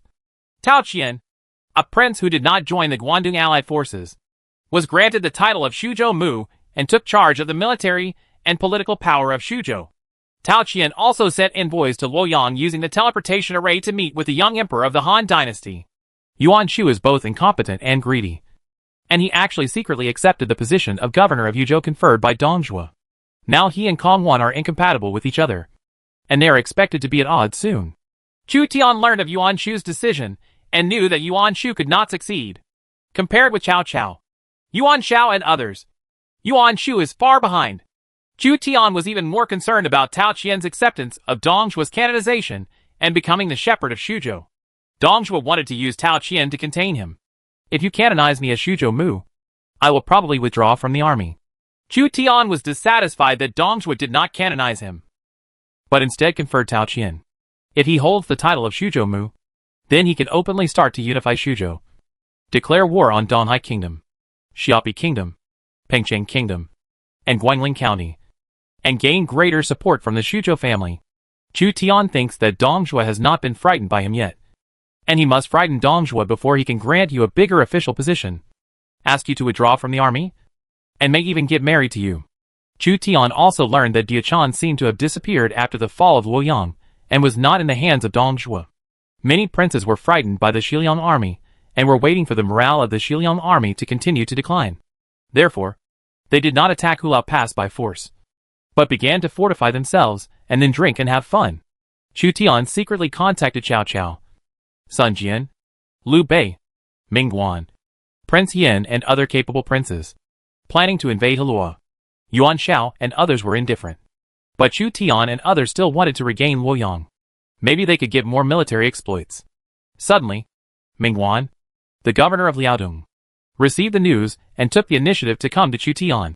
Chu Zimu, although we will be rivals in the future, I have to remind you that Langya Kingdom is being attacked by Shuzhou Mu Tao Qian and the lords of Shuzhou and Yinzhou, and the siege of forces. This time, the coalition forces are called a total of 500,000 troops, with the goal of capturing Xia City. Langya City is besieged, and you can no longer directly return to Langya Kingdom, because at Hulao Pass at this time, Chu Tian was unable to contact the rear in time. Instead, the well-informed Mingguan took the lead to remind Chu Tian. Chu Tian's expression changed slightly. He rarely suffered a big loss. This time Langya Kingdom suffered a big loss due to Tao Qian's scheme. He didn't expect that weak Tao Qian could have such a strong side. However, it seems that Tao Qian did sneak attack Cao Cao in history, and was severely beaten by Cao Cao. This news is a favor I owe you. I believe Langya Kingdom can hold on to it. Chu Tian remained calm, and could not show panic in front of other princes. According to the information provided by Mingguan, the main city of Langya Kingdom has not been lost, which is enough. After Cao Cao was attacked by Lu Bu and Zhang Niao and Yinzhou, there were only 3 cities left that could make a comeback. So Chu Tian could too. An important choice was placed in front of Chu Tian: whether to return to the army immediately, and how to return to the army. Since Tao Qian planned the attack on Langya Kingdom behind the scenes, he must have what he thought was a foolproof countermeasure surrounding Langya City, disabling Langya City's teleportation array, and preventing Chu Tian from returning directly to Langya Kingdom was Tao Qian's first and most important step. Of the 5 counties in Shuzhou, 4 of them are in the hands of Tao Qian.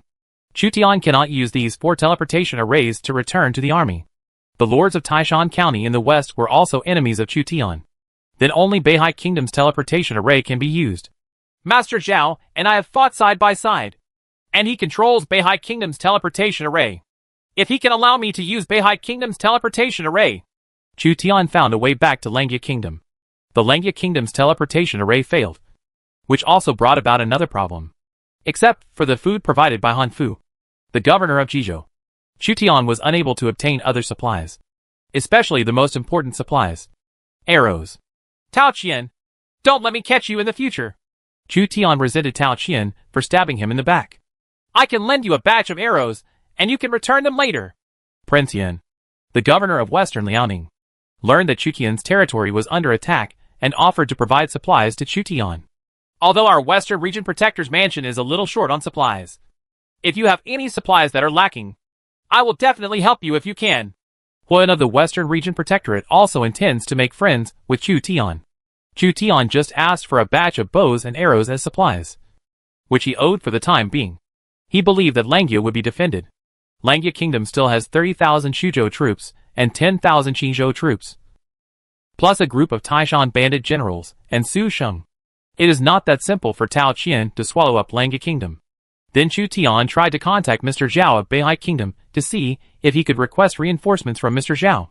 Chu Tian doesn't have to go back in person. He just needs to try to rescue Langya Kingdom. Tao Qianhe was in a league of his own, but Chu Tian also knew a group of lords. If he wanted to go back, Chu Tian would have to reach a nearby county, then arrive at Beihai Kingdom, and then return to Langya Kingdom from Beihai Kingdom. It would probably take a month, and he might not be able to make it in time. When he learned that Langya Kingdom was attacked by the coalition forces, Xiao Liang entrusted the players who came to report to Chu Tian to arrive at Hulao Pass. Currently, each city is holding on, and there is no trend of falling for the time being. Miss Ya said that she will definitely hold on. Please, Lord, don't worry. Just follow your own plan. Chu Tian felt a little relieved. Langya Kingdom, the 9-town area east of Hedong, was once a land conquered by Zhou Yafu, and 5 of its towns have been captured by the 40,000 coalition troops of the East China Sea Kingdom. Shuiyu, together with Zhang Ba and Sun Guan, led 12,000 troops from the northern and central parts of Langya Kingdom to station in Jiao Town in Hedong. intending to defeat the East China Sea allied forces and then break the siege of Xiaoqing. Xia City is not in danger of falling within 10 days and a half. And the same is true for Lengyas City. With a solid city wall, Chu Tian's 2 years of management, and the guarding General Su Sheng, how could it be so easily breached? Shui Yu, Zhang Ba, and Sun Guan's strategy was to defeat the East China Sea allied forces, then lift the siege of Lengyas City and welcome the return of Chu Tian's main force. There is no problem with this tactic, provided they can defeat the East China Sea alliance forces. The 40,000 coalition forces of the East China Sea were not that easy to deal with. The troops from both sides fought in the 9 towns of Hedong, destroying the 9 towns of Hedong that had shown some improvement. President, we have already inquired about the news. The leader of the East China Sea Alliance Army is a historical military general, Song Jiang and Song Gongming of Lianshan. He has certain bonuses to the army. Shui Yu successfully obtained information about the opponent's general. Only when you know yourself and your enemy can you fight without danger. It turns out that the opponent's leader is Song Jiang. No wonder it's a bit difficult to defeat. Shui Yu is in trouble. Song Jiang is not a powerful military general in history. He is just a leader of the peasant uprising army. If Chu Tian is here, he can even suppress Song Jiang with the effect of Great Master. But Song Jiang has 40,000 Donghai Kingdom coalition troops, while Shui Yu, Zhang Ba, and Sun Guan only have 12,000 troops. The comparison of military strength can affect the outcome. Zhang Ba and Sun Guan were not considered first-rate commanders either. If he is a first-rate commander, he can win even though his troops are at a disadvantage. Sun Guan suggested, how about we break the siege of Lengyas City first and welcome our lord back? Shui Yu shook her head. Right now, there are 30,000 enemy troops from Xiaopi Kingdom besieging them outside Lengyas City. If we go to rescue them, not only will we not be successful, but we will be attacked from behind by Song Jiang with 40,000 people, and the whole army will be annihilated. Faced with this situation, Zhang Ba and Sun Guan were helpless. Chapter 208 The woman who asked to defend the city.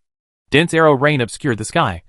The archers behind the female wall were suppressed, and the city gate tower was filled with arrow feathers. Shuzhou General Qiao Bao had already consumed more than 300,000 arrows below Xia City, and the attack was still unsuccessful after half a month.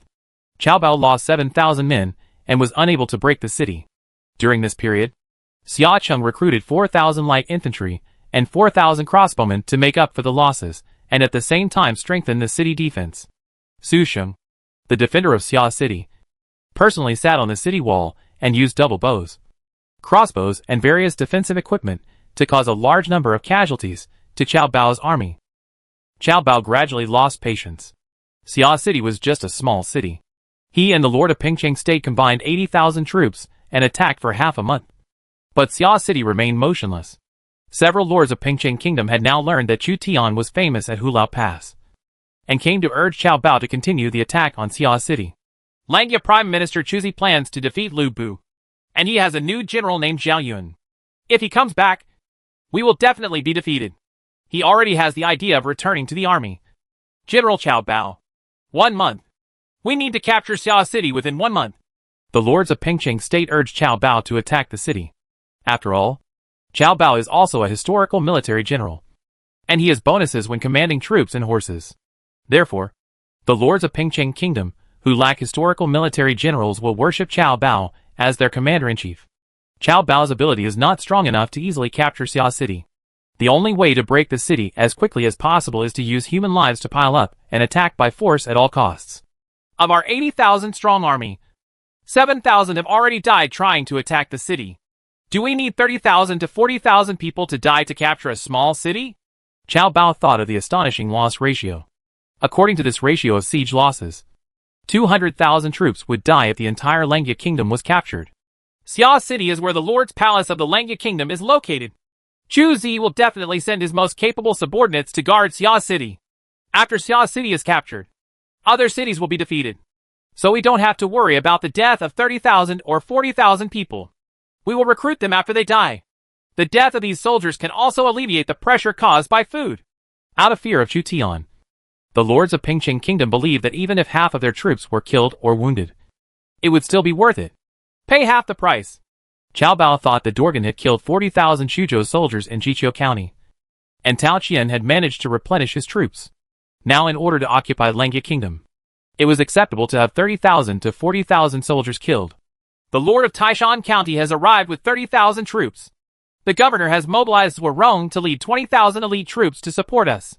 When Qiao Bao was distressed about the loss of his troops, Tao Qian from the rear sent reinforcements again. And at the same time, the lords of Taishan County arrived in Xia City. The number of troops besieging Xia City increased from 73,000 to 123,000. 30,000 people besieged Langya City, and 40,000 people held Shuiyu, Zongba, and Sungguan in Jiuzhen in Hedong. After having enough troops, Qiao Bao attacked Xia City again. Miss Xia, as well as Generals Zongba and Sungguan. Qiao Bao is back. The defenders of Xia City immediately went to the city wall to support them. Enemies 6 to 7 times the number of defenders attacked from all directions. During this period, Qiao Bao had prepared ramming cars, carriages, and a large number of ladders, preparing to capture Xia City in one fell swoop. Su Sheng put on his armor and said to Xiao Liang, Li Kuei, and other civil servants, "Leave the war matters to me. This is my duty." Xiaqing has never experienced such a huge war, and the shouts of killing shook the heaven and earth. The coalition forces were afraid that Chu Tian would lead the main force of the Langya kingdom back, so they attacked Xia City day and night, causing panic among the people in the city. Although the defensive materials we prepared caused a lot of casualties to Qiao Bao, as Qiao Bao continued to attack Xia City, the defensive materials became less and less. As Qiao Bao increased the intensity of the siege, the consumption of defensive materials will only increase. As for the food to defend the city, it's not a problem yet. Li Kuei looked through the account books and found that there were insufficient supplies to defend the city. Almost all the inventory in Xia City's arsenal was taken out and used. I have ordered all towns in advance to recruit the Qingzhou army from the Qingzhou Yellow Turban refugees. We will have to persist for a while longer. The number of Qingzhou army is not large enough. Xiao Liang had a backup plan. Be careful of all strangers in the city. The strongest castles are often breached from within. And I don't want to see a rebellion in the city, leading to the fall of Xia City. Qiao Bao personally led the coalition forces to attack Xia City for 3 days. 2,000 to 3,000 people were killed every day. But he didn't care and continued the attack. He would not stop until Xia City was captured. Many of the Xia City defenders were newly recruited first-level recruits, so thousands of defenders died in battle. On the 3rd day, when Qiao Bao and others were anxious, Xia City guard Su Sheng fought with the defenders, who climbed to the city wall, and suffered several serious injuries. Although Su Sheng finally defeated the enemy's advance team, he was seriously injured and unable to command. The enemy general is seriously injured. This is an opportunity to break the city. Set up the torch and be sure to capture Xia City. Qiao Bao ordered his soldiers to set up a brazier below Xia City, which was as bright as day, and attacked all night. General Su Sheng is seriously injured, and there is no general on the city wall. The news that Su Sheng was seriously injured reached the Lord's mansion, and Xiao Liang had to wear armor and go into battle. Currently, there are only 2 people with enough prestige to sit on the city wall and appease the defenders. One is her, and the other is Li Kuei. It was impossible for one person to be on the city wall for 12 hours. So she had to go to the city wall to give instructions in person. When she was tired, she fell asleep leaning against the city wall. On the 4th day, Qiao Bao still did not give up the attack on Xia City, losing tens of thousands of people, which was still within the tolerance range for the coalition army of 120,000 people. Miss Xia, it's time for you to return to your residence and rest. Li Kuei succeeded Xiao Liang to guard the city wall. Although he managed agriculture and punishment, he also had some experience in leading troops.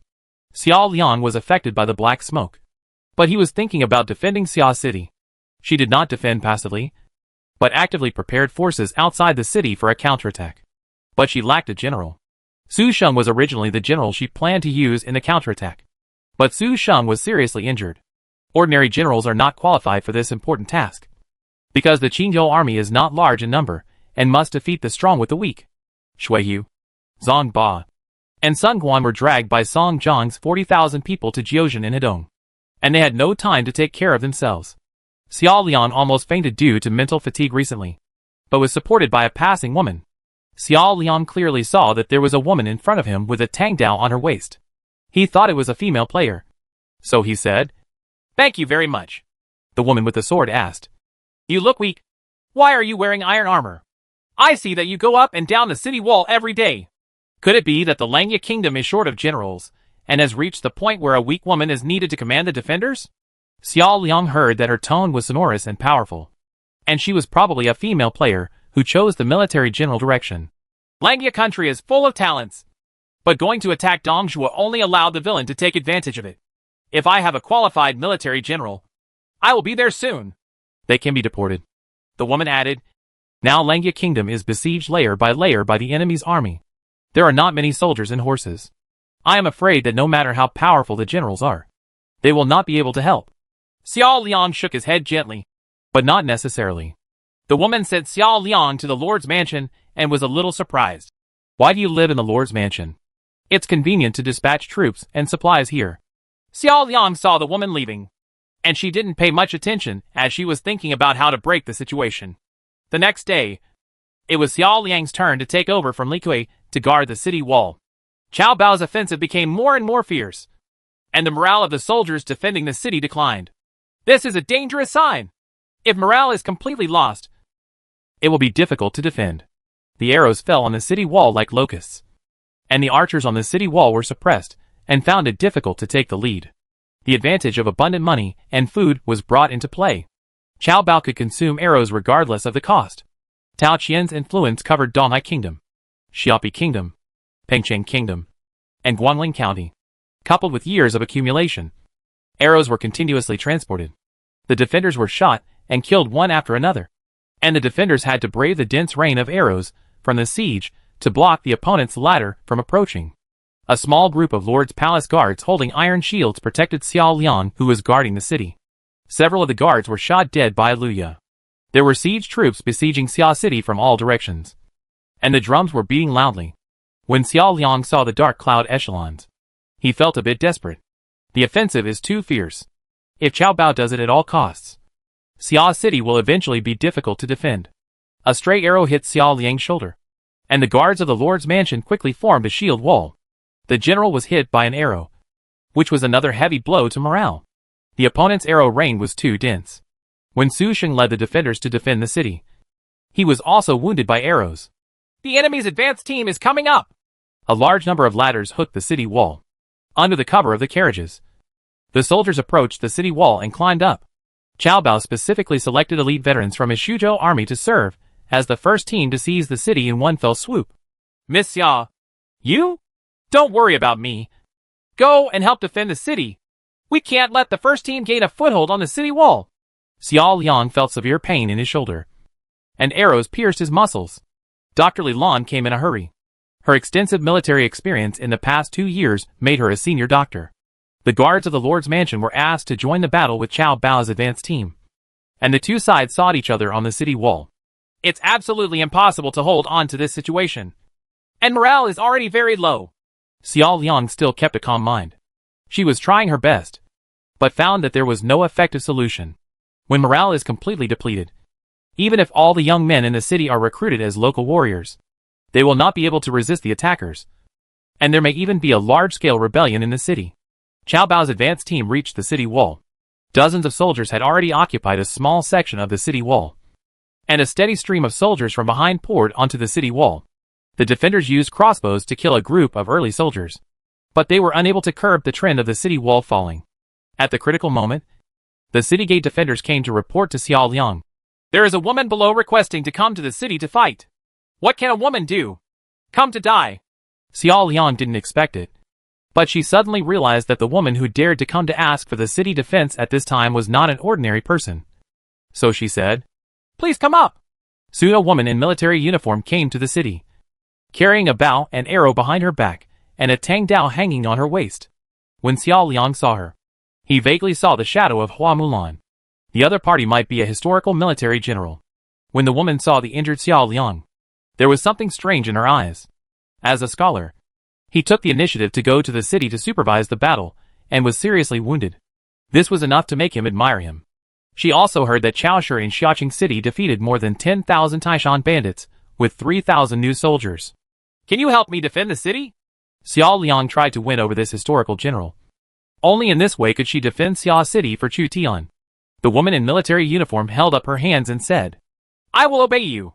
Ding! You have obtained the allegiance of the historical military general Pingyang Princess Li Xiaoning. Xiao Liang was slightly startled when she heard the rare notification from the system. She was supposed to be subdued by the Lord. But in the end, this historical military commander became as good as her family general. Free players can also obtain the allegiance of heroes. But it is not the relationship between a king and his subjects, but the relationship between a family head and his retainers. For example, in the Yu family army, many of the generals were directly loyal to Yu Fei. They were both prosperous and devastated. If a retainer is dissatisfied with the head of the family, he can also turn his allegiance to the Lord. Princess Pingyang. Xiao Liang knew that there were several Pingyang princesses in history, and this Li Xiaoning seemed to be one, the sister of Tang Taizong Li Shimin. When Li Yuan raised an army, Princess Pingyang raised an army in Guangzhou to respond to Emperor Gaozu. She attacked the city and captured the territory. She ran the army strictly and had 70,000 soldiers. There was also an army composed of women. The name of the camp was the Women's Army. When Li Shimin attacked Guangzhou, Princess Pingyang once led more than 10,000 elite soldiers to join him. After her death, Princess Pingyang was buried according to military etiquette. This is what is recorded in official history. As for the name, it may be a fabrication because few women in ancient times left their real names. After pledging allegiance, Li Xiaoning asked for orders. Please, the head of the family, grant me the command to defend the city. With the loyalty of the epic generals, Xiao Liang can safely hand over the command of the city wall soldiers and horses to her, and let her exert her own effect. Li Xiaoning led a group of defenders towards a section of the city wall that was about to be occupied by the first team. That was the most critical place. A sharp arrow penetrated the Shuzhou soldier's armor. Li Xiaoning held a long bow in his hand and fought with the archers to eliminate the first team. As Li Xiaoning went into battle, Xiao Liang was surprised to find that the morale of the soldiers defending the city was rising rapidly. She could see the morale of the defenders rising from 27 to 45. And the morale was still recovering rapidly. This is the effect brought about by Li Xiaoning's characteristics. The defenders, who originally lacked confidence in defending the city, seemed to have been given a shot of blood. They fought bravely one by one. Their bravery was unstoppable. Everyone, follow me to kill the enemy and make great achievements. Li Xiaoning pulled out the Tang sword, and the morale of the surrounding soldiers was greatly boosted. And they exploded with more powerful combat power than before. The advance team sent by Qiao Bao did not expect that the defenders, whose morale had been sluggish before, would suddenly attack, and were caught off guard. They were all killed or driven out of the city in less than half an hour. The city wall is back in the hands of the Xia City defenders. The howling Xia City defenders seemed to have gone crazy, and even wanted to follow the siege ladder to the outside of the city, but were stopped by Li Xiaoning. The increase in the morale of the defenders affected the entire battle situation. The defender shouts of killing covered the siege. The newly recruited soldiers were no longer afraid of fighting and moved forward indomitably. Xia Cheng blocked the largest offensive launched by Qiao Bao. It's simply more terrifying than the beliefs of the Yellow Turban Army. Xiao Liang witnessed the crazy defenders with his own eyes, and couldn't help feeling that the Li family of Tang Dynasty were like cheating, each one more fierce than the other. Chapter 209 Princess Pingyang Li Xiaoning. What's going on? Qiao Bao, who was commanding the siege under the city, was stunned.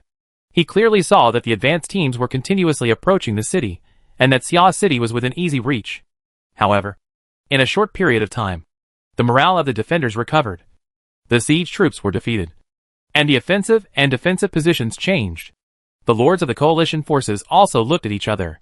For some reason, the morale of the Xia City defenders suddenly increased. Didn't Chu Zimu's main generals go on an expedition? Obviously, he only left a group of second and third-rate generals, so it's impossible for him to have such a big effect. Did Chu Zimu have a backup plan? If so, we have all been plotted by him. The coalition forces are trying to figure out what happened. When the siege force retreated, they learned that a female general had boosted morale and drove the siege force away. The coalition forces were even more panicked because of this. A female general who could boost morale in a short period of time might have very high attributes. In a house in Xia City, Dr. Li Lan wrapped gauze on Xiao Liang's smooth shoulders. After Li Xiaoning defeated the defenders, Xiao Liang went down the city wall. There was no need to stay there and cause trouble to Li Xiaoning. After Li Xiaoning finished his patrol for the day, he came back to die. Xiao Liang took this opportunity to take a closer look at Li Xiaoning's attributes. Name, Li Xiaoning. Talent, King-level commander, Foot type / riding type. Level 58. Identity, the third daughter of Emperor Gaozuli Yuan of the Tang Dynasty. Princess Pingyang of the Tang Dynasty. Age 21. Loyalty 90. Status, healthy. Commander, 87, maximum 90. Force, 80, maximum 83. Intelligence, 78, upper limit 81. Politics, 82, maximum 87. Charm, 94. Phasiality, brave. Favorability, 80. Characteristic 1, Princess Pingyang's AO, S-level exclusive trait. Female soldiers attack power and defense power plus 18%. Feature 2, Princess Zhao's inspiration, S exclusive feature. Greatly improves troop morale. Applicable to up to 2 battles a month. Characteristic 3, forbidden troops to invade and plunder, A-level trait. The probability of being resisted by residents in the enemy's territory is greatly reduced. And people's morale is not easy to decline when the enemy's city is breached. Special arms, detachment of women, level 6 light infantry. Number 10,000. Only qualified female soldiers are required to recruit. Recruitment period is 1 month. No wonder the defenders seem to be going crazy. It turned out to be Li Xiaoning's S-level trait. Princess Zhao's inspiration. Although Li Xiaoning's statistics are not high among king-level commanders. Not as good as Zhou Yafu. His bonus to female soldiers is really high. And it also has the effect of reviving morale when the battle situation is unfavorable. He is simply a female commander who continues to fight. A woman who can leave a mark in official history is a leader in her own right. However, Li Xiaoning's morale-boosting effect can only be used twice a month. Only in critical decisive battles. Li Xiaoning will choose to activate the motivational effect. Now there is no women's army in Xiaqing for Li Xiaoning to use. Li Xiaoning still did not relax. If we just defend, Xia Cheng will definitely not be able to defend it. Xia Liang's tone was calm. As if he was confident. This is why Li Xiaoning chose to seek refuge with Chu Tian when she was away. I don't intend to defend Xia City all the time. Active defense is the most effective defensive strategy. Before Xia City was surrounded, I had ordered various cities, towns and even villages where Qingzhou refugees were resettled to recruit Qingzhou soldiers, including Yangdu County, Zhu County, Zhu County, Danwu County, Xueyue City, and all the villages and towns below. All Qingzhou soldiers will gather secretly in Xueyue City, led by Taishan bandit General Sun Kong and Wu Dun, to prepare for a counterattack. As long as one general leads his troops out of the city and joins forces with the new Qingzhou army recruited, there will be enough troops to clear out all enemies who enter the Lengya kingdom. Su Xing is injured, and the winning rate of using Sun Kong and Wu Dun as coaches to launch an offense is extremely low. So what I lack is just a good general. And now I got you. Xiao would rather serve the family master and eliminate all enemies who enter Lengya kingdom. Li Xiaoning admired him. It turned out that Xiao Liang had secretly assembled troops for counterattack. Xiao Liang whispered, Our morale is high while the morale of the enemy attacking the city has dropped. Tonight you lead your troops to defeat the enemies outside the city. I will order the Qingzhou army assembled in Xueyue City to go south and join us. Anyone who invades Lengya kingdom will die. Kill! Taishan bandit General Sun Guan led the Qingshu cavalry to charge against the flank of the Donghai kingdom army commanded by Song Jiang. The horses galloped, and the cavalry armed with broadswords and spears charged into the Donghai kingdom army. The horses knocked down the soldiers along the way. Sun Guan fought bravely, with several arrows stuck in his armor, and his spear pierced the head of a Donghai soldier. The mountains and plains were covered with the flags and soldiers of the Donghai kingdom. Some of the 500 Qingshu cavalry kept falling behind and dying in battle. Sun Quan refused to retreat, killing more than 10 people in a row, and broke out of the formation. Everyone, follow me and keep killing! Sun Quan became more and more vigorous, and even led his cavalry to kill him back. He was so brave. Even though his military strength is not high, he has the courage to risk his life and fight to the death. He is a rare and talented general among the Taishan thief generals. Song Jiang and the lords of Donghai Kingdom watched the battle from a high place.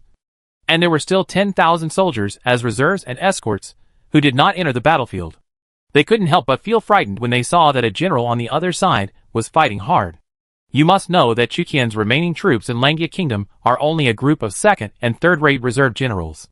Even if there are some like this, if Chuqian's main force comes back, let alone the 40,000 coalition troops in Donghai Kingdom, even if there are 100,000 coalition troops, they are probably no match for Chuqian's main force. That must be one of the Taishan bandit generals that Chu Zimu conquered. Either Zhang Ba or Sun Quan. There were discerning people among the lords of the East China Sea who knew that Chu Tian had conquered a group of Taishan bandit generals. And there were 2 of them who could be reused. Try to capture him and make him your own. He has already pledged his allegiance to Chu Zimu. Will he surrender to us? After all, they are just a group of Taishan bandit generals. They should not be very loyal. Give me the order to capture that general alive. The Lord of the East China Sea State ordered that the army of the East China Sea State, which was fighting a fierce battle with the Lengya State army, began to encircle and suppress the trapped Sun Quan, intending to capture him alive. Historical military generals are hard to come by. Even if an ordinary lord encounters a second or third-rate historical military general, they can't wait to get him. Especially a general like Sun Quan who dares to fight hard. The lords of the East China Sea Kingdom made the same mistake as Cao Cao, which made Sun Quan unscrupulous. After leading the cavalry to behead hundreds of people in the East China Sea army, he returned safely to the camp of the Lengya Kingdom. Zhang Ba was fighting in the front army, while Shui Yu climbed up to observe the situation. Her eyebrows slightly furrowed. She and Zhang Ba only have 12,000 people in their hands. They suffered a lot in the tug of war with the Donghai Kingdom's coalition forces. Currently, they only have 10,000 people. The Donghai Kingdom on the opposite side has at least 5,000 casualties, but still has 35,000 people. If they continue to fight, it will be only the army of Lengya Kingdom that collapses first. But I can't leave this battlefield in Hedong Jiuzhen. Shui Yu knew that retreating would only allow Song Zhong's East China Sea Alliance forces to march in, and the already bad war situation would become even worse. The war with the East China Sea State has almost destroyed the 9 towns in Hedong. Taiyang County has suffered losses. Once the East China Sea State coalition forces enter Zhu County, Zhu County will also be destroyed. The 2 sides couldn't fight fiercely, so they each paid gold and retreated their troops, preparing to fight again the next day. Shui Yu discussed with Zhang Ba and Sun Quan and temporarily withdrew to a town in Jiuzhen, Hedong, for rest and defense. After Shui Yu retreated to the town, she was able to use the player's system to proactively contact Xiao Liang in Xia City.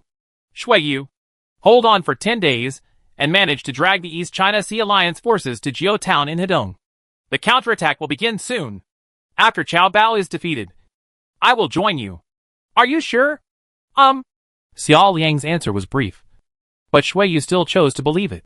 I just want to be a city lord. Shui Yu looked at Song Zhong's army camped opposite and couldn't help but have a headache.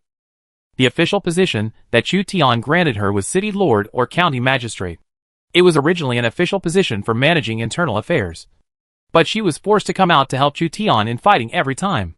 Now all the Taishan bandit generals know her, and it's an extremely difficult battle every time. In the Beihai Kingdom of Qingzhou, the Lord Zhao Gongzi, who was besieging Dorgan, Wu Sangui, and Guanhai, received a letter from Chu Tian asking for help and fell into deep thought. Mr. Zhao summoned his capable generals. Shui Wanche, lead 3,000 cavalry south to Lengya Kingdom to see if you can help. If nothing can be done, then withdraw. Yes. Shui Wanche immediately went to count the 3,000 Qingzhou cavalry and marched in a hurry. It would take some time to go south from Jima to Xiachen of Lengya Kingdom.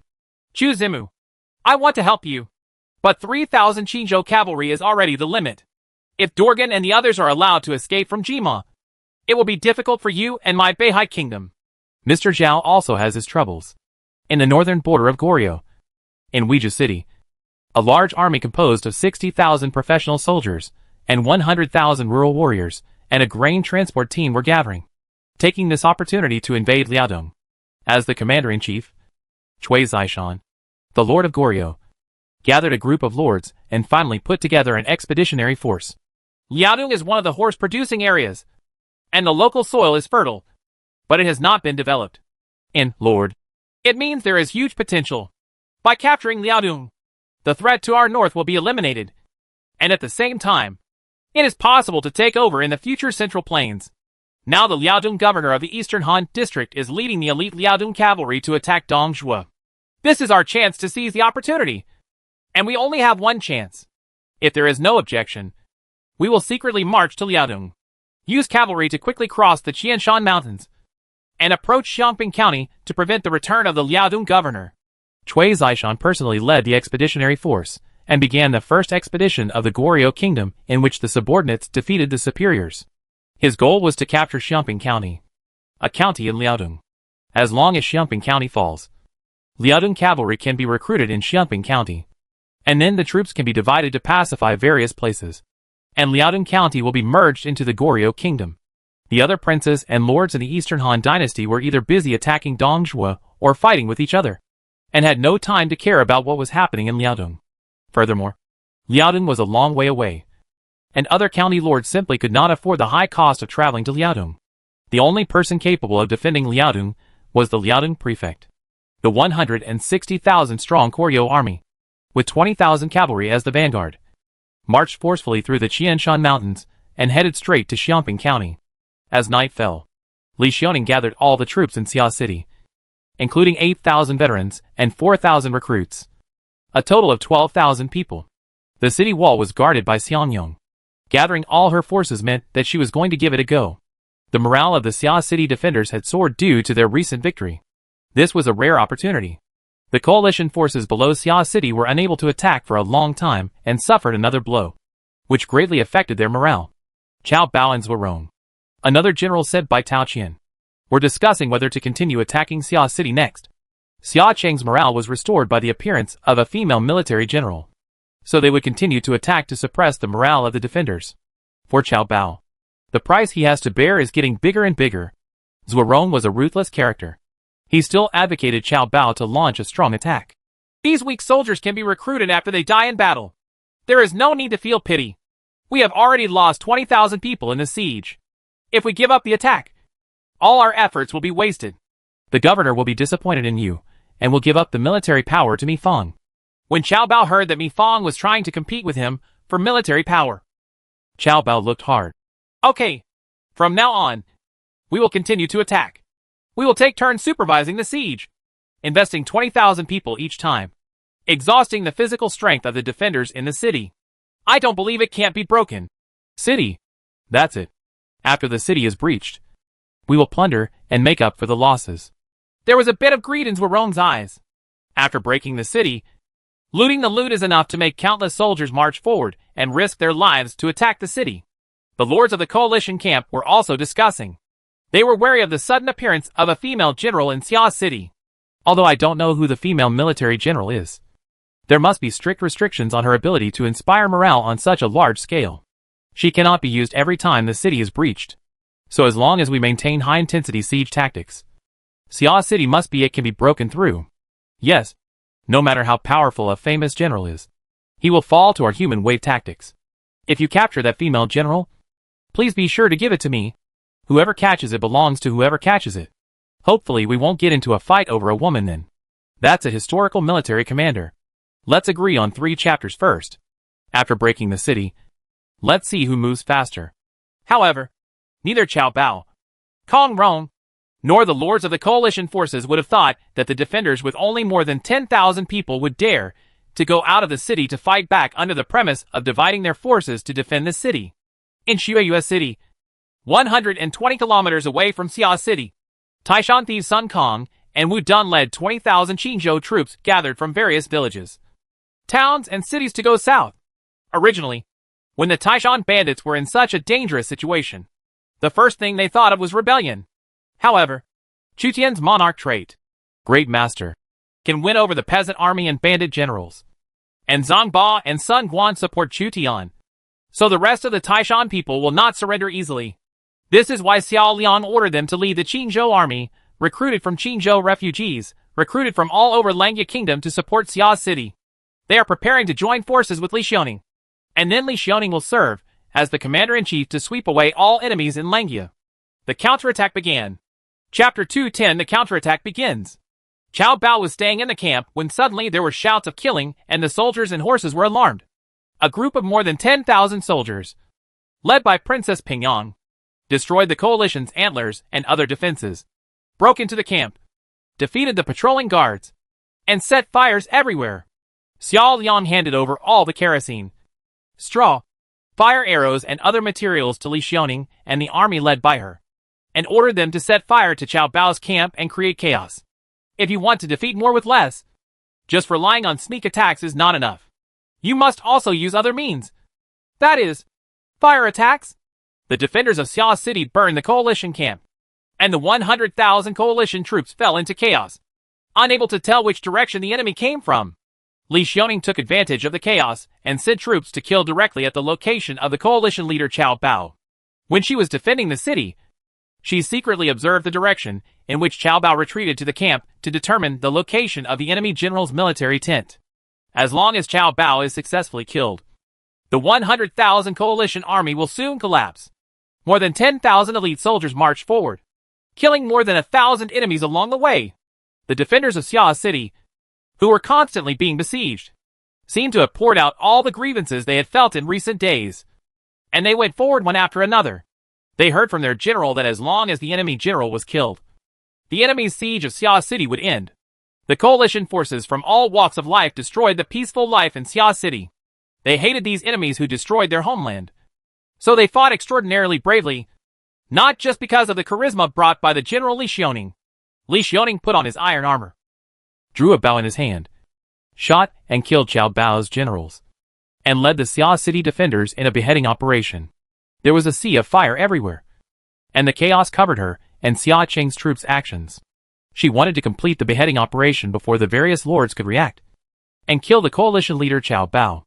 An elite Xuzhou army appeared. A general held a ring-headed sword in his hand, and killed 2 Xia City defenders one after another. This elite group of Xuzhou soldiers and horses blocked the rushing Xia City defenders. Li Xiaoning saw that the opponent was a strong man, so he drew his Tang Dao and actively stepped forward to fight, trying to break through the opponent's defense. It turns out that it was you, a little bitch, who expelled our advanced team.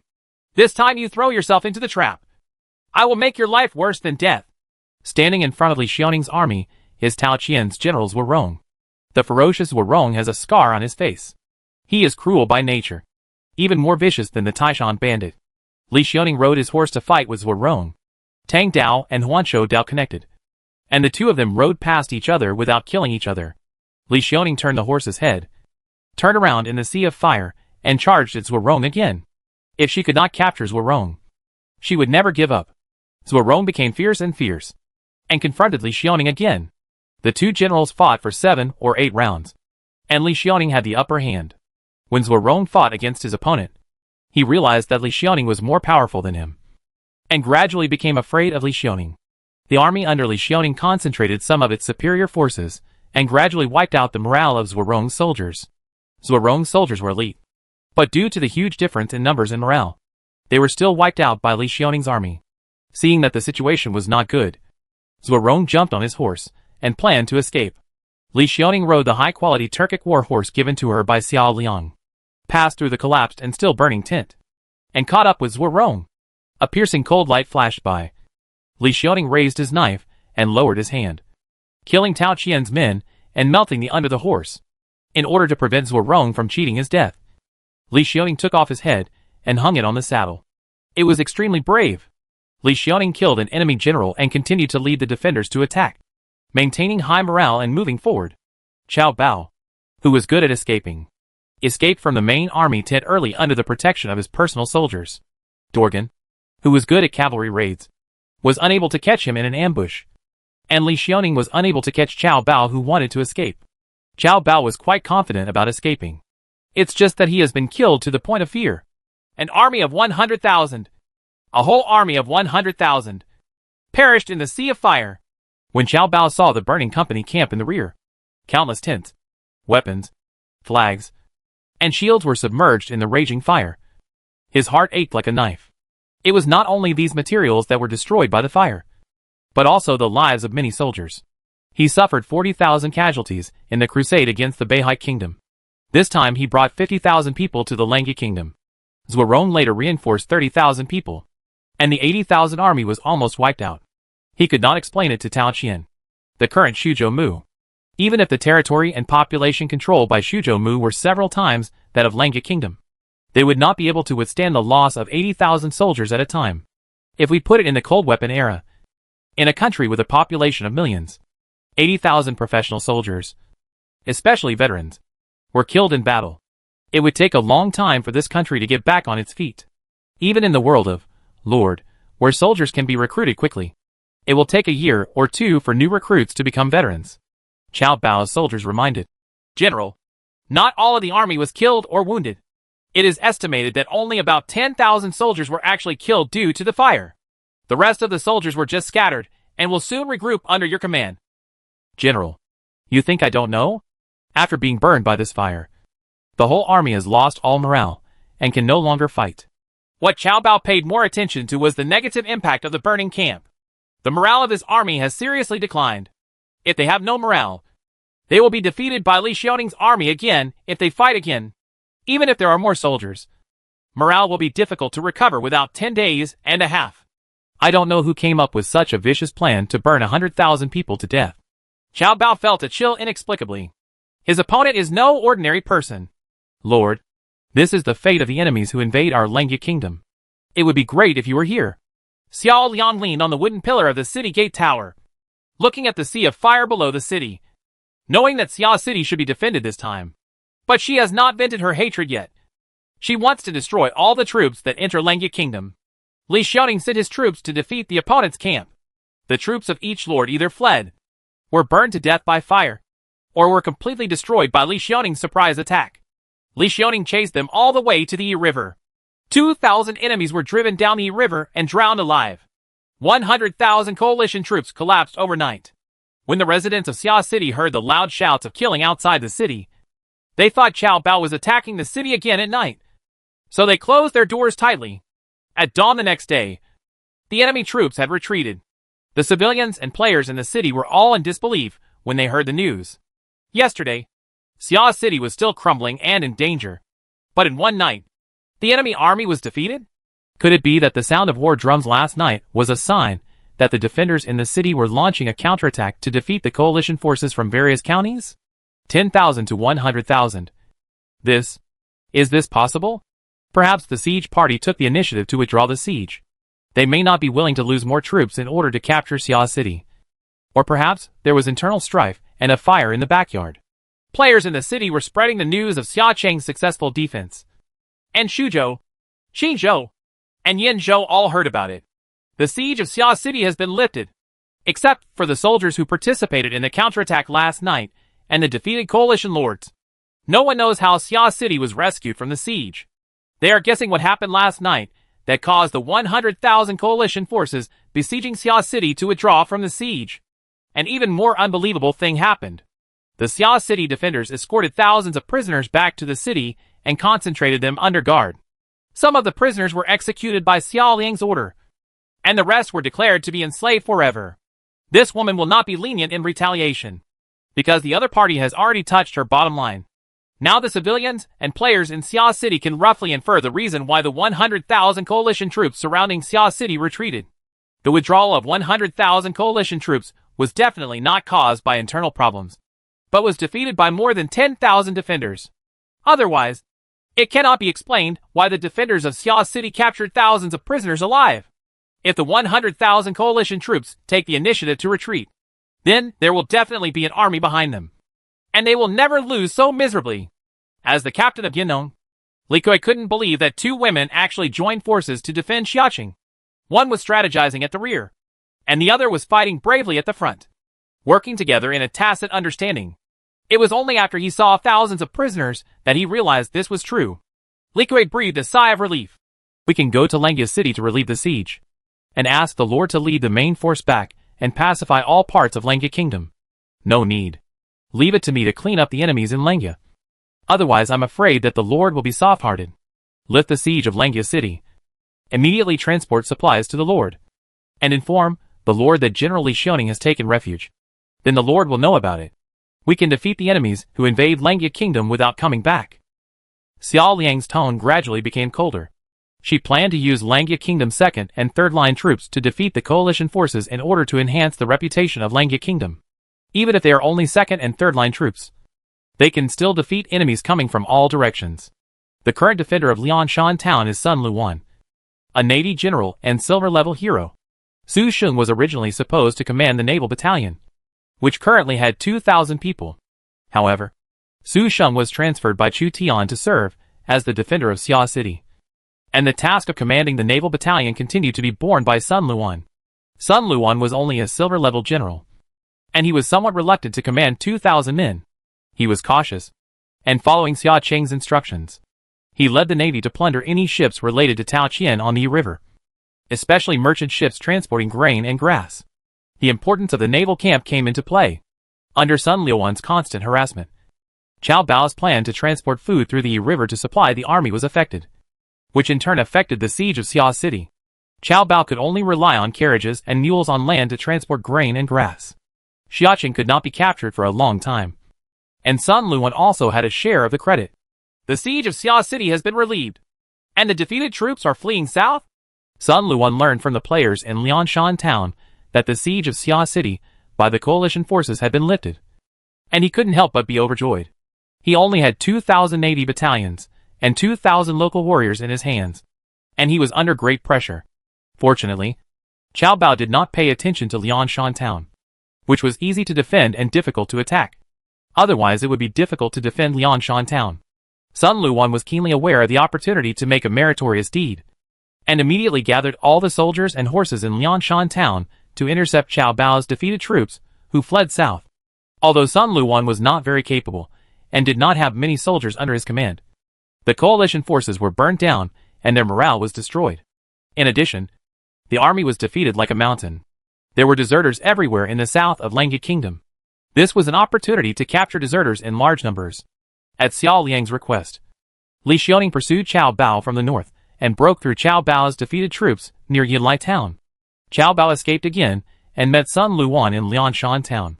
Sun Liuwan took the opportunity to defeat the demoralized Cao Bao at the level of a silver-level general. Cao Bao continued to flee south. Sun Liuwan used 2,000 naval battalion soldiers who came ashore to fight, plus 2,000 local warriors from Lianshan town. Beheaded 500, captured 2,500 professional soldiers, and won a complete victory. Sun Liuwan himself couldn't believe his victory. He, a humble silver-level ordinary hero, actually defeated Cao Bao, the chief general of the Shuzhou army, and captured more than 2,000 professional soldiers? Sun Liuwan said to the soldiers beside him, "Slap me quickly. Sir, this is what you are doing." Sun Liuwan's personal soldiers had never heard such a strange request. Cao Bao was defeated, and all the coalition lords fled with their troops. The 30,000 Xiapi allied forces besieging Langya City realized something was wrong. There are now rumors that Xia City has been relieved from the siege, and the 100,000 coalition troops have been defeated. The 30,000 of US may become a lone army. We better retreat quickly. Otherwise Xia Cheng calls on soldiers and horses from all over the Langya Kingdom to gather here, and we will become turtles in the urn. The various coalition forces of Xia Pai states saw that Cao Bao, Zhuarong's tribe, and the Pengcheng state coalition forces were defeated. They are currently sandwiched between Xia City and Shuiyue City. Langya City is located 50 kilometers north of Xia City and 70 kilometers south of Shuiyue City. Its location is very delicate. This means that once the Xia City defenders are released and attacked from the north and the south, the 30,000 coalition troops of Xiapi Kingdom will definitely be defeated. The lords who had the courage to participate in the carving up of the Langya Kingdom were more or less ambitious and capable. They realized that something was wrong and immediately retreated to avoid being cut off. However, it seems that it is still a step too late for them. The scout cavalry they sent to patrol the north came quickly to report. The enemy's infantry and archery troops were found in the north, numbering more than 10,000, maybe 20,000. The lords of Xiapi Kingdom turned pale. Their main force has been trapped in Xia City, Langya City and Hedong 9 towns. We have at least 30,000 to 40,000 troops at our disposal.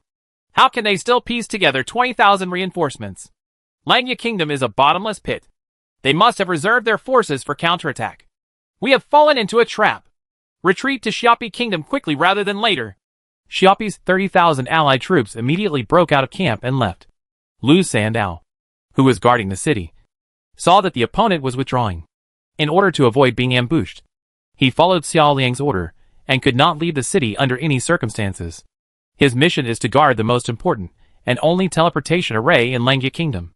Sun Kong and Wu Dun followed Xiao Liang's order and led the 20,000 newly recruited Qinzhou troops southward. They appeared outside Langya City. Only then did Lu Sandao understand why the 30,000 coalition troops from Xiapi State had withdrawn. It turns out that there are still 20,000 reinforcements in the central and northern parts of Langya Kingdom. It's that woman who asked us to recruit troops day and night. She can't be offended. Wu Dun was still frightened. He once led more than 10,000 Taishan bandits, and was defeated by Xiao Liang with 3,000 recruits. So he was always afraid of him. When Xiao Pai's 30,000-strong coalition retreated in a hurry, they encountered Li Xiaoning's army that had turned back. Li Xiaoning defeated the unwilling Xiao Pai army in the wild, killing more than 1,000 and capturing 3,000 prisoners. Xiao Pai's army was completely defeated. Chapter 211 The Powerful Langya Kingdom. I have entered Kaiyang County. This should be the location of the 9 towns in Hedong indicated on the map. I wonder if I am too late. Tang Dynasty Cavalry General Shui Wanche obeyed the order of Master Zhao and led 3,000 Qinzhou light cavalry on a forced march south to support the Langya Kingdom. Since Beihai Kingdom is far away from the south of Langya Kingdom, even the light cavalry will take a long time to advance. The place where Langya Kingdom asked him to support was Jiao Town in the east of Hedong, where the Langya army of Shuiyu, Zhang Ba, and Sun Guan were at war with Song Jiang's Dahai navy.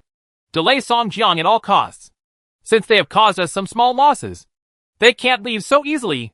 Shuiyu, Zhang Ba, and Sun Guan commanded the Langya Kingdom army with less than 10,000 people, and used all their strength to block Song Jiang's Dahai Kingdom army in order to hold it back. Both sides fighting in the 9 towns of Hedong knew about the wars taking place in Xia City and Langya City in Heshi Province. Xiao Liang, Li Xiaoning, Li Kui, Sun Luan, Sun Kong, and Wu Dun worked together to defeat more than 100,000 enemies with inferior troops and fire attacks. The siege of Xia City and Langya City was lifted, and the defenders of Langya Kingdom launched a full-scale counterattack in their own territory. In the 9 towns of Hedong, Shuiyu, Zhang Ba, and Sun Quan were still at a disadvantage in terms of military strength, and it was difficult to use tactics to defeat Song Jiang. However, they learned that Xiao Liang was destroying the enemies in Heshi and planned to bring Li Xiaoning, Sun Luan, and Sun Kong after generals. Wu Dun and Wu Dun conquered the 9 towns in Hedong.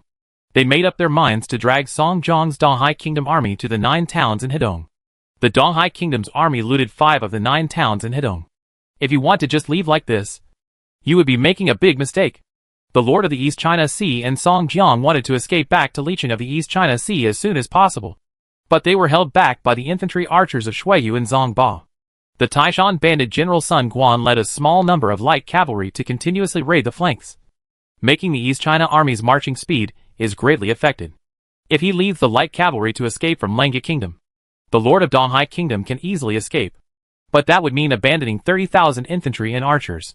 They were reluctant to give 30,000 professional soldiers to Langya Kingdom. These were soldiers they had recruited with great difficulty. Most of the soldiers and horses that Qiao Bao lost were soldiers recruited from Dahai Kingdom and Xiapi Kingdom. If we add the soldiers and horses lost by their lords, Dahai Kingdom will probably not have enough professional soldiers to stop Langya Kingdom from going south. They are like tarsal maggots. They simply linger. The lords of Dahai Kingdom were a little desperate. It was easy for them to push Hedong Jiao Town flatly, but they struggled when they were counterattacked. If you don't do it right, the whole army will be wiped out in Langya Kingdom. Shuiyu, Zhang Ba, and Sun Guan regained their strength and attacked the East China Sea army led by Song Jiang. On the other side of the horizon, a large group of troops arrived, carrying the banner of Xia City. Xia Cheng's winning troops in Heshi have arrived. Xiao Liang personally conquered Hedong as a civil servant, commanding Sun Kong and Wu Dun to lead a group of cavalry to intercept and interfere. Li Xiaoning personally led the main force of infantry and archers into the battlefield, planning to attack Song Jiang's Eastern Navy head-on with Zhang Ba's army. The Dahai Kingdom's army realized that the situation was not good, and Song Jiang ordered to abandon the baggage vehicles and retreat lightly, intending to save as many troops and horses as possible for the lords of the East China Sea Kingdom. Hush! Shui Wanche's powerful arms tightened the reins. He led 3,000 Qinzhou cavalry south and arrived at the battlefield in time. There are 4 armies on the battlefield now. There are about 8,000 to 9,000 remaining soldiers of Shuiyu, Zhang Ba, and Sun Guan, Xiao Liang, Li Xiaoning, and Sun Kang's Heshi troops numbered about 30,000 people. The Qinzhou cavalry reinforcements led by Shui Wanche had 3,000 cavalry. Song Jiang led the East China Sea allied forces, leaving 34,000 people. For the first time, the Langya Kingdom's camp has a military advantage. Everyone in Langya Kingdom had long known that Chu Tian had reached an agreement with Mr. Zhao and asked Mr. Zhao to send a cavalry south to relieve the siege. The cavalry led by Tang Dynasty Cavalry General Shui Wanche was not something Song Jiang could resist. Xiao Liang's people waved flags, signaling Shui Wanche's cavalry to hold Song Jiang back and annihilate Song Jiang's Donghai Kingdom army in the Jiuzhen area of Hedong in one fell swoop. Shui Wanche understood and held a horse stick in his hand. All officers and men obey the order and destroy the enemy. 3,000 Qingzhou cavalry followed the fierce General Shui Wanche and launched a pursuit of the East China Sea Army. Song Jiang tried his best to maintain the formation, but the East China Sea Army, which was attacked from three sides, was shaken. It was already unable to maintain order, and was attacked by the Qingzhou cavalry, which made it even more chaotic. At the same time, Pingyang Princess Li Xiaoning's army pressed forward. She used the second incentive effect to quickly increase the morale of the Lengia Kingdom infantry and archers she commanded. With the highest morale, they entered the Donghai Kingdom army and attacked fiercely. Enemy! The valiant soldiers of the Lengia Kingdom fought one after another and entered the enemy's formation, becoming invincible. High morale means the best fighting condition. In contrast, the morale of the East China Sea Army collapsed, and it was completely defeated. I have endured it for so many days, and I can finally kill you. Sun Quan used a long spear to charge and kill the Donghai Kingdom army. The Donghai Kingdom army was busy escaping and would not look back to fight again. So Sun Quan killed unscrupulously and was invincible. Even third-rate military generals such as Sun Kong and Wu Dun can achieve great military exploits on the premise that their own army suppresses the opponent. Our naval battalion cannot lag behind, harvest heads, and gain military glory. Sun Liuan's confidence doubled because he defeated Shuzhou General Chao Bao, who had fled. At this time, he dared to lead the naval battalion to attack the enemy's formation and hunt down the remaining soldiers. The naval battalion can still defeat the troops on land, compared with the second and third line generals left behind in the Lengia Kingdom. Shui Wanche was the first line general of Mr. Zhao. He held a horse in his hand and attacked the East China Sea Army. His thick arms were powerful, swinging the horse and killing 20 or 30 people in the East China Sea. Soldiers, be brave. Escape! Seeing that the army was defeated and unable to control the situation, the lords of the East China Sea made up their mind to abandon the army and fled back to the East China Sea with only the most important cavalry troops. General Song Jiang saw that his masters had all fled, and it was useless to continue to command. So he followed suit and abandoned the army and fled. It is almost impossible for everyone in Lengia Kingdom to capture all the East China Sea Army alive, because there are too many East China Sea Army. Tens of thousands of people fled in different directions, and some of the defeated troops would still flee back to Donghai Kingdom and rejoin the army of the Lord of Donghai Kingdom. Even so, the people of Lengia Kingdom still killed 7,000 or 8,000 people and captured tens of thousands. Donghai Kingdom lost more than 20,000 soldiers and horses in the 9 towns of Hedong. The army cleared the battlefield. At this point, all the main enemy forces in Lengia Kingdom have been eliminated. The Shuzhou Army, Pengcheng Army, and Taishan Army outside Xia City, the Xiapi Army outside Lengia City, and the Donghai Navy in Jiao Town in Hedong were all defeated by the second and third line troops of Lengia Kingdom. Thank you, General Shui and your lord, Mr. Zhao, for sending troops to rescue us. Xiao Liang met Shui Wanche, the cavalry general who arrived from Qingzhou. The other party was the reinforcement sent by Mr. Zhao. Without this cavalry, the East China Sea Army might not have suffered such huge losses. Shui Wanche said nonchalantly. The soldiers of the East China Sea Kingdom are extremely weak, and their general is probably not a capable person. So he is worthless. If the little girl didn't give orders, I would have led the cavalry back to the North Sea Kingdom. Please wait a moment. The general has come a long way. Why don't you help us capture the city of Li in the East China Sea and then return to the North Sea? I will give you a big reward on behalf of the Lord's palace. We need a cavalry. I will contact your master and he will agree. What shocked Shui Wanche was not that Xiao Liang left him to help out, but that Lengia Kingdom actually went to attack the city of Donghai Kingdom after clearing out the enemy forces in the territory. They brought the war to Lengia Kingdom. We must retaliate with tooth for tooth and eye for eye. The allied forces of Lengia Kingdom and Beihai Kingdom numbered about 40,000 people. Under the command of Xiao Liang, they cleared the battlefields of the 9 towns in Hedong, and then immediately marched towards Liqing of Donghai Kingdom. The allied forces of the East China Sea State set out from Liqing to attack the 9 towns of Hedong. Xiao Liang went in the opposite direction to remove this bridgehead that threatened Lengia State. A few days later, The allied forces of Langya Kingdom and Beihai Kingdom entered Donghai Kingdom, and their troops arrived at the gates of Liqing City in a mighty force. The lords of Liqing were frightened and asked other lords of Donghai Kingdom for help, but very few responded. There is no other reason. The lords of the East China Sea either suffered heavy losses due to their participation in the East China Sea alliance, or they did not dare to send troops because they were weak and feared the Langya Kingdom. Xiao Liang ordered Shui Wanqie to lead the cavalry on one side to help prevent the defenders in the city from counterattack. He also ordered Li Xiaoning to coordinate the infantry and archers to attack Li City. The Lord of Liqing also suffered heavy losses in Langya Kingdom, seeing that there were no defenders inside and no reinforcements outside. After being stormed, he led his troops to abandon the city and escape overnight. The next day, Xiao Liang led an army to Liqing, announced the occupation of Liqing, and changed the Lord of the Liqing stone tablet to Chutian. For a time, Donghai Kingdom and even the whole of Shuzhou were in a state of excitement.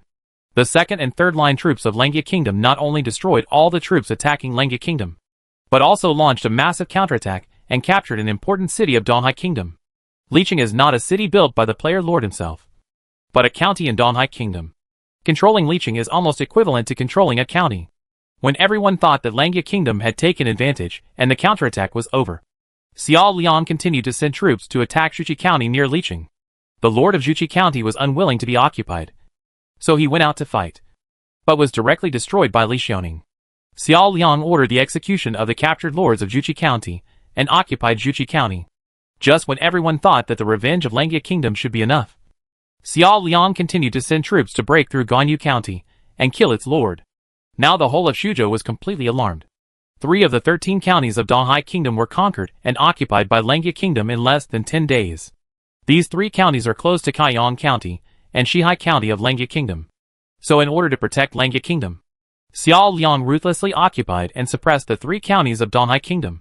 For a time, she was dubbed the Butcher, the Devil, and Chao Chua of Langya Country by the lords of Shuzhou, because several player lords died under her hands, and because she killed tens of thousands of coalition forces. When Langya Kingdom showed strong force and the momentum to invade Donghai Kingdom, all the lords could not hold back. If this continues, the entire Donghai Kingdom will be annexed by Langya Kingdom. Tao Qian hurriedly mobilized a total of 120,000 troops from 4 counties to gather in Tan County to threaten Kaiyang County again. Xiao Liang is very calm now. She took advantage of the situation and captured the 3 counties of Donghai Kingdom not entirely out of revenge. These 3 counties are the bridgehead for attacking Donghai Guizhou County, Lianyungang, and even Guangling County. When she learned that Tao Qian was preparing to attack Kaiyang County again at all costs, she declared a truce and returned to Kaiyang County. The 2 sides returned to the situation where Xia City and Tan City were confronting each other before the war began, and the situation was tense. Tao Qian gathered 120,000 people, claiming to be 500,000. Xiao Liang gathered 40,000 people, claiming to be 1 million. Isn't it just a big show of publicity? Who wouldn't do that? For a while, Tao Qian couldn't figure out how many troops Xia Cheng had. Anyway, there will definitely not be an army of millions. Only if all the men in Langya Kingdom become soldiers can an army of millions be assembled. However, as long as the million-strong army formed by La Zhuangning defeats its forward, the entire army will basically be defeated, which is of little significance. Shuzhou's Mi family, Chun family, Chao family, Wang family and other aristocratic families saw that both sides planned to bring the war to the East China Sea, and might even sweep the entire Shuzhou. So they quickly stepped forward to persuade them. Mi Zhu's hometown is Chu County in the East China Sea, and his foundation is basically there. However, the military front of Langya Kingdom has threatened Chu County. Mi Zhu did not want his family property to be destroyed due to the war, so he personally came forward and traveled between Tancheng and Xiaqing to mediate. Mi Zhu, who had not even seen Chu Tian, came to Xia City, but Xiao Liang, who was guarding the house on his behalf, was the first to summon Mi Zhu. When Mi Zhu saw this young girl, who personally commanded and defeated hundreds of thousands of coalition troops and swallowed up 3 counties in the East China Sea, even a wealthy businessman like him felt intimidated. Unexpectedly, Xiao Liang behaved well and entertained Chu Tian's benefactor humbly without any murderous intent, which made Mi Zhu feel a little at ease. He also thought that the butcher and the female devil mentioned by strangers must be very cruel. Tao Qian wants to cease the war. That's fine. Really? Mi Zhu thought it would be difficult to calm down Xiao Liang's anger. Mi Zhu was deeply surprised that she stopped fighting so easily. However, he must spend 200,000 taels of silver and 100,000 units of grain as pensions for the soldiers of Langya Kingdom. Too much. Mr. Mi Zhu, our Langya Kingdom lost tens of thousands of soldiers because of this battle. 9 towns were damaged to varying degrees. Dozens of villages were burned. And hundreds of thousands of people were displaced. I want to resettle them. This compensation. Do you think it's too much? Or is Tao Qian willing to compensate us for our losses only if he wants me to capture Tan County? This is easy to say. Easy to say. As a businessman, Mi Zhu knew that Xiao Liansher was open to talk in order to have bargaining chips. So the two parties bargained and finally asked Tao Qian to compensate Tao Qian for 100,000 taels of silver and 50,000 units of grain. And the two sides temporarily stopped fighting. Part of the silver is still borne by the Mi family. Xiao Liang knew that she didn't have enough troops. So she tried to be as strong as possible. In fact, she was trying to cover up Langya Kingdom's weakness. Even if she wanted to go to war, the current potential for war has been exhausted. Chu Tian, who was located in Hula Pass, originally planned to use the teleportation array in Shenlu County to go to Beihai Kingdom. After receiving supplies from the territory of Mr. Zhao of Beihai Kingdom, he would then return to Langya Kingdom to defeat the enemy. However, when he was about to leave, news came that the Langya Kingdom had defeated the coalition forces and stormed the 3 counties of the Donghai Kingdom. Even Chu Tian was confused. Is what he left behind really the second and third line defensive troops? Why does it feel more powerful than the main force he led? Unknowingly, 3 counties were expanded, and Chu Tian's power extended from Langya Kingdom to Donghai Kingdom. Although he didn't believe it, it was absolutely true. Chu Tian announced to the assembled main force, "We don't have to go back for the time being, because the enemy has been defeated." Chapter 212. Human beings gather together, and princes divide themselves into groups based on their strength. Chu Zimu, do you really think you didn't leave a top-notch general to guard your home? Qiao Bao is too good. Of course, Chu Tian couldn't tell the other party about the Princess Pingyang in Langya country. This was a trump card. Therefore, Chu Tian could only explain to various princes that Qiao Bao, the commander-in-chief of the Shuzhou army, was incompetent. The foreign lords all knew that Qiao Bao was a third-rate general, and Tao Qian himself did not have any famous generals. So he could explain it. However, some princes still didn't believe it. No matter how mediocre Qiao Bao was, he still led hundreds of thousands of regular soldiers to fight against Langya Kingdom, with Tao Qian's continuous supplies at the rear. After Chu Tian stabilized his rear, he continued to participate in the operation to regain Luoyang. Several foreign princes judged that there should be special rewards for regaining Luoyang. In addition, they wanted to gain military exploits and capture Dongzhuo's generals. So they came up with the idea of regaining Luoyang. Dongzhuo's army lost the duel, and its morale has begun to decline seriously. If they don't retreat, Dongzhuo's army, which has lost all morale, may be completely annihilated in Luoyang city. Those participating in this operation were all a group of powerful princes. As for the weak princes such as Jiao He, Kong Niao, and Kong Rong, and the unenterprising princes such as Yuan Shao, Yuan Shu, Han Fu, etc., Chu Tian and others simply ignored their existence. The princes of the Eastern Han dynasty present included Cao Cao, Liu Bei, Sun Jian, and Bao Xian. And the foreign princes included Chu Tian, Ming Wan, Xiao Long, Ta Ke and others. These princes are all truly powerful people. Among them, Ta Ke, the prefect of Lujiang, still has a Beifu army in his hands. The Beifu army of the Eastern Jin dynasty was a legendary army in the Eastern Han dynasty. It was formed by Xie Xian of the Xie family of the Eastern Jin dynasty. The brave soldiers who moved south from the north due to the war were selected to serve as Beifu soldiers. The famous generals born in the Beifu army include Xie Xian, Lu Laoji, Lu Yu, and Tan Daoji. All of them are fierce. The number of defenders at Hulao Pass has decreased, and the troops stationed outside the pass have also left, indicating that Dongzhuo has plans to abandon Hulao Pass and Luoyang.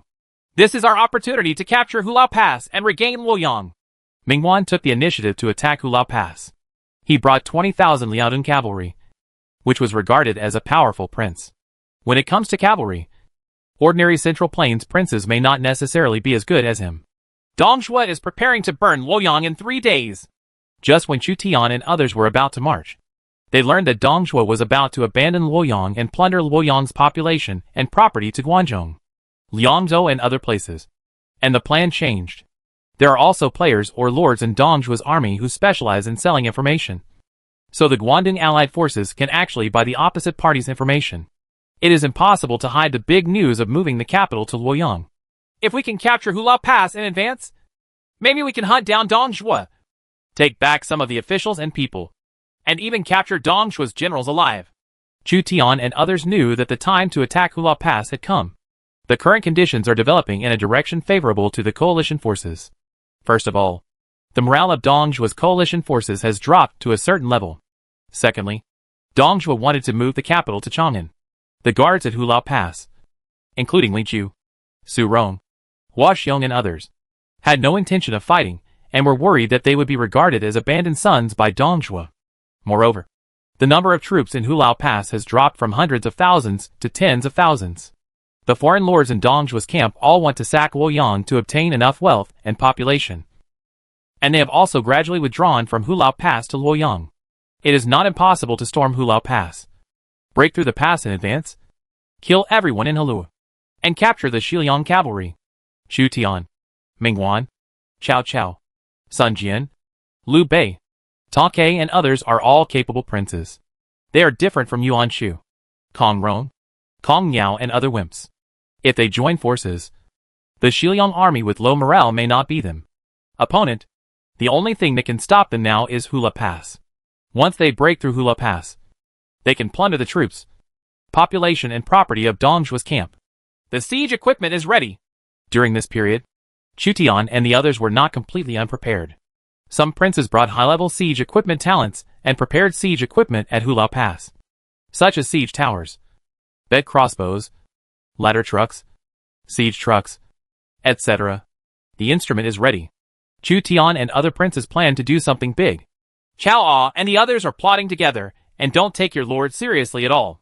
My lord, you are the fourth generation and the third prince. But they don't want to see you. Su Yu, Yuan Shao's military advisor, found out that Chao Chao, Sun Jian, Liu Bei, Chu Tian, Ming Wan, Tong Ke and other princes had established a separate branch in the 25 Princes Coalition, and he was indignant. Yuan Shao has also noticed that Chu Tian and others no longer take him to play with them. Now Chu Tian has intersected with Chao Chao, Sun Jian, and Liu Bei, and basically knew each other. He also knew Ming Wan, Tong Ke, Xiao Long, Hu Ma and other foreign princes. So he was fully capable of starting a new business. Liu Bei and Chu Tian had some unpleasantness. But in the face of the righteousness of supporting the Han dynasty, the two people had a tacit understanding to ignore the past grudges. First capture Hulao Pass and regain Luoyang. As for the past grievances, we will settle them later. Attacking Hulao Pass where morale was low, they decided not to bring along Yuan Shu, Kong Miao and others who had killed themselves. Otherwise it would be bad. The remaining 25 princes seemed to be divided into two small groups. One group of powerful and ambitious princes, and one group of weak princes, or those who fished in troubled waters, and did not intend to waste their troops. In addition to the princes, the foreign lords also began to take sides. Prince Yan, Huan and other lords followed Chu Tian to fight for a big deal. More lords chose to side with Yuan Shao, and did not contribute. As long as the Guangdong Prince's camp wins, they can also obtain certain military merits. Although there are not many military merits to be gained, there is no need to consume any troops. Isn't Xiao Long a lord who supports me? Yuan Shao? Why did he also go to Chao Ao's place? Yuan Shao was dissatisfied with Zhao Long, the governor of Wei County in Jizhou. It was precisely because Zhao Long supported him that he started an uprising in Luoyang and called on the world's troops to attack Dong Zhuo. Su Yu said, "These strangers are extremely cunning and cannot be trusted too much. My lord, you should plan for Jizhou and establish your own power. Jizhou has a large population and abundant products. It is the fertile land bestowed by God on my lord." Yuan Shao fell into deep thought after hearing Su Yu's words. He is now a cavalry general, which sounds very majestic. But in fact, he does not own territory like a group of prefects, prime ministers, and governors. Before Luoyang was occupied, he took away 100,000 soldiers and horses from Luoyang. After the crusade against Dong Zhuo was over, how would he feed 100,000 people without territory? when Yuan Shao began to make plans for the future. A coalition of Guangdong princes was established to truly attack Dongzhuo. A total of 4 Eastern Han Dynasty princes, Cao Cao, Sun Jian, Liu Bei, Bao Xian, 6 foreign princes, and several lords participated in the storming of Hulao Pass. Their purpose is to completely destroy the morale of the Hulao Pass defenders, and then drive straight into Luoyang. The 10 princes, except Sun Jian who suffered heavy losses, each said 10,000 troops, for a total of 100,000 troops. The other lords pieced together 100,000 men. The number of troops who stormed Hulao Pass reached an astonishing 200,000. The front of Hulao Pass is not very wide, so it can be divided into 10 siege teams, each with 20,000 people, taking turns to attack and provide support. I estimate that the morale of the Xiliang army in Hulao Pass has dropped below 40. As long as we continue to attack. Once the morale of the Hulao Pass defenders drops to 20 or lower, they will retreat or even flee. With so many of us, on average come down, not many soldiers will die. Chu Tian was responsible for commanding this attack. He knew Cao Cao, Sun Jian, and Liu Bei at the same time, so it was easier to coordinate. Even if the morale of the Xiliang garrison was low, attacking Hulao Pass would still result in a large number of casualties. But CI did not control the troops. Since you have decided to participate in the storming of Hulao Pass, you must be mentally prepared for the entire army to be annihilated. Chu Tian sent Zhou Yafu and Li Guang to command 10,000 archers to attack Hulao Pass. 200,000 troops gathered under Hulao Pass, divided into 10 echelons, and under the cover of various siege equipment. They took turns attacking Hulao Pass. Through continuous consumption, the morale of the Hulao Pass defenders will be reduced, and the defenders in the pass will abandon the pass and escape. They really plan to attack Hulao Pass. It's unbelievable. That's the 15-meter-high Xiongwan Pass, the gateway to the east of Luoyang City. The lords who did not participate in the storming of Hulao Pass saw with their own eyes that Chu Tian and other powerful princes joined forces to successfully gather an army of 200,000, intending to capture Xiongwan in one blow and march straight in. Yuan Shao, Yuan Shu, Kong Yi, Kong Rong, Yuan Yi, Han Fu and other princes felt abandoned. But they would not participate in such a thankless thing. Hulao Pass is the most important pass in the world, and it will definitely break your head and bleed. 10 princes including Chu Tian, Ming Wan, Xiao Long, Tom Kai, Cao Cao, Liu Bei, Sun Jian, and Bao Xian stood side by side, sitting in command of the central army, watching the 200,000 strong army attack Hulao Pass, talking and laughing happily. Unlike Yuan Shao and other princes, they were willing to invest troops, because they knew that if no one took the initiative to take the lead, then the crusade against Dongzhuo would be just empty talk. So they came up with the idea of forming another alliance to fight against Dong.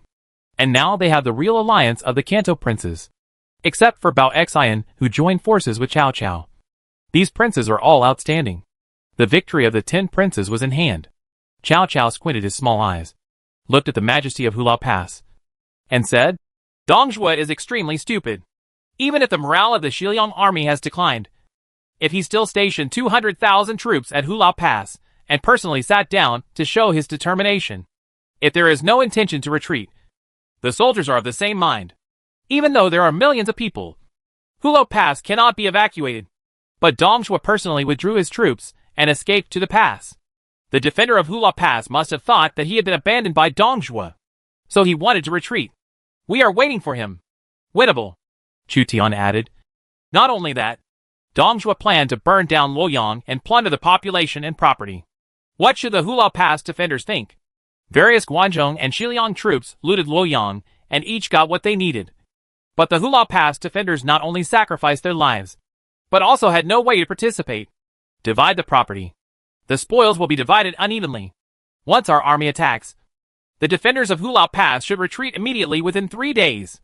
Cao Cao and Chu Tian sang in harmony, and the princes present were very wary of them. These two people are the #1 lord and lord of the Eastern Han district, and their relationship seems to be very harmonious at the moment.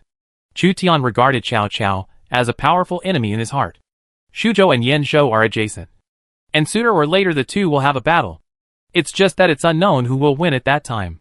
At Hulao Pass, the generals guarding the city, Su Rong, Li Ju, and Hua Xiong, followed Dongzhuo's orders and left 50,000 troops to guard Hulao Pass and the rear of the palace. The 3 guards were disturbed by Dong Zhuo's seeming abandonment of them. The morale of their 50,000 legion has dropped to rock bottom. The good thing of looting Luoyang City did not fall on their army, and many soldiers complained about this. 200,000 troops were displayed below Hulao Pass. Su Rong was originally confident that he could defend Hulao Pass, but now it was hard to say. He found that Li Ju and Hua Xiong were no longer concerned about guarding Hulao Pass. They seemed to want to abandon Hulao Pass and go to plunder Luoyang as soon as possible. Siege the city! The banging of war drums echoed in Hulao Pass, and the real coalition of Guangdong princes launched an attack. The tall siege tower slowly advanced towards Hulao Pass, and the carriages covered the infantry and archers approaching the city wall.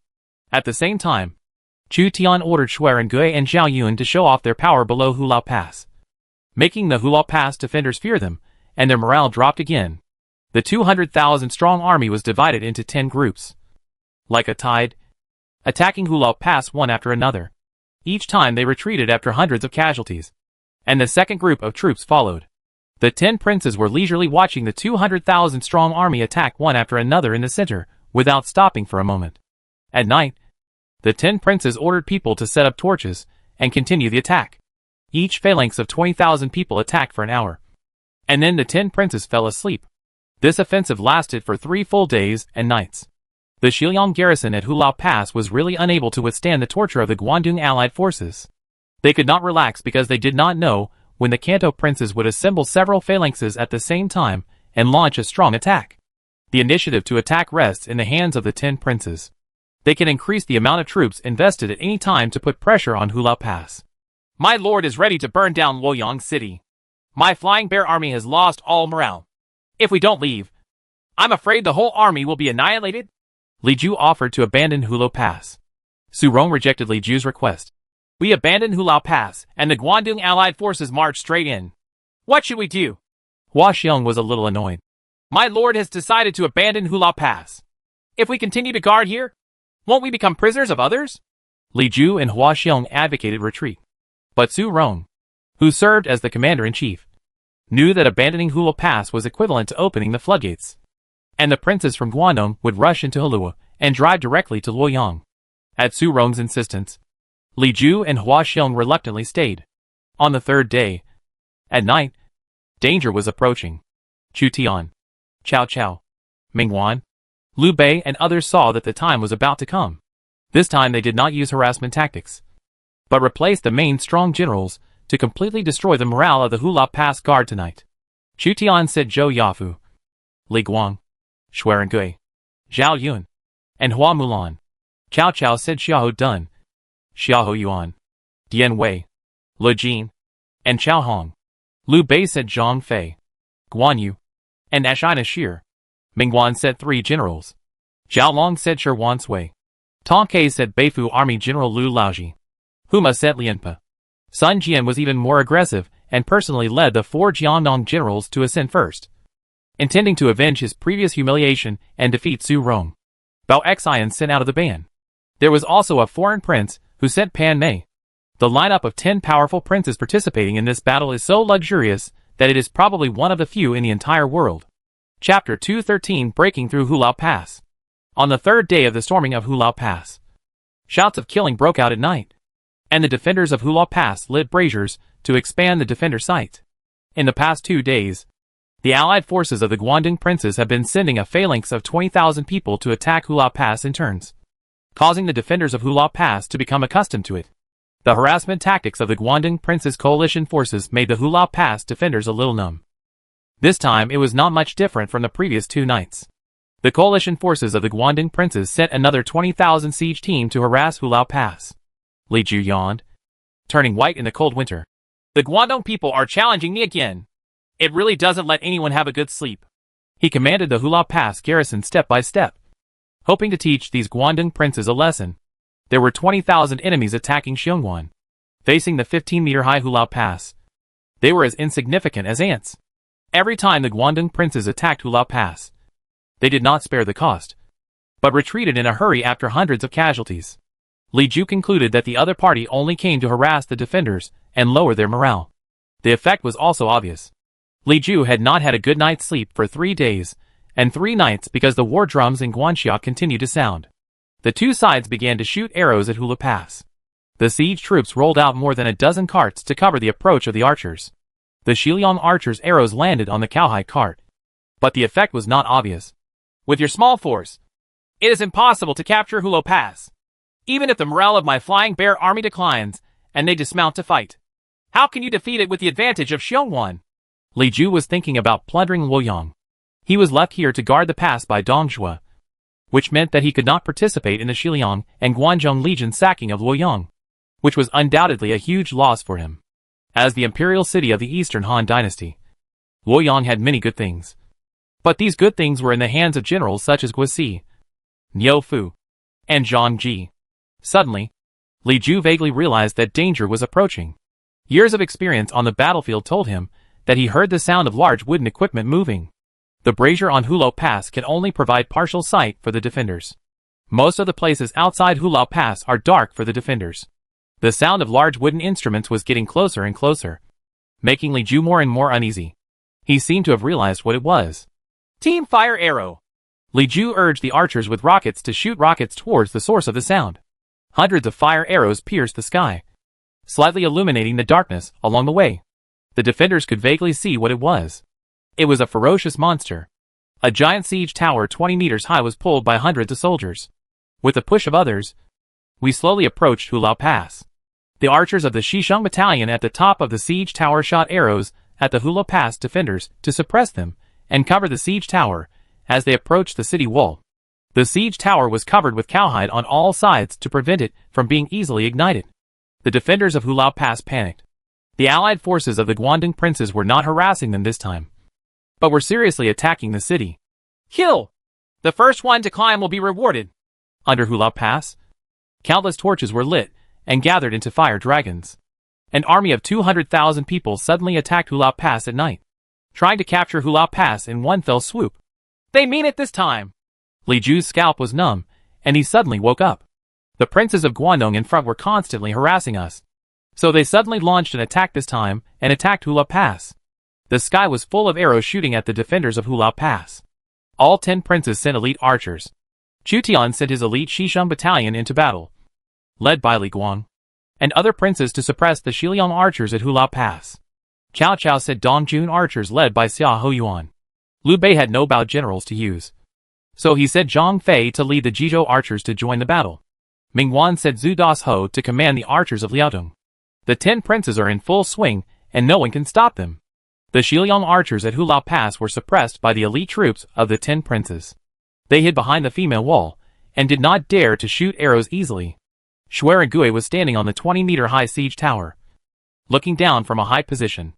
As the siege tower gradually approached the city wall, he could vaguely see the outline of the defenders on the city wall. He took out an arrow from the quiver behind him, and shot the bow at a figure who looked like a general. Idiot! Shoot your arrows! Don't hide behind the city wall!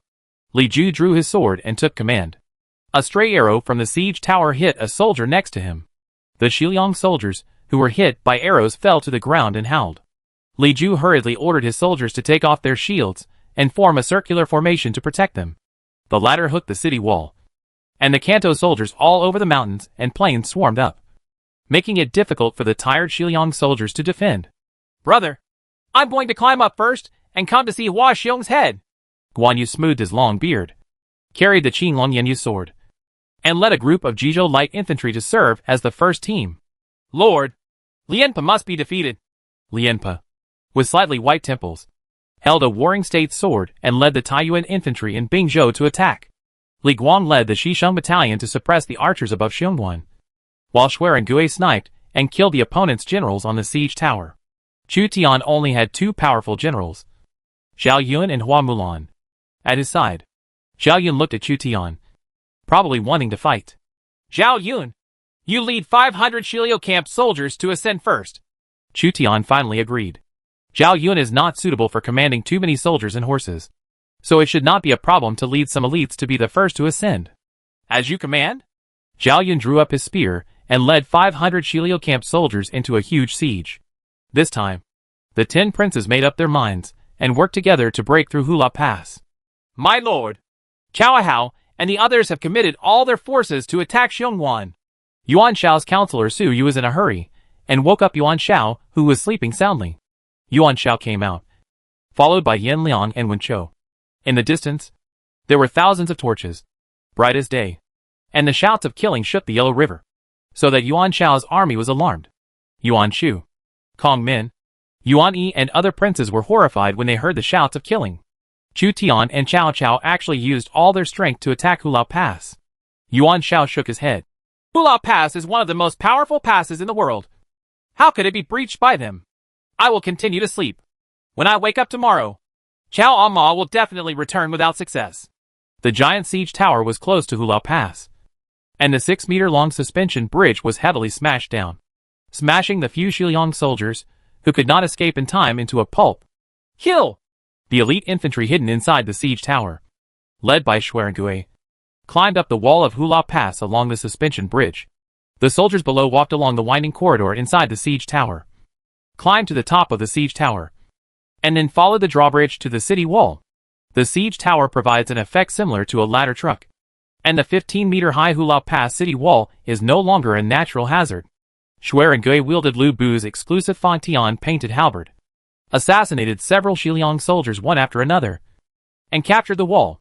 Guan Yu led the Jizhou infantry to board the ladder truck first, swinging his sword and killing one person in 5 steps. Zhao Yun was unwilling to be left behind. He wore silver armor and white robes and fought his way to the wall. He led the Shiliu battalion to form a circular formation to provide cover for the steady stream of soldiers from behind who climbed into the city. Xiliang soldiers tried to expel Zhao Yun and his party, but Zhao Yun stabbed 5 of them to death. Their blood stained their white robes red.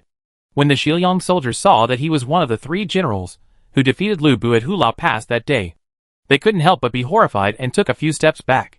General Lien Po of the Warring States period also led his troops to climb up the wall and killed several people one after another with a sword. Countless soldiers behind him then climbed onto the city, which was unstoppable. Li Ju and Hua Xiong saw that the situation was not good, and they had long thought of abandoning Hulao Pass. So they led their own troops down the pass and fled in the direction of Luoyang City. 10 princes with strong military strength and fierce generals joined forces, and the fighting power that broke out was unimaginable. Hulao Pass, where Dongzhuo deliberately gave up his defense, was about to fall, since it was decided to move the capital to Chang'an. It was meaningless to defend Hulao Pass because there was no city to provide food for the defenders of Hulao Pass. However, Dongzhuo did not expect that the originally scattered princes of Guangdong would be as ferocious as tigers. The truly powerful princes joined forces to capture Hulao Pass, which was defended by 50,000 Xiliang garrison with low morale. Su Rong, the general guarding Hulao Pass, did not realize that Li Ju and Hua Xiong had abandoned him and fled because they were afraid of the power of the Guangdong heroes. Instead, they came with their own soldiers to support them. When he reached the wall, he found that the wall was almost lost. The fierce generals from Guangdong were killing all directions. 2,000 to 3,000 Xiliang soldiers were killed, but Li Ju and Hua Xiong, who were responsible for defending the wall tonight, were missing. He was betrayed by his teammates. A group of elite light infantry came. They were wearing 2 armors. Some were holding iron halberds, and some were holding Han crossbows, attacking Su Rong and his soldiers. Crossbow arrows shot out one after another, and the soldiers around Su Rong fell one after another. Su Rong wanted to escape, but a young general in silver armor was already staring at him. Su Rong's scalp was numb. Isn't this young man in silver armor a Kanto general who fought with Lu Bu that day? After Zhao Yun waited for Shiliu camp to kill the soldiers around Su Rong one by one with crossbow arrows, Zhao Yun personally dragged the red tassel gun and approached Su Rong step by step. The battle at Hulao Pass lasted all night before it ended. The banners of the 10 princes were planted on the wall of Hulao Pass. When Yuan Shao woke up again, he asked the soldiers around him, "Have Chao Ao, Chu Zimu and others returned in defeat?" The soldier replied hesitantly, "Lord, they have captured Hulao Pass." When Yuan Shao heard the news, he was immediately stunned. The most powerful pass in the world had been captured. The 15 princes who did not participate in the war were all shocked when they learned that the coalition forces had captured Hulao Pass within 3 days and nights. Although the morale of the Xiliang army has been low, and although the number of soldiers defending the city has decreased, Hulao Pass is a great pass after all.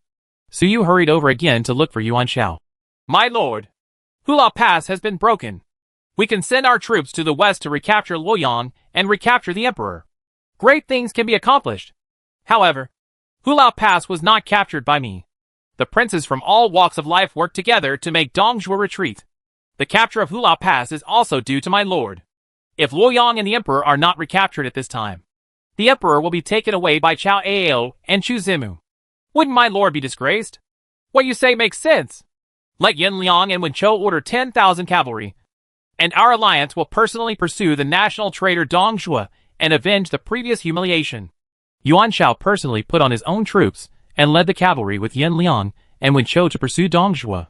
Yuan Shu, Wang Kuang and other princes who stood by and saw that once Hulao Pass was broken, they could enter Hulua and plunder. So they immediately sent troops to enter the pass. We didn't make any effort to attack Hulao Pass, but when we harvested the fruits of victory, each one ran faster than the other. Chu Tian shook his head repeatedly when he saw Yuan Shao and other princes marching into the pass. Although Hulao Pass has been defeated, how can Dongjua's army in Luoyang be easily offended? In the plain area, the Xiliang army will be invincible. Even Chu Tian only has 12 double-bowed crossbows in his hands that can pose a threat to the Xiliang cavalry. Ding! Since your army fought hard to attack Hulao Pass and successfully captured Hulao Pass, the merits your army gained in the battle at Hulao Pass will be doubled. Chu Tian's guess was correct. Capturing Hulao Pass would gain additional military merit. It is estimated that the military exploits of other princes who participated in the capture of Hulao Pass were also doubled. In this battle, Chu Tian gained more than 10,000 military exploits, and after doubling it, the number would be 30,000. In addition, Chu Tian and other princes divided up the captives in Hulao Pass. The troops of Li Ju and Hua Xiong gave up defending Hulao Pass and sold Su Rong. So the prisoners were almost all Su Rong soldiers. About 10,000 people. On average, each prince could only get more than 1,000 prisoners and a few prisoners. Hundreds of war horses. Zhao Yun played a great role in the critical battle of Hulao Pass. He escorted a general of Dongjua. Chu Tian was quite surprised. He did not expect that Hu Xin, the cavalry commander who failed to capture Dongjua alive last time, finally captured one of Dongjua's generals this time. Chu Tian saw that the man was about 40 years old, with a stubborn look on his face, as if he was unwilling to admit that he had become a prisoner. This is also normal. Not long ago, he commanded Xiliang troops and had a prominent position. Now he was suddenly reduced to a prisoner. Naturally, he was not used to it. Who are you? The man didn't answer. Chu Tian knew that it would be difficult to subdue a general who had a master. Zhao Yun and Su Sheng surrendered only after the death of their lords. Zhang Ba, Sun Quan and other Taishan bandits were conquered by force after Chu Tian destroyed them. The master of the man in front of him is Dongjua. It is not easy to subdue Dongjua before he is dead. Or, Chu Tian would not dare to use generals who surrendered too easily, such as Lu Bu, who recognized his father as soon as he surrendered. If you don't tell me your identity, that's okay. Come and bring a prisoner to identify him. Soon a Xiliang cavalry was brought over. This is our general, Lord Zhonglong General Su Rong. Su Rong? Chu Tian did not expect that Zhao Yun would capture a person of great origin for him. In history, Su Rong, the lieutenant general who had defeated Cao Cao and Sun Jian, although Cao Cao and Sun Jian did not have many troops at that time. It also shows that Su Rong has the ability to lead. Su Rong was recognized and no longer concealed his identity. I will not be loyal to you. If you want to kill me, I will kill you. It would be a pity to kill you. Chu Tian thought that Su Rong should be a good cavalry general, so he temporarily had him detained, as long as he was brought back to Langya Kingdom and disciplined slowly. He did not believe that Su Rong would not surrender. Let's continue marching to Luoyang. Chu Tian united with the other 9 princes to pursue Dongjua westward, perhaps intercepting some supplies and people, and maybe even rescuing the emperor and hundreds of officials. Chu Tian saw the mighty 25 princes and a group of lords entering the pass. With so many princes, how can one emperor divide them all? Chapter 214 Luoyang Fire. A black war eagle hovered over Luoyang, and Luoyang had turned into a sea of fire. The most prosperous city in the Eastern Han Dynasty was set on fire by the Xiliang army. A large number of people and property were looted by the lords of Guanzhong and Xiliang. Civilians, carriages, horses. The soldiers blocked the road and headed towards Chang'an. This time we can drive at least 300,000 people to Xinying City, and the number of people pouring into the Chang'an area is as high as several million. Chu Zimu. I am the biggest winner. Speed up the journey. Jiujiang Laoqin ordered Li Xian to lead 10,000 infantry to drive the looted population back to the Xianying city he rebuilt. But any big lord with some foresight realizes that population is more important than property. In the future, wars between the great lords could easily last for several years, consuming only the young and strong members of the population. Only when the population grows the land will there be money and food. Meng Tian. Meng Wu. You are leading the cavalry to the rear. I have a bad feeling. Jiujiang Laoqin felt uneasy when he saw the war eagle circling in the sky. The lords of Longxi had an even greater appetite and plundered 500,000 people at a time, intending to take them back to enrich Longxi. The folk customs in Longxi are fierce, and the soldiers have strong combat effectiveness. However, the population is not large, and people are needed for farming and grazing. A group of light cavalry galloped in, serving as scouts for Dongjua Station behind Hulao Pass. The princes of Guangdong have captured Hulao Pass. 25 princes are marching towards Luoyang. March straight in. The cavalry scouts brought back the news, and Dongjua and the lords of Dongjua's camp suddenly panicked. Hulao Pass, defended by 50,000 troops, was captured in this way. All the lords were busy looting Luoyang, and no one wanted to use the rear as cannon fodder, which allowed the Guangdong princes to march in large numbers. The only one who can stop the princes of Guangdong is Dongjua. Su Rong cannot be reused. Dongjua was furious, but he didn't know that Su Rong had been sold to the Guangdong allied forces by Li Ju and Hua Xiong, who had escaped early, and was now a prisoner. Which prince captured Hulao Pass? Langya Prime Minister Chu Zimu. Dongjun Prefect Chao Mingde. Zhongshan Prime Minister Lu Xuande. It's Chu Zimu again! Dongjua was a little frightened by Chu Tian, and was afraid of his savior and enemy. My son, please go to the front and rear to stop the thieves from Guangdong. Lu Bu's Bingzhou army was sent to the rear by Dongjua to prevent the Guangdong princes from pursuing them. Lu Bu's expression was not very good after receiving the order from the queen. No matter how powerful his force was, it was of no use. Those who attacked Hulao Pass were 25 princes and a group of alien lords. Many of the fierce generals were not much different from him in terms of force, and their military strength was much different. But now Lu Bu, who had taken refuge with Dongjua and had nowhere to go, could only bring Zhang Liao, Gao Shun and other generals to the rear of the Bingzhou army. Lord Yiren knew that if he was caught up by the Kanto princes at this time, all the population and loot would be lost. So he also sent a force to rear. Li Ju led the Flying Bear army. Hua Xiong led the Shiliang cavalry and a large number of light cavalry to Luoyang, and found that Luoyang had been burned. After some discussion, he found that he could not go back to see Dongjua like this. The Lord must be blamed for the fall of Hulao Pass. It would be better to ambush all the princes and behead a few of them. Then we can have an explanation when we go back. Just say that we fought with all our strength and were outnumbered. So we retreated. The two men could not grab any property, and were afraid of Dongjua's reproach. So they set up an ambush to defeat the princes along the way. Yuan Shu, General Ji Ling and others led tens of thousands of Nanyang soldiers to pursue Dongjua. There were people fleeing everywhere. Yuan Shu and others could not control the soldiers, and the soldiers looted among the people. At this time, the importance of Commander-in-Chief came out. Yuan Shu and others were not capable enough, so they had to let the soldiers loot. The ground shook slightly, and Yuan Shu thought he heard wrongly. But he soon saw a Shiliang light cavalry making a detour from the flank, intending to cut off his retreat. Shiliang cavalry wearing heavy armor appeared under the leadership of Hua Xiong, and hundreds of heavy cavalry launched a charge. Yuan Shu's army was defeated by the Shiliang cavalry. Yuan Shao, Han Fu and others, who were chasing Dongjua in the rear, were shocked when they heard the news. They were afraid of the terror of the Shiliang cavalry in the plains and hesitated to move forward. Keep chasing!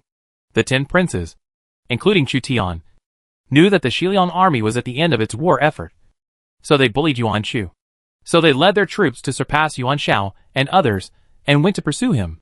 Chu Tian ordered Zhao Yun, Hua Mulan, and Li Guan to lead the light cavalry in the front to capture the prisoners, while Zhou Yafu in the rear counted the prisoners. The civilians Chu Tian could not take them away because food was difficult to supply. But the war horses and Shiliang cavalry were very important to Chu Tian. He specially ordered the Shiliang cavalry and war horses to be captured, and then tried to use the teleportation array to send them back to Langya Kingdom. 20,000 Liaodong cavalry passed by the Chu Tian army like black clouds. There are really many cavalry in Liaodong. Chu Tian saw the Liaodong cavalry all over the mountains and plains, with a bit of greed in his eyes. The lords outside the pass are under great pressure. They have to fight the lords inside the pass, sweep away the nomadic tribes, and face pressure from other civilized areas. But their advantage is that a large number of excellent war horses are produced in the territory every year, and the difficulty of forming a large-scale cavalry regiment is much less than that of the lords in the pass. Lu Bu led the Bingzhou army to guard the Luoyang area, and happened to meet Guan Ming's cavalry. The Bingzhou cavalry clashed with the Liaodong cavalry. 3 Liaodong cavalry generals led the Liaodong cavalry to attack Lu Bu without retreating. One of the fierce generals even wanted to fight Lu Bu. The governor of Liaodong is at war with Lu Bu's Bingzhou army. He was not defeated by Lu Bu. The two sides were at a stalemate. The Lianpa army is approaching the Bingzhou army. Battle reports from the front came one after another. Under the pressure of the heroes in the Kanto region, Dong Zhuo ordered Li Ju and Hua Xiong to abandon the defense of Hulao Pass. At the same time, he sent Guosi to reinforce Lu Bu. The two camps are now in some confusion, with Luoyang as the center. Dong Zhuo and a group of lords are driving officials, people, and livestock to leave Luoyang. As long as they pass Hanggu Pass, the defenders will not be able to catch up for a while. The world-famous Lu Fengxian is nothing more than this.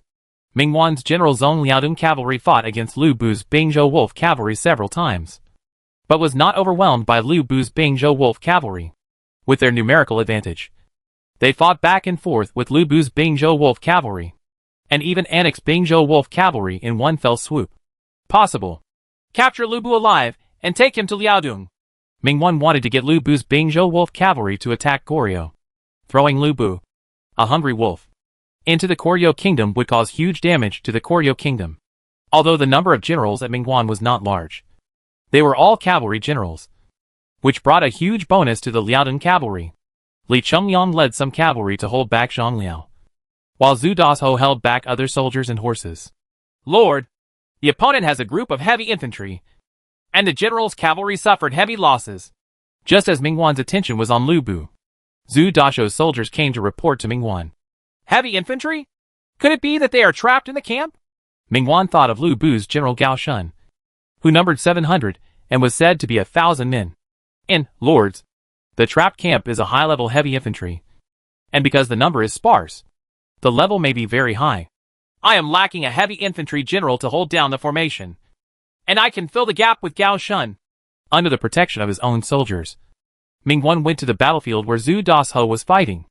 Zhu Dasho was assigned 4,000 Liaodong cavalry, and was confronting the infantry of the Bingzhou army. In the middle of the Bingzhou army's formation, there were about a few hundred heavy infantrymen holding guns and shields, and about 2.5 to 3 meters long spears pointing straight ahead. This shouldn't be a trap.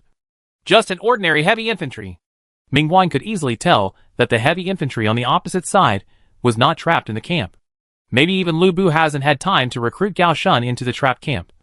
Or maybe the recruiting conditions for the trapped camp are too harsh, and even Lu Bu hasn't met them. Even so, heavy infantry with a high Shun bonus is already amazing. Not long ago, Zhu Dasho tried to use light cavalry to disrupt the opponent's phalanx, but failed. Instead, he was counterattacked by the heavy infantry rear crossbowmen, resulting in hundreds of casualties. Behind Gao Shun were Lu Bu's generals Wei Su, Song Xian, and others who commanded the light infantry and archers. The infantry phalanx with Gao Shun's presence is as solid as a rock and difficult to attack. Wait for the other princes to arrive. None of them can escape.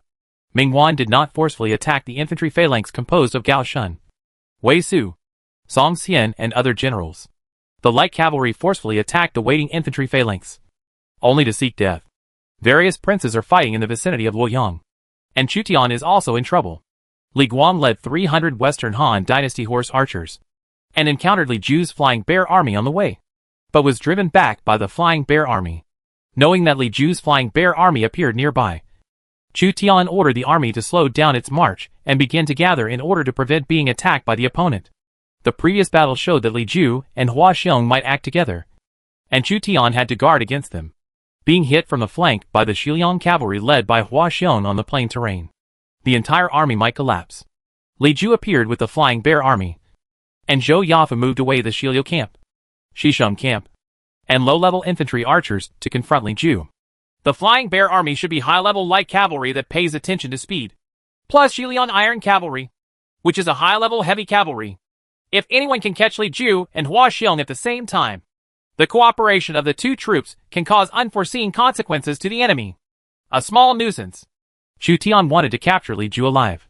However, Li Ju saw that there was no chance and left with the Feixiong army.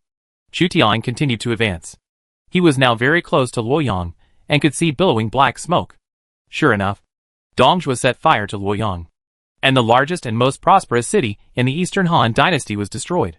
Luoyang has a large number of top-notch buildings, so it would be a pity that they were burned down like this. Now the largest city in the Eastern Han Dynasty has become Chang'an. When Chu Tian's troops arrived, more and more princes were around.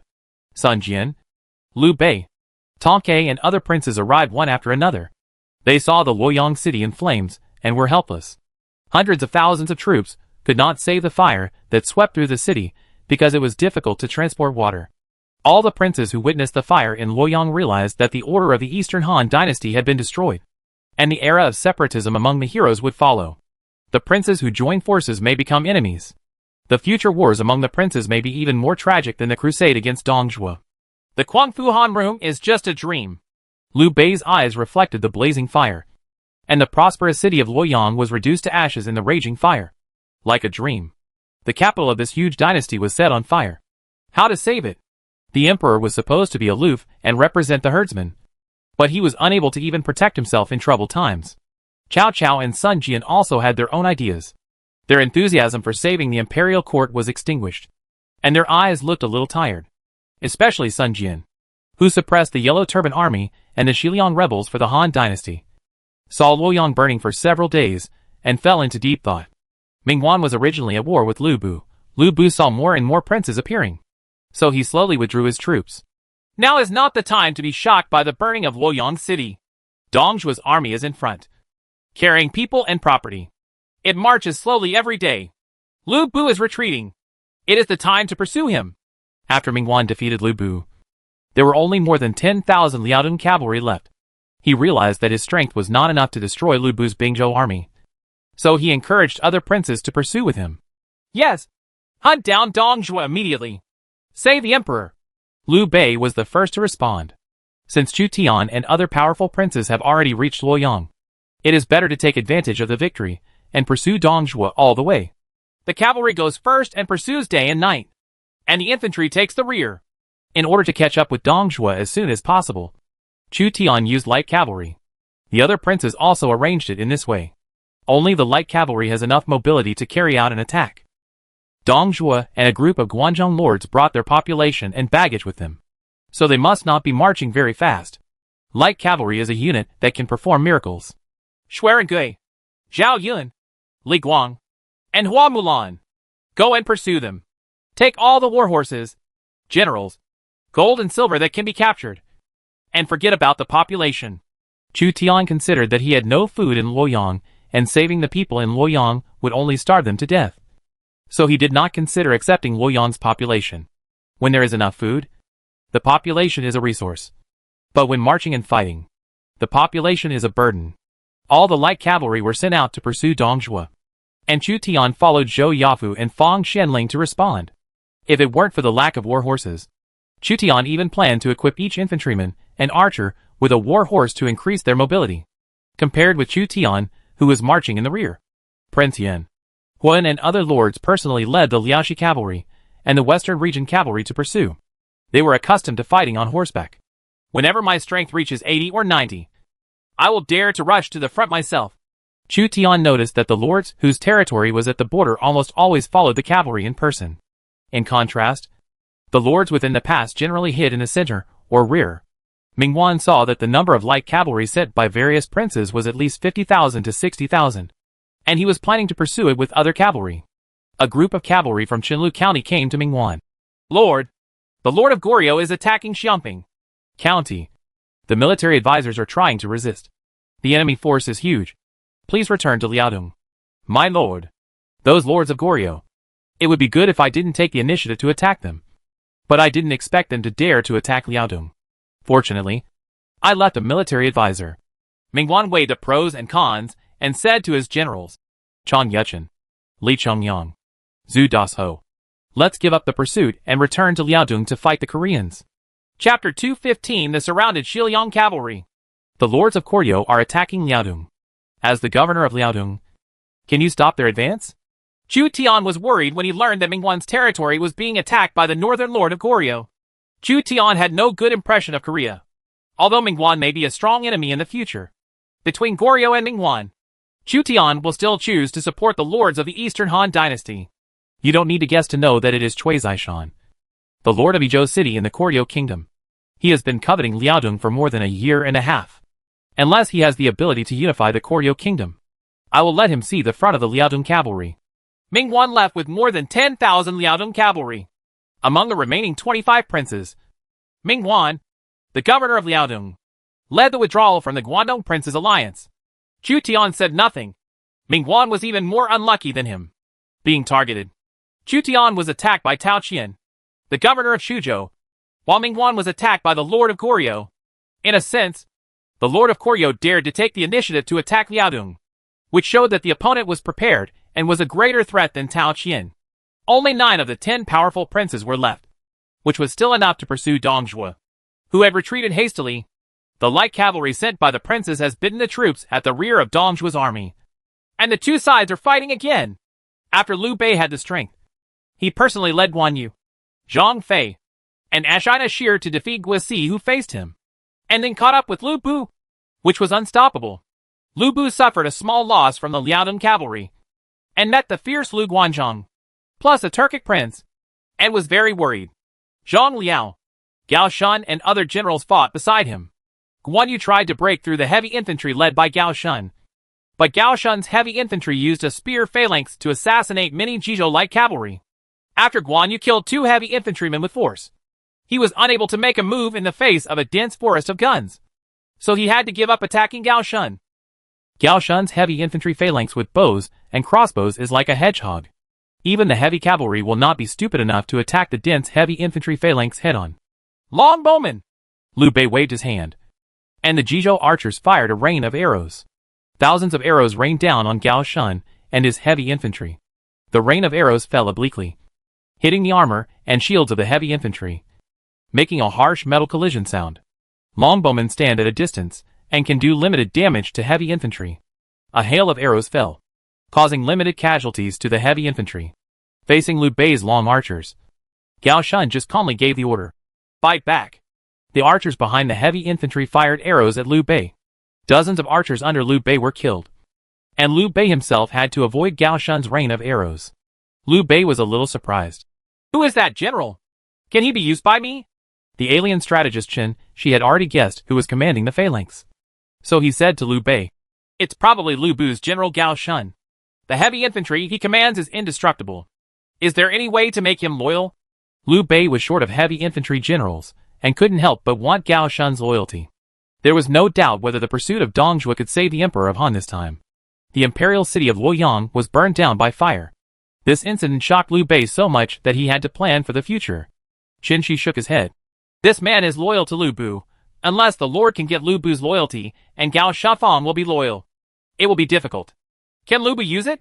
It's difficult to use. If you give him too many soldiers and horses, he will become ambitious and have evil thoughts to replace the Lord. If you give him a small number of soldiers and horses, he will become dissatisfied, collude with foreign enemies, or betray the Lord. As a player, Qin Shi knows that Gao Shun and Lu Bu are tied together. If he wants to use Gao Shun, he must use Lu Bu. This is very uncomfortable. Qin Shi thought of a possibility.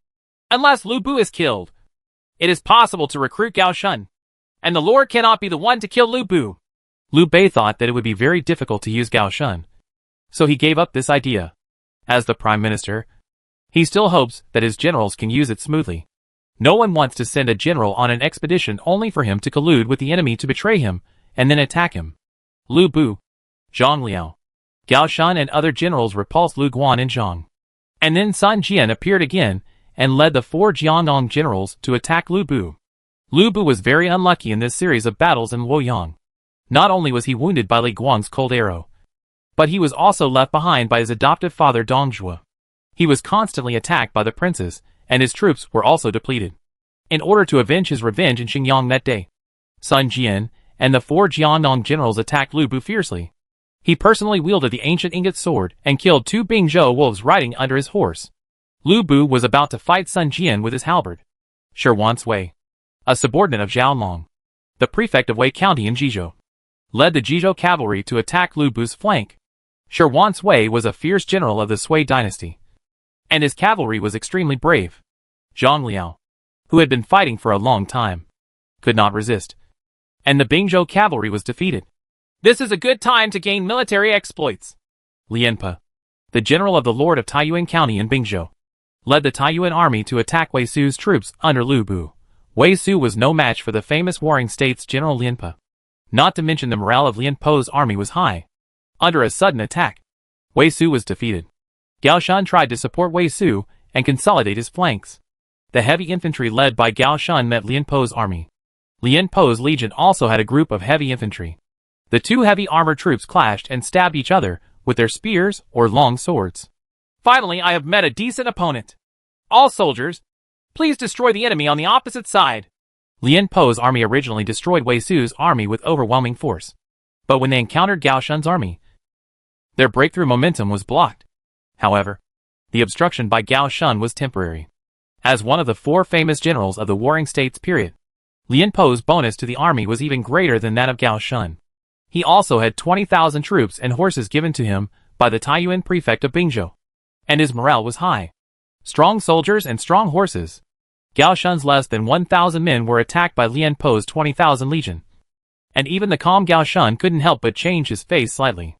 Facing the absolute superiority of troops and the terrifying famous generals of the Warring States period, Gao Shun found that even if he commanded the heavy infantry, it would be difficult to resist him. Not to mention that Lianpe also had a heavy infantry in his hands. The heavy infantry under Gao Shun were killed one after another, without the obstruction of Hulao Pass. Lianpe's legions showed strong combat power, destroyed Lu Bu's army, and gained military merit for his lord.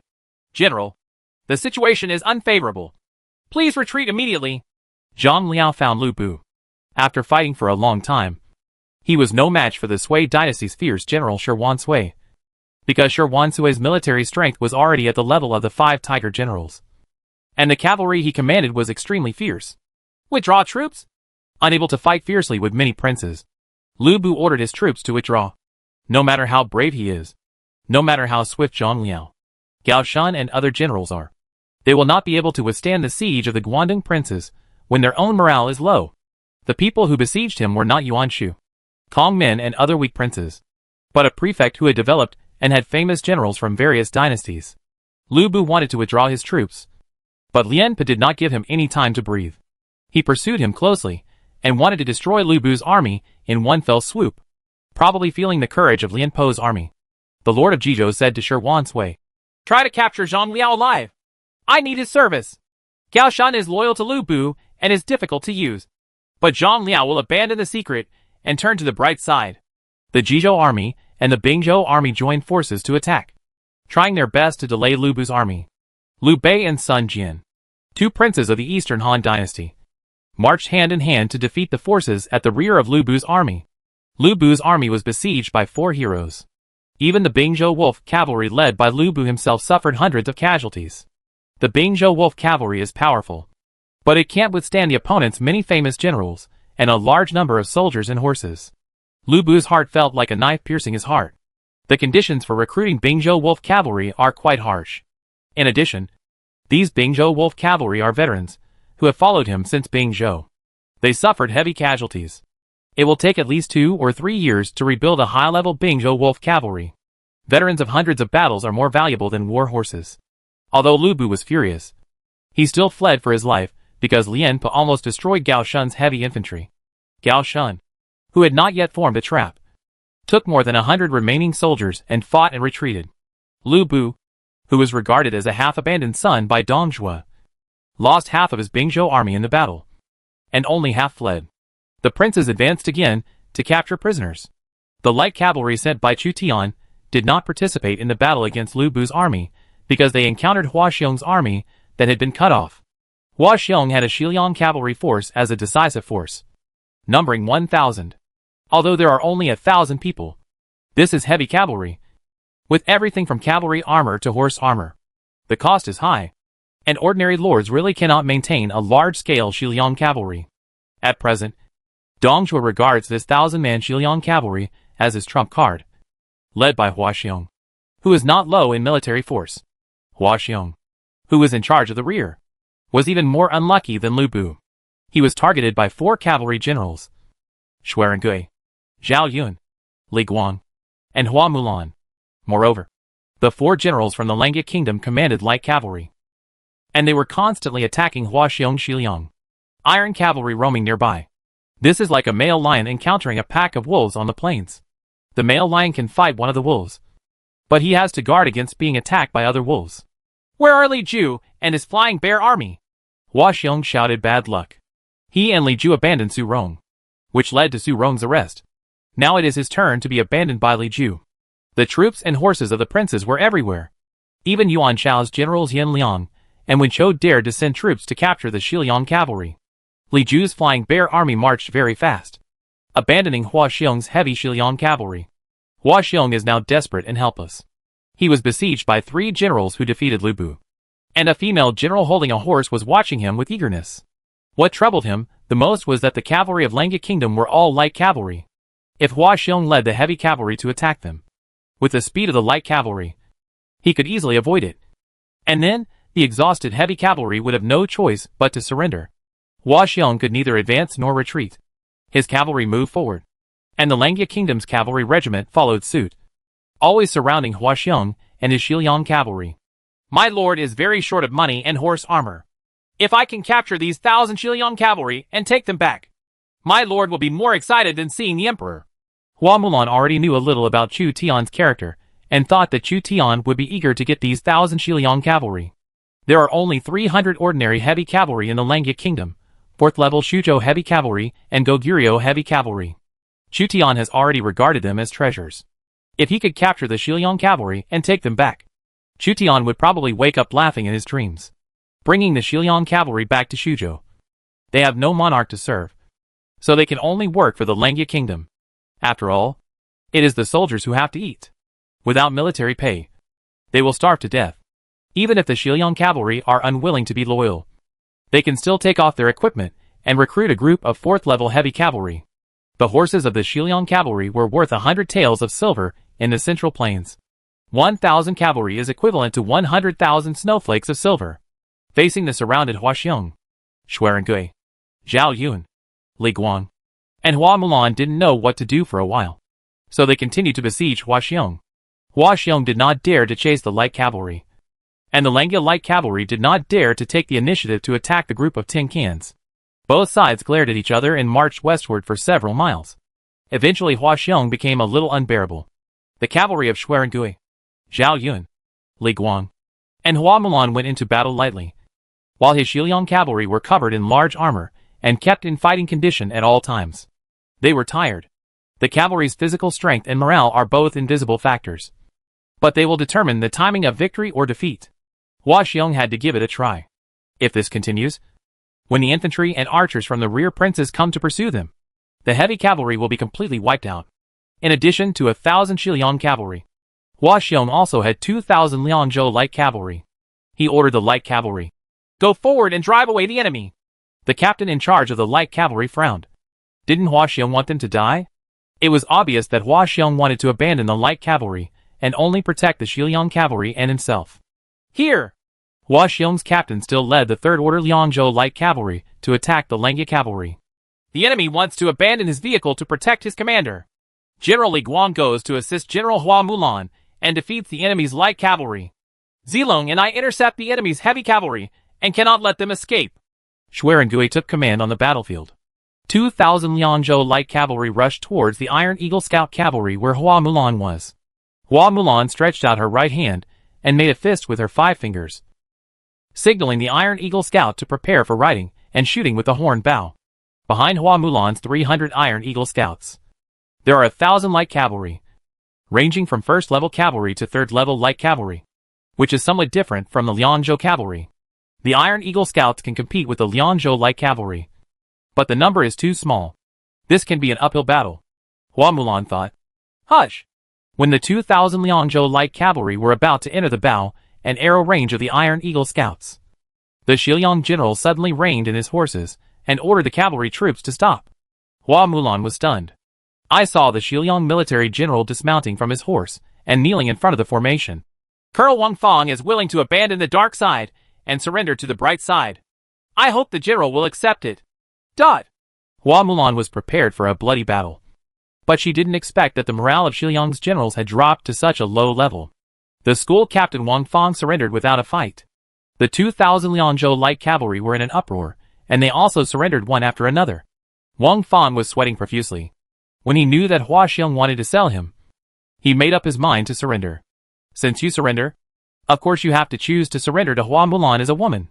As long as the other person is soft-hearted, he can be forgiven for his previous actions. What's more, he didn't have time to participate in the sacking of Luoyang City. Wang Fang, you thick eyebrows and big eyes. How dare you? Hua Xiong was about to lead the Xiliang cavalry to break out. But he was furious when he found that the captain Wang Fang surrendered without a fight. There were not many Lengya cavalry that besieged him originally. But now with the addition of a traitorous Xiliang general, his 1,000 Xiliang cavalry might be completely wiped out. Chapter 216. 1,000 Xiliang iron cavalry obtained. Hua Xiong was forced into a desperate situation. Surrounded by enemies. And the generals were more ferocious than the last. He led the most elite troops in Dongzhuo's camp. But they had nowhere to exert their strength. The heavy cavalry has no cover from other arms. And is like a heavy iron can. The light cavalry can easily exhaust their physical strength. And the heavy cavalry cannot catch up with the opponent. Hua Xiong was in a tight siege and lacked military advisors. He really couldn't think of a way to escape. So he had to raise his sword and said, "Surprise to the west! And you can escape as much as you can." The Xiliang cavalry charged towards the west. Their iron hoofs clanking. What a heavy cavalry! Even Xuerengui, Li Guang and others couldn't help but admire the graceful appearance of 1,000 Xiliang cavalry galloping.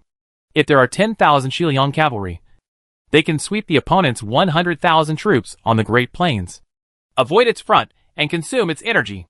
Xuerengui knew that even his own force could not stop the torrent of steel impact of the Xiliang cavalry head-on. Once the heavy cavalry charges, it is difficult to adjust the direction. The light cavalry of Lengya Kingdom dispersed and closely followed the Xiliang cavalry. As long as the Xiliang cavalry's physical strength is exhausted, they will be prisoners. After the Xiliang cavalry galloped hundreds of meters, their physical strength dropped significantly, and the light cavalry began to encircle them. This female general, please go down and take Hua Xiong's head to show your loyalty to the Lord. Wang Fang, the captain who surrendered to Hua Mulan, volunteered to fight. Hua Mulan had never heard of Wang Fang at all. She only heard from her lord that Dongzhuo had generals such as Lu Bu, Hua Xiong, Li Ju, Guisi, and Zhang Ji. General Xuerengui and Zhao Yun will capture him alive. Hua Mulan was calm. Thousands of light cavalry chased 1,000 heavy cavalry, and the cumbersome heavy cavalry could not escape at all. When the speed dropped, the light cavalry swarmed up and surrounded the exhausted Xiliang cavalry. The Xiliang cavalry did not even have the physical strength to wield their spears or sabers, so they became prisoners of the Lengya cavalry. Hua Xiong planned to abandon the Xiliang cavalry and escape alone, but was caught up by Zhao Yun and Xuerengui. Chu Tian assigned a good horse to each general, and now it was effective. Hua Xiong had nowhere to escape. Hua Xiong, do you want to deal with it? Or do you want me to deal with it? One person, one turn. When Xuerengui and Zhao Yun faced Hua Xiong, they were even polite to each other. Hua Xiong was even more desperate now. He was overtaken by Zhao Yun on the left and Xuerengui on the right. He was caught between two fierce generals and was in a dilemma. Zhao Yun took the lead and stabbed him with a spear, but Hua Xiong blocked it with a broadsword, which was extremely laborious. Hua Xiong's military strength was not as good as Zhao Yun's, and the heavy cavalry armor drained his energy and left him breathless, blocking Zhao Yun's gun. Hua Xiong was horrified to find that it was Xuerengui's turn on the right to draw his halberd, and Fang Tian drew his halberd and stabbed him in the shoulder, hoping to stab Hua Xiong so he could capture him alive. Hua Xiong used his last strength to block Xuerengui's Fang Tian painted halberd. His wrist holding the sword was numb, and he almost let go. Zhao Yun on the left started firing his gun again. If Zhao Yun and Xuerengui want to kill Hua Xiong, who has exhausted his physical strength, it will be easy. But what they have to do is capture Hua Xiong. Chu Tian once told them that if it was possible to capture the opponent's generals alive, He would capture them alive, provided that he was not in danger. The fourth time Zhao Yun took action. He shot Hua Xiong off the horse. Hua Xiong's armor weighed dozens of kilograms. At this time, he fell heavily to the ground, rolled several times, hit the rocks on the dirt road, and suffered a bloody head injury. Shui Rigui on the other side held Hua Xiong's war horse, not even letting the horse go. Hua Xiong was dizzy, and the generals of the generation were in a state of panic. Is this person the fierce General Hua Xiong? When Chu Tian arrived with his infantry and archers, Shui Rigui and Zhao Yun had ordered Hua Xiong and the prisoners to be left behind, while the main force of the light cavalry continued to pursue Dong Zhuo. When the bruised and swollen Hua Xiong was brought by the soldiers, Chu Tian really couldn't recognize that this was the Hua Xiong who had killed the unparalleled General Pan Feng not long ago. However, Hua Xiong has a tall body, and does seem to have some strength. If you want to kill, then kill. If you want to cut, then cut into pieces. I, Hua Xiong, regard death as home. Hua Xiong, who was tied up by Wu Huade, was arrogant and dissatisfied. Why did General Hua Xiong of Hulao Pass flee without fighting that day? Chu Tian exposed his shortcomings, and Hua Xiong blushed. He had indeed abandoned Su Rong, and the result was good. Both of them became Chu Tian's prisoners. Be loyal to me, and lead the Xiliang cavalry to serve me. Your cavalry will be powerful in Guangdong. Chu Tian somewhat wanted to recruit Hua Xiong, as long as he doesn't match the level of generals like Guan Yu. Hua Xiong can defeat most generals in the late Eastern Han Dynasty, and lead the Xiliang cavalry to charge into battle, without competing for personal force. Hua Xiong's role is greater. Guan Yu did not dare to stand up to the thousands of galloping Xiliang cavalry alone. As for the area in Xuzhou, Hua Xiong Xiliang cavalry can move sideways. Wang Fang, the captain who surrendered to Langya Kingdom, persuaded Hua Xiong. General Hua Xiong, General Fubo defeated Lu Bu and fell into Hulao Pass, which shocked the world. I am recruiting you now because I think highly of you. If you surrender to General Fubo, you will not lose in the future the position of Lord, Hua Xiong said sternly. I, Hua Xiong, will only serve one master in my life, and I will never be loyal to anyone else again. Chu Tian knew that it would be difficult for these powerful generals to surrender, and he would continue to pursue Dong Zhuo at this time. This was not the time to set up a trick to make Hua Xiong surrender. So he ordered, since General Hua Xiong is unwilling to surrender, he will be temporarily imprisoned and returned. After arriving at Langya Kingdom, we will go into the dungeon. Hua Xiong didn't expect Chu Tian to be so impatient. Didn't he even know how to treat a corporal? However, due to his face, Hua Xiong could not ask Chu Tian to take him in, so he was taken away by the soldiers. Chu Tian looked at the military general Wang Fang who had surrendered to him. He thought he was just an ordinary military general, but his panel showed that he was actually a historical military general. Name, Wang Fang. Talent, gold level historical general, writing type. Level, 75. Identity, General Dong Zhuo in the late Eastern Han Dynasty. Loyalty, 50. Commander, 55. Force, 62. Intelligence, 51. Politics, 32. Charm, 22. Characterity, timid. Favorability, 30. Characteristic, Xiliang Cavalry, C-level trait. When commanding Lianzhou Cavalry. Attack power +2. Marching speed +2%. Special arms, none. A mediocre cavalry general is no better than an ordinary general. Better than nothing. And this poor loyalty. When he arrives in Langya Kingdom, his loyalty will gradually increase. Compared with getting Wang Fang, Chu Tian was more concerned about getting Hua Xiong and Xiliang Cavalry. The Xiliang Cavalry were still unwilling to surrender, because their loyal monarch Dong Zhuo was not far away. Seeing the 1,000 horses and sophisticated horse armor used by the heavy cavalry, Chu Tian knew that he had made a lot of money this time. It's just a war horse, with more than 100,000 taels of silver, as well as iron armor, horse armor, spears, and saddles. Sure enough, war can make money faster, but only if the war can be won. Is it possible that no one of 1,000 Xiliang Iron Cavalry surrendered? We persuaded them to surrender, and those Xiliang Iron Cavalry, who are willing to serve Langya Kingdom, will let the past be forgotten and their salaries will be paid normally. Chu Tian sent the order, and the Xiliang Cavalry heard that they could forget the blame and still serve as soldiers and receive salary. The Xiliang Cavalry finally wavered, and 325 Xiliang Cavalry pledged their allegiance to Chu Tian. Chu Tian could finally check the panel about the Xiliang Cavalry. Arm, Shiliang Cavalry. Level, 7th level Heavy Cavalry. Heavy Cavalry is generally higher than Light Cavalry. Attack Power, 27, Defense Power, 25, Speed, 13, Comprehensive. Skills, Special Heavy Cavalry Charge, when charging. Attack Power plus 15. Armor breaking damage plus 20%. The effect disappears when the speed decreases. And the charge effect decreases when the physical strength is exhausted. Lianzhou Horse, equipped with Lianzhou Horse when the War Horse potential plus 5%. Characteristics, dominate the world. When a cavalry general born in Lianzhou serves as the leader. Attack power plus 5. Charge speed plus 5%. Military pay, 12 taels/month. Chu Tian was a little surprised when he saw the powerful attributes of the Shiliang Iron Cavalry. Such attributes were simply terrifying. No wonder Hua Xiong dared to go on a rampage with 1,000 Shiliang Cavalry. When the Shiliang Cavalry charged, the combined attack power was enough to tear apart an ordinary infantry square.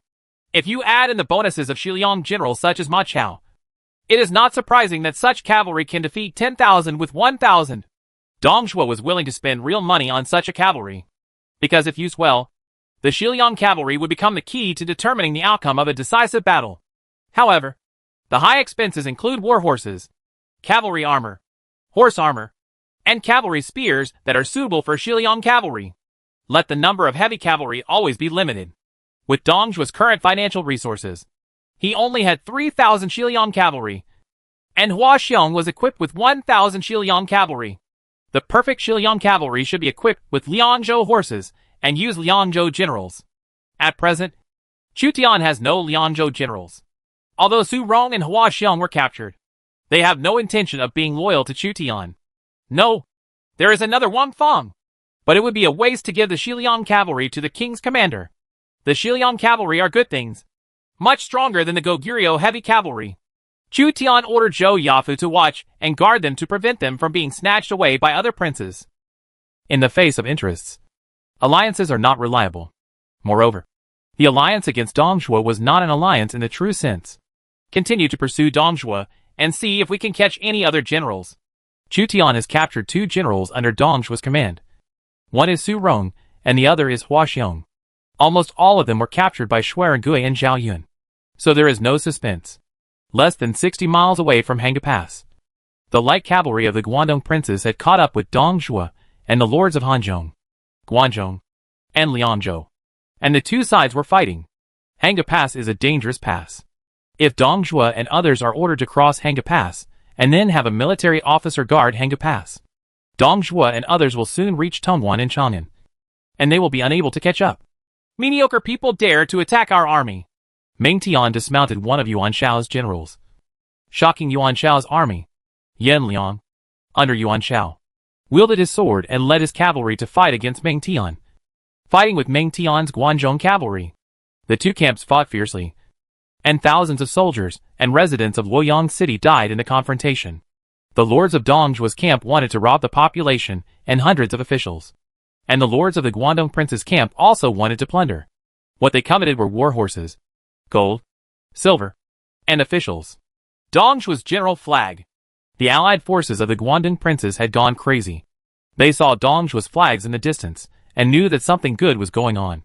Even the emperor was by Dong Zhuo's side. The Chinese army that captured Dong Zhuo might be able to hold the emperor hostage and command the princes. Lianpa and Bingo seemed to have triggered his characteristic, and the morale of the legion was greatly boosted. With the heavy infantry as the vanguard, they began to advance towards Dong Zhuo's general flag position. Dong Zhuo's general Zhang Ji wanted to stop Lianpa, but he was defeated in front of the majestic Lianpa army, and his Shiliang cavalry was quickly destroyed. Lianpa, the famous general of the Warring States period, was powerful at Hanga Pass. Dong Zhuo saw the flag of Zhouyuan County in Bingzhou advancing rapidly from a distance and was frightened to death. He did not expect that there were such terrifying famous generals among the princes of Guangdong. Lian Po's army was simply unstoppable and invincible, and the Shiliang cavalry could not compete at all. Where is my Shiliang iron cavalry? Where is the Flying Bear army? Where is my son Feng Xian? Dong Zhuo fell ill and rushed to seek medical treatment. But he did not expect that 1,000 of the Shiliang cavalry were captured by Chu Tian, and another 2,000 were in the hands of his son-in-law Niu Fu. After reuniting, Lu Bu was besieged by the princes of Guangdong again, and his vitality was severely damaged. Under the fierce offensive of the famous Warring States General Lianpe, Dong Zhuo ignored the chaotic officials and left with only the emperor and the protection of his own soldiers. Shi Wanshui from Wei County in Jizhou led a cavalry assault. He was not afraid of the Shiliang cavalry. He even picked dozens of Shiliang cavalry under his horse. He was unstoppable. Guan Yu and Zhang Fei finally had a chance to show off, showing the world how powerful they were against 10,000 enemies. They rode their horses into the enemy formation and killed them wantonly. If Chu Zimu hadn't repeatedly grabbed the credit, the second and third brothers would have become famous all over the world. Liu Bei thought that his credit had been taken away by Chu Tian several times, so that Guan Yu and Zhang Fei never became famous among the princes of the Eastern Han dynasty. But now, he finally had the opportunity to give Guan Yu and Zhang Fei a chance to perform. Xia Hoyuan led the cavalry to attack in a sudden attack. Although he was not at the level of the 5 Tiger generals, Xia Hoyuan was still considered a group of military generals below the 5 Tiger generals. The cavalry he led could only be said to be very fast. Xia Hoyuan, the commander of Dian Military Academy, had 503 days and 1,006 days. Xia Hoyuan responded with bows and arrows, and the Shiliang cavalry on the opposite side fell in response. Zhang Bao, Lu Zongmin, we don't want to participate in the war. Let them consume each other's strength. I don't care about this military exploit. We can just transport the population back to Hanzhong. Zhang Dao, the leader of Hanzhong, led the peasant uprising army to drive away the civilians in Luoyang and left secretly. He was unwilling to participate in the war between the East and West lords, but fished in troubled waters and tried to transport as much of Luoyang's population as possible. And he had a vague feeling of uneasiness, as if someone had the same characteristics as him as a great teacher. There were also powerful lords in Dong Zhuo's camp. The military general Wang Yanzhang, owned by the Longxi lord, was armed with a 100 Jin iron gun and led the Longxi cavalry to destroy Jibei Prime Minister Bao Xian, who came to pursue him. When Xia Hoyuan saw Bao Xian, who was close to Cao Cao, being attacked, he fired a cold arrow at Wang Taijian, but Wang Yanzhang lightly knocked him away with the iron gun. After Xuerengui, Zhao Yun, Hua Mulan, and Li Guan captured Huaxiong, they continued to attack without stopping.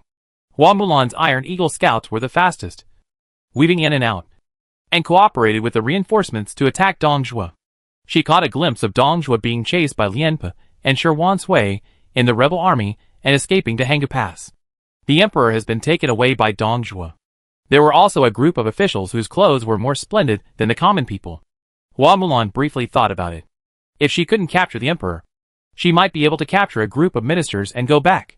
Chapter 217, asking Dong Zhuo for an official position. The Kanto and Kansai camps fought fiercely in the Hanga Pass area, in order to carve up Luoyang's property and compete for the emperor. Tens of thousands of soldiers and more than 100,000 people were killed and injured. Corpses were everywhere, and the war continued. Dong Zhuo had been driven to Hanga Pass by 2 fierce generals, Lianpe and Shi Wanshui. He was welcomed into the pass by Niu Fu, who entered Hanga Pass in advance, and Li Ju, who led the Feixiong army to withdraw. Although Hanga Pass is not as good as Hulao Pass, it is still a dangerous and powerful pass, and cannot be taken without 10 times the force. Dong Zhuo led the emperor across Hanga Pass and headed for Chang'an.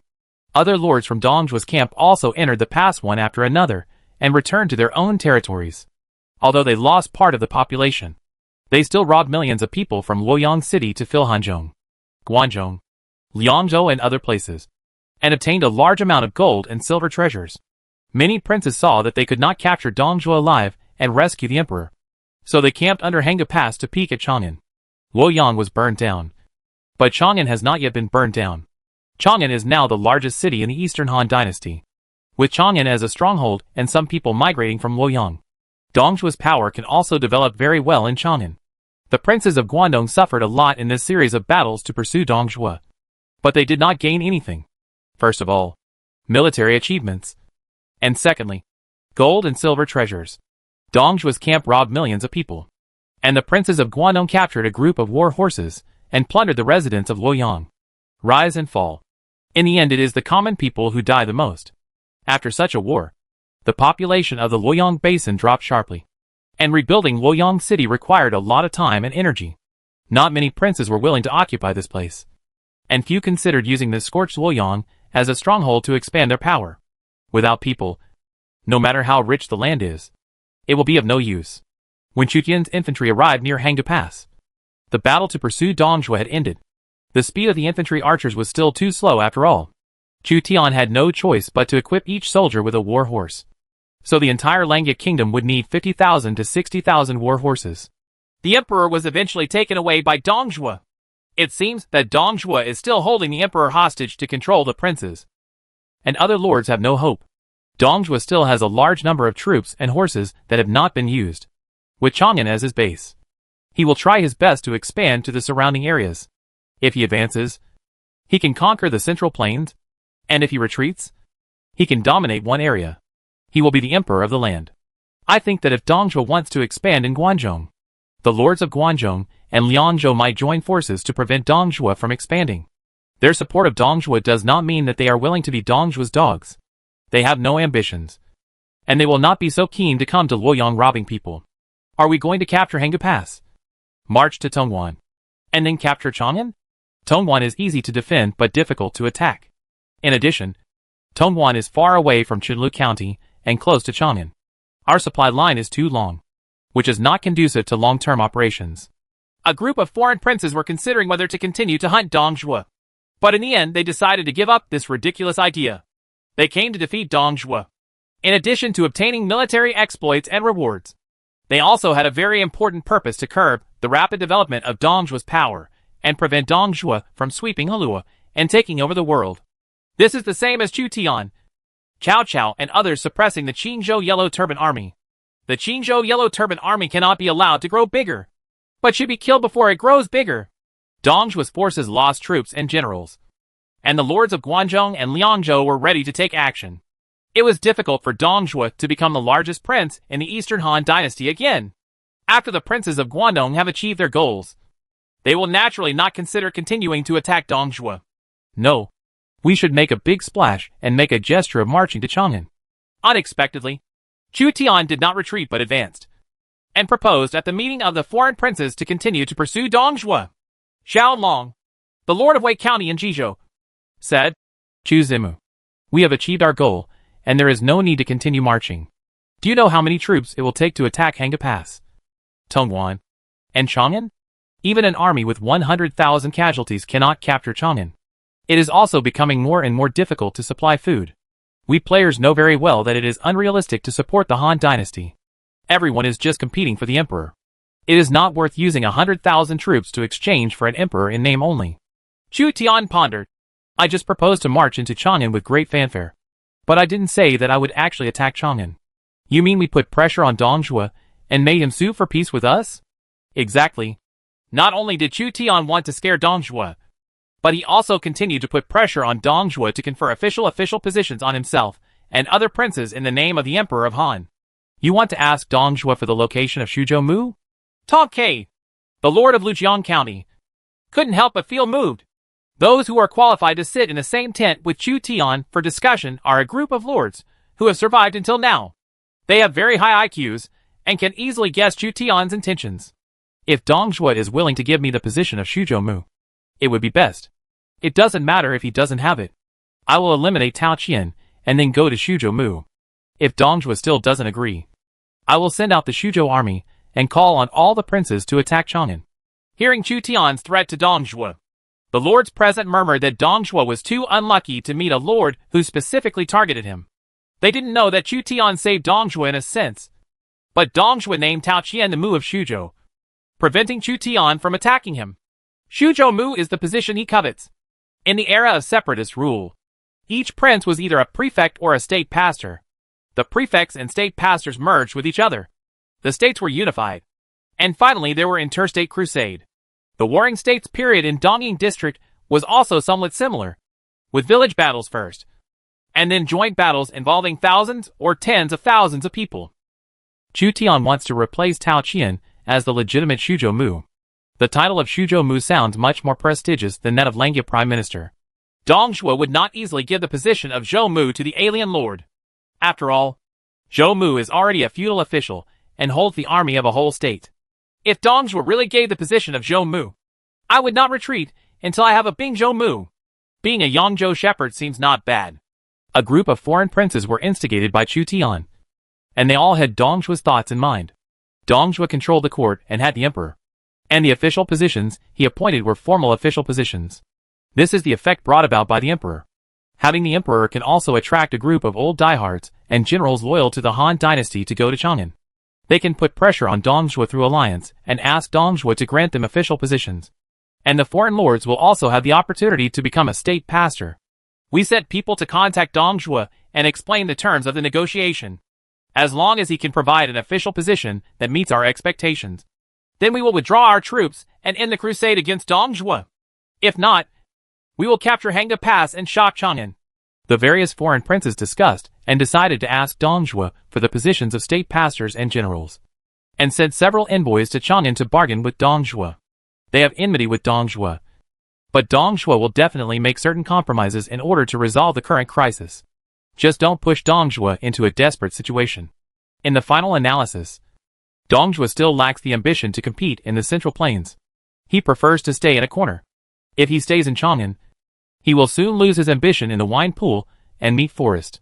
In addition, the lords of Central and Liangzhou covet Dong Zhuo's territory. Dong Zhuo's power is no longer something to be afraid of. Not only that, we also have to declare our subordinates as generals. Chu Tian even opened his mouth loudly, which made the princes who were Chu Tian's allies tremble with fear. Chu Tian was not satisfied with being the Mu of Shuzhou. He even wanted his subordinates to be the generals. Before the troubled times, Zhonglong generals and school lieutenants were already very high official positions. However, with the chaos of Yuan Shao and Dong Zhuo, generals and school lieutenants are now everywhere. It seems that people are embarrassed to go out without the title of general. Chu Tian didn't care about fighting for the title of general for his subordinates. But in Lords, the formal general position has a slight bonus to the army. No matter how small a mosquito is, it is still meat. The subordinates listed above are generals, which can also increase their loyalty. After many princes figured it out, since they had already shamelessly asked Dong Zhuo to make themselves state shepherds. What if Dong Zhuo also made a group of his subordinates generals? Although the request is a bit excessive, it is just a bargaining chip. Even if Dong Zhuo did not meet all the expectations of the Guangdong princes, it was not necessarily unacceptable. Chu Tian made a list for his subordinates. The generals included Hua Mulan, Shui Rengui, Zhao Yun, Li Guang, Zhou Yafu, Su Sheng, Zhang Ba, and Sun Guan. Even Sun Kong, Wu Dun, Yinli and other unknown Taishan thieves were invited by Chu Tian to make them generals or captains. By the way, ordinary heroes such as Lu Sandao and Sun Luwan should also be added. Chu Tian shamelessly asked Dong Zhuo for an official position. As the saying goes, when one person attains enlightenment, chickens and dogs ascend to heaven. If you have a group of generals and lieutenants under your own governor, it won't be a problem, right? Otherwise, how can we support thousands of good generals and millions of soldiers in the future? Why are there dozens of people on your list? Other foreign princes found that Chu Tian's list was densely packed. But out of caution, they only listed a few generals and lieutenants. They then followed suit and added ordinary heroes. This group of princes then presented the list to Hangda Pass. As long as Dong Zhuo agreed to the conditions, they could withdraw their troops. Niu Fu and Li Ju, who were guarding Hangda Pass, learned that the foreign princes in Guangdong were willing to withdraw their troops only after being granted official status. They were stunned at first, and then ordered the Shiliang cavalry to rush 800 miles to Chang'an. In Li Ju's view, it would be quite cost-effective if he could be conferred official positions in name only and make these vicious Guangdong princes withdraw their troops. Li Ju was extremely afraid of the crazy people in Chu Tian. Su Rong and Hua Xiong, who guarded Hula Pass with him, have disappeared, and now he is the only one alive. Therefore, Li Ju believed that Chu Tian was the disaster star. If his flying bear army hadn't escaped so quickly, he might have disappeared like Su Rong and Hua Xiong. A lunatic is already terrifying, but there are a group of lunatics under Hangda Pass.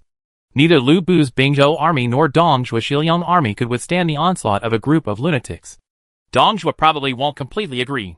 He also doesn't want to have a bunch of powerful state pastors who will make a fuss about their official positions. After Chu Tian sent his general to the Emperor of Han, he knew that Dong Zhuo would not easily give him the official position of Shuzhou Mu. This was simply unbelievable for Shuzhou Mu, who was in his early 20s. However, if Dong Zhuo did not give him Shuzhou Mu, he would definitely use other official positions to satisfy Chu Tian's appetite. Even if Dong Zhuo does not give him the official position of Shuzhou Mu, he can still eliminate Tao Qian, and Dong Zhuo will have to canonize him as Shuzhou Mu, because by that time, he has already established his position as Shuzhou Mu. After Chu Tian discussed with the foreign princes about asking for official positions from Dong Zhuo, he summoned the cavalry generals who pursued Dong Zhuo: Zhao Yun, Xuerengui, Hua Mulan, Li Guang and others. They each recorded their military exploits and received rewards when they returned to Langya Kingdom. If Dong Zhuo proves it, it will actually be regarded as a reward from Chu Tian to his generals, because it is Chu Tian who wants the official position. The 4 cavalry generals captured Hua Xiong and 1,000 Shiliang cavalry for Chu Tian and made great achievements in battle. This time they came to hunt down Dong Zhuo, and they seem to have gained something, Xuerengui reported.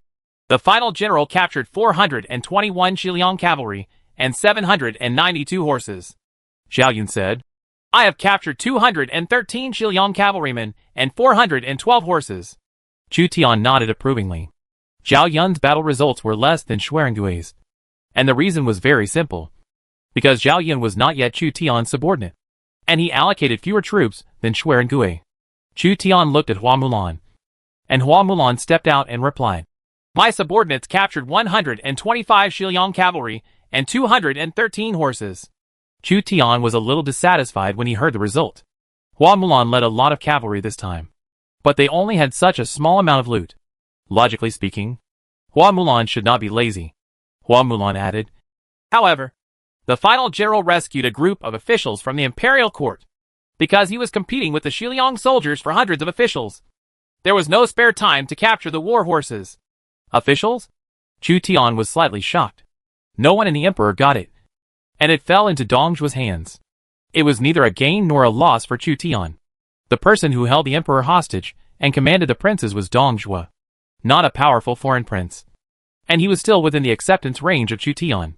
The credit for rescuing the officials is only smaller than the credit for rescuing the emperor, and it can be regarded as an unexpected gain.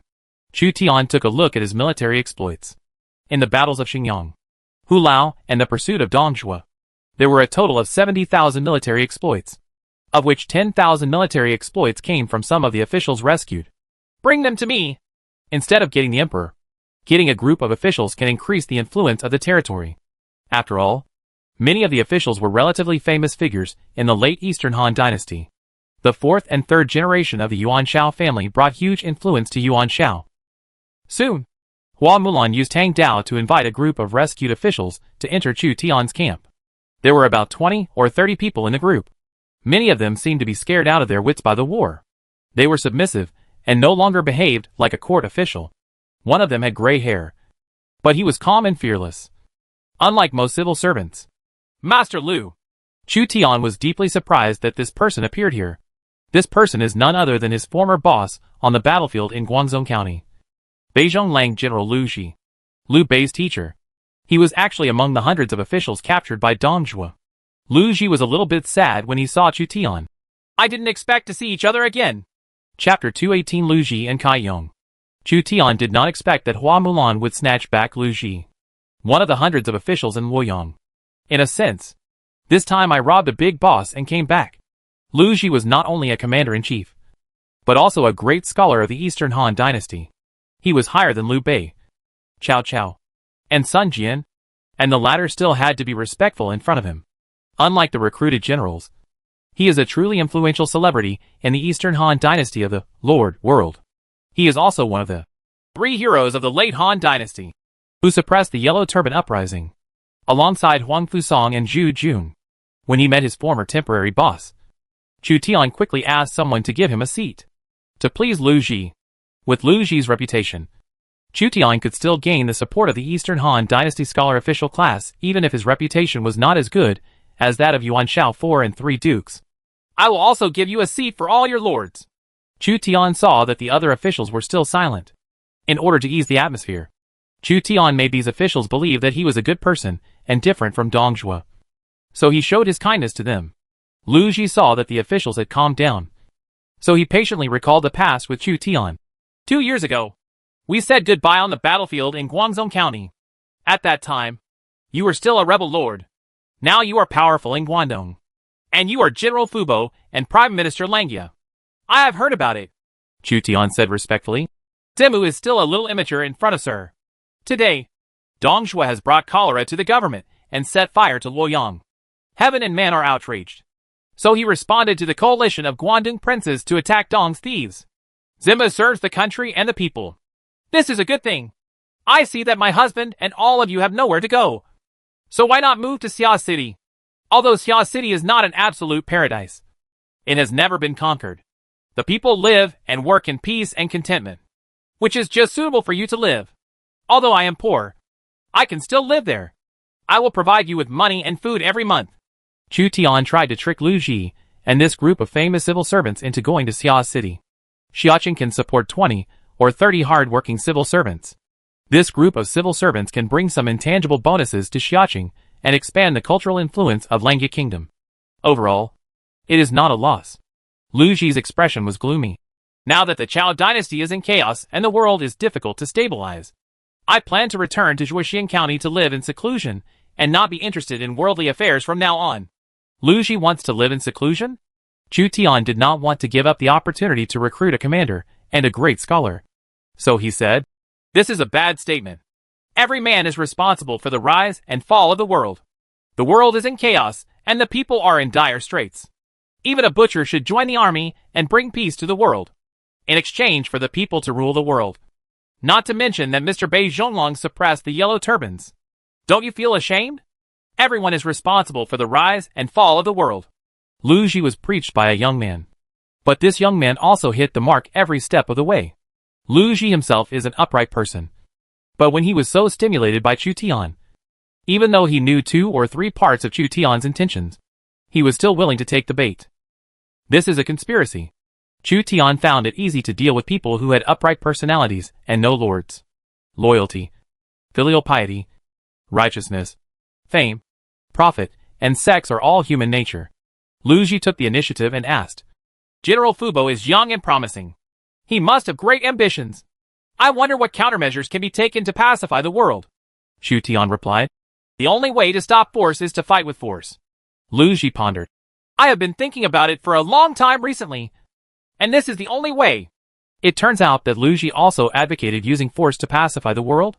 Speaking of which, how could a Zhonglong general who personally commanded the suppression of Zhang Jiao of the Yellow Turban Army fail to realize the importance of force? Unlike Kong Rong, who was also a Confucian and was driven away by the Yellow Turban Army, Lu Ji was the military commander who forced Zhang Jiao to Guangzhou City. He will not talk nonsense, nor will he despise force. Historically, Lu Ji once served as Yuan Shao's military advisor, but he died a year later. Seeing that the time was almost right, Chu Tian proposed to recruit people.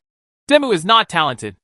Langya country only has 50,000 soldiers and horses, which is nothing in the world.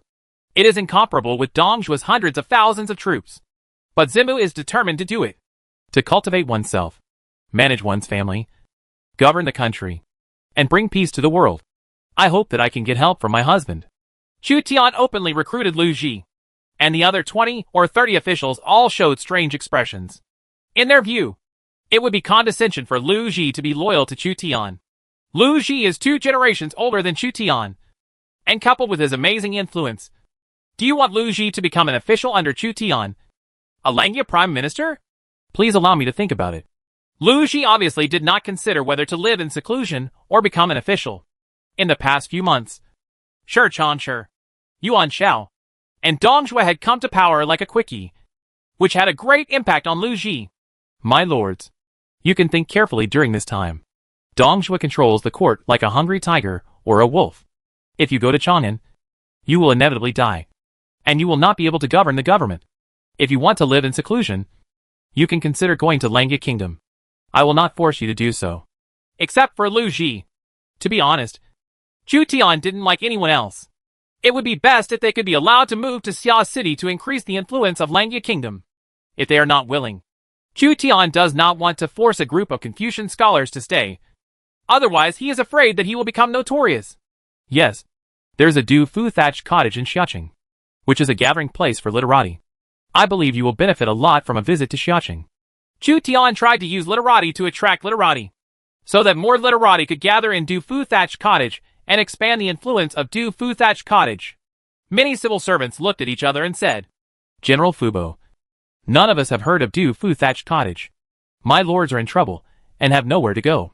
Why don't you go to Xiaoqing, and see what Du Fu's Thatched Cottage is? I will pay for all the food and drinks. If Chu Tian had a way to lure them to Xia City, he would also have a way to keep some of them here. It is unrealistic to leave everyone in Langya country. After all, everyone has their own ambitions. This group of civil servants were looted by the rebels and left destitute. And the court was controlled by Dongjue. They might have a narrow escape from death if they went to Chang'an. Boju, I intend to go to Langya country. What do you think? Lu Ji looked at one of the civil servants, as if he wanted to ask his opinion.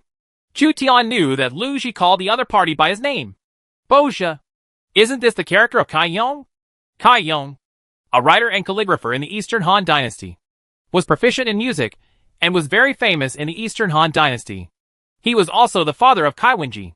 It turns out that he was also captured by Hua Mulan. Kai Yong thought about it and finally said, If Prime Minister Langya doesn't mind us old guys being a burden, we are willing to go to Xiaoqing to have a look. Lu Ji and Kai Yong planned to go. And soon other civil servants responded. Literati always follow the crowd. When the prestigious Lu Ji and Kai Yong nodded, others followed suit. This is the importance of reputation. Chu Tian is also well known in Donhan district. His reputation is the greatest among players, followed by princes, and then by aristocratic families. If he hadn't known Lu Ji before, Lu Ji might not have been so patient in talking to him. After taking down a group of great scholars such as Lu Ji and Kai Yong, the aristocratic families in Shuzhou would probably not dare to look down on Chu Tian. This group of civil servants had been frightened recently, so Chu Tian had people prepare meals for them to entertain them. Various princes were stationed at Hanga Pass. Except for Chu Tian, other princes also grabbed some officials. In the eyes of the princes, population, money and food, war horses, hundreds of officials, and the emperor are all resources that can be used to fight for hegemony. Some resources are tangible, and some are intangible. Liu Bei's camp was located near Chu Tian's camp. When he learned that Lu Ji was in Chu Tian's camp, he was shocked and immediately came to visit. Liu Bei didn't think that Chu Tian would murder him. Xuanda has met his mentor. Liu Bei paid homage to his teacher and performed discipleship etiquette. But immediately Liu Bei felt something was wrong. Chu Tian and Lu Ji sat side by side, chatting and laughing. Why did he feel that he was a generation behind Chu Tian, a good friend of his mentor? How to calculate this seniority? Liu Bei felt even more puzzled. Even if Chu Tian took away part of his military exploits, now he doesn't even let his mentor go. Lu Ji met Liu Bei. The two reminisced about the past, and were a little sad to learn that another student Gongsun Zan was besieged by the Wuhuan tribe in western Liaoning. Chang'an. Dongjue finally escaped here. Counting the troops and losses, it is difficult to measure. The cavalry captain Hu Jin was killed, and the two generals Su Rong and Hua Xiong were missing. Dongjue's power was severely dealt a blow. Su Rong and Hua Xiong were generals to Dongjue, so he asked people to inquire about the whereabouts of the two generals. The deserter reported that when General Su Rong was captured at Hulao Pass, he was captured by the young general in silver armor and white robes. That's Chu Zimu's general. Dong Zhuijing reminded that the opponent was wearing silver armor and white robes, so he was probably one of the two fierce generals fighting Lu Bu at Hulao Pass. The whereabouts of the cavalry captain Hua Xiong has been discovered. Yan Hua Xiong, a member of the Shiliang cavalry who escaped, was captured alive by the silver-armored and white-robed young men. His life or death is unknown. Dong Zhuo learned one after another that two capable generals were captured by Chu Tian. His slightly bloated body trembled slightly. His fear of Chu Tian reached the extreme. Report: Chu Zimu united with the princes of Guangdong and stationed troops under Hanga Pass, intending to march westward and intimidate Chang'an. Something happened that made Dong Zhuo even more frightened. Chu Zimu was about to attack Chang'an. If Dong Zhuo had remained calm at this time, he would not have thought that Chu Tian really wanted to attack Chang'an. But this time Dong Zhuo messed up his position. His benefactor started the war very fiercely. He drove Dong Zhuo from Hulao Pass to Chang'an, and now he wants to fight against Chang'an. If Dong Zhuo fled again, he would have no choice but to flee to Liangzhou. The lords of Liangzhou would not easily accept Dong Zhuo as their real master, as there were also princes such as Ma Tang and Han Sui. In other words, Dong Zhuo had no way out. Send someone to ask for peace, as long as Chu Zimu withdraws his troops. I can tell him whatever he wants. Money, food, grass, or beautiful women. I will agree to everything. Dong Zhuo was frightened and was willing to accept some harsh conditions if Chu Tian could withdraw his troops. Soon Dong Zhuo learned about the thoughts of Chu Tian and other Guangdong princes. They wanted higher official positions. The princes of Guangdong presented themselves to the emperor, but actually fell into the hands of Dong Zhuo. He is already Prime Minister Langia and General Fubo at a young age. Now he is begging Shuzhou Mu. His appetite is too big. He also wants dozens of generals and lieutenants from me. When have generals and lieutenants been so worthless? Dong Zhuo saw Chu Tian's list. A dense list. If Chu Tian hadn't been alone, probably even the 7th aunt and the 8th aunt would have been conferred the title of school captain. In the late Eastern Han dynasty, even if you could use money to buy an official position, it still cost money. Chu Tian directly asked Dong Zhuo for an official position without paying a penny. What shocked Dong Zhuo the most was that Chu Tian had the audacity to ask Shuzhou Mu. Is there such a young Shuzhou Mu in the world? Moreover, not long ago, Dong Zhuo consecrated Tao Qian as the Mu of Shuzhou in the name of the emperor. Now Chu Tian is also competing for the Mu of Shuzhou. Obviously competing with Tao Qian. The chief counselor Li Ru said, My lord, he wants Shuzhou to be pastoral. You might as well give it to him and let him compete with Tao Qian for Shuzhou. Then Chu Zima will have no time to attack the lord. Tao Qian is weak. How can he be Chu Zima's opponent? In 2 or 3 years, Chu Zima will definitely have Shuzhou. What's the matter? Even if my lord doesn't confer him the title of Shuzhou Mu, he can still conquer Shuzhou. Whether or not Shuzhou Mu is just the icing on the cake is just the icing on the cake. It doesn't matter to him. I have a plan that can create a gap in the hearts of the foreign princes.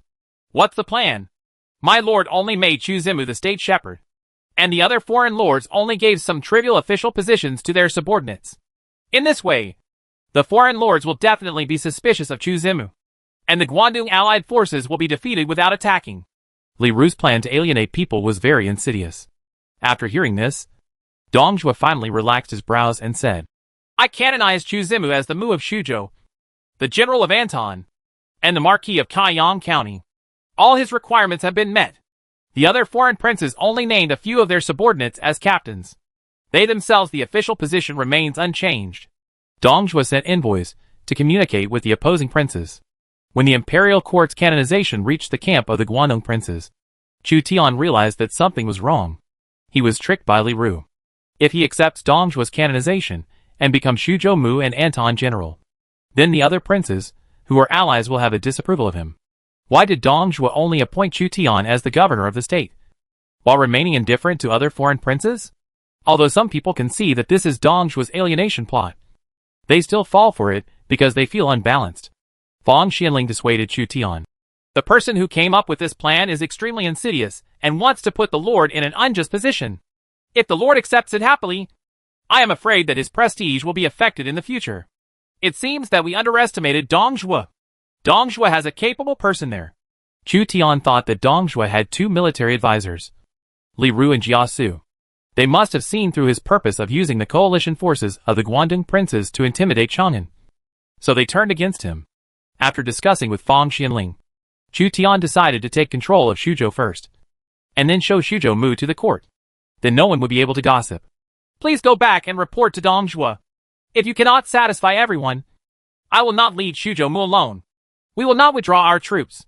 Chu Tian refused Dong Zhuo's appointment in front of many foreign princes. Although Shuzhou Mu and General Anton sounded more majestic, Chu Tian did not dare to lead Shuzhou Mu when there were many foreign princes watching from behind. Don't worry about scarcity, but worry about inequality. The envoy said by Dong Zhuo was in a dilemma. General Fubo, you should know that it is impossible to establish so many state pastors.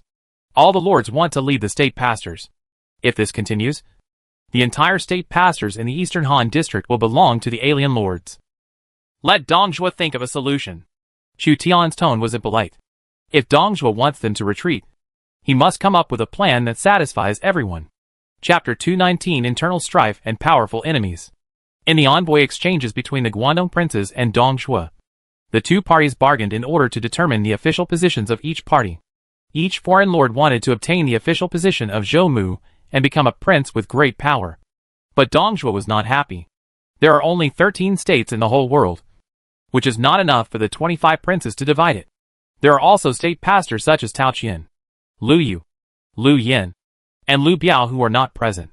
Do 13 states need to have 29 state pastors? During this period, a major event occurred. Yuan Shu, who had been appointed by Dong Zhuo as the shepherd of Yuzhou before, sent an assassin to assassinate Kong Niao, the governor of Yuzhou, and annex Kong Niao's troops. The remaining princes were alarmed. Of the 27 princes, 2 died at Hulao Pass, and another prince rushed back to Liaodong at Mingwan. Now another prince was assassinated by his allies, leaving only 23 princes. News of Yuan Shu's assassination of his allies spread like wildfire, and a number of princes put pressure on him. Faced with pressure from his allies, Yuan Shu simply led his troops to leave Hanga Pass and went to occupy Xucheng, the governor of Yuzhou, in order to digest Yuzhou. In addition to Han Fu from Jizhou, the food for the Guandong allied forces also came from Yuan Shu in Nanyang. As a result, Yuan Shu no longer provides food, and the Guandong allied forces are in a precarious situation. Now there are 22 princes left. As the leader of the alliance, Yuan Shao followed suit and ordered Yin Liang and Wen Chou to attack Han Fu, the governor of Jizhou. At night, behead Han Fu, claiming that Han Fu was killed by deserters, and then annex Han Fu's tribe.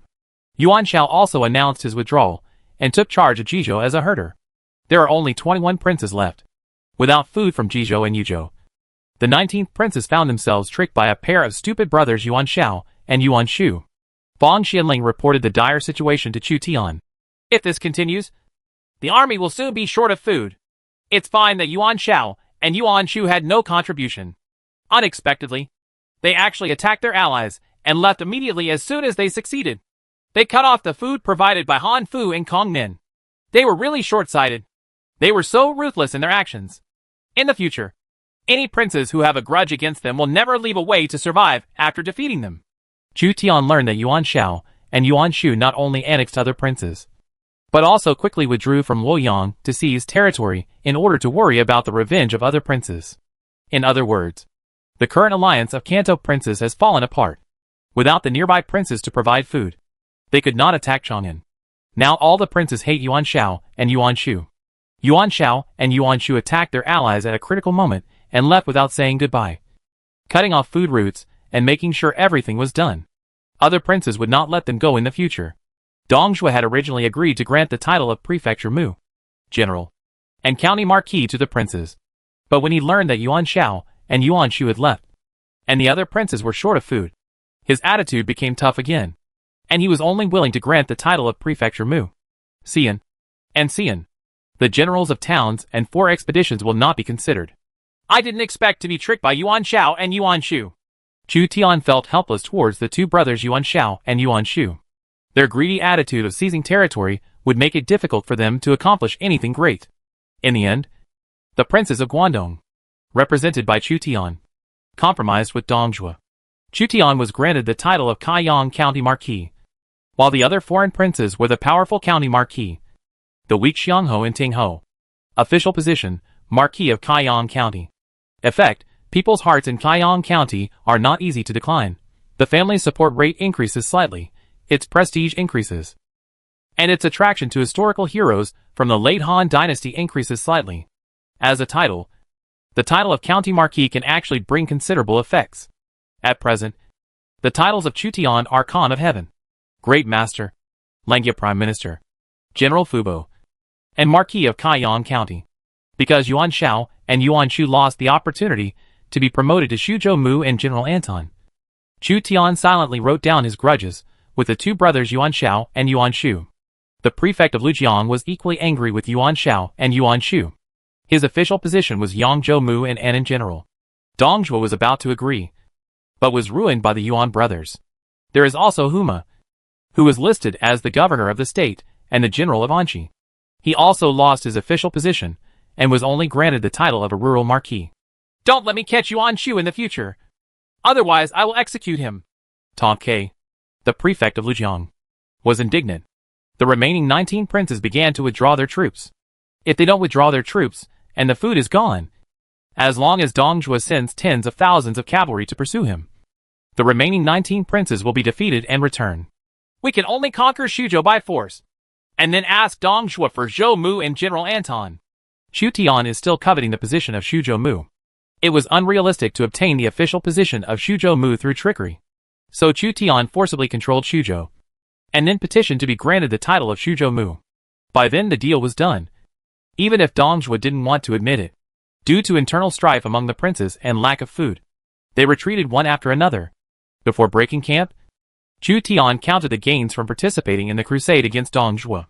He obtained a total of 70,000 military merits, and captured about 1,000 Shiliang cavalry, more than 4,000 Liangzhou soldiers, and 7,000 war horses. The number of horses in Shiliang is astonishing, and the horses captured by Chu Tian are only part of them. In addition, 2 generals Su Rong and Hua Xiong were captured, as well as 2 famous Eastern Han Dynasty officials, Lu Ji and Kai Yong, and 20 or 30 civil servants. This is an unexpected gain. Chu Tian's losses were also great. Of the 20,000 people he brought, he lost 5,000 and was left with 15,000. I can finally go back. Chu Tian almost had his house stolen and couldn't help but break into a cold sweat. He almost became a homeless prince. When Cao Cao conquered Tao Qian, Yinzhou was attacked by Lu Bu and Zhang Yao, and Cao Cao was almost homeless. Chu Tian experienced the events that happened to Cao Cao one after another. Fortunately, Xiao Liang, Li Xiaoning, Su Sheng and others guarded Lengye Kingdom. Otherwise Chu Tian would have to start all over again. After returning to Xia City, Chu Tian will reward them well for such a contribution. Even if they become generals or governors in the future, they will not be exaggerated. Chu Tian and his entourage of princes passed through the scorched Luoyang city, cleaned up the city a little, and paid homage to the late emperor. At the same time, Chu Tian and a group of foreign princes sent people to find the whereabouts of the imperial seal. They all knew that the imperial seal might be left behind in Luoyang, because it is recorded in history that Sun Jian once found the imperial seal in a well in Luoyang. As a treasure of the Eastern Han dynasty, the imperial seal brought unprecedented benefits to the territory. But all the princes were disappointed. They could not find the jade seal of the country at all. Although the Battle of Hulao Pass and the burning of Luoyang occurred during this crusade against Dong Zhuo, many changes still occurred. Diu Chan disappeared. Su Rong and Hua Xiong were captured, and Lu Ji and Kai Yong were captured by Chu Tian. Fortunately now, Chuan Gui Yushi Company has disappeared. Chu Tian just wanted to try it. He really couldn't find the imperial seal, so he wasn't in a hurry. Are the various princes or governors at the level of governors who want to be emperor? Yuan Shu is a negative example of prematurely proclaiming himself emperor. The princes from all walks of life returned to Xuanzhou County in Xinlu County and successfully suppressed the momentum of Dong Zhuo's power development. Dong Zhuo's army, which had a tendency to sweep the Eastern Han dynasty, was suppressed by the coalition forces like the Qingzhou Yellow Turban Army. Shoot the first bird. Obviously, your plan to ask Dong Zhuo for Shuzhou Mu will succeed. But you were tricked by Yuan Shao and Yuan Shu. Brother Chu, Brother Yin, we will see you in the future. See you next time. Maybe I have established a powerful empire in the western regions, just like the Western Liao and Mongol Empire.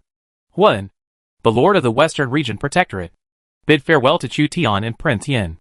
Don't be defeated by the Kushan Empire and the Seljuk Empire, which will disgrace our Eastern Han dynasty and still ask for help from us. No, I can drink the Sea of Mali. Huan left with the remaining 1,000 or so Western Region cavalry. Before leaving, he muttered, "Why are my Western Region soldiers always afraid when they see you? Brother Chu? I don't understand." Huan returned to the Western Region Protectorate. Miao Quan should be fighting with Choi Jae-sun's army from the Koryo Kingdom invading Liaodong at this time. The battle will definitely be fierce. Choi Jae-sun is the first lord of the Koryo Kingdom, and he is resolute. Anyone who disobeys his lord will be executed by him. He took the initiative. I am fully prepared for a sneak attack on Liaodong. My territory is in western Liaoning. If Mingwan cannot stop the Koryo Kingdom, then my cavalry in western Liaoning will take back Liaodong at all costs. Prince Yin, the lord of western Liaoning, has the famous General Di Qing, and he has made preparations in case Liaodong is captured by Goryeo Bangzi. You believe Mingwan? I already know that his 3 generals, Chan Yuchen, Li Chongyang, and Zhu Das Ho, are all famous generals. Chan Yuchen has a nickname, Chan Sherwan. As long as he gives with 100,000 troops, he can run rampant in the world. Not the mediocre people in some martial arts novels. That is a complete misunderstanding of Chan Yuchen. Mingwan may become your enemy in the future. Chu Tian reminded Prince Yin that he learned that the third general in Mingguan was Chang Yuchen, a famous general second only to Su De in the early Ming dynasty. He had almost no defeats in his life. He fought from south to north and captured Yuan Dadu. He was a legendary general. Knowing that Mingguan had Chang Yuchen as a general, Prince Yan was helpless. Di Qing's record was much worse than Chang Yuchen. Once he went to war with Mingguan to compete for Liaodong and Liaoxi. Chang Yuchen would be his biggest enemy. Not only Mingguan, but also Gongsun Zan, Wuwan tribe, Xianbei tribe, and the fearsome prairie in western Liaoning. The formidable steppe? This was the first time Chu Tian heard this statement. Prince Yan's expression was solemn. You should know that the grassland we control in the eastern Han district is not a complete grassland. So there must be other nomadic tribes. Prince Yan took his Liaoxi cavalry and used the teleportation array to return to Liaoxi. Teacher, Xuande takes his leave. Before Liu Bei left with Guan Yu and Zhang Fei, he came to say goodbye to Liu Ji, who was following Chu Tian. Guan Yu and Zhang Fei are currently serving as commanders of other departments under Liu Bei. Liu Bei's alien military advisor Chen, she took his family General Eshai Nashir.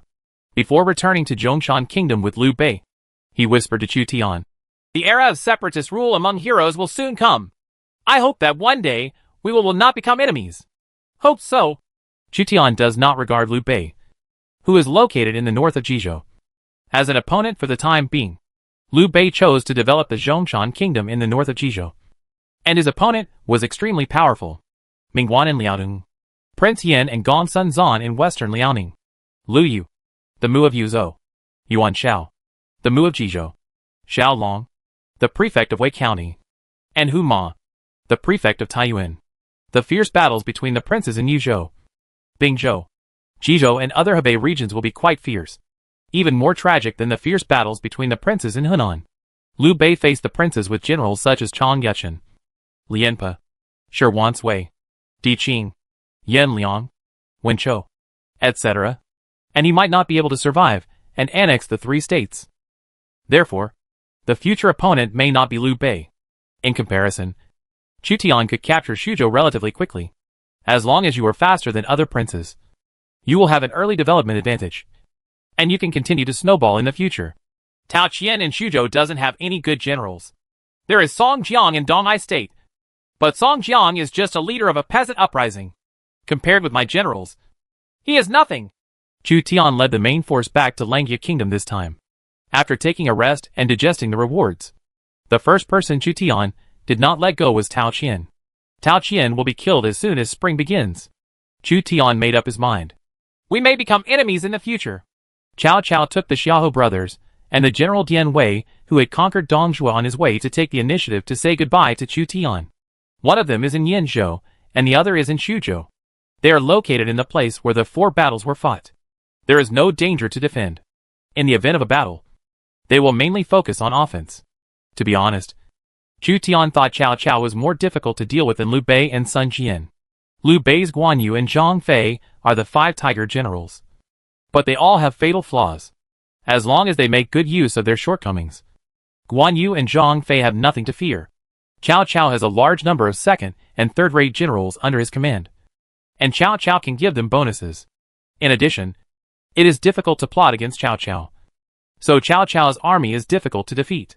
Zimu, we shouldn't have any conflicts. Sun Jian's Changsha County is too far away from Chu Tian's Suzhou, so he is not too worried about conflicts of interest with Chu Tian. Chu Tian nodded on the surface, but he was not sure in his heart.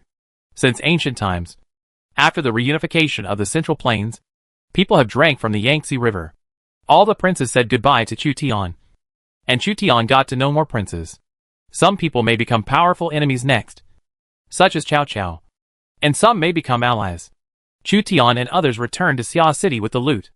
I wonder what Xia Cheng and Zimu said about the Du Fu Thatch Cottage. Lu Ji, Kai Yong and other great scholars still have some expectations. Groups of soldiers and horses entered the teleportation array and could return to Langia City without paying a price. Finally, Chu Tian entered the teleportation array with Lu Ji, Kai Yong, and 2 guards, Xueren Gui and Zhao Yun. The scene in front of me changed. The Liaodong cavalry all over the sky charged against the Goryeo cavalry. General Chang Yuchen took the lead and led the heavy cavalry to attack the enemy formation. He broke through 3 Goryeo square formations and won the title of the 3 armies. Mingwan led a military advisor to watch the battle from a high place. Thanks to the military advisor who guarded the home and delayed the time by setting up an ambush in the Qianshan Mountains, the Goryeo cavalry did not besiege the city. Otherwise, I almost wouldn't be able to come back, the strategist said. My lord is wise and leaves 10,000 cavalry in advance, so that I can delay the enemy calmly. The lords of Goryeo took the initiative to attack Liaodong. When I completely unify and stabilize Liaodong, they will know how terrifying the overlord's cavalry is. My Guanning cavalry will soon be able to train a small team. Chapter 220 Return to Home and Characteristic Rewards. Tao Qian's compensation of 100,000 taels, of which the Mi family contributed 50,000 taels, has been shipped to Xia City. But Tao Qian is still delaying it in every possible way. Tao Qian knows that even if he pays compensation, we will not let him go, so he will not send us money to strengthen our power. The Mi family actively raises money just to preserve Chu County, where his foundation is located. We occupy the third country of the East China Sea. County has threatened Chu County.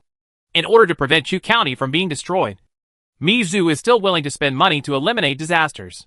After listening to the official reports on the negotiations with Tao Qian and Mi Zhu, Xiao Liang knew why Mi Zhu actively mediated. Mi Zhu did not want Chu County to be destroyed by the war. I heard that the princes of Guanong have withdrawn their troops.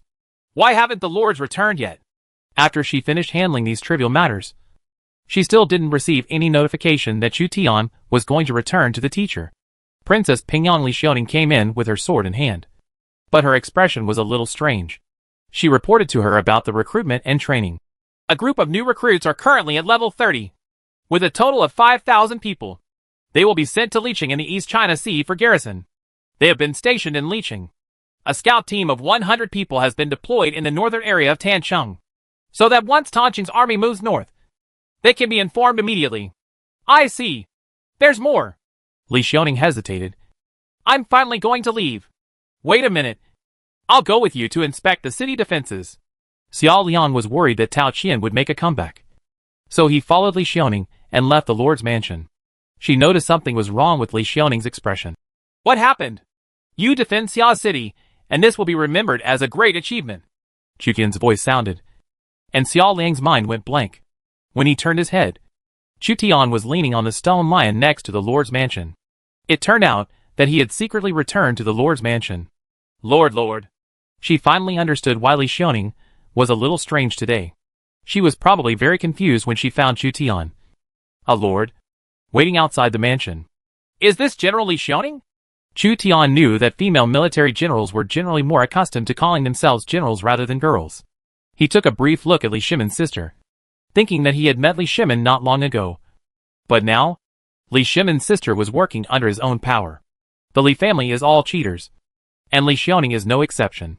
Because Li Xiaoning had already served Langya Kingdom, Chu Tian did not show greedy eyes, but just wrote down his appearance very calmly to avoid being unrecognizable in the future.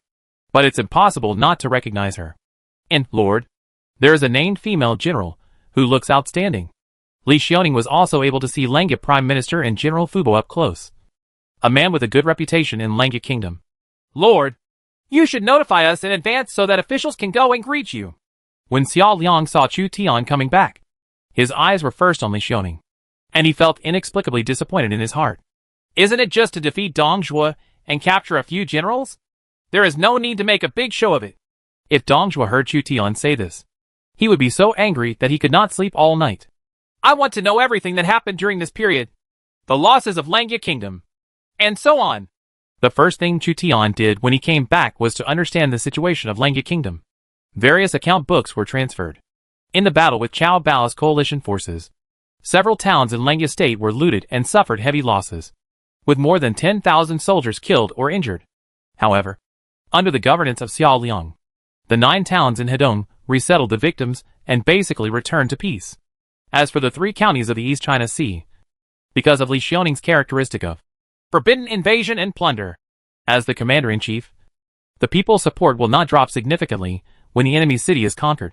So the people's support in the 3 counties of the East China Sea can be used. Appointing Li Xiaoning as the leader will invade other people's territory, which can reduce the work of dealing with the aftermath. Chu Tian has already learned about Li Xiaoning's personal information. If he recruits 10,000 women soldiers for Li Xiaoning, he will have candidates for the generals who will guard the family in the future. Female military generals, who participate in the martial arts examination, can join the detachment of women as mid and low-level officers. Army, detachment of women. Level 6 light infantry. Attack power, 18, defense power, 10, speed 6. Skills, advanced Finsun, increases the morale of one's own troops. Advanced shield formation. Advanced spear formation. Advanced inspiration, can improve the morale of adjacent troops. Can only be used once in a battle. Characteristics, princess soldiers, when Li Xiaoning serves as the general. Attack +5. Defense +1. Speed +1. Morale decrease rate -10%. Military pay, 6 taels/month. Required condition female. Training period 2 months. Maximum quantity, 10,000. Chu Tian was quite surprised when he saw the panel of the detachment of women. The strength of the detachment of women is not high. Even a bit low. The attack/defense of Shiliu camp, which is also a 6th level light infantry, is 19/14, while the detachment of women is only 18 out of 10. However, the detachment of women can always maintain high morale, continue fighting, and can also improve the morale of adjacent units, which is very practical. The conditions for recruitment are also very simple. As long as there are 6th-level infantry battalions and qualified female soldiers. You should have ordered Li Xiaoning to recruit a women's army. Right. Chu Tian couldn't help but be moved when he saw that Li Xiaoning's recruitment conditions for the women's army were simple. The recruitment conditions for cavalry are the most stringent, followed by heavy infantry who are good at armor, long archers who are good at bows, and then light infantry. As for the detachment of women, it can be recruited as long as there are soldiers. This restriction is simply a decoration among the same level of arms. This was Chu Tian's idea. As long as he could pay his monthly salary, wouldn't it be easy to recruit a 10,000-person detachment of women? Xiao Liang shook his head. So far, there are only 2,000 qualified soldiers. First, many women are physically weak, and even female players rarely choose to become military generals. Second, even if they are physically qualified, few women are willing to have a better way out by joining the army. These are indeed problems. For the first time, Chu Tian was troubled by the source of troops. There are millions of people in Langya Kingdom, but they can only recruit 2,000 women's troops. I'm afraid it will take the entire Shuzhou to capture 10,000 women's troops. 2,000 people are enough. I think these 2,000 people can defeat 10,000 low-level soldiers and continue to fight. Chu Tian was very optimistic about the long-lasting high morale of the detachment of women. With such a force defending the city, using city walls to make up for the shortcomings of low defense, coupled with long-lasting high morale, the siege team will probably be quite uncomfortable. Unless they massacre the detachment of women, it will be impossible to destroy their morale. The detachment of women can also boost the morale of adjacent units, as well as Li Xiaoning's motivational trait. The Li family of Tang Dynasty was indeed a cheating family. Yes. Why did Li Xiaoning appear in Xia City? Chu Tian heard about Xiao Liang's experience in recruiting Li Xiaoning, and knew that Li Xiaoning was probably a wandering general like Zhao Yun. Because a large number of lords died in the early stage, there are definitely a lot of wandering generals. Langya Kingdom is one of the 100 counties in the Eastern Han Dynasty. Its territory is actually not small, and sometimes wandering generals who have lost their lords will flow in. Xiao Liang replied. Li Xiaoning's original lord didn't have a good impression of him. That lord had wild thoughts, and was killed by Li Xiaoning with a sword. Dot! Chu Tian didn't expect that there were lords who died so cowardly. The word sex has a knife on its head. Fortunately, I didn't do anything to Hua Mulan. Chu Tian couldn't help but secretly rejoice. Li Xiaoning is also very fierce. She probably chose to be loyal to Xiao Liang, a female player, because the original lord was not good and she lost trust in the male lord, out of fear that Li Xiaoning would leave dissatisfied.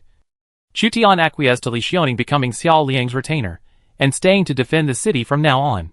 Chu Tian has many generals under his command, but there must always be someone who stays in Langya Kingdom to defend the city. In the future, as the territory expands, more guards will need to be left behind.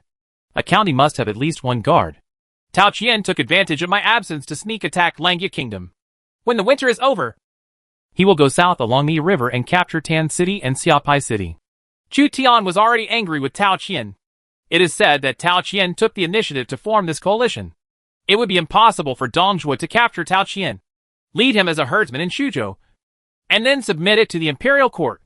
Even if Dong Zhuo did not approve it, General Su Xing's injury has improved, and he is expected to return to health next month. Zhang Ba and Sun Guan return to Dongwu County and other counties to guard Beihai Kingdom. If there are no other instructions, then I will resign. Xiao Liang finished reporting the matter and handed over the temporary military power. Wait a minute.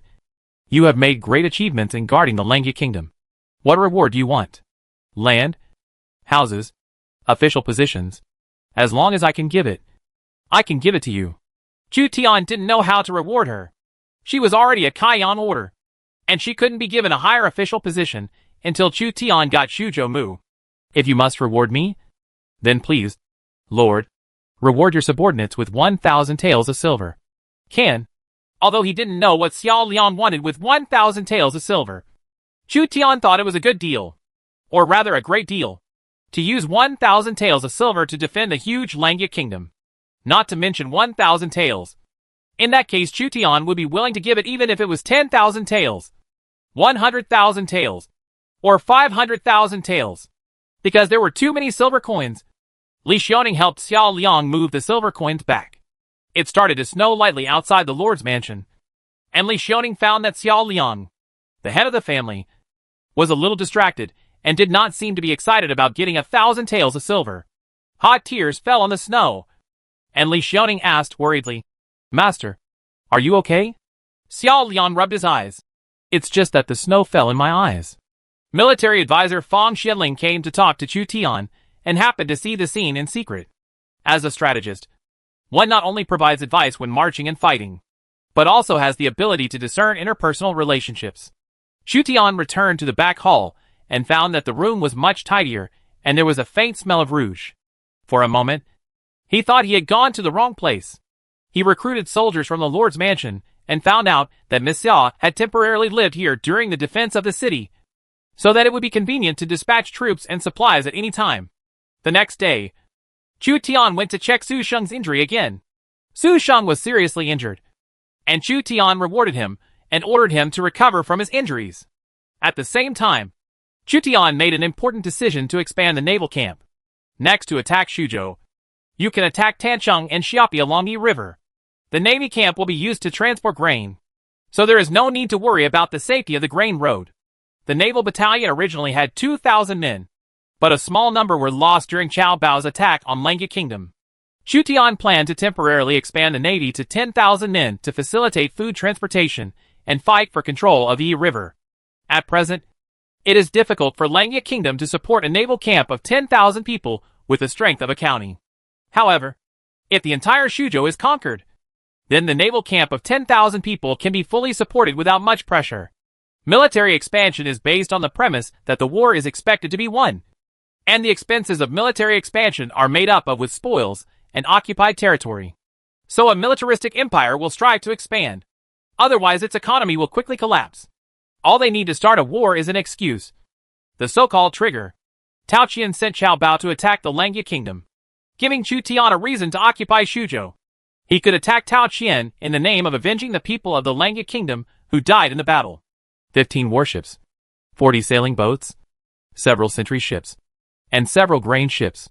After discussing with Su Sheng, Chu Tian made preparations to produce ships and train new navy soldiers. By the beginning of spring, the production of warships has basically been completed.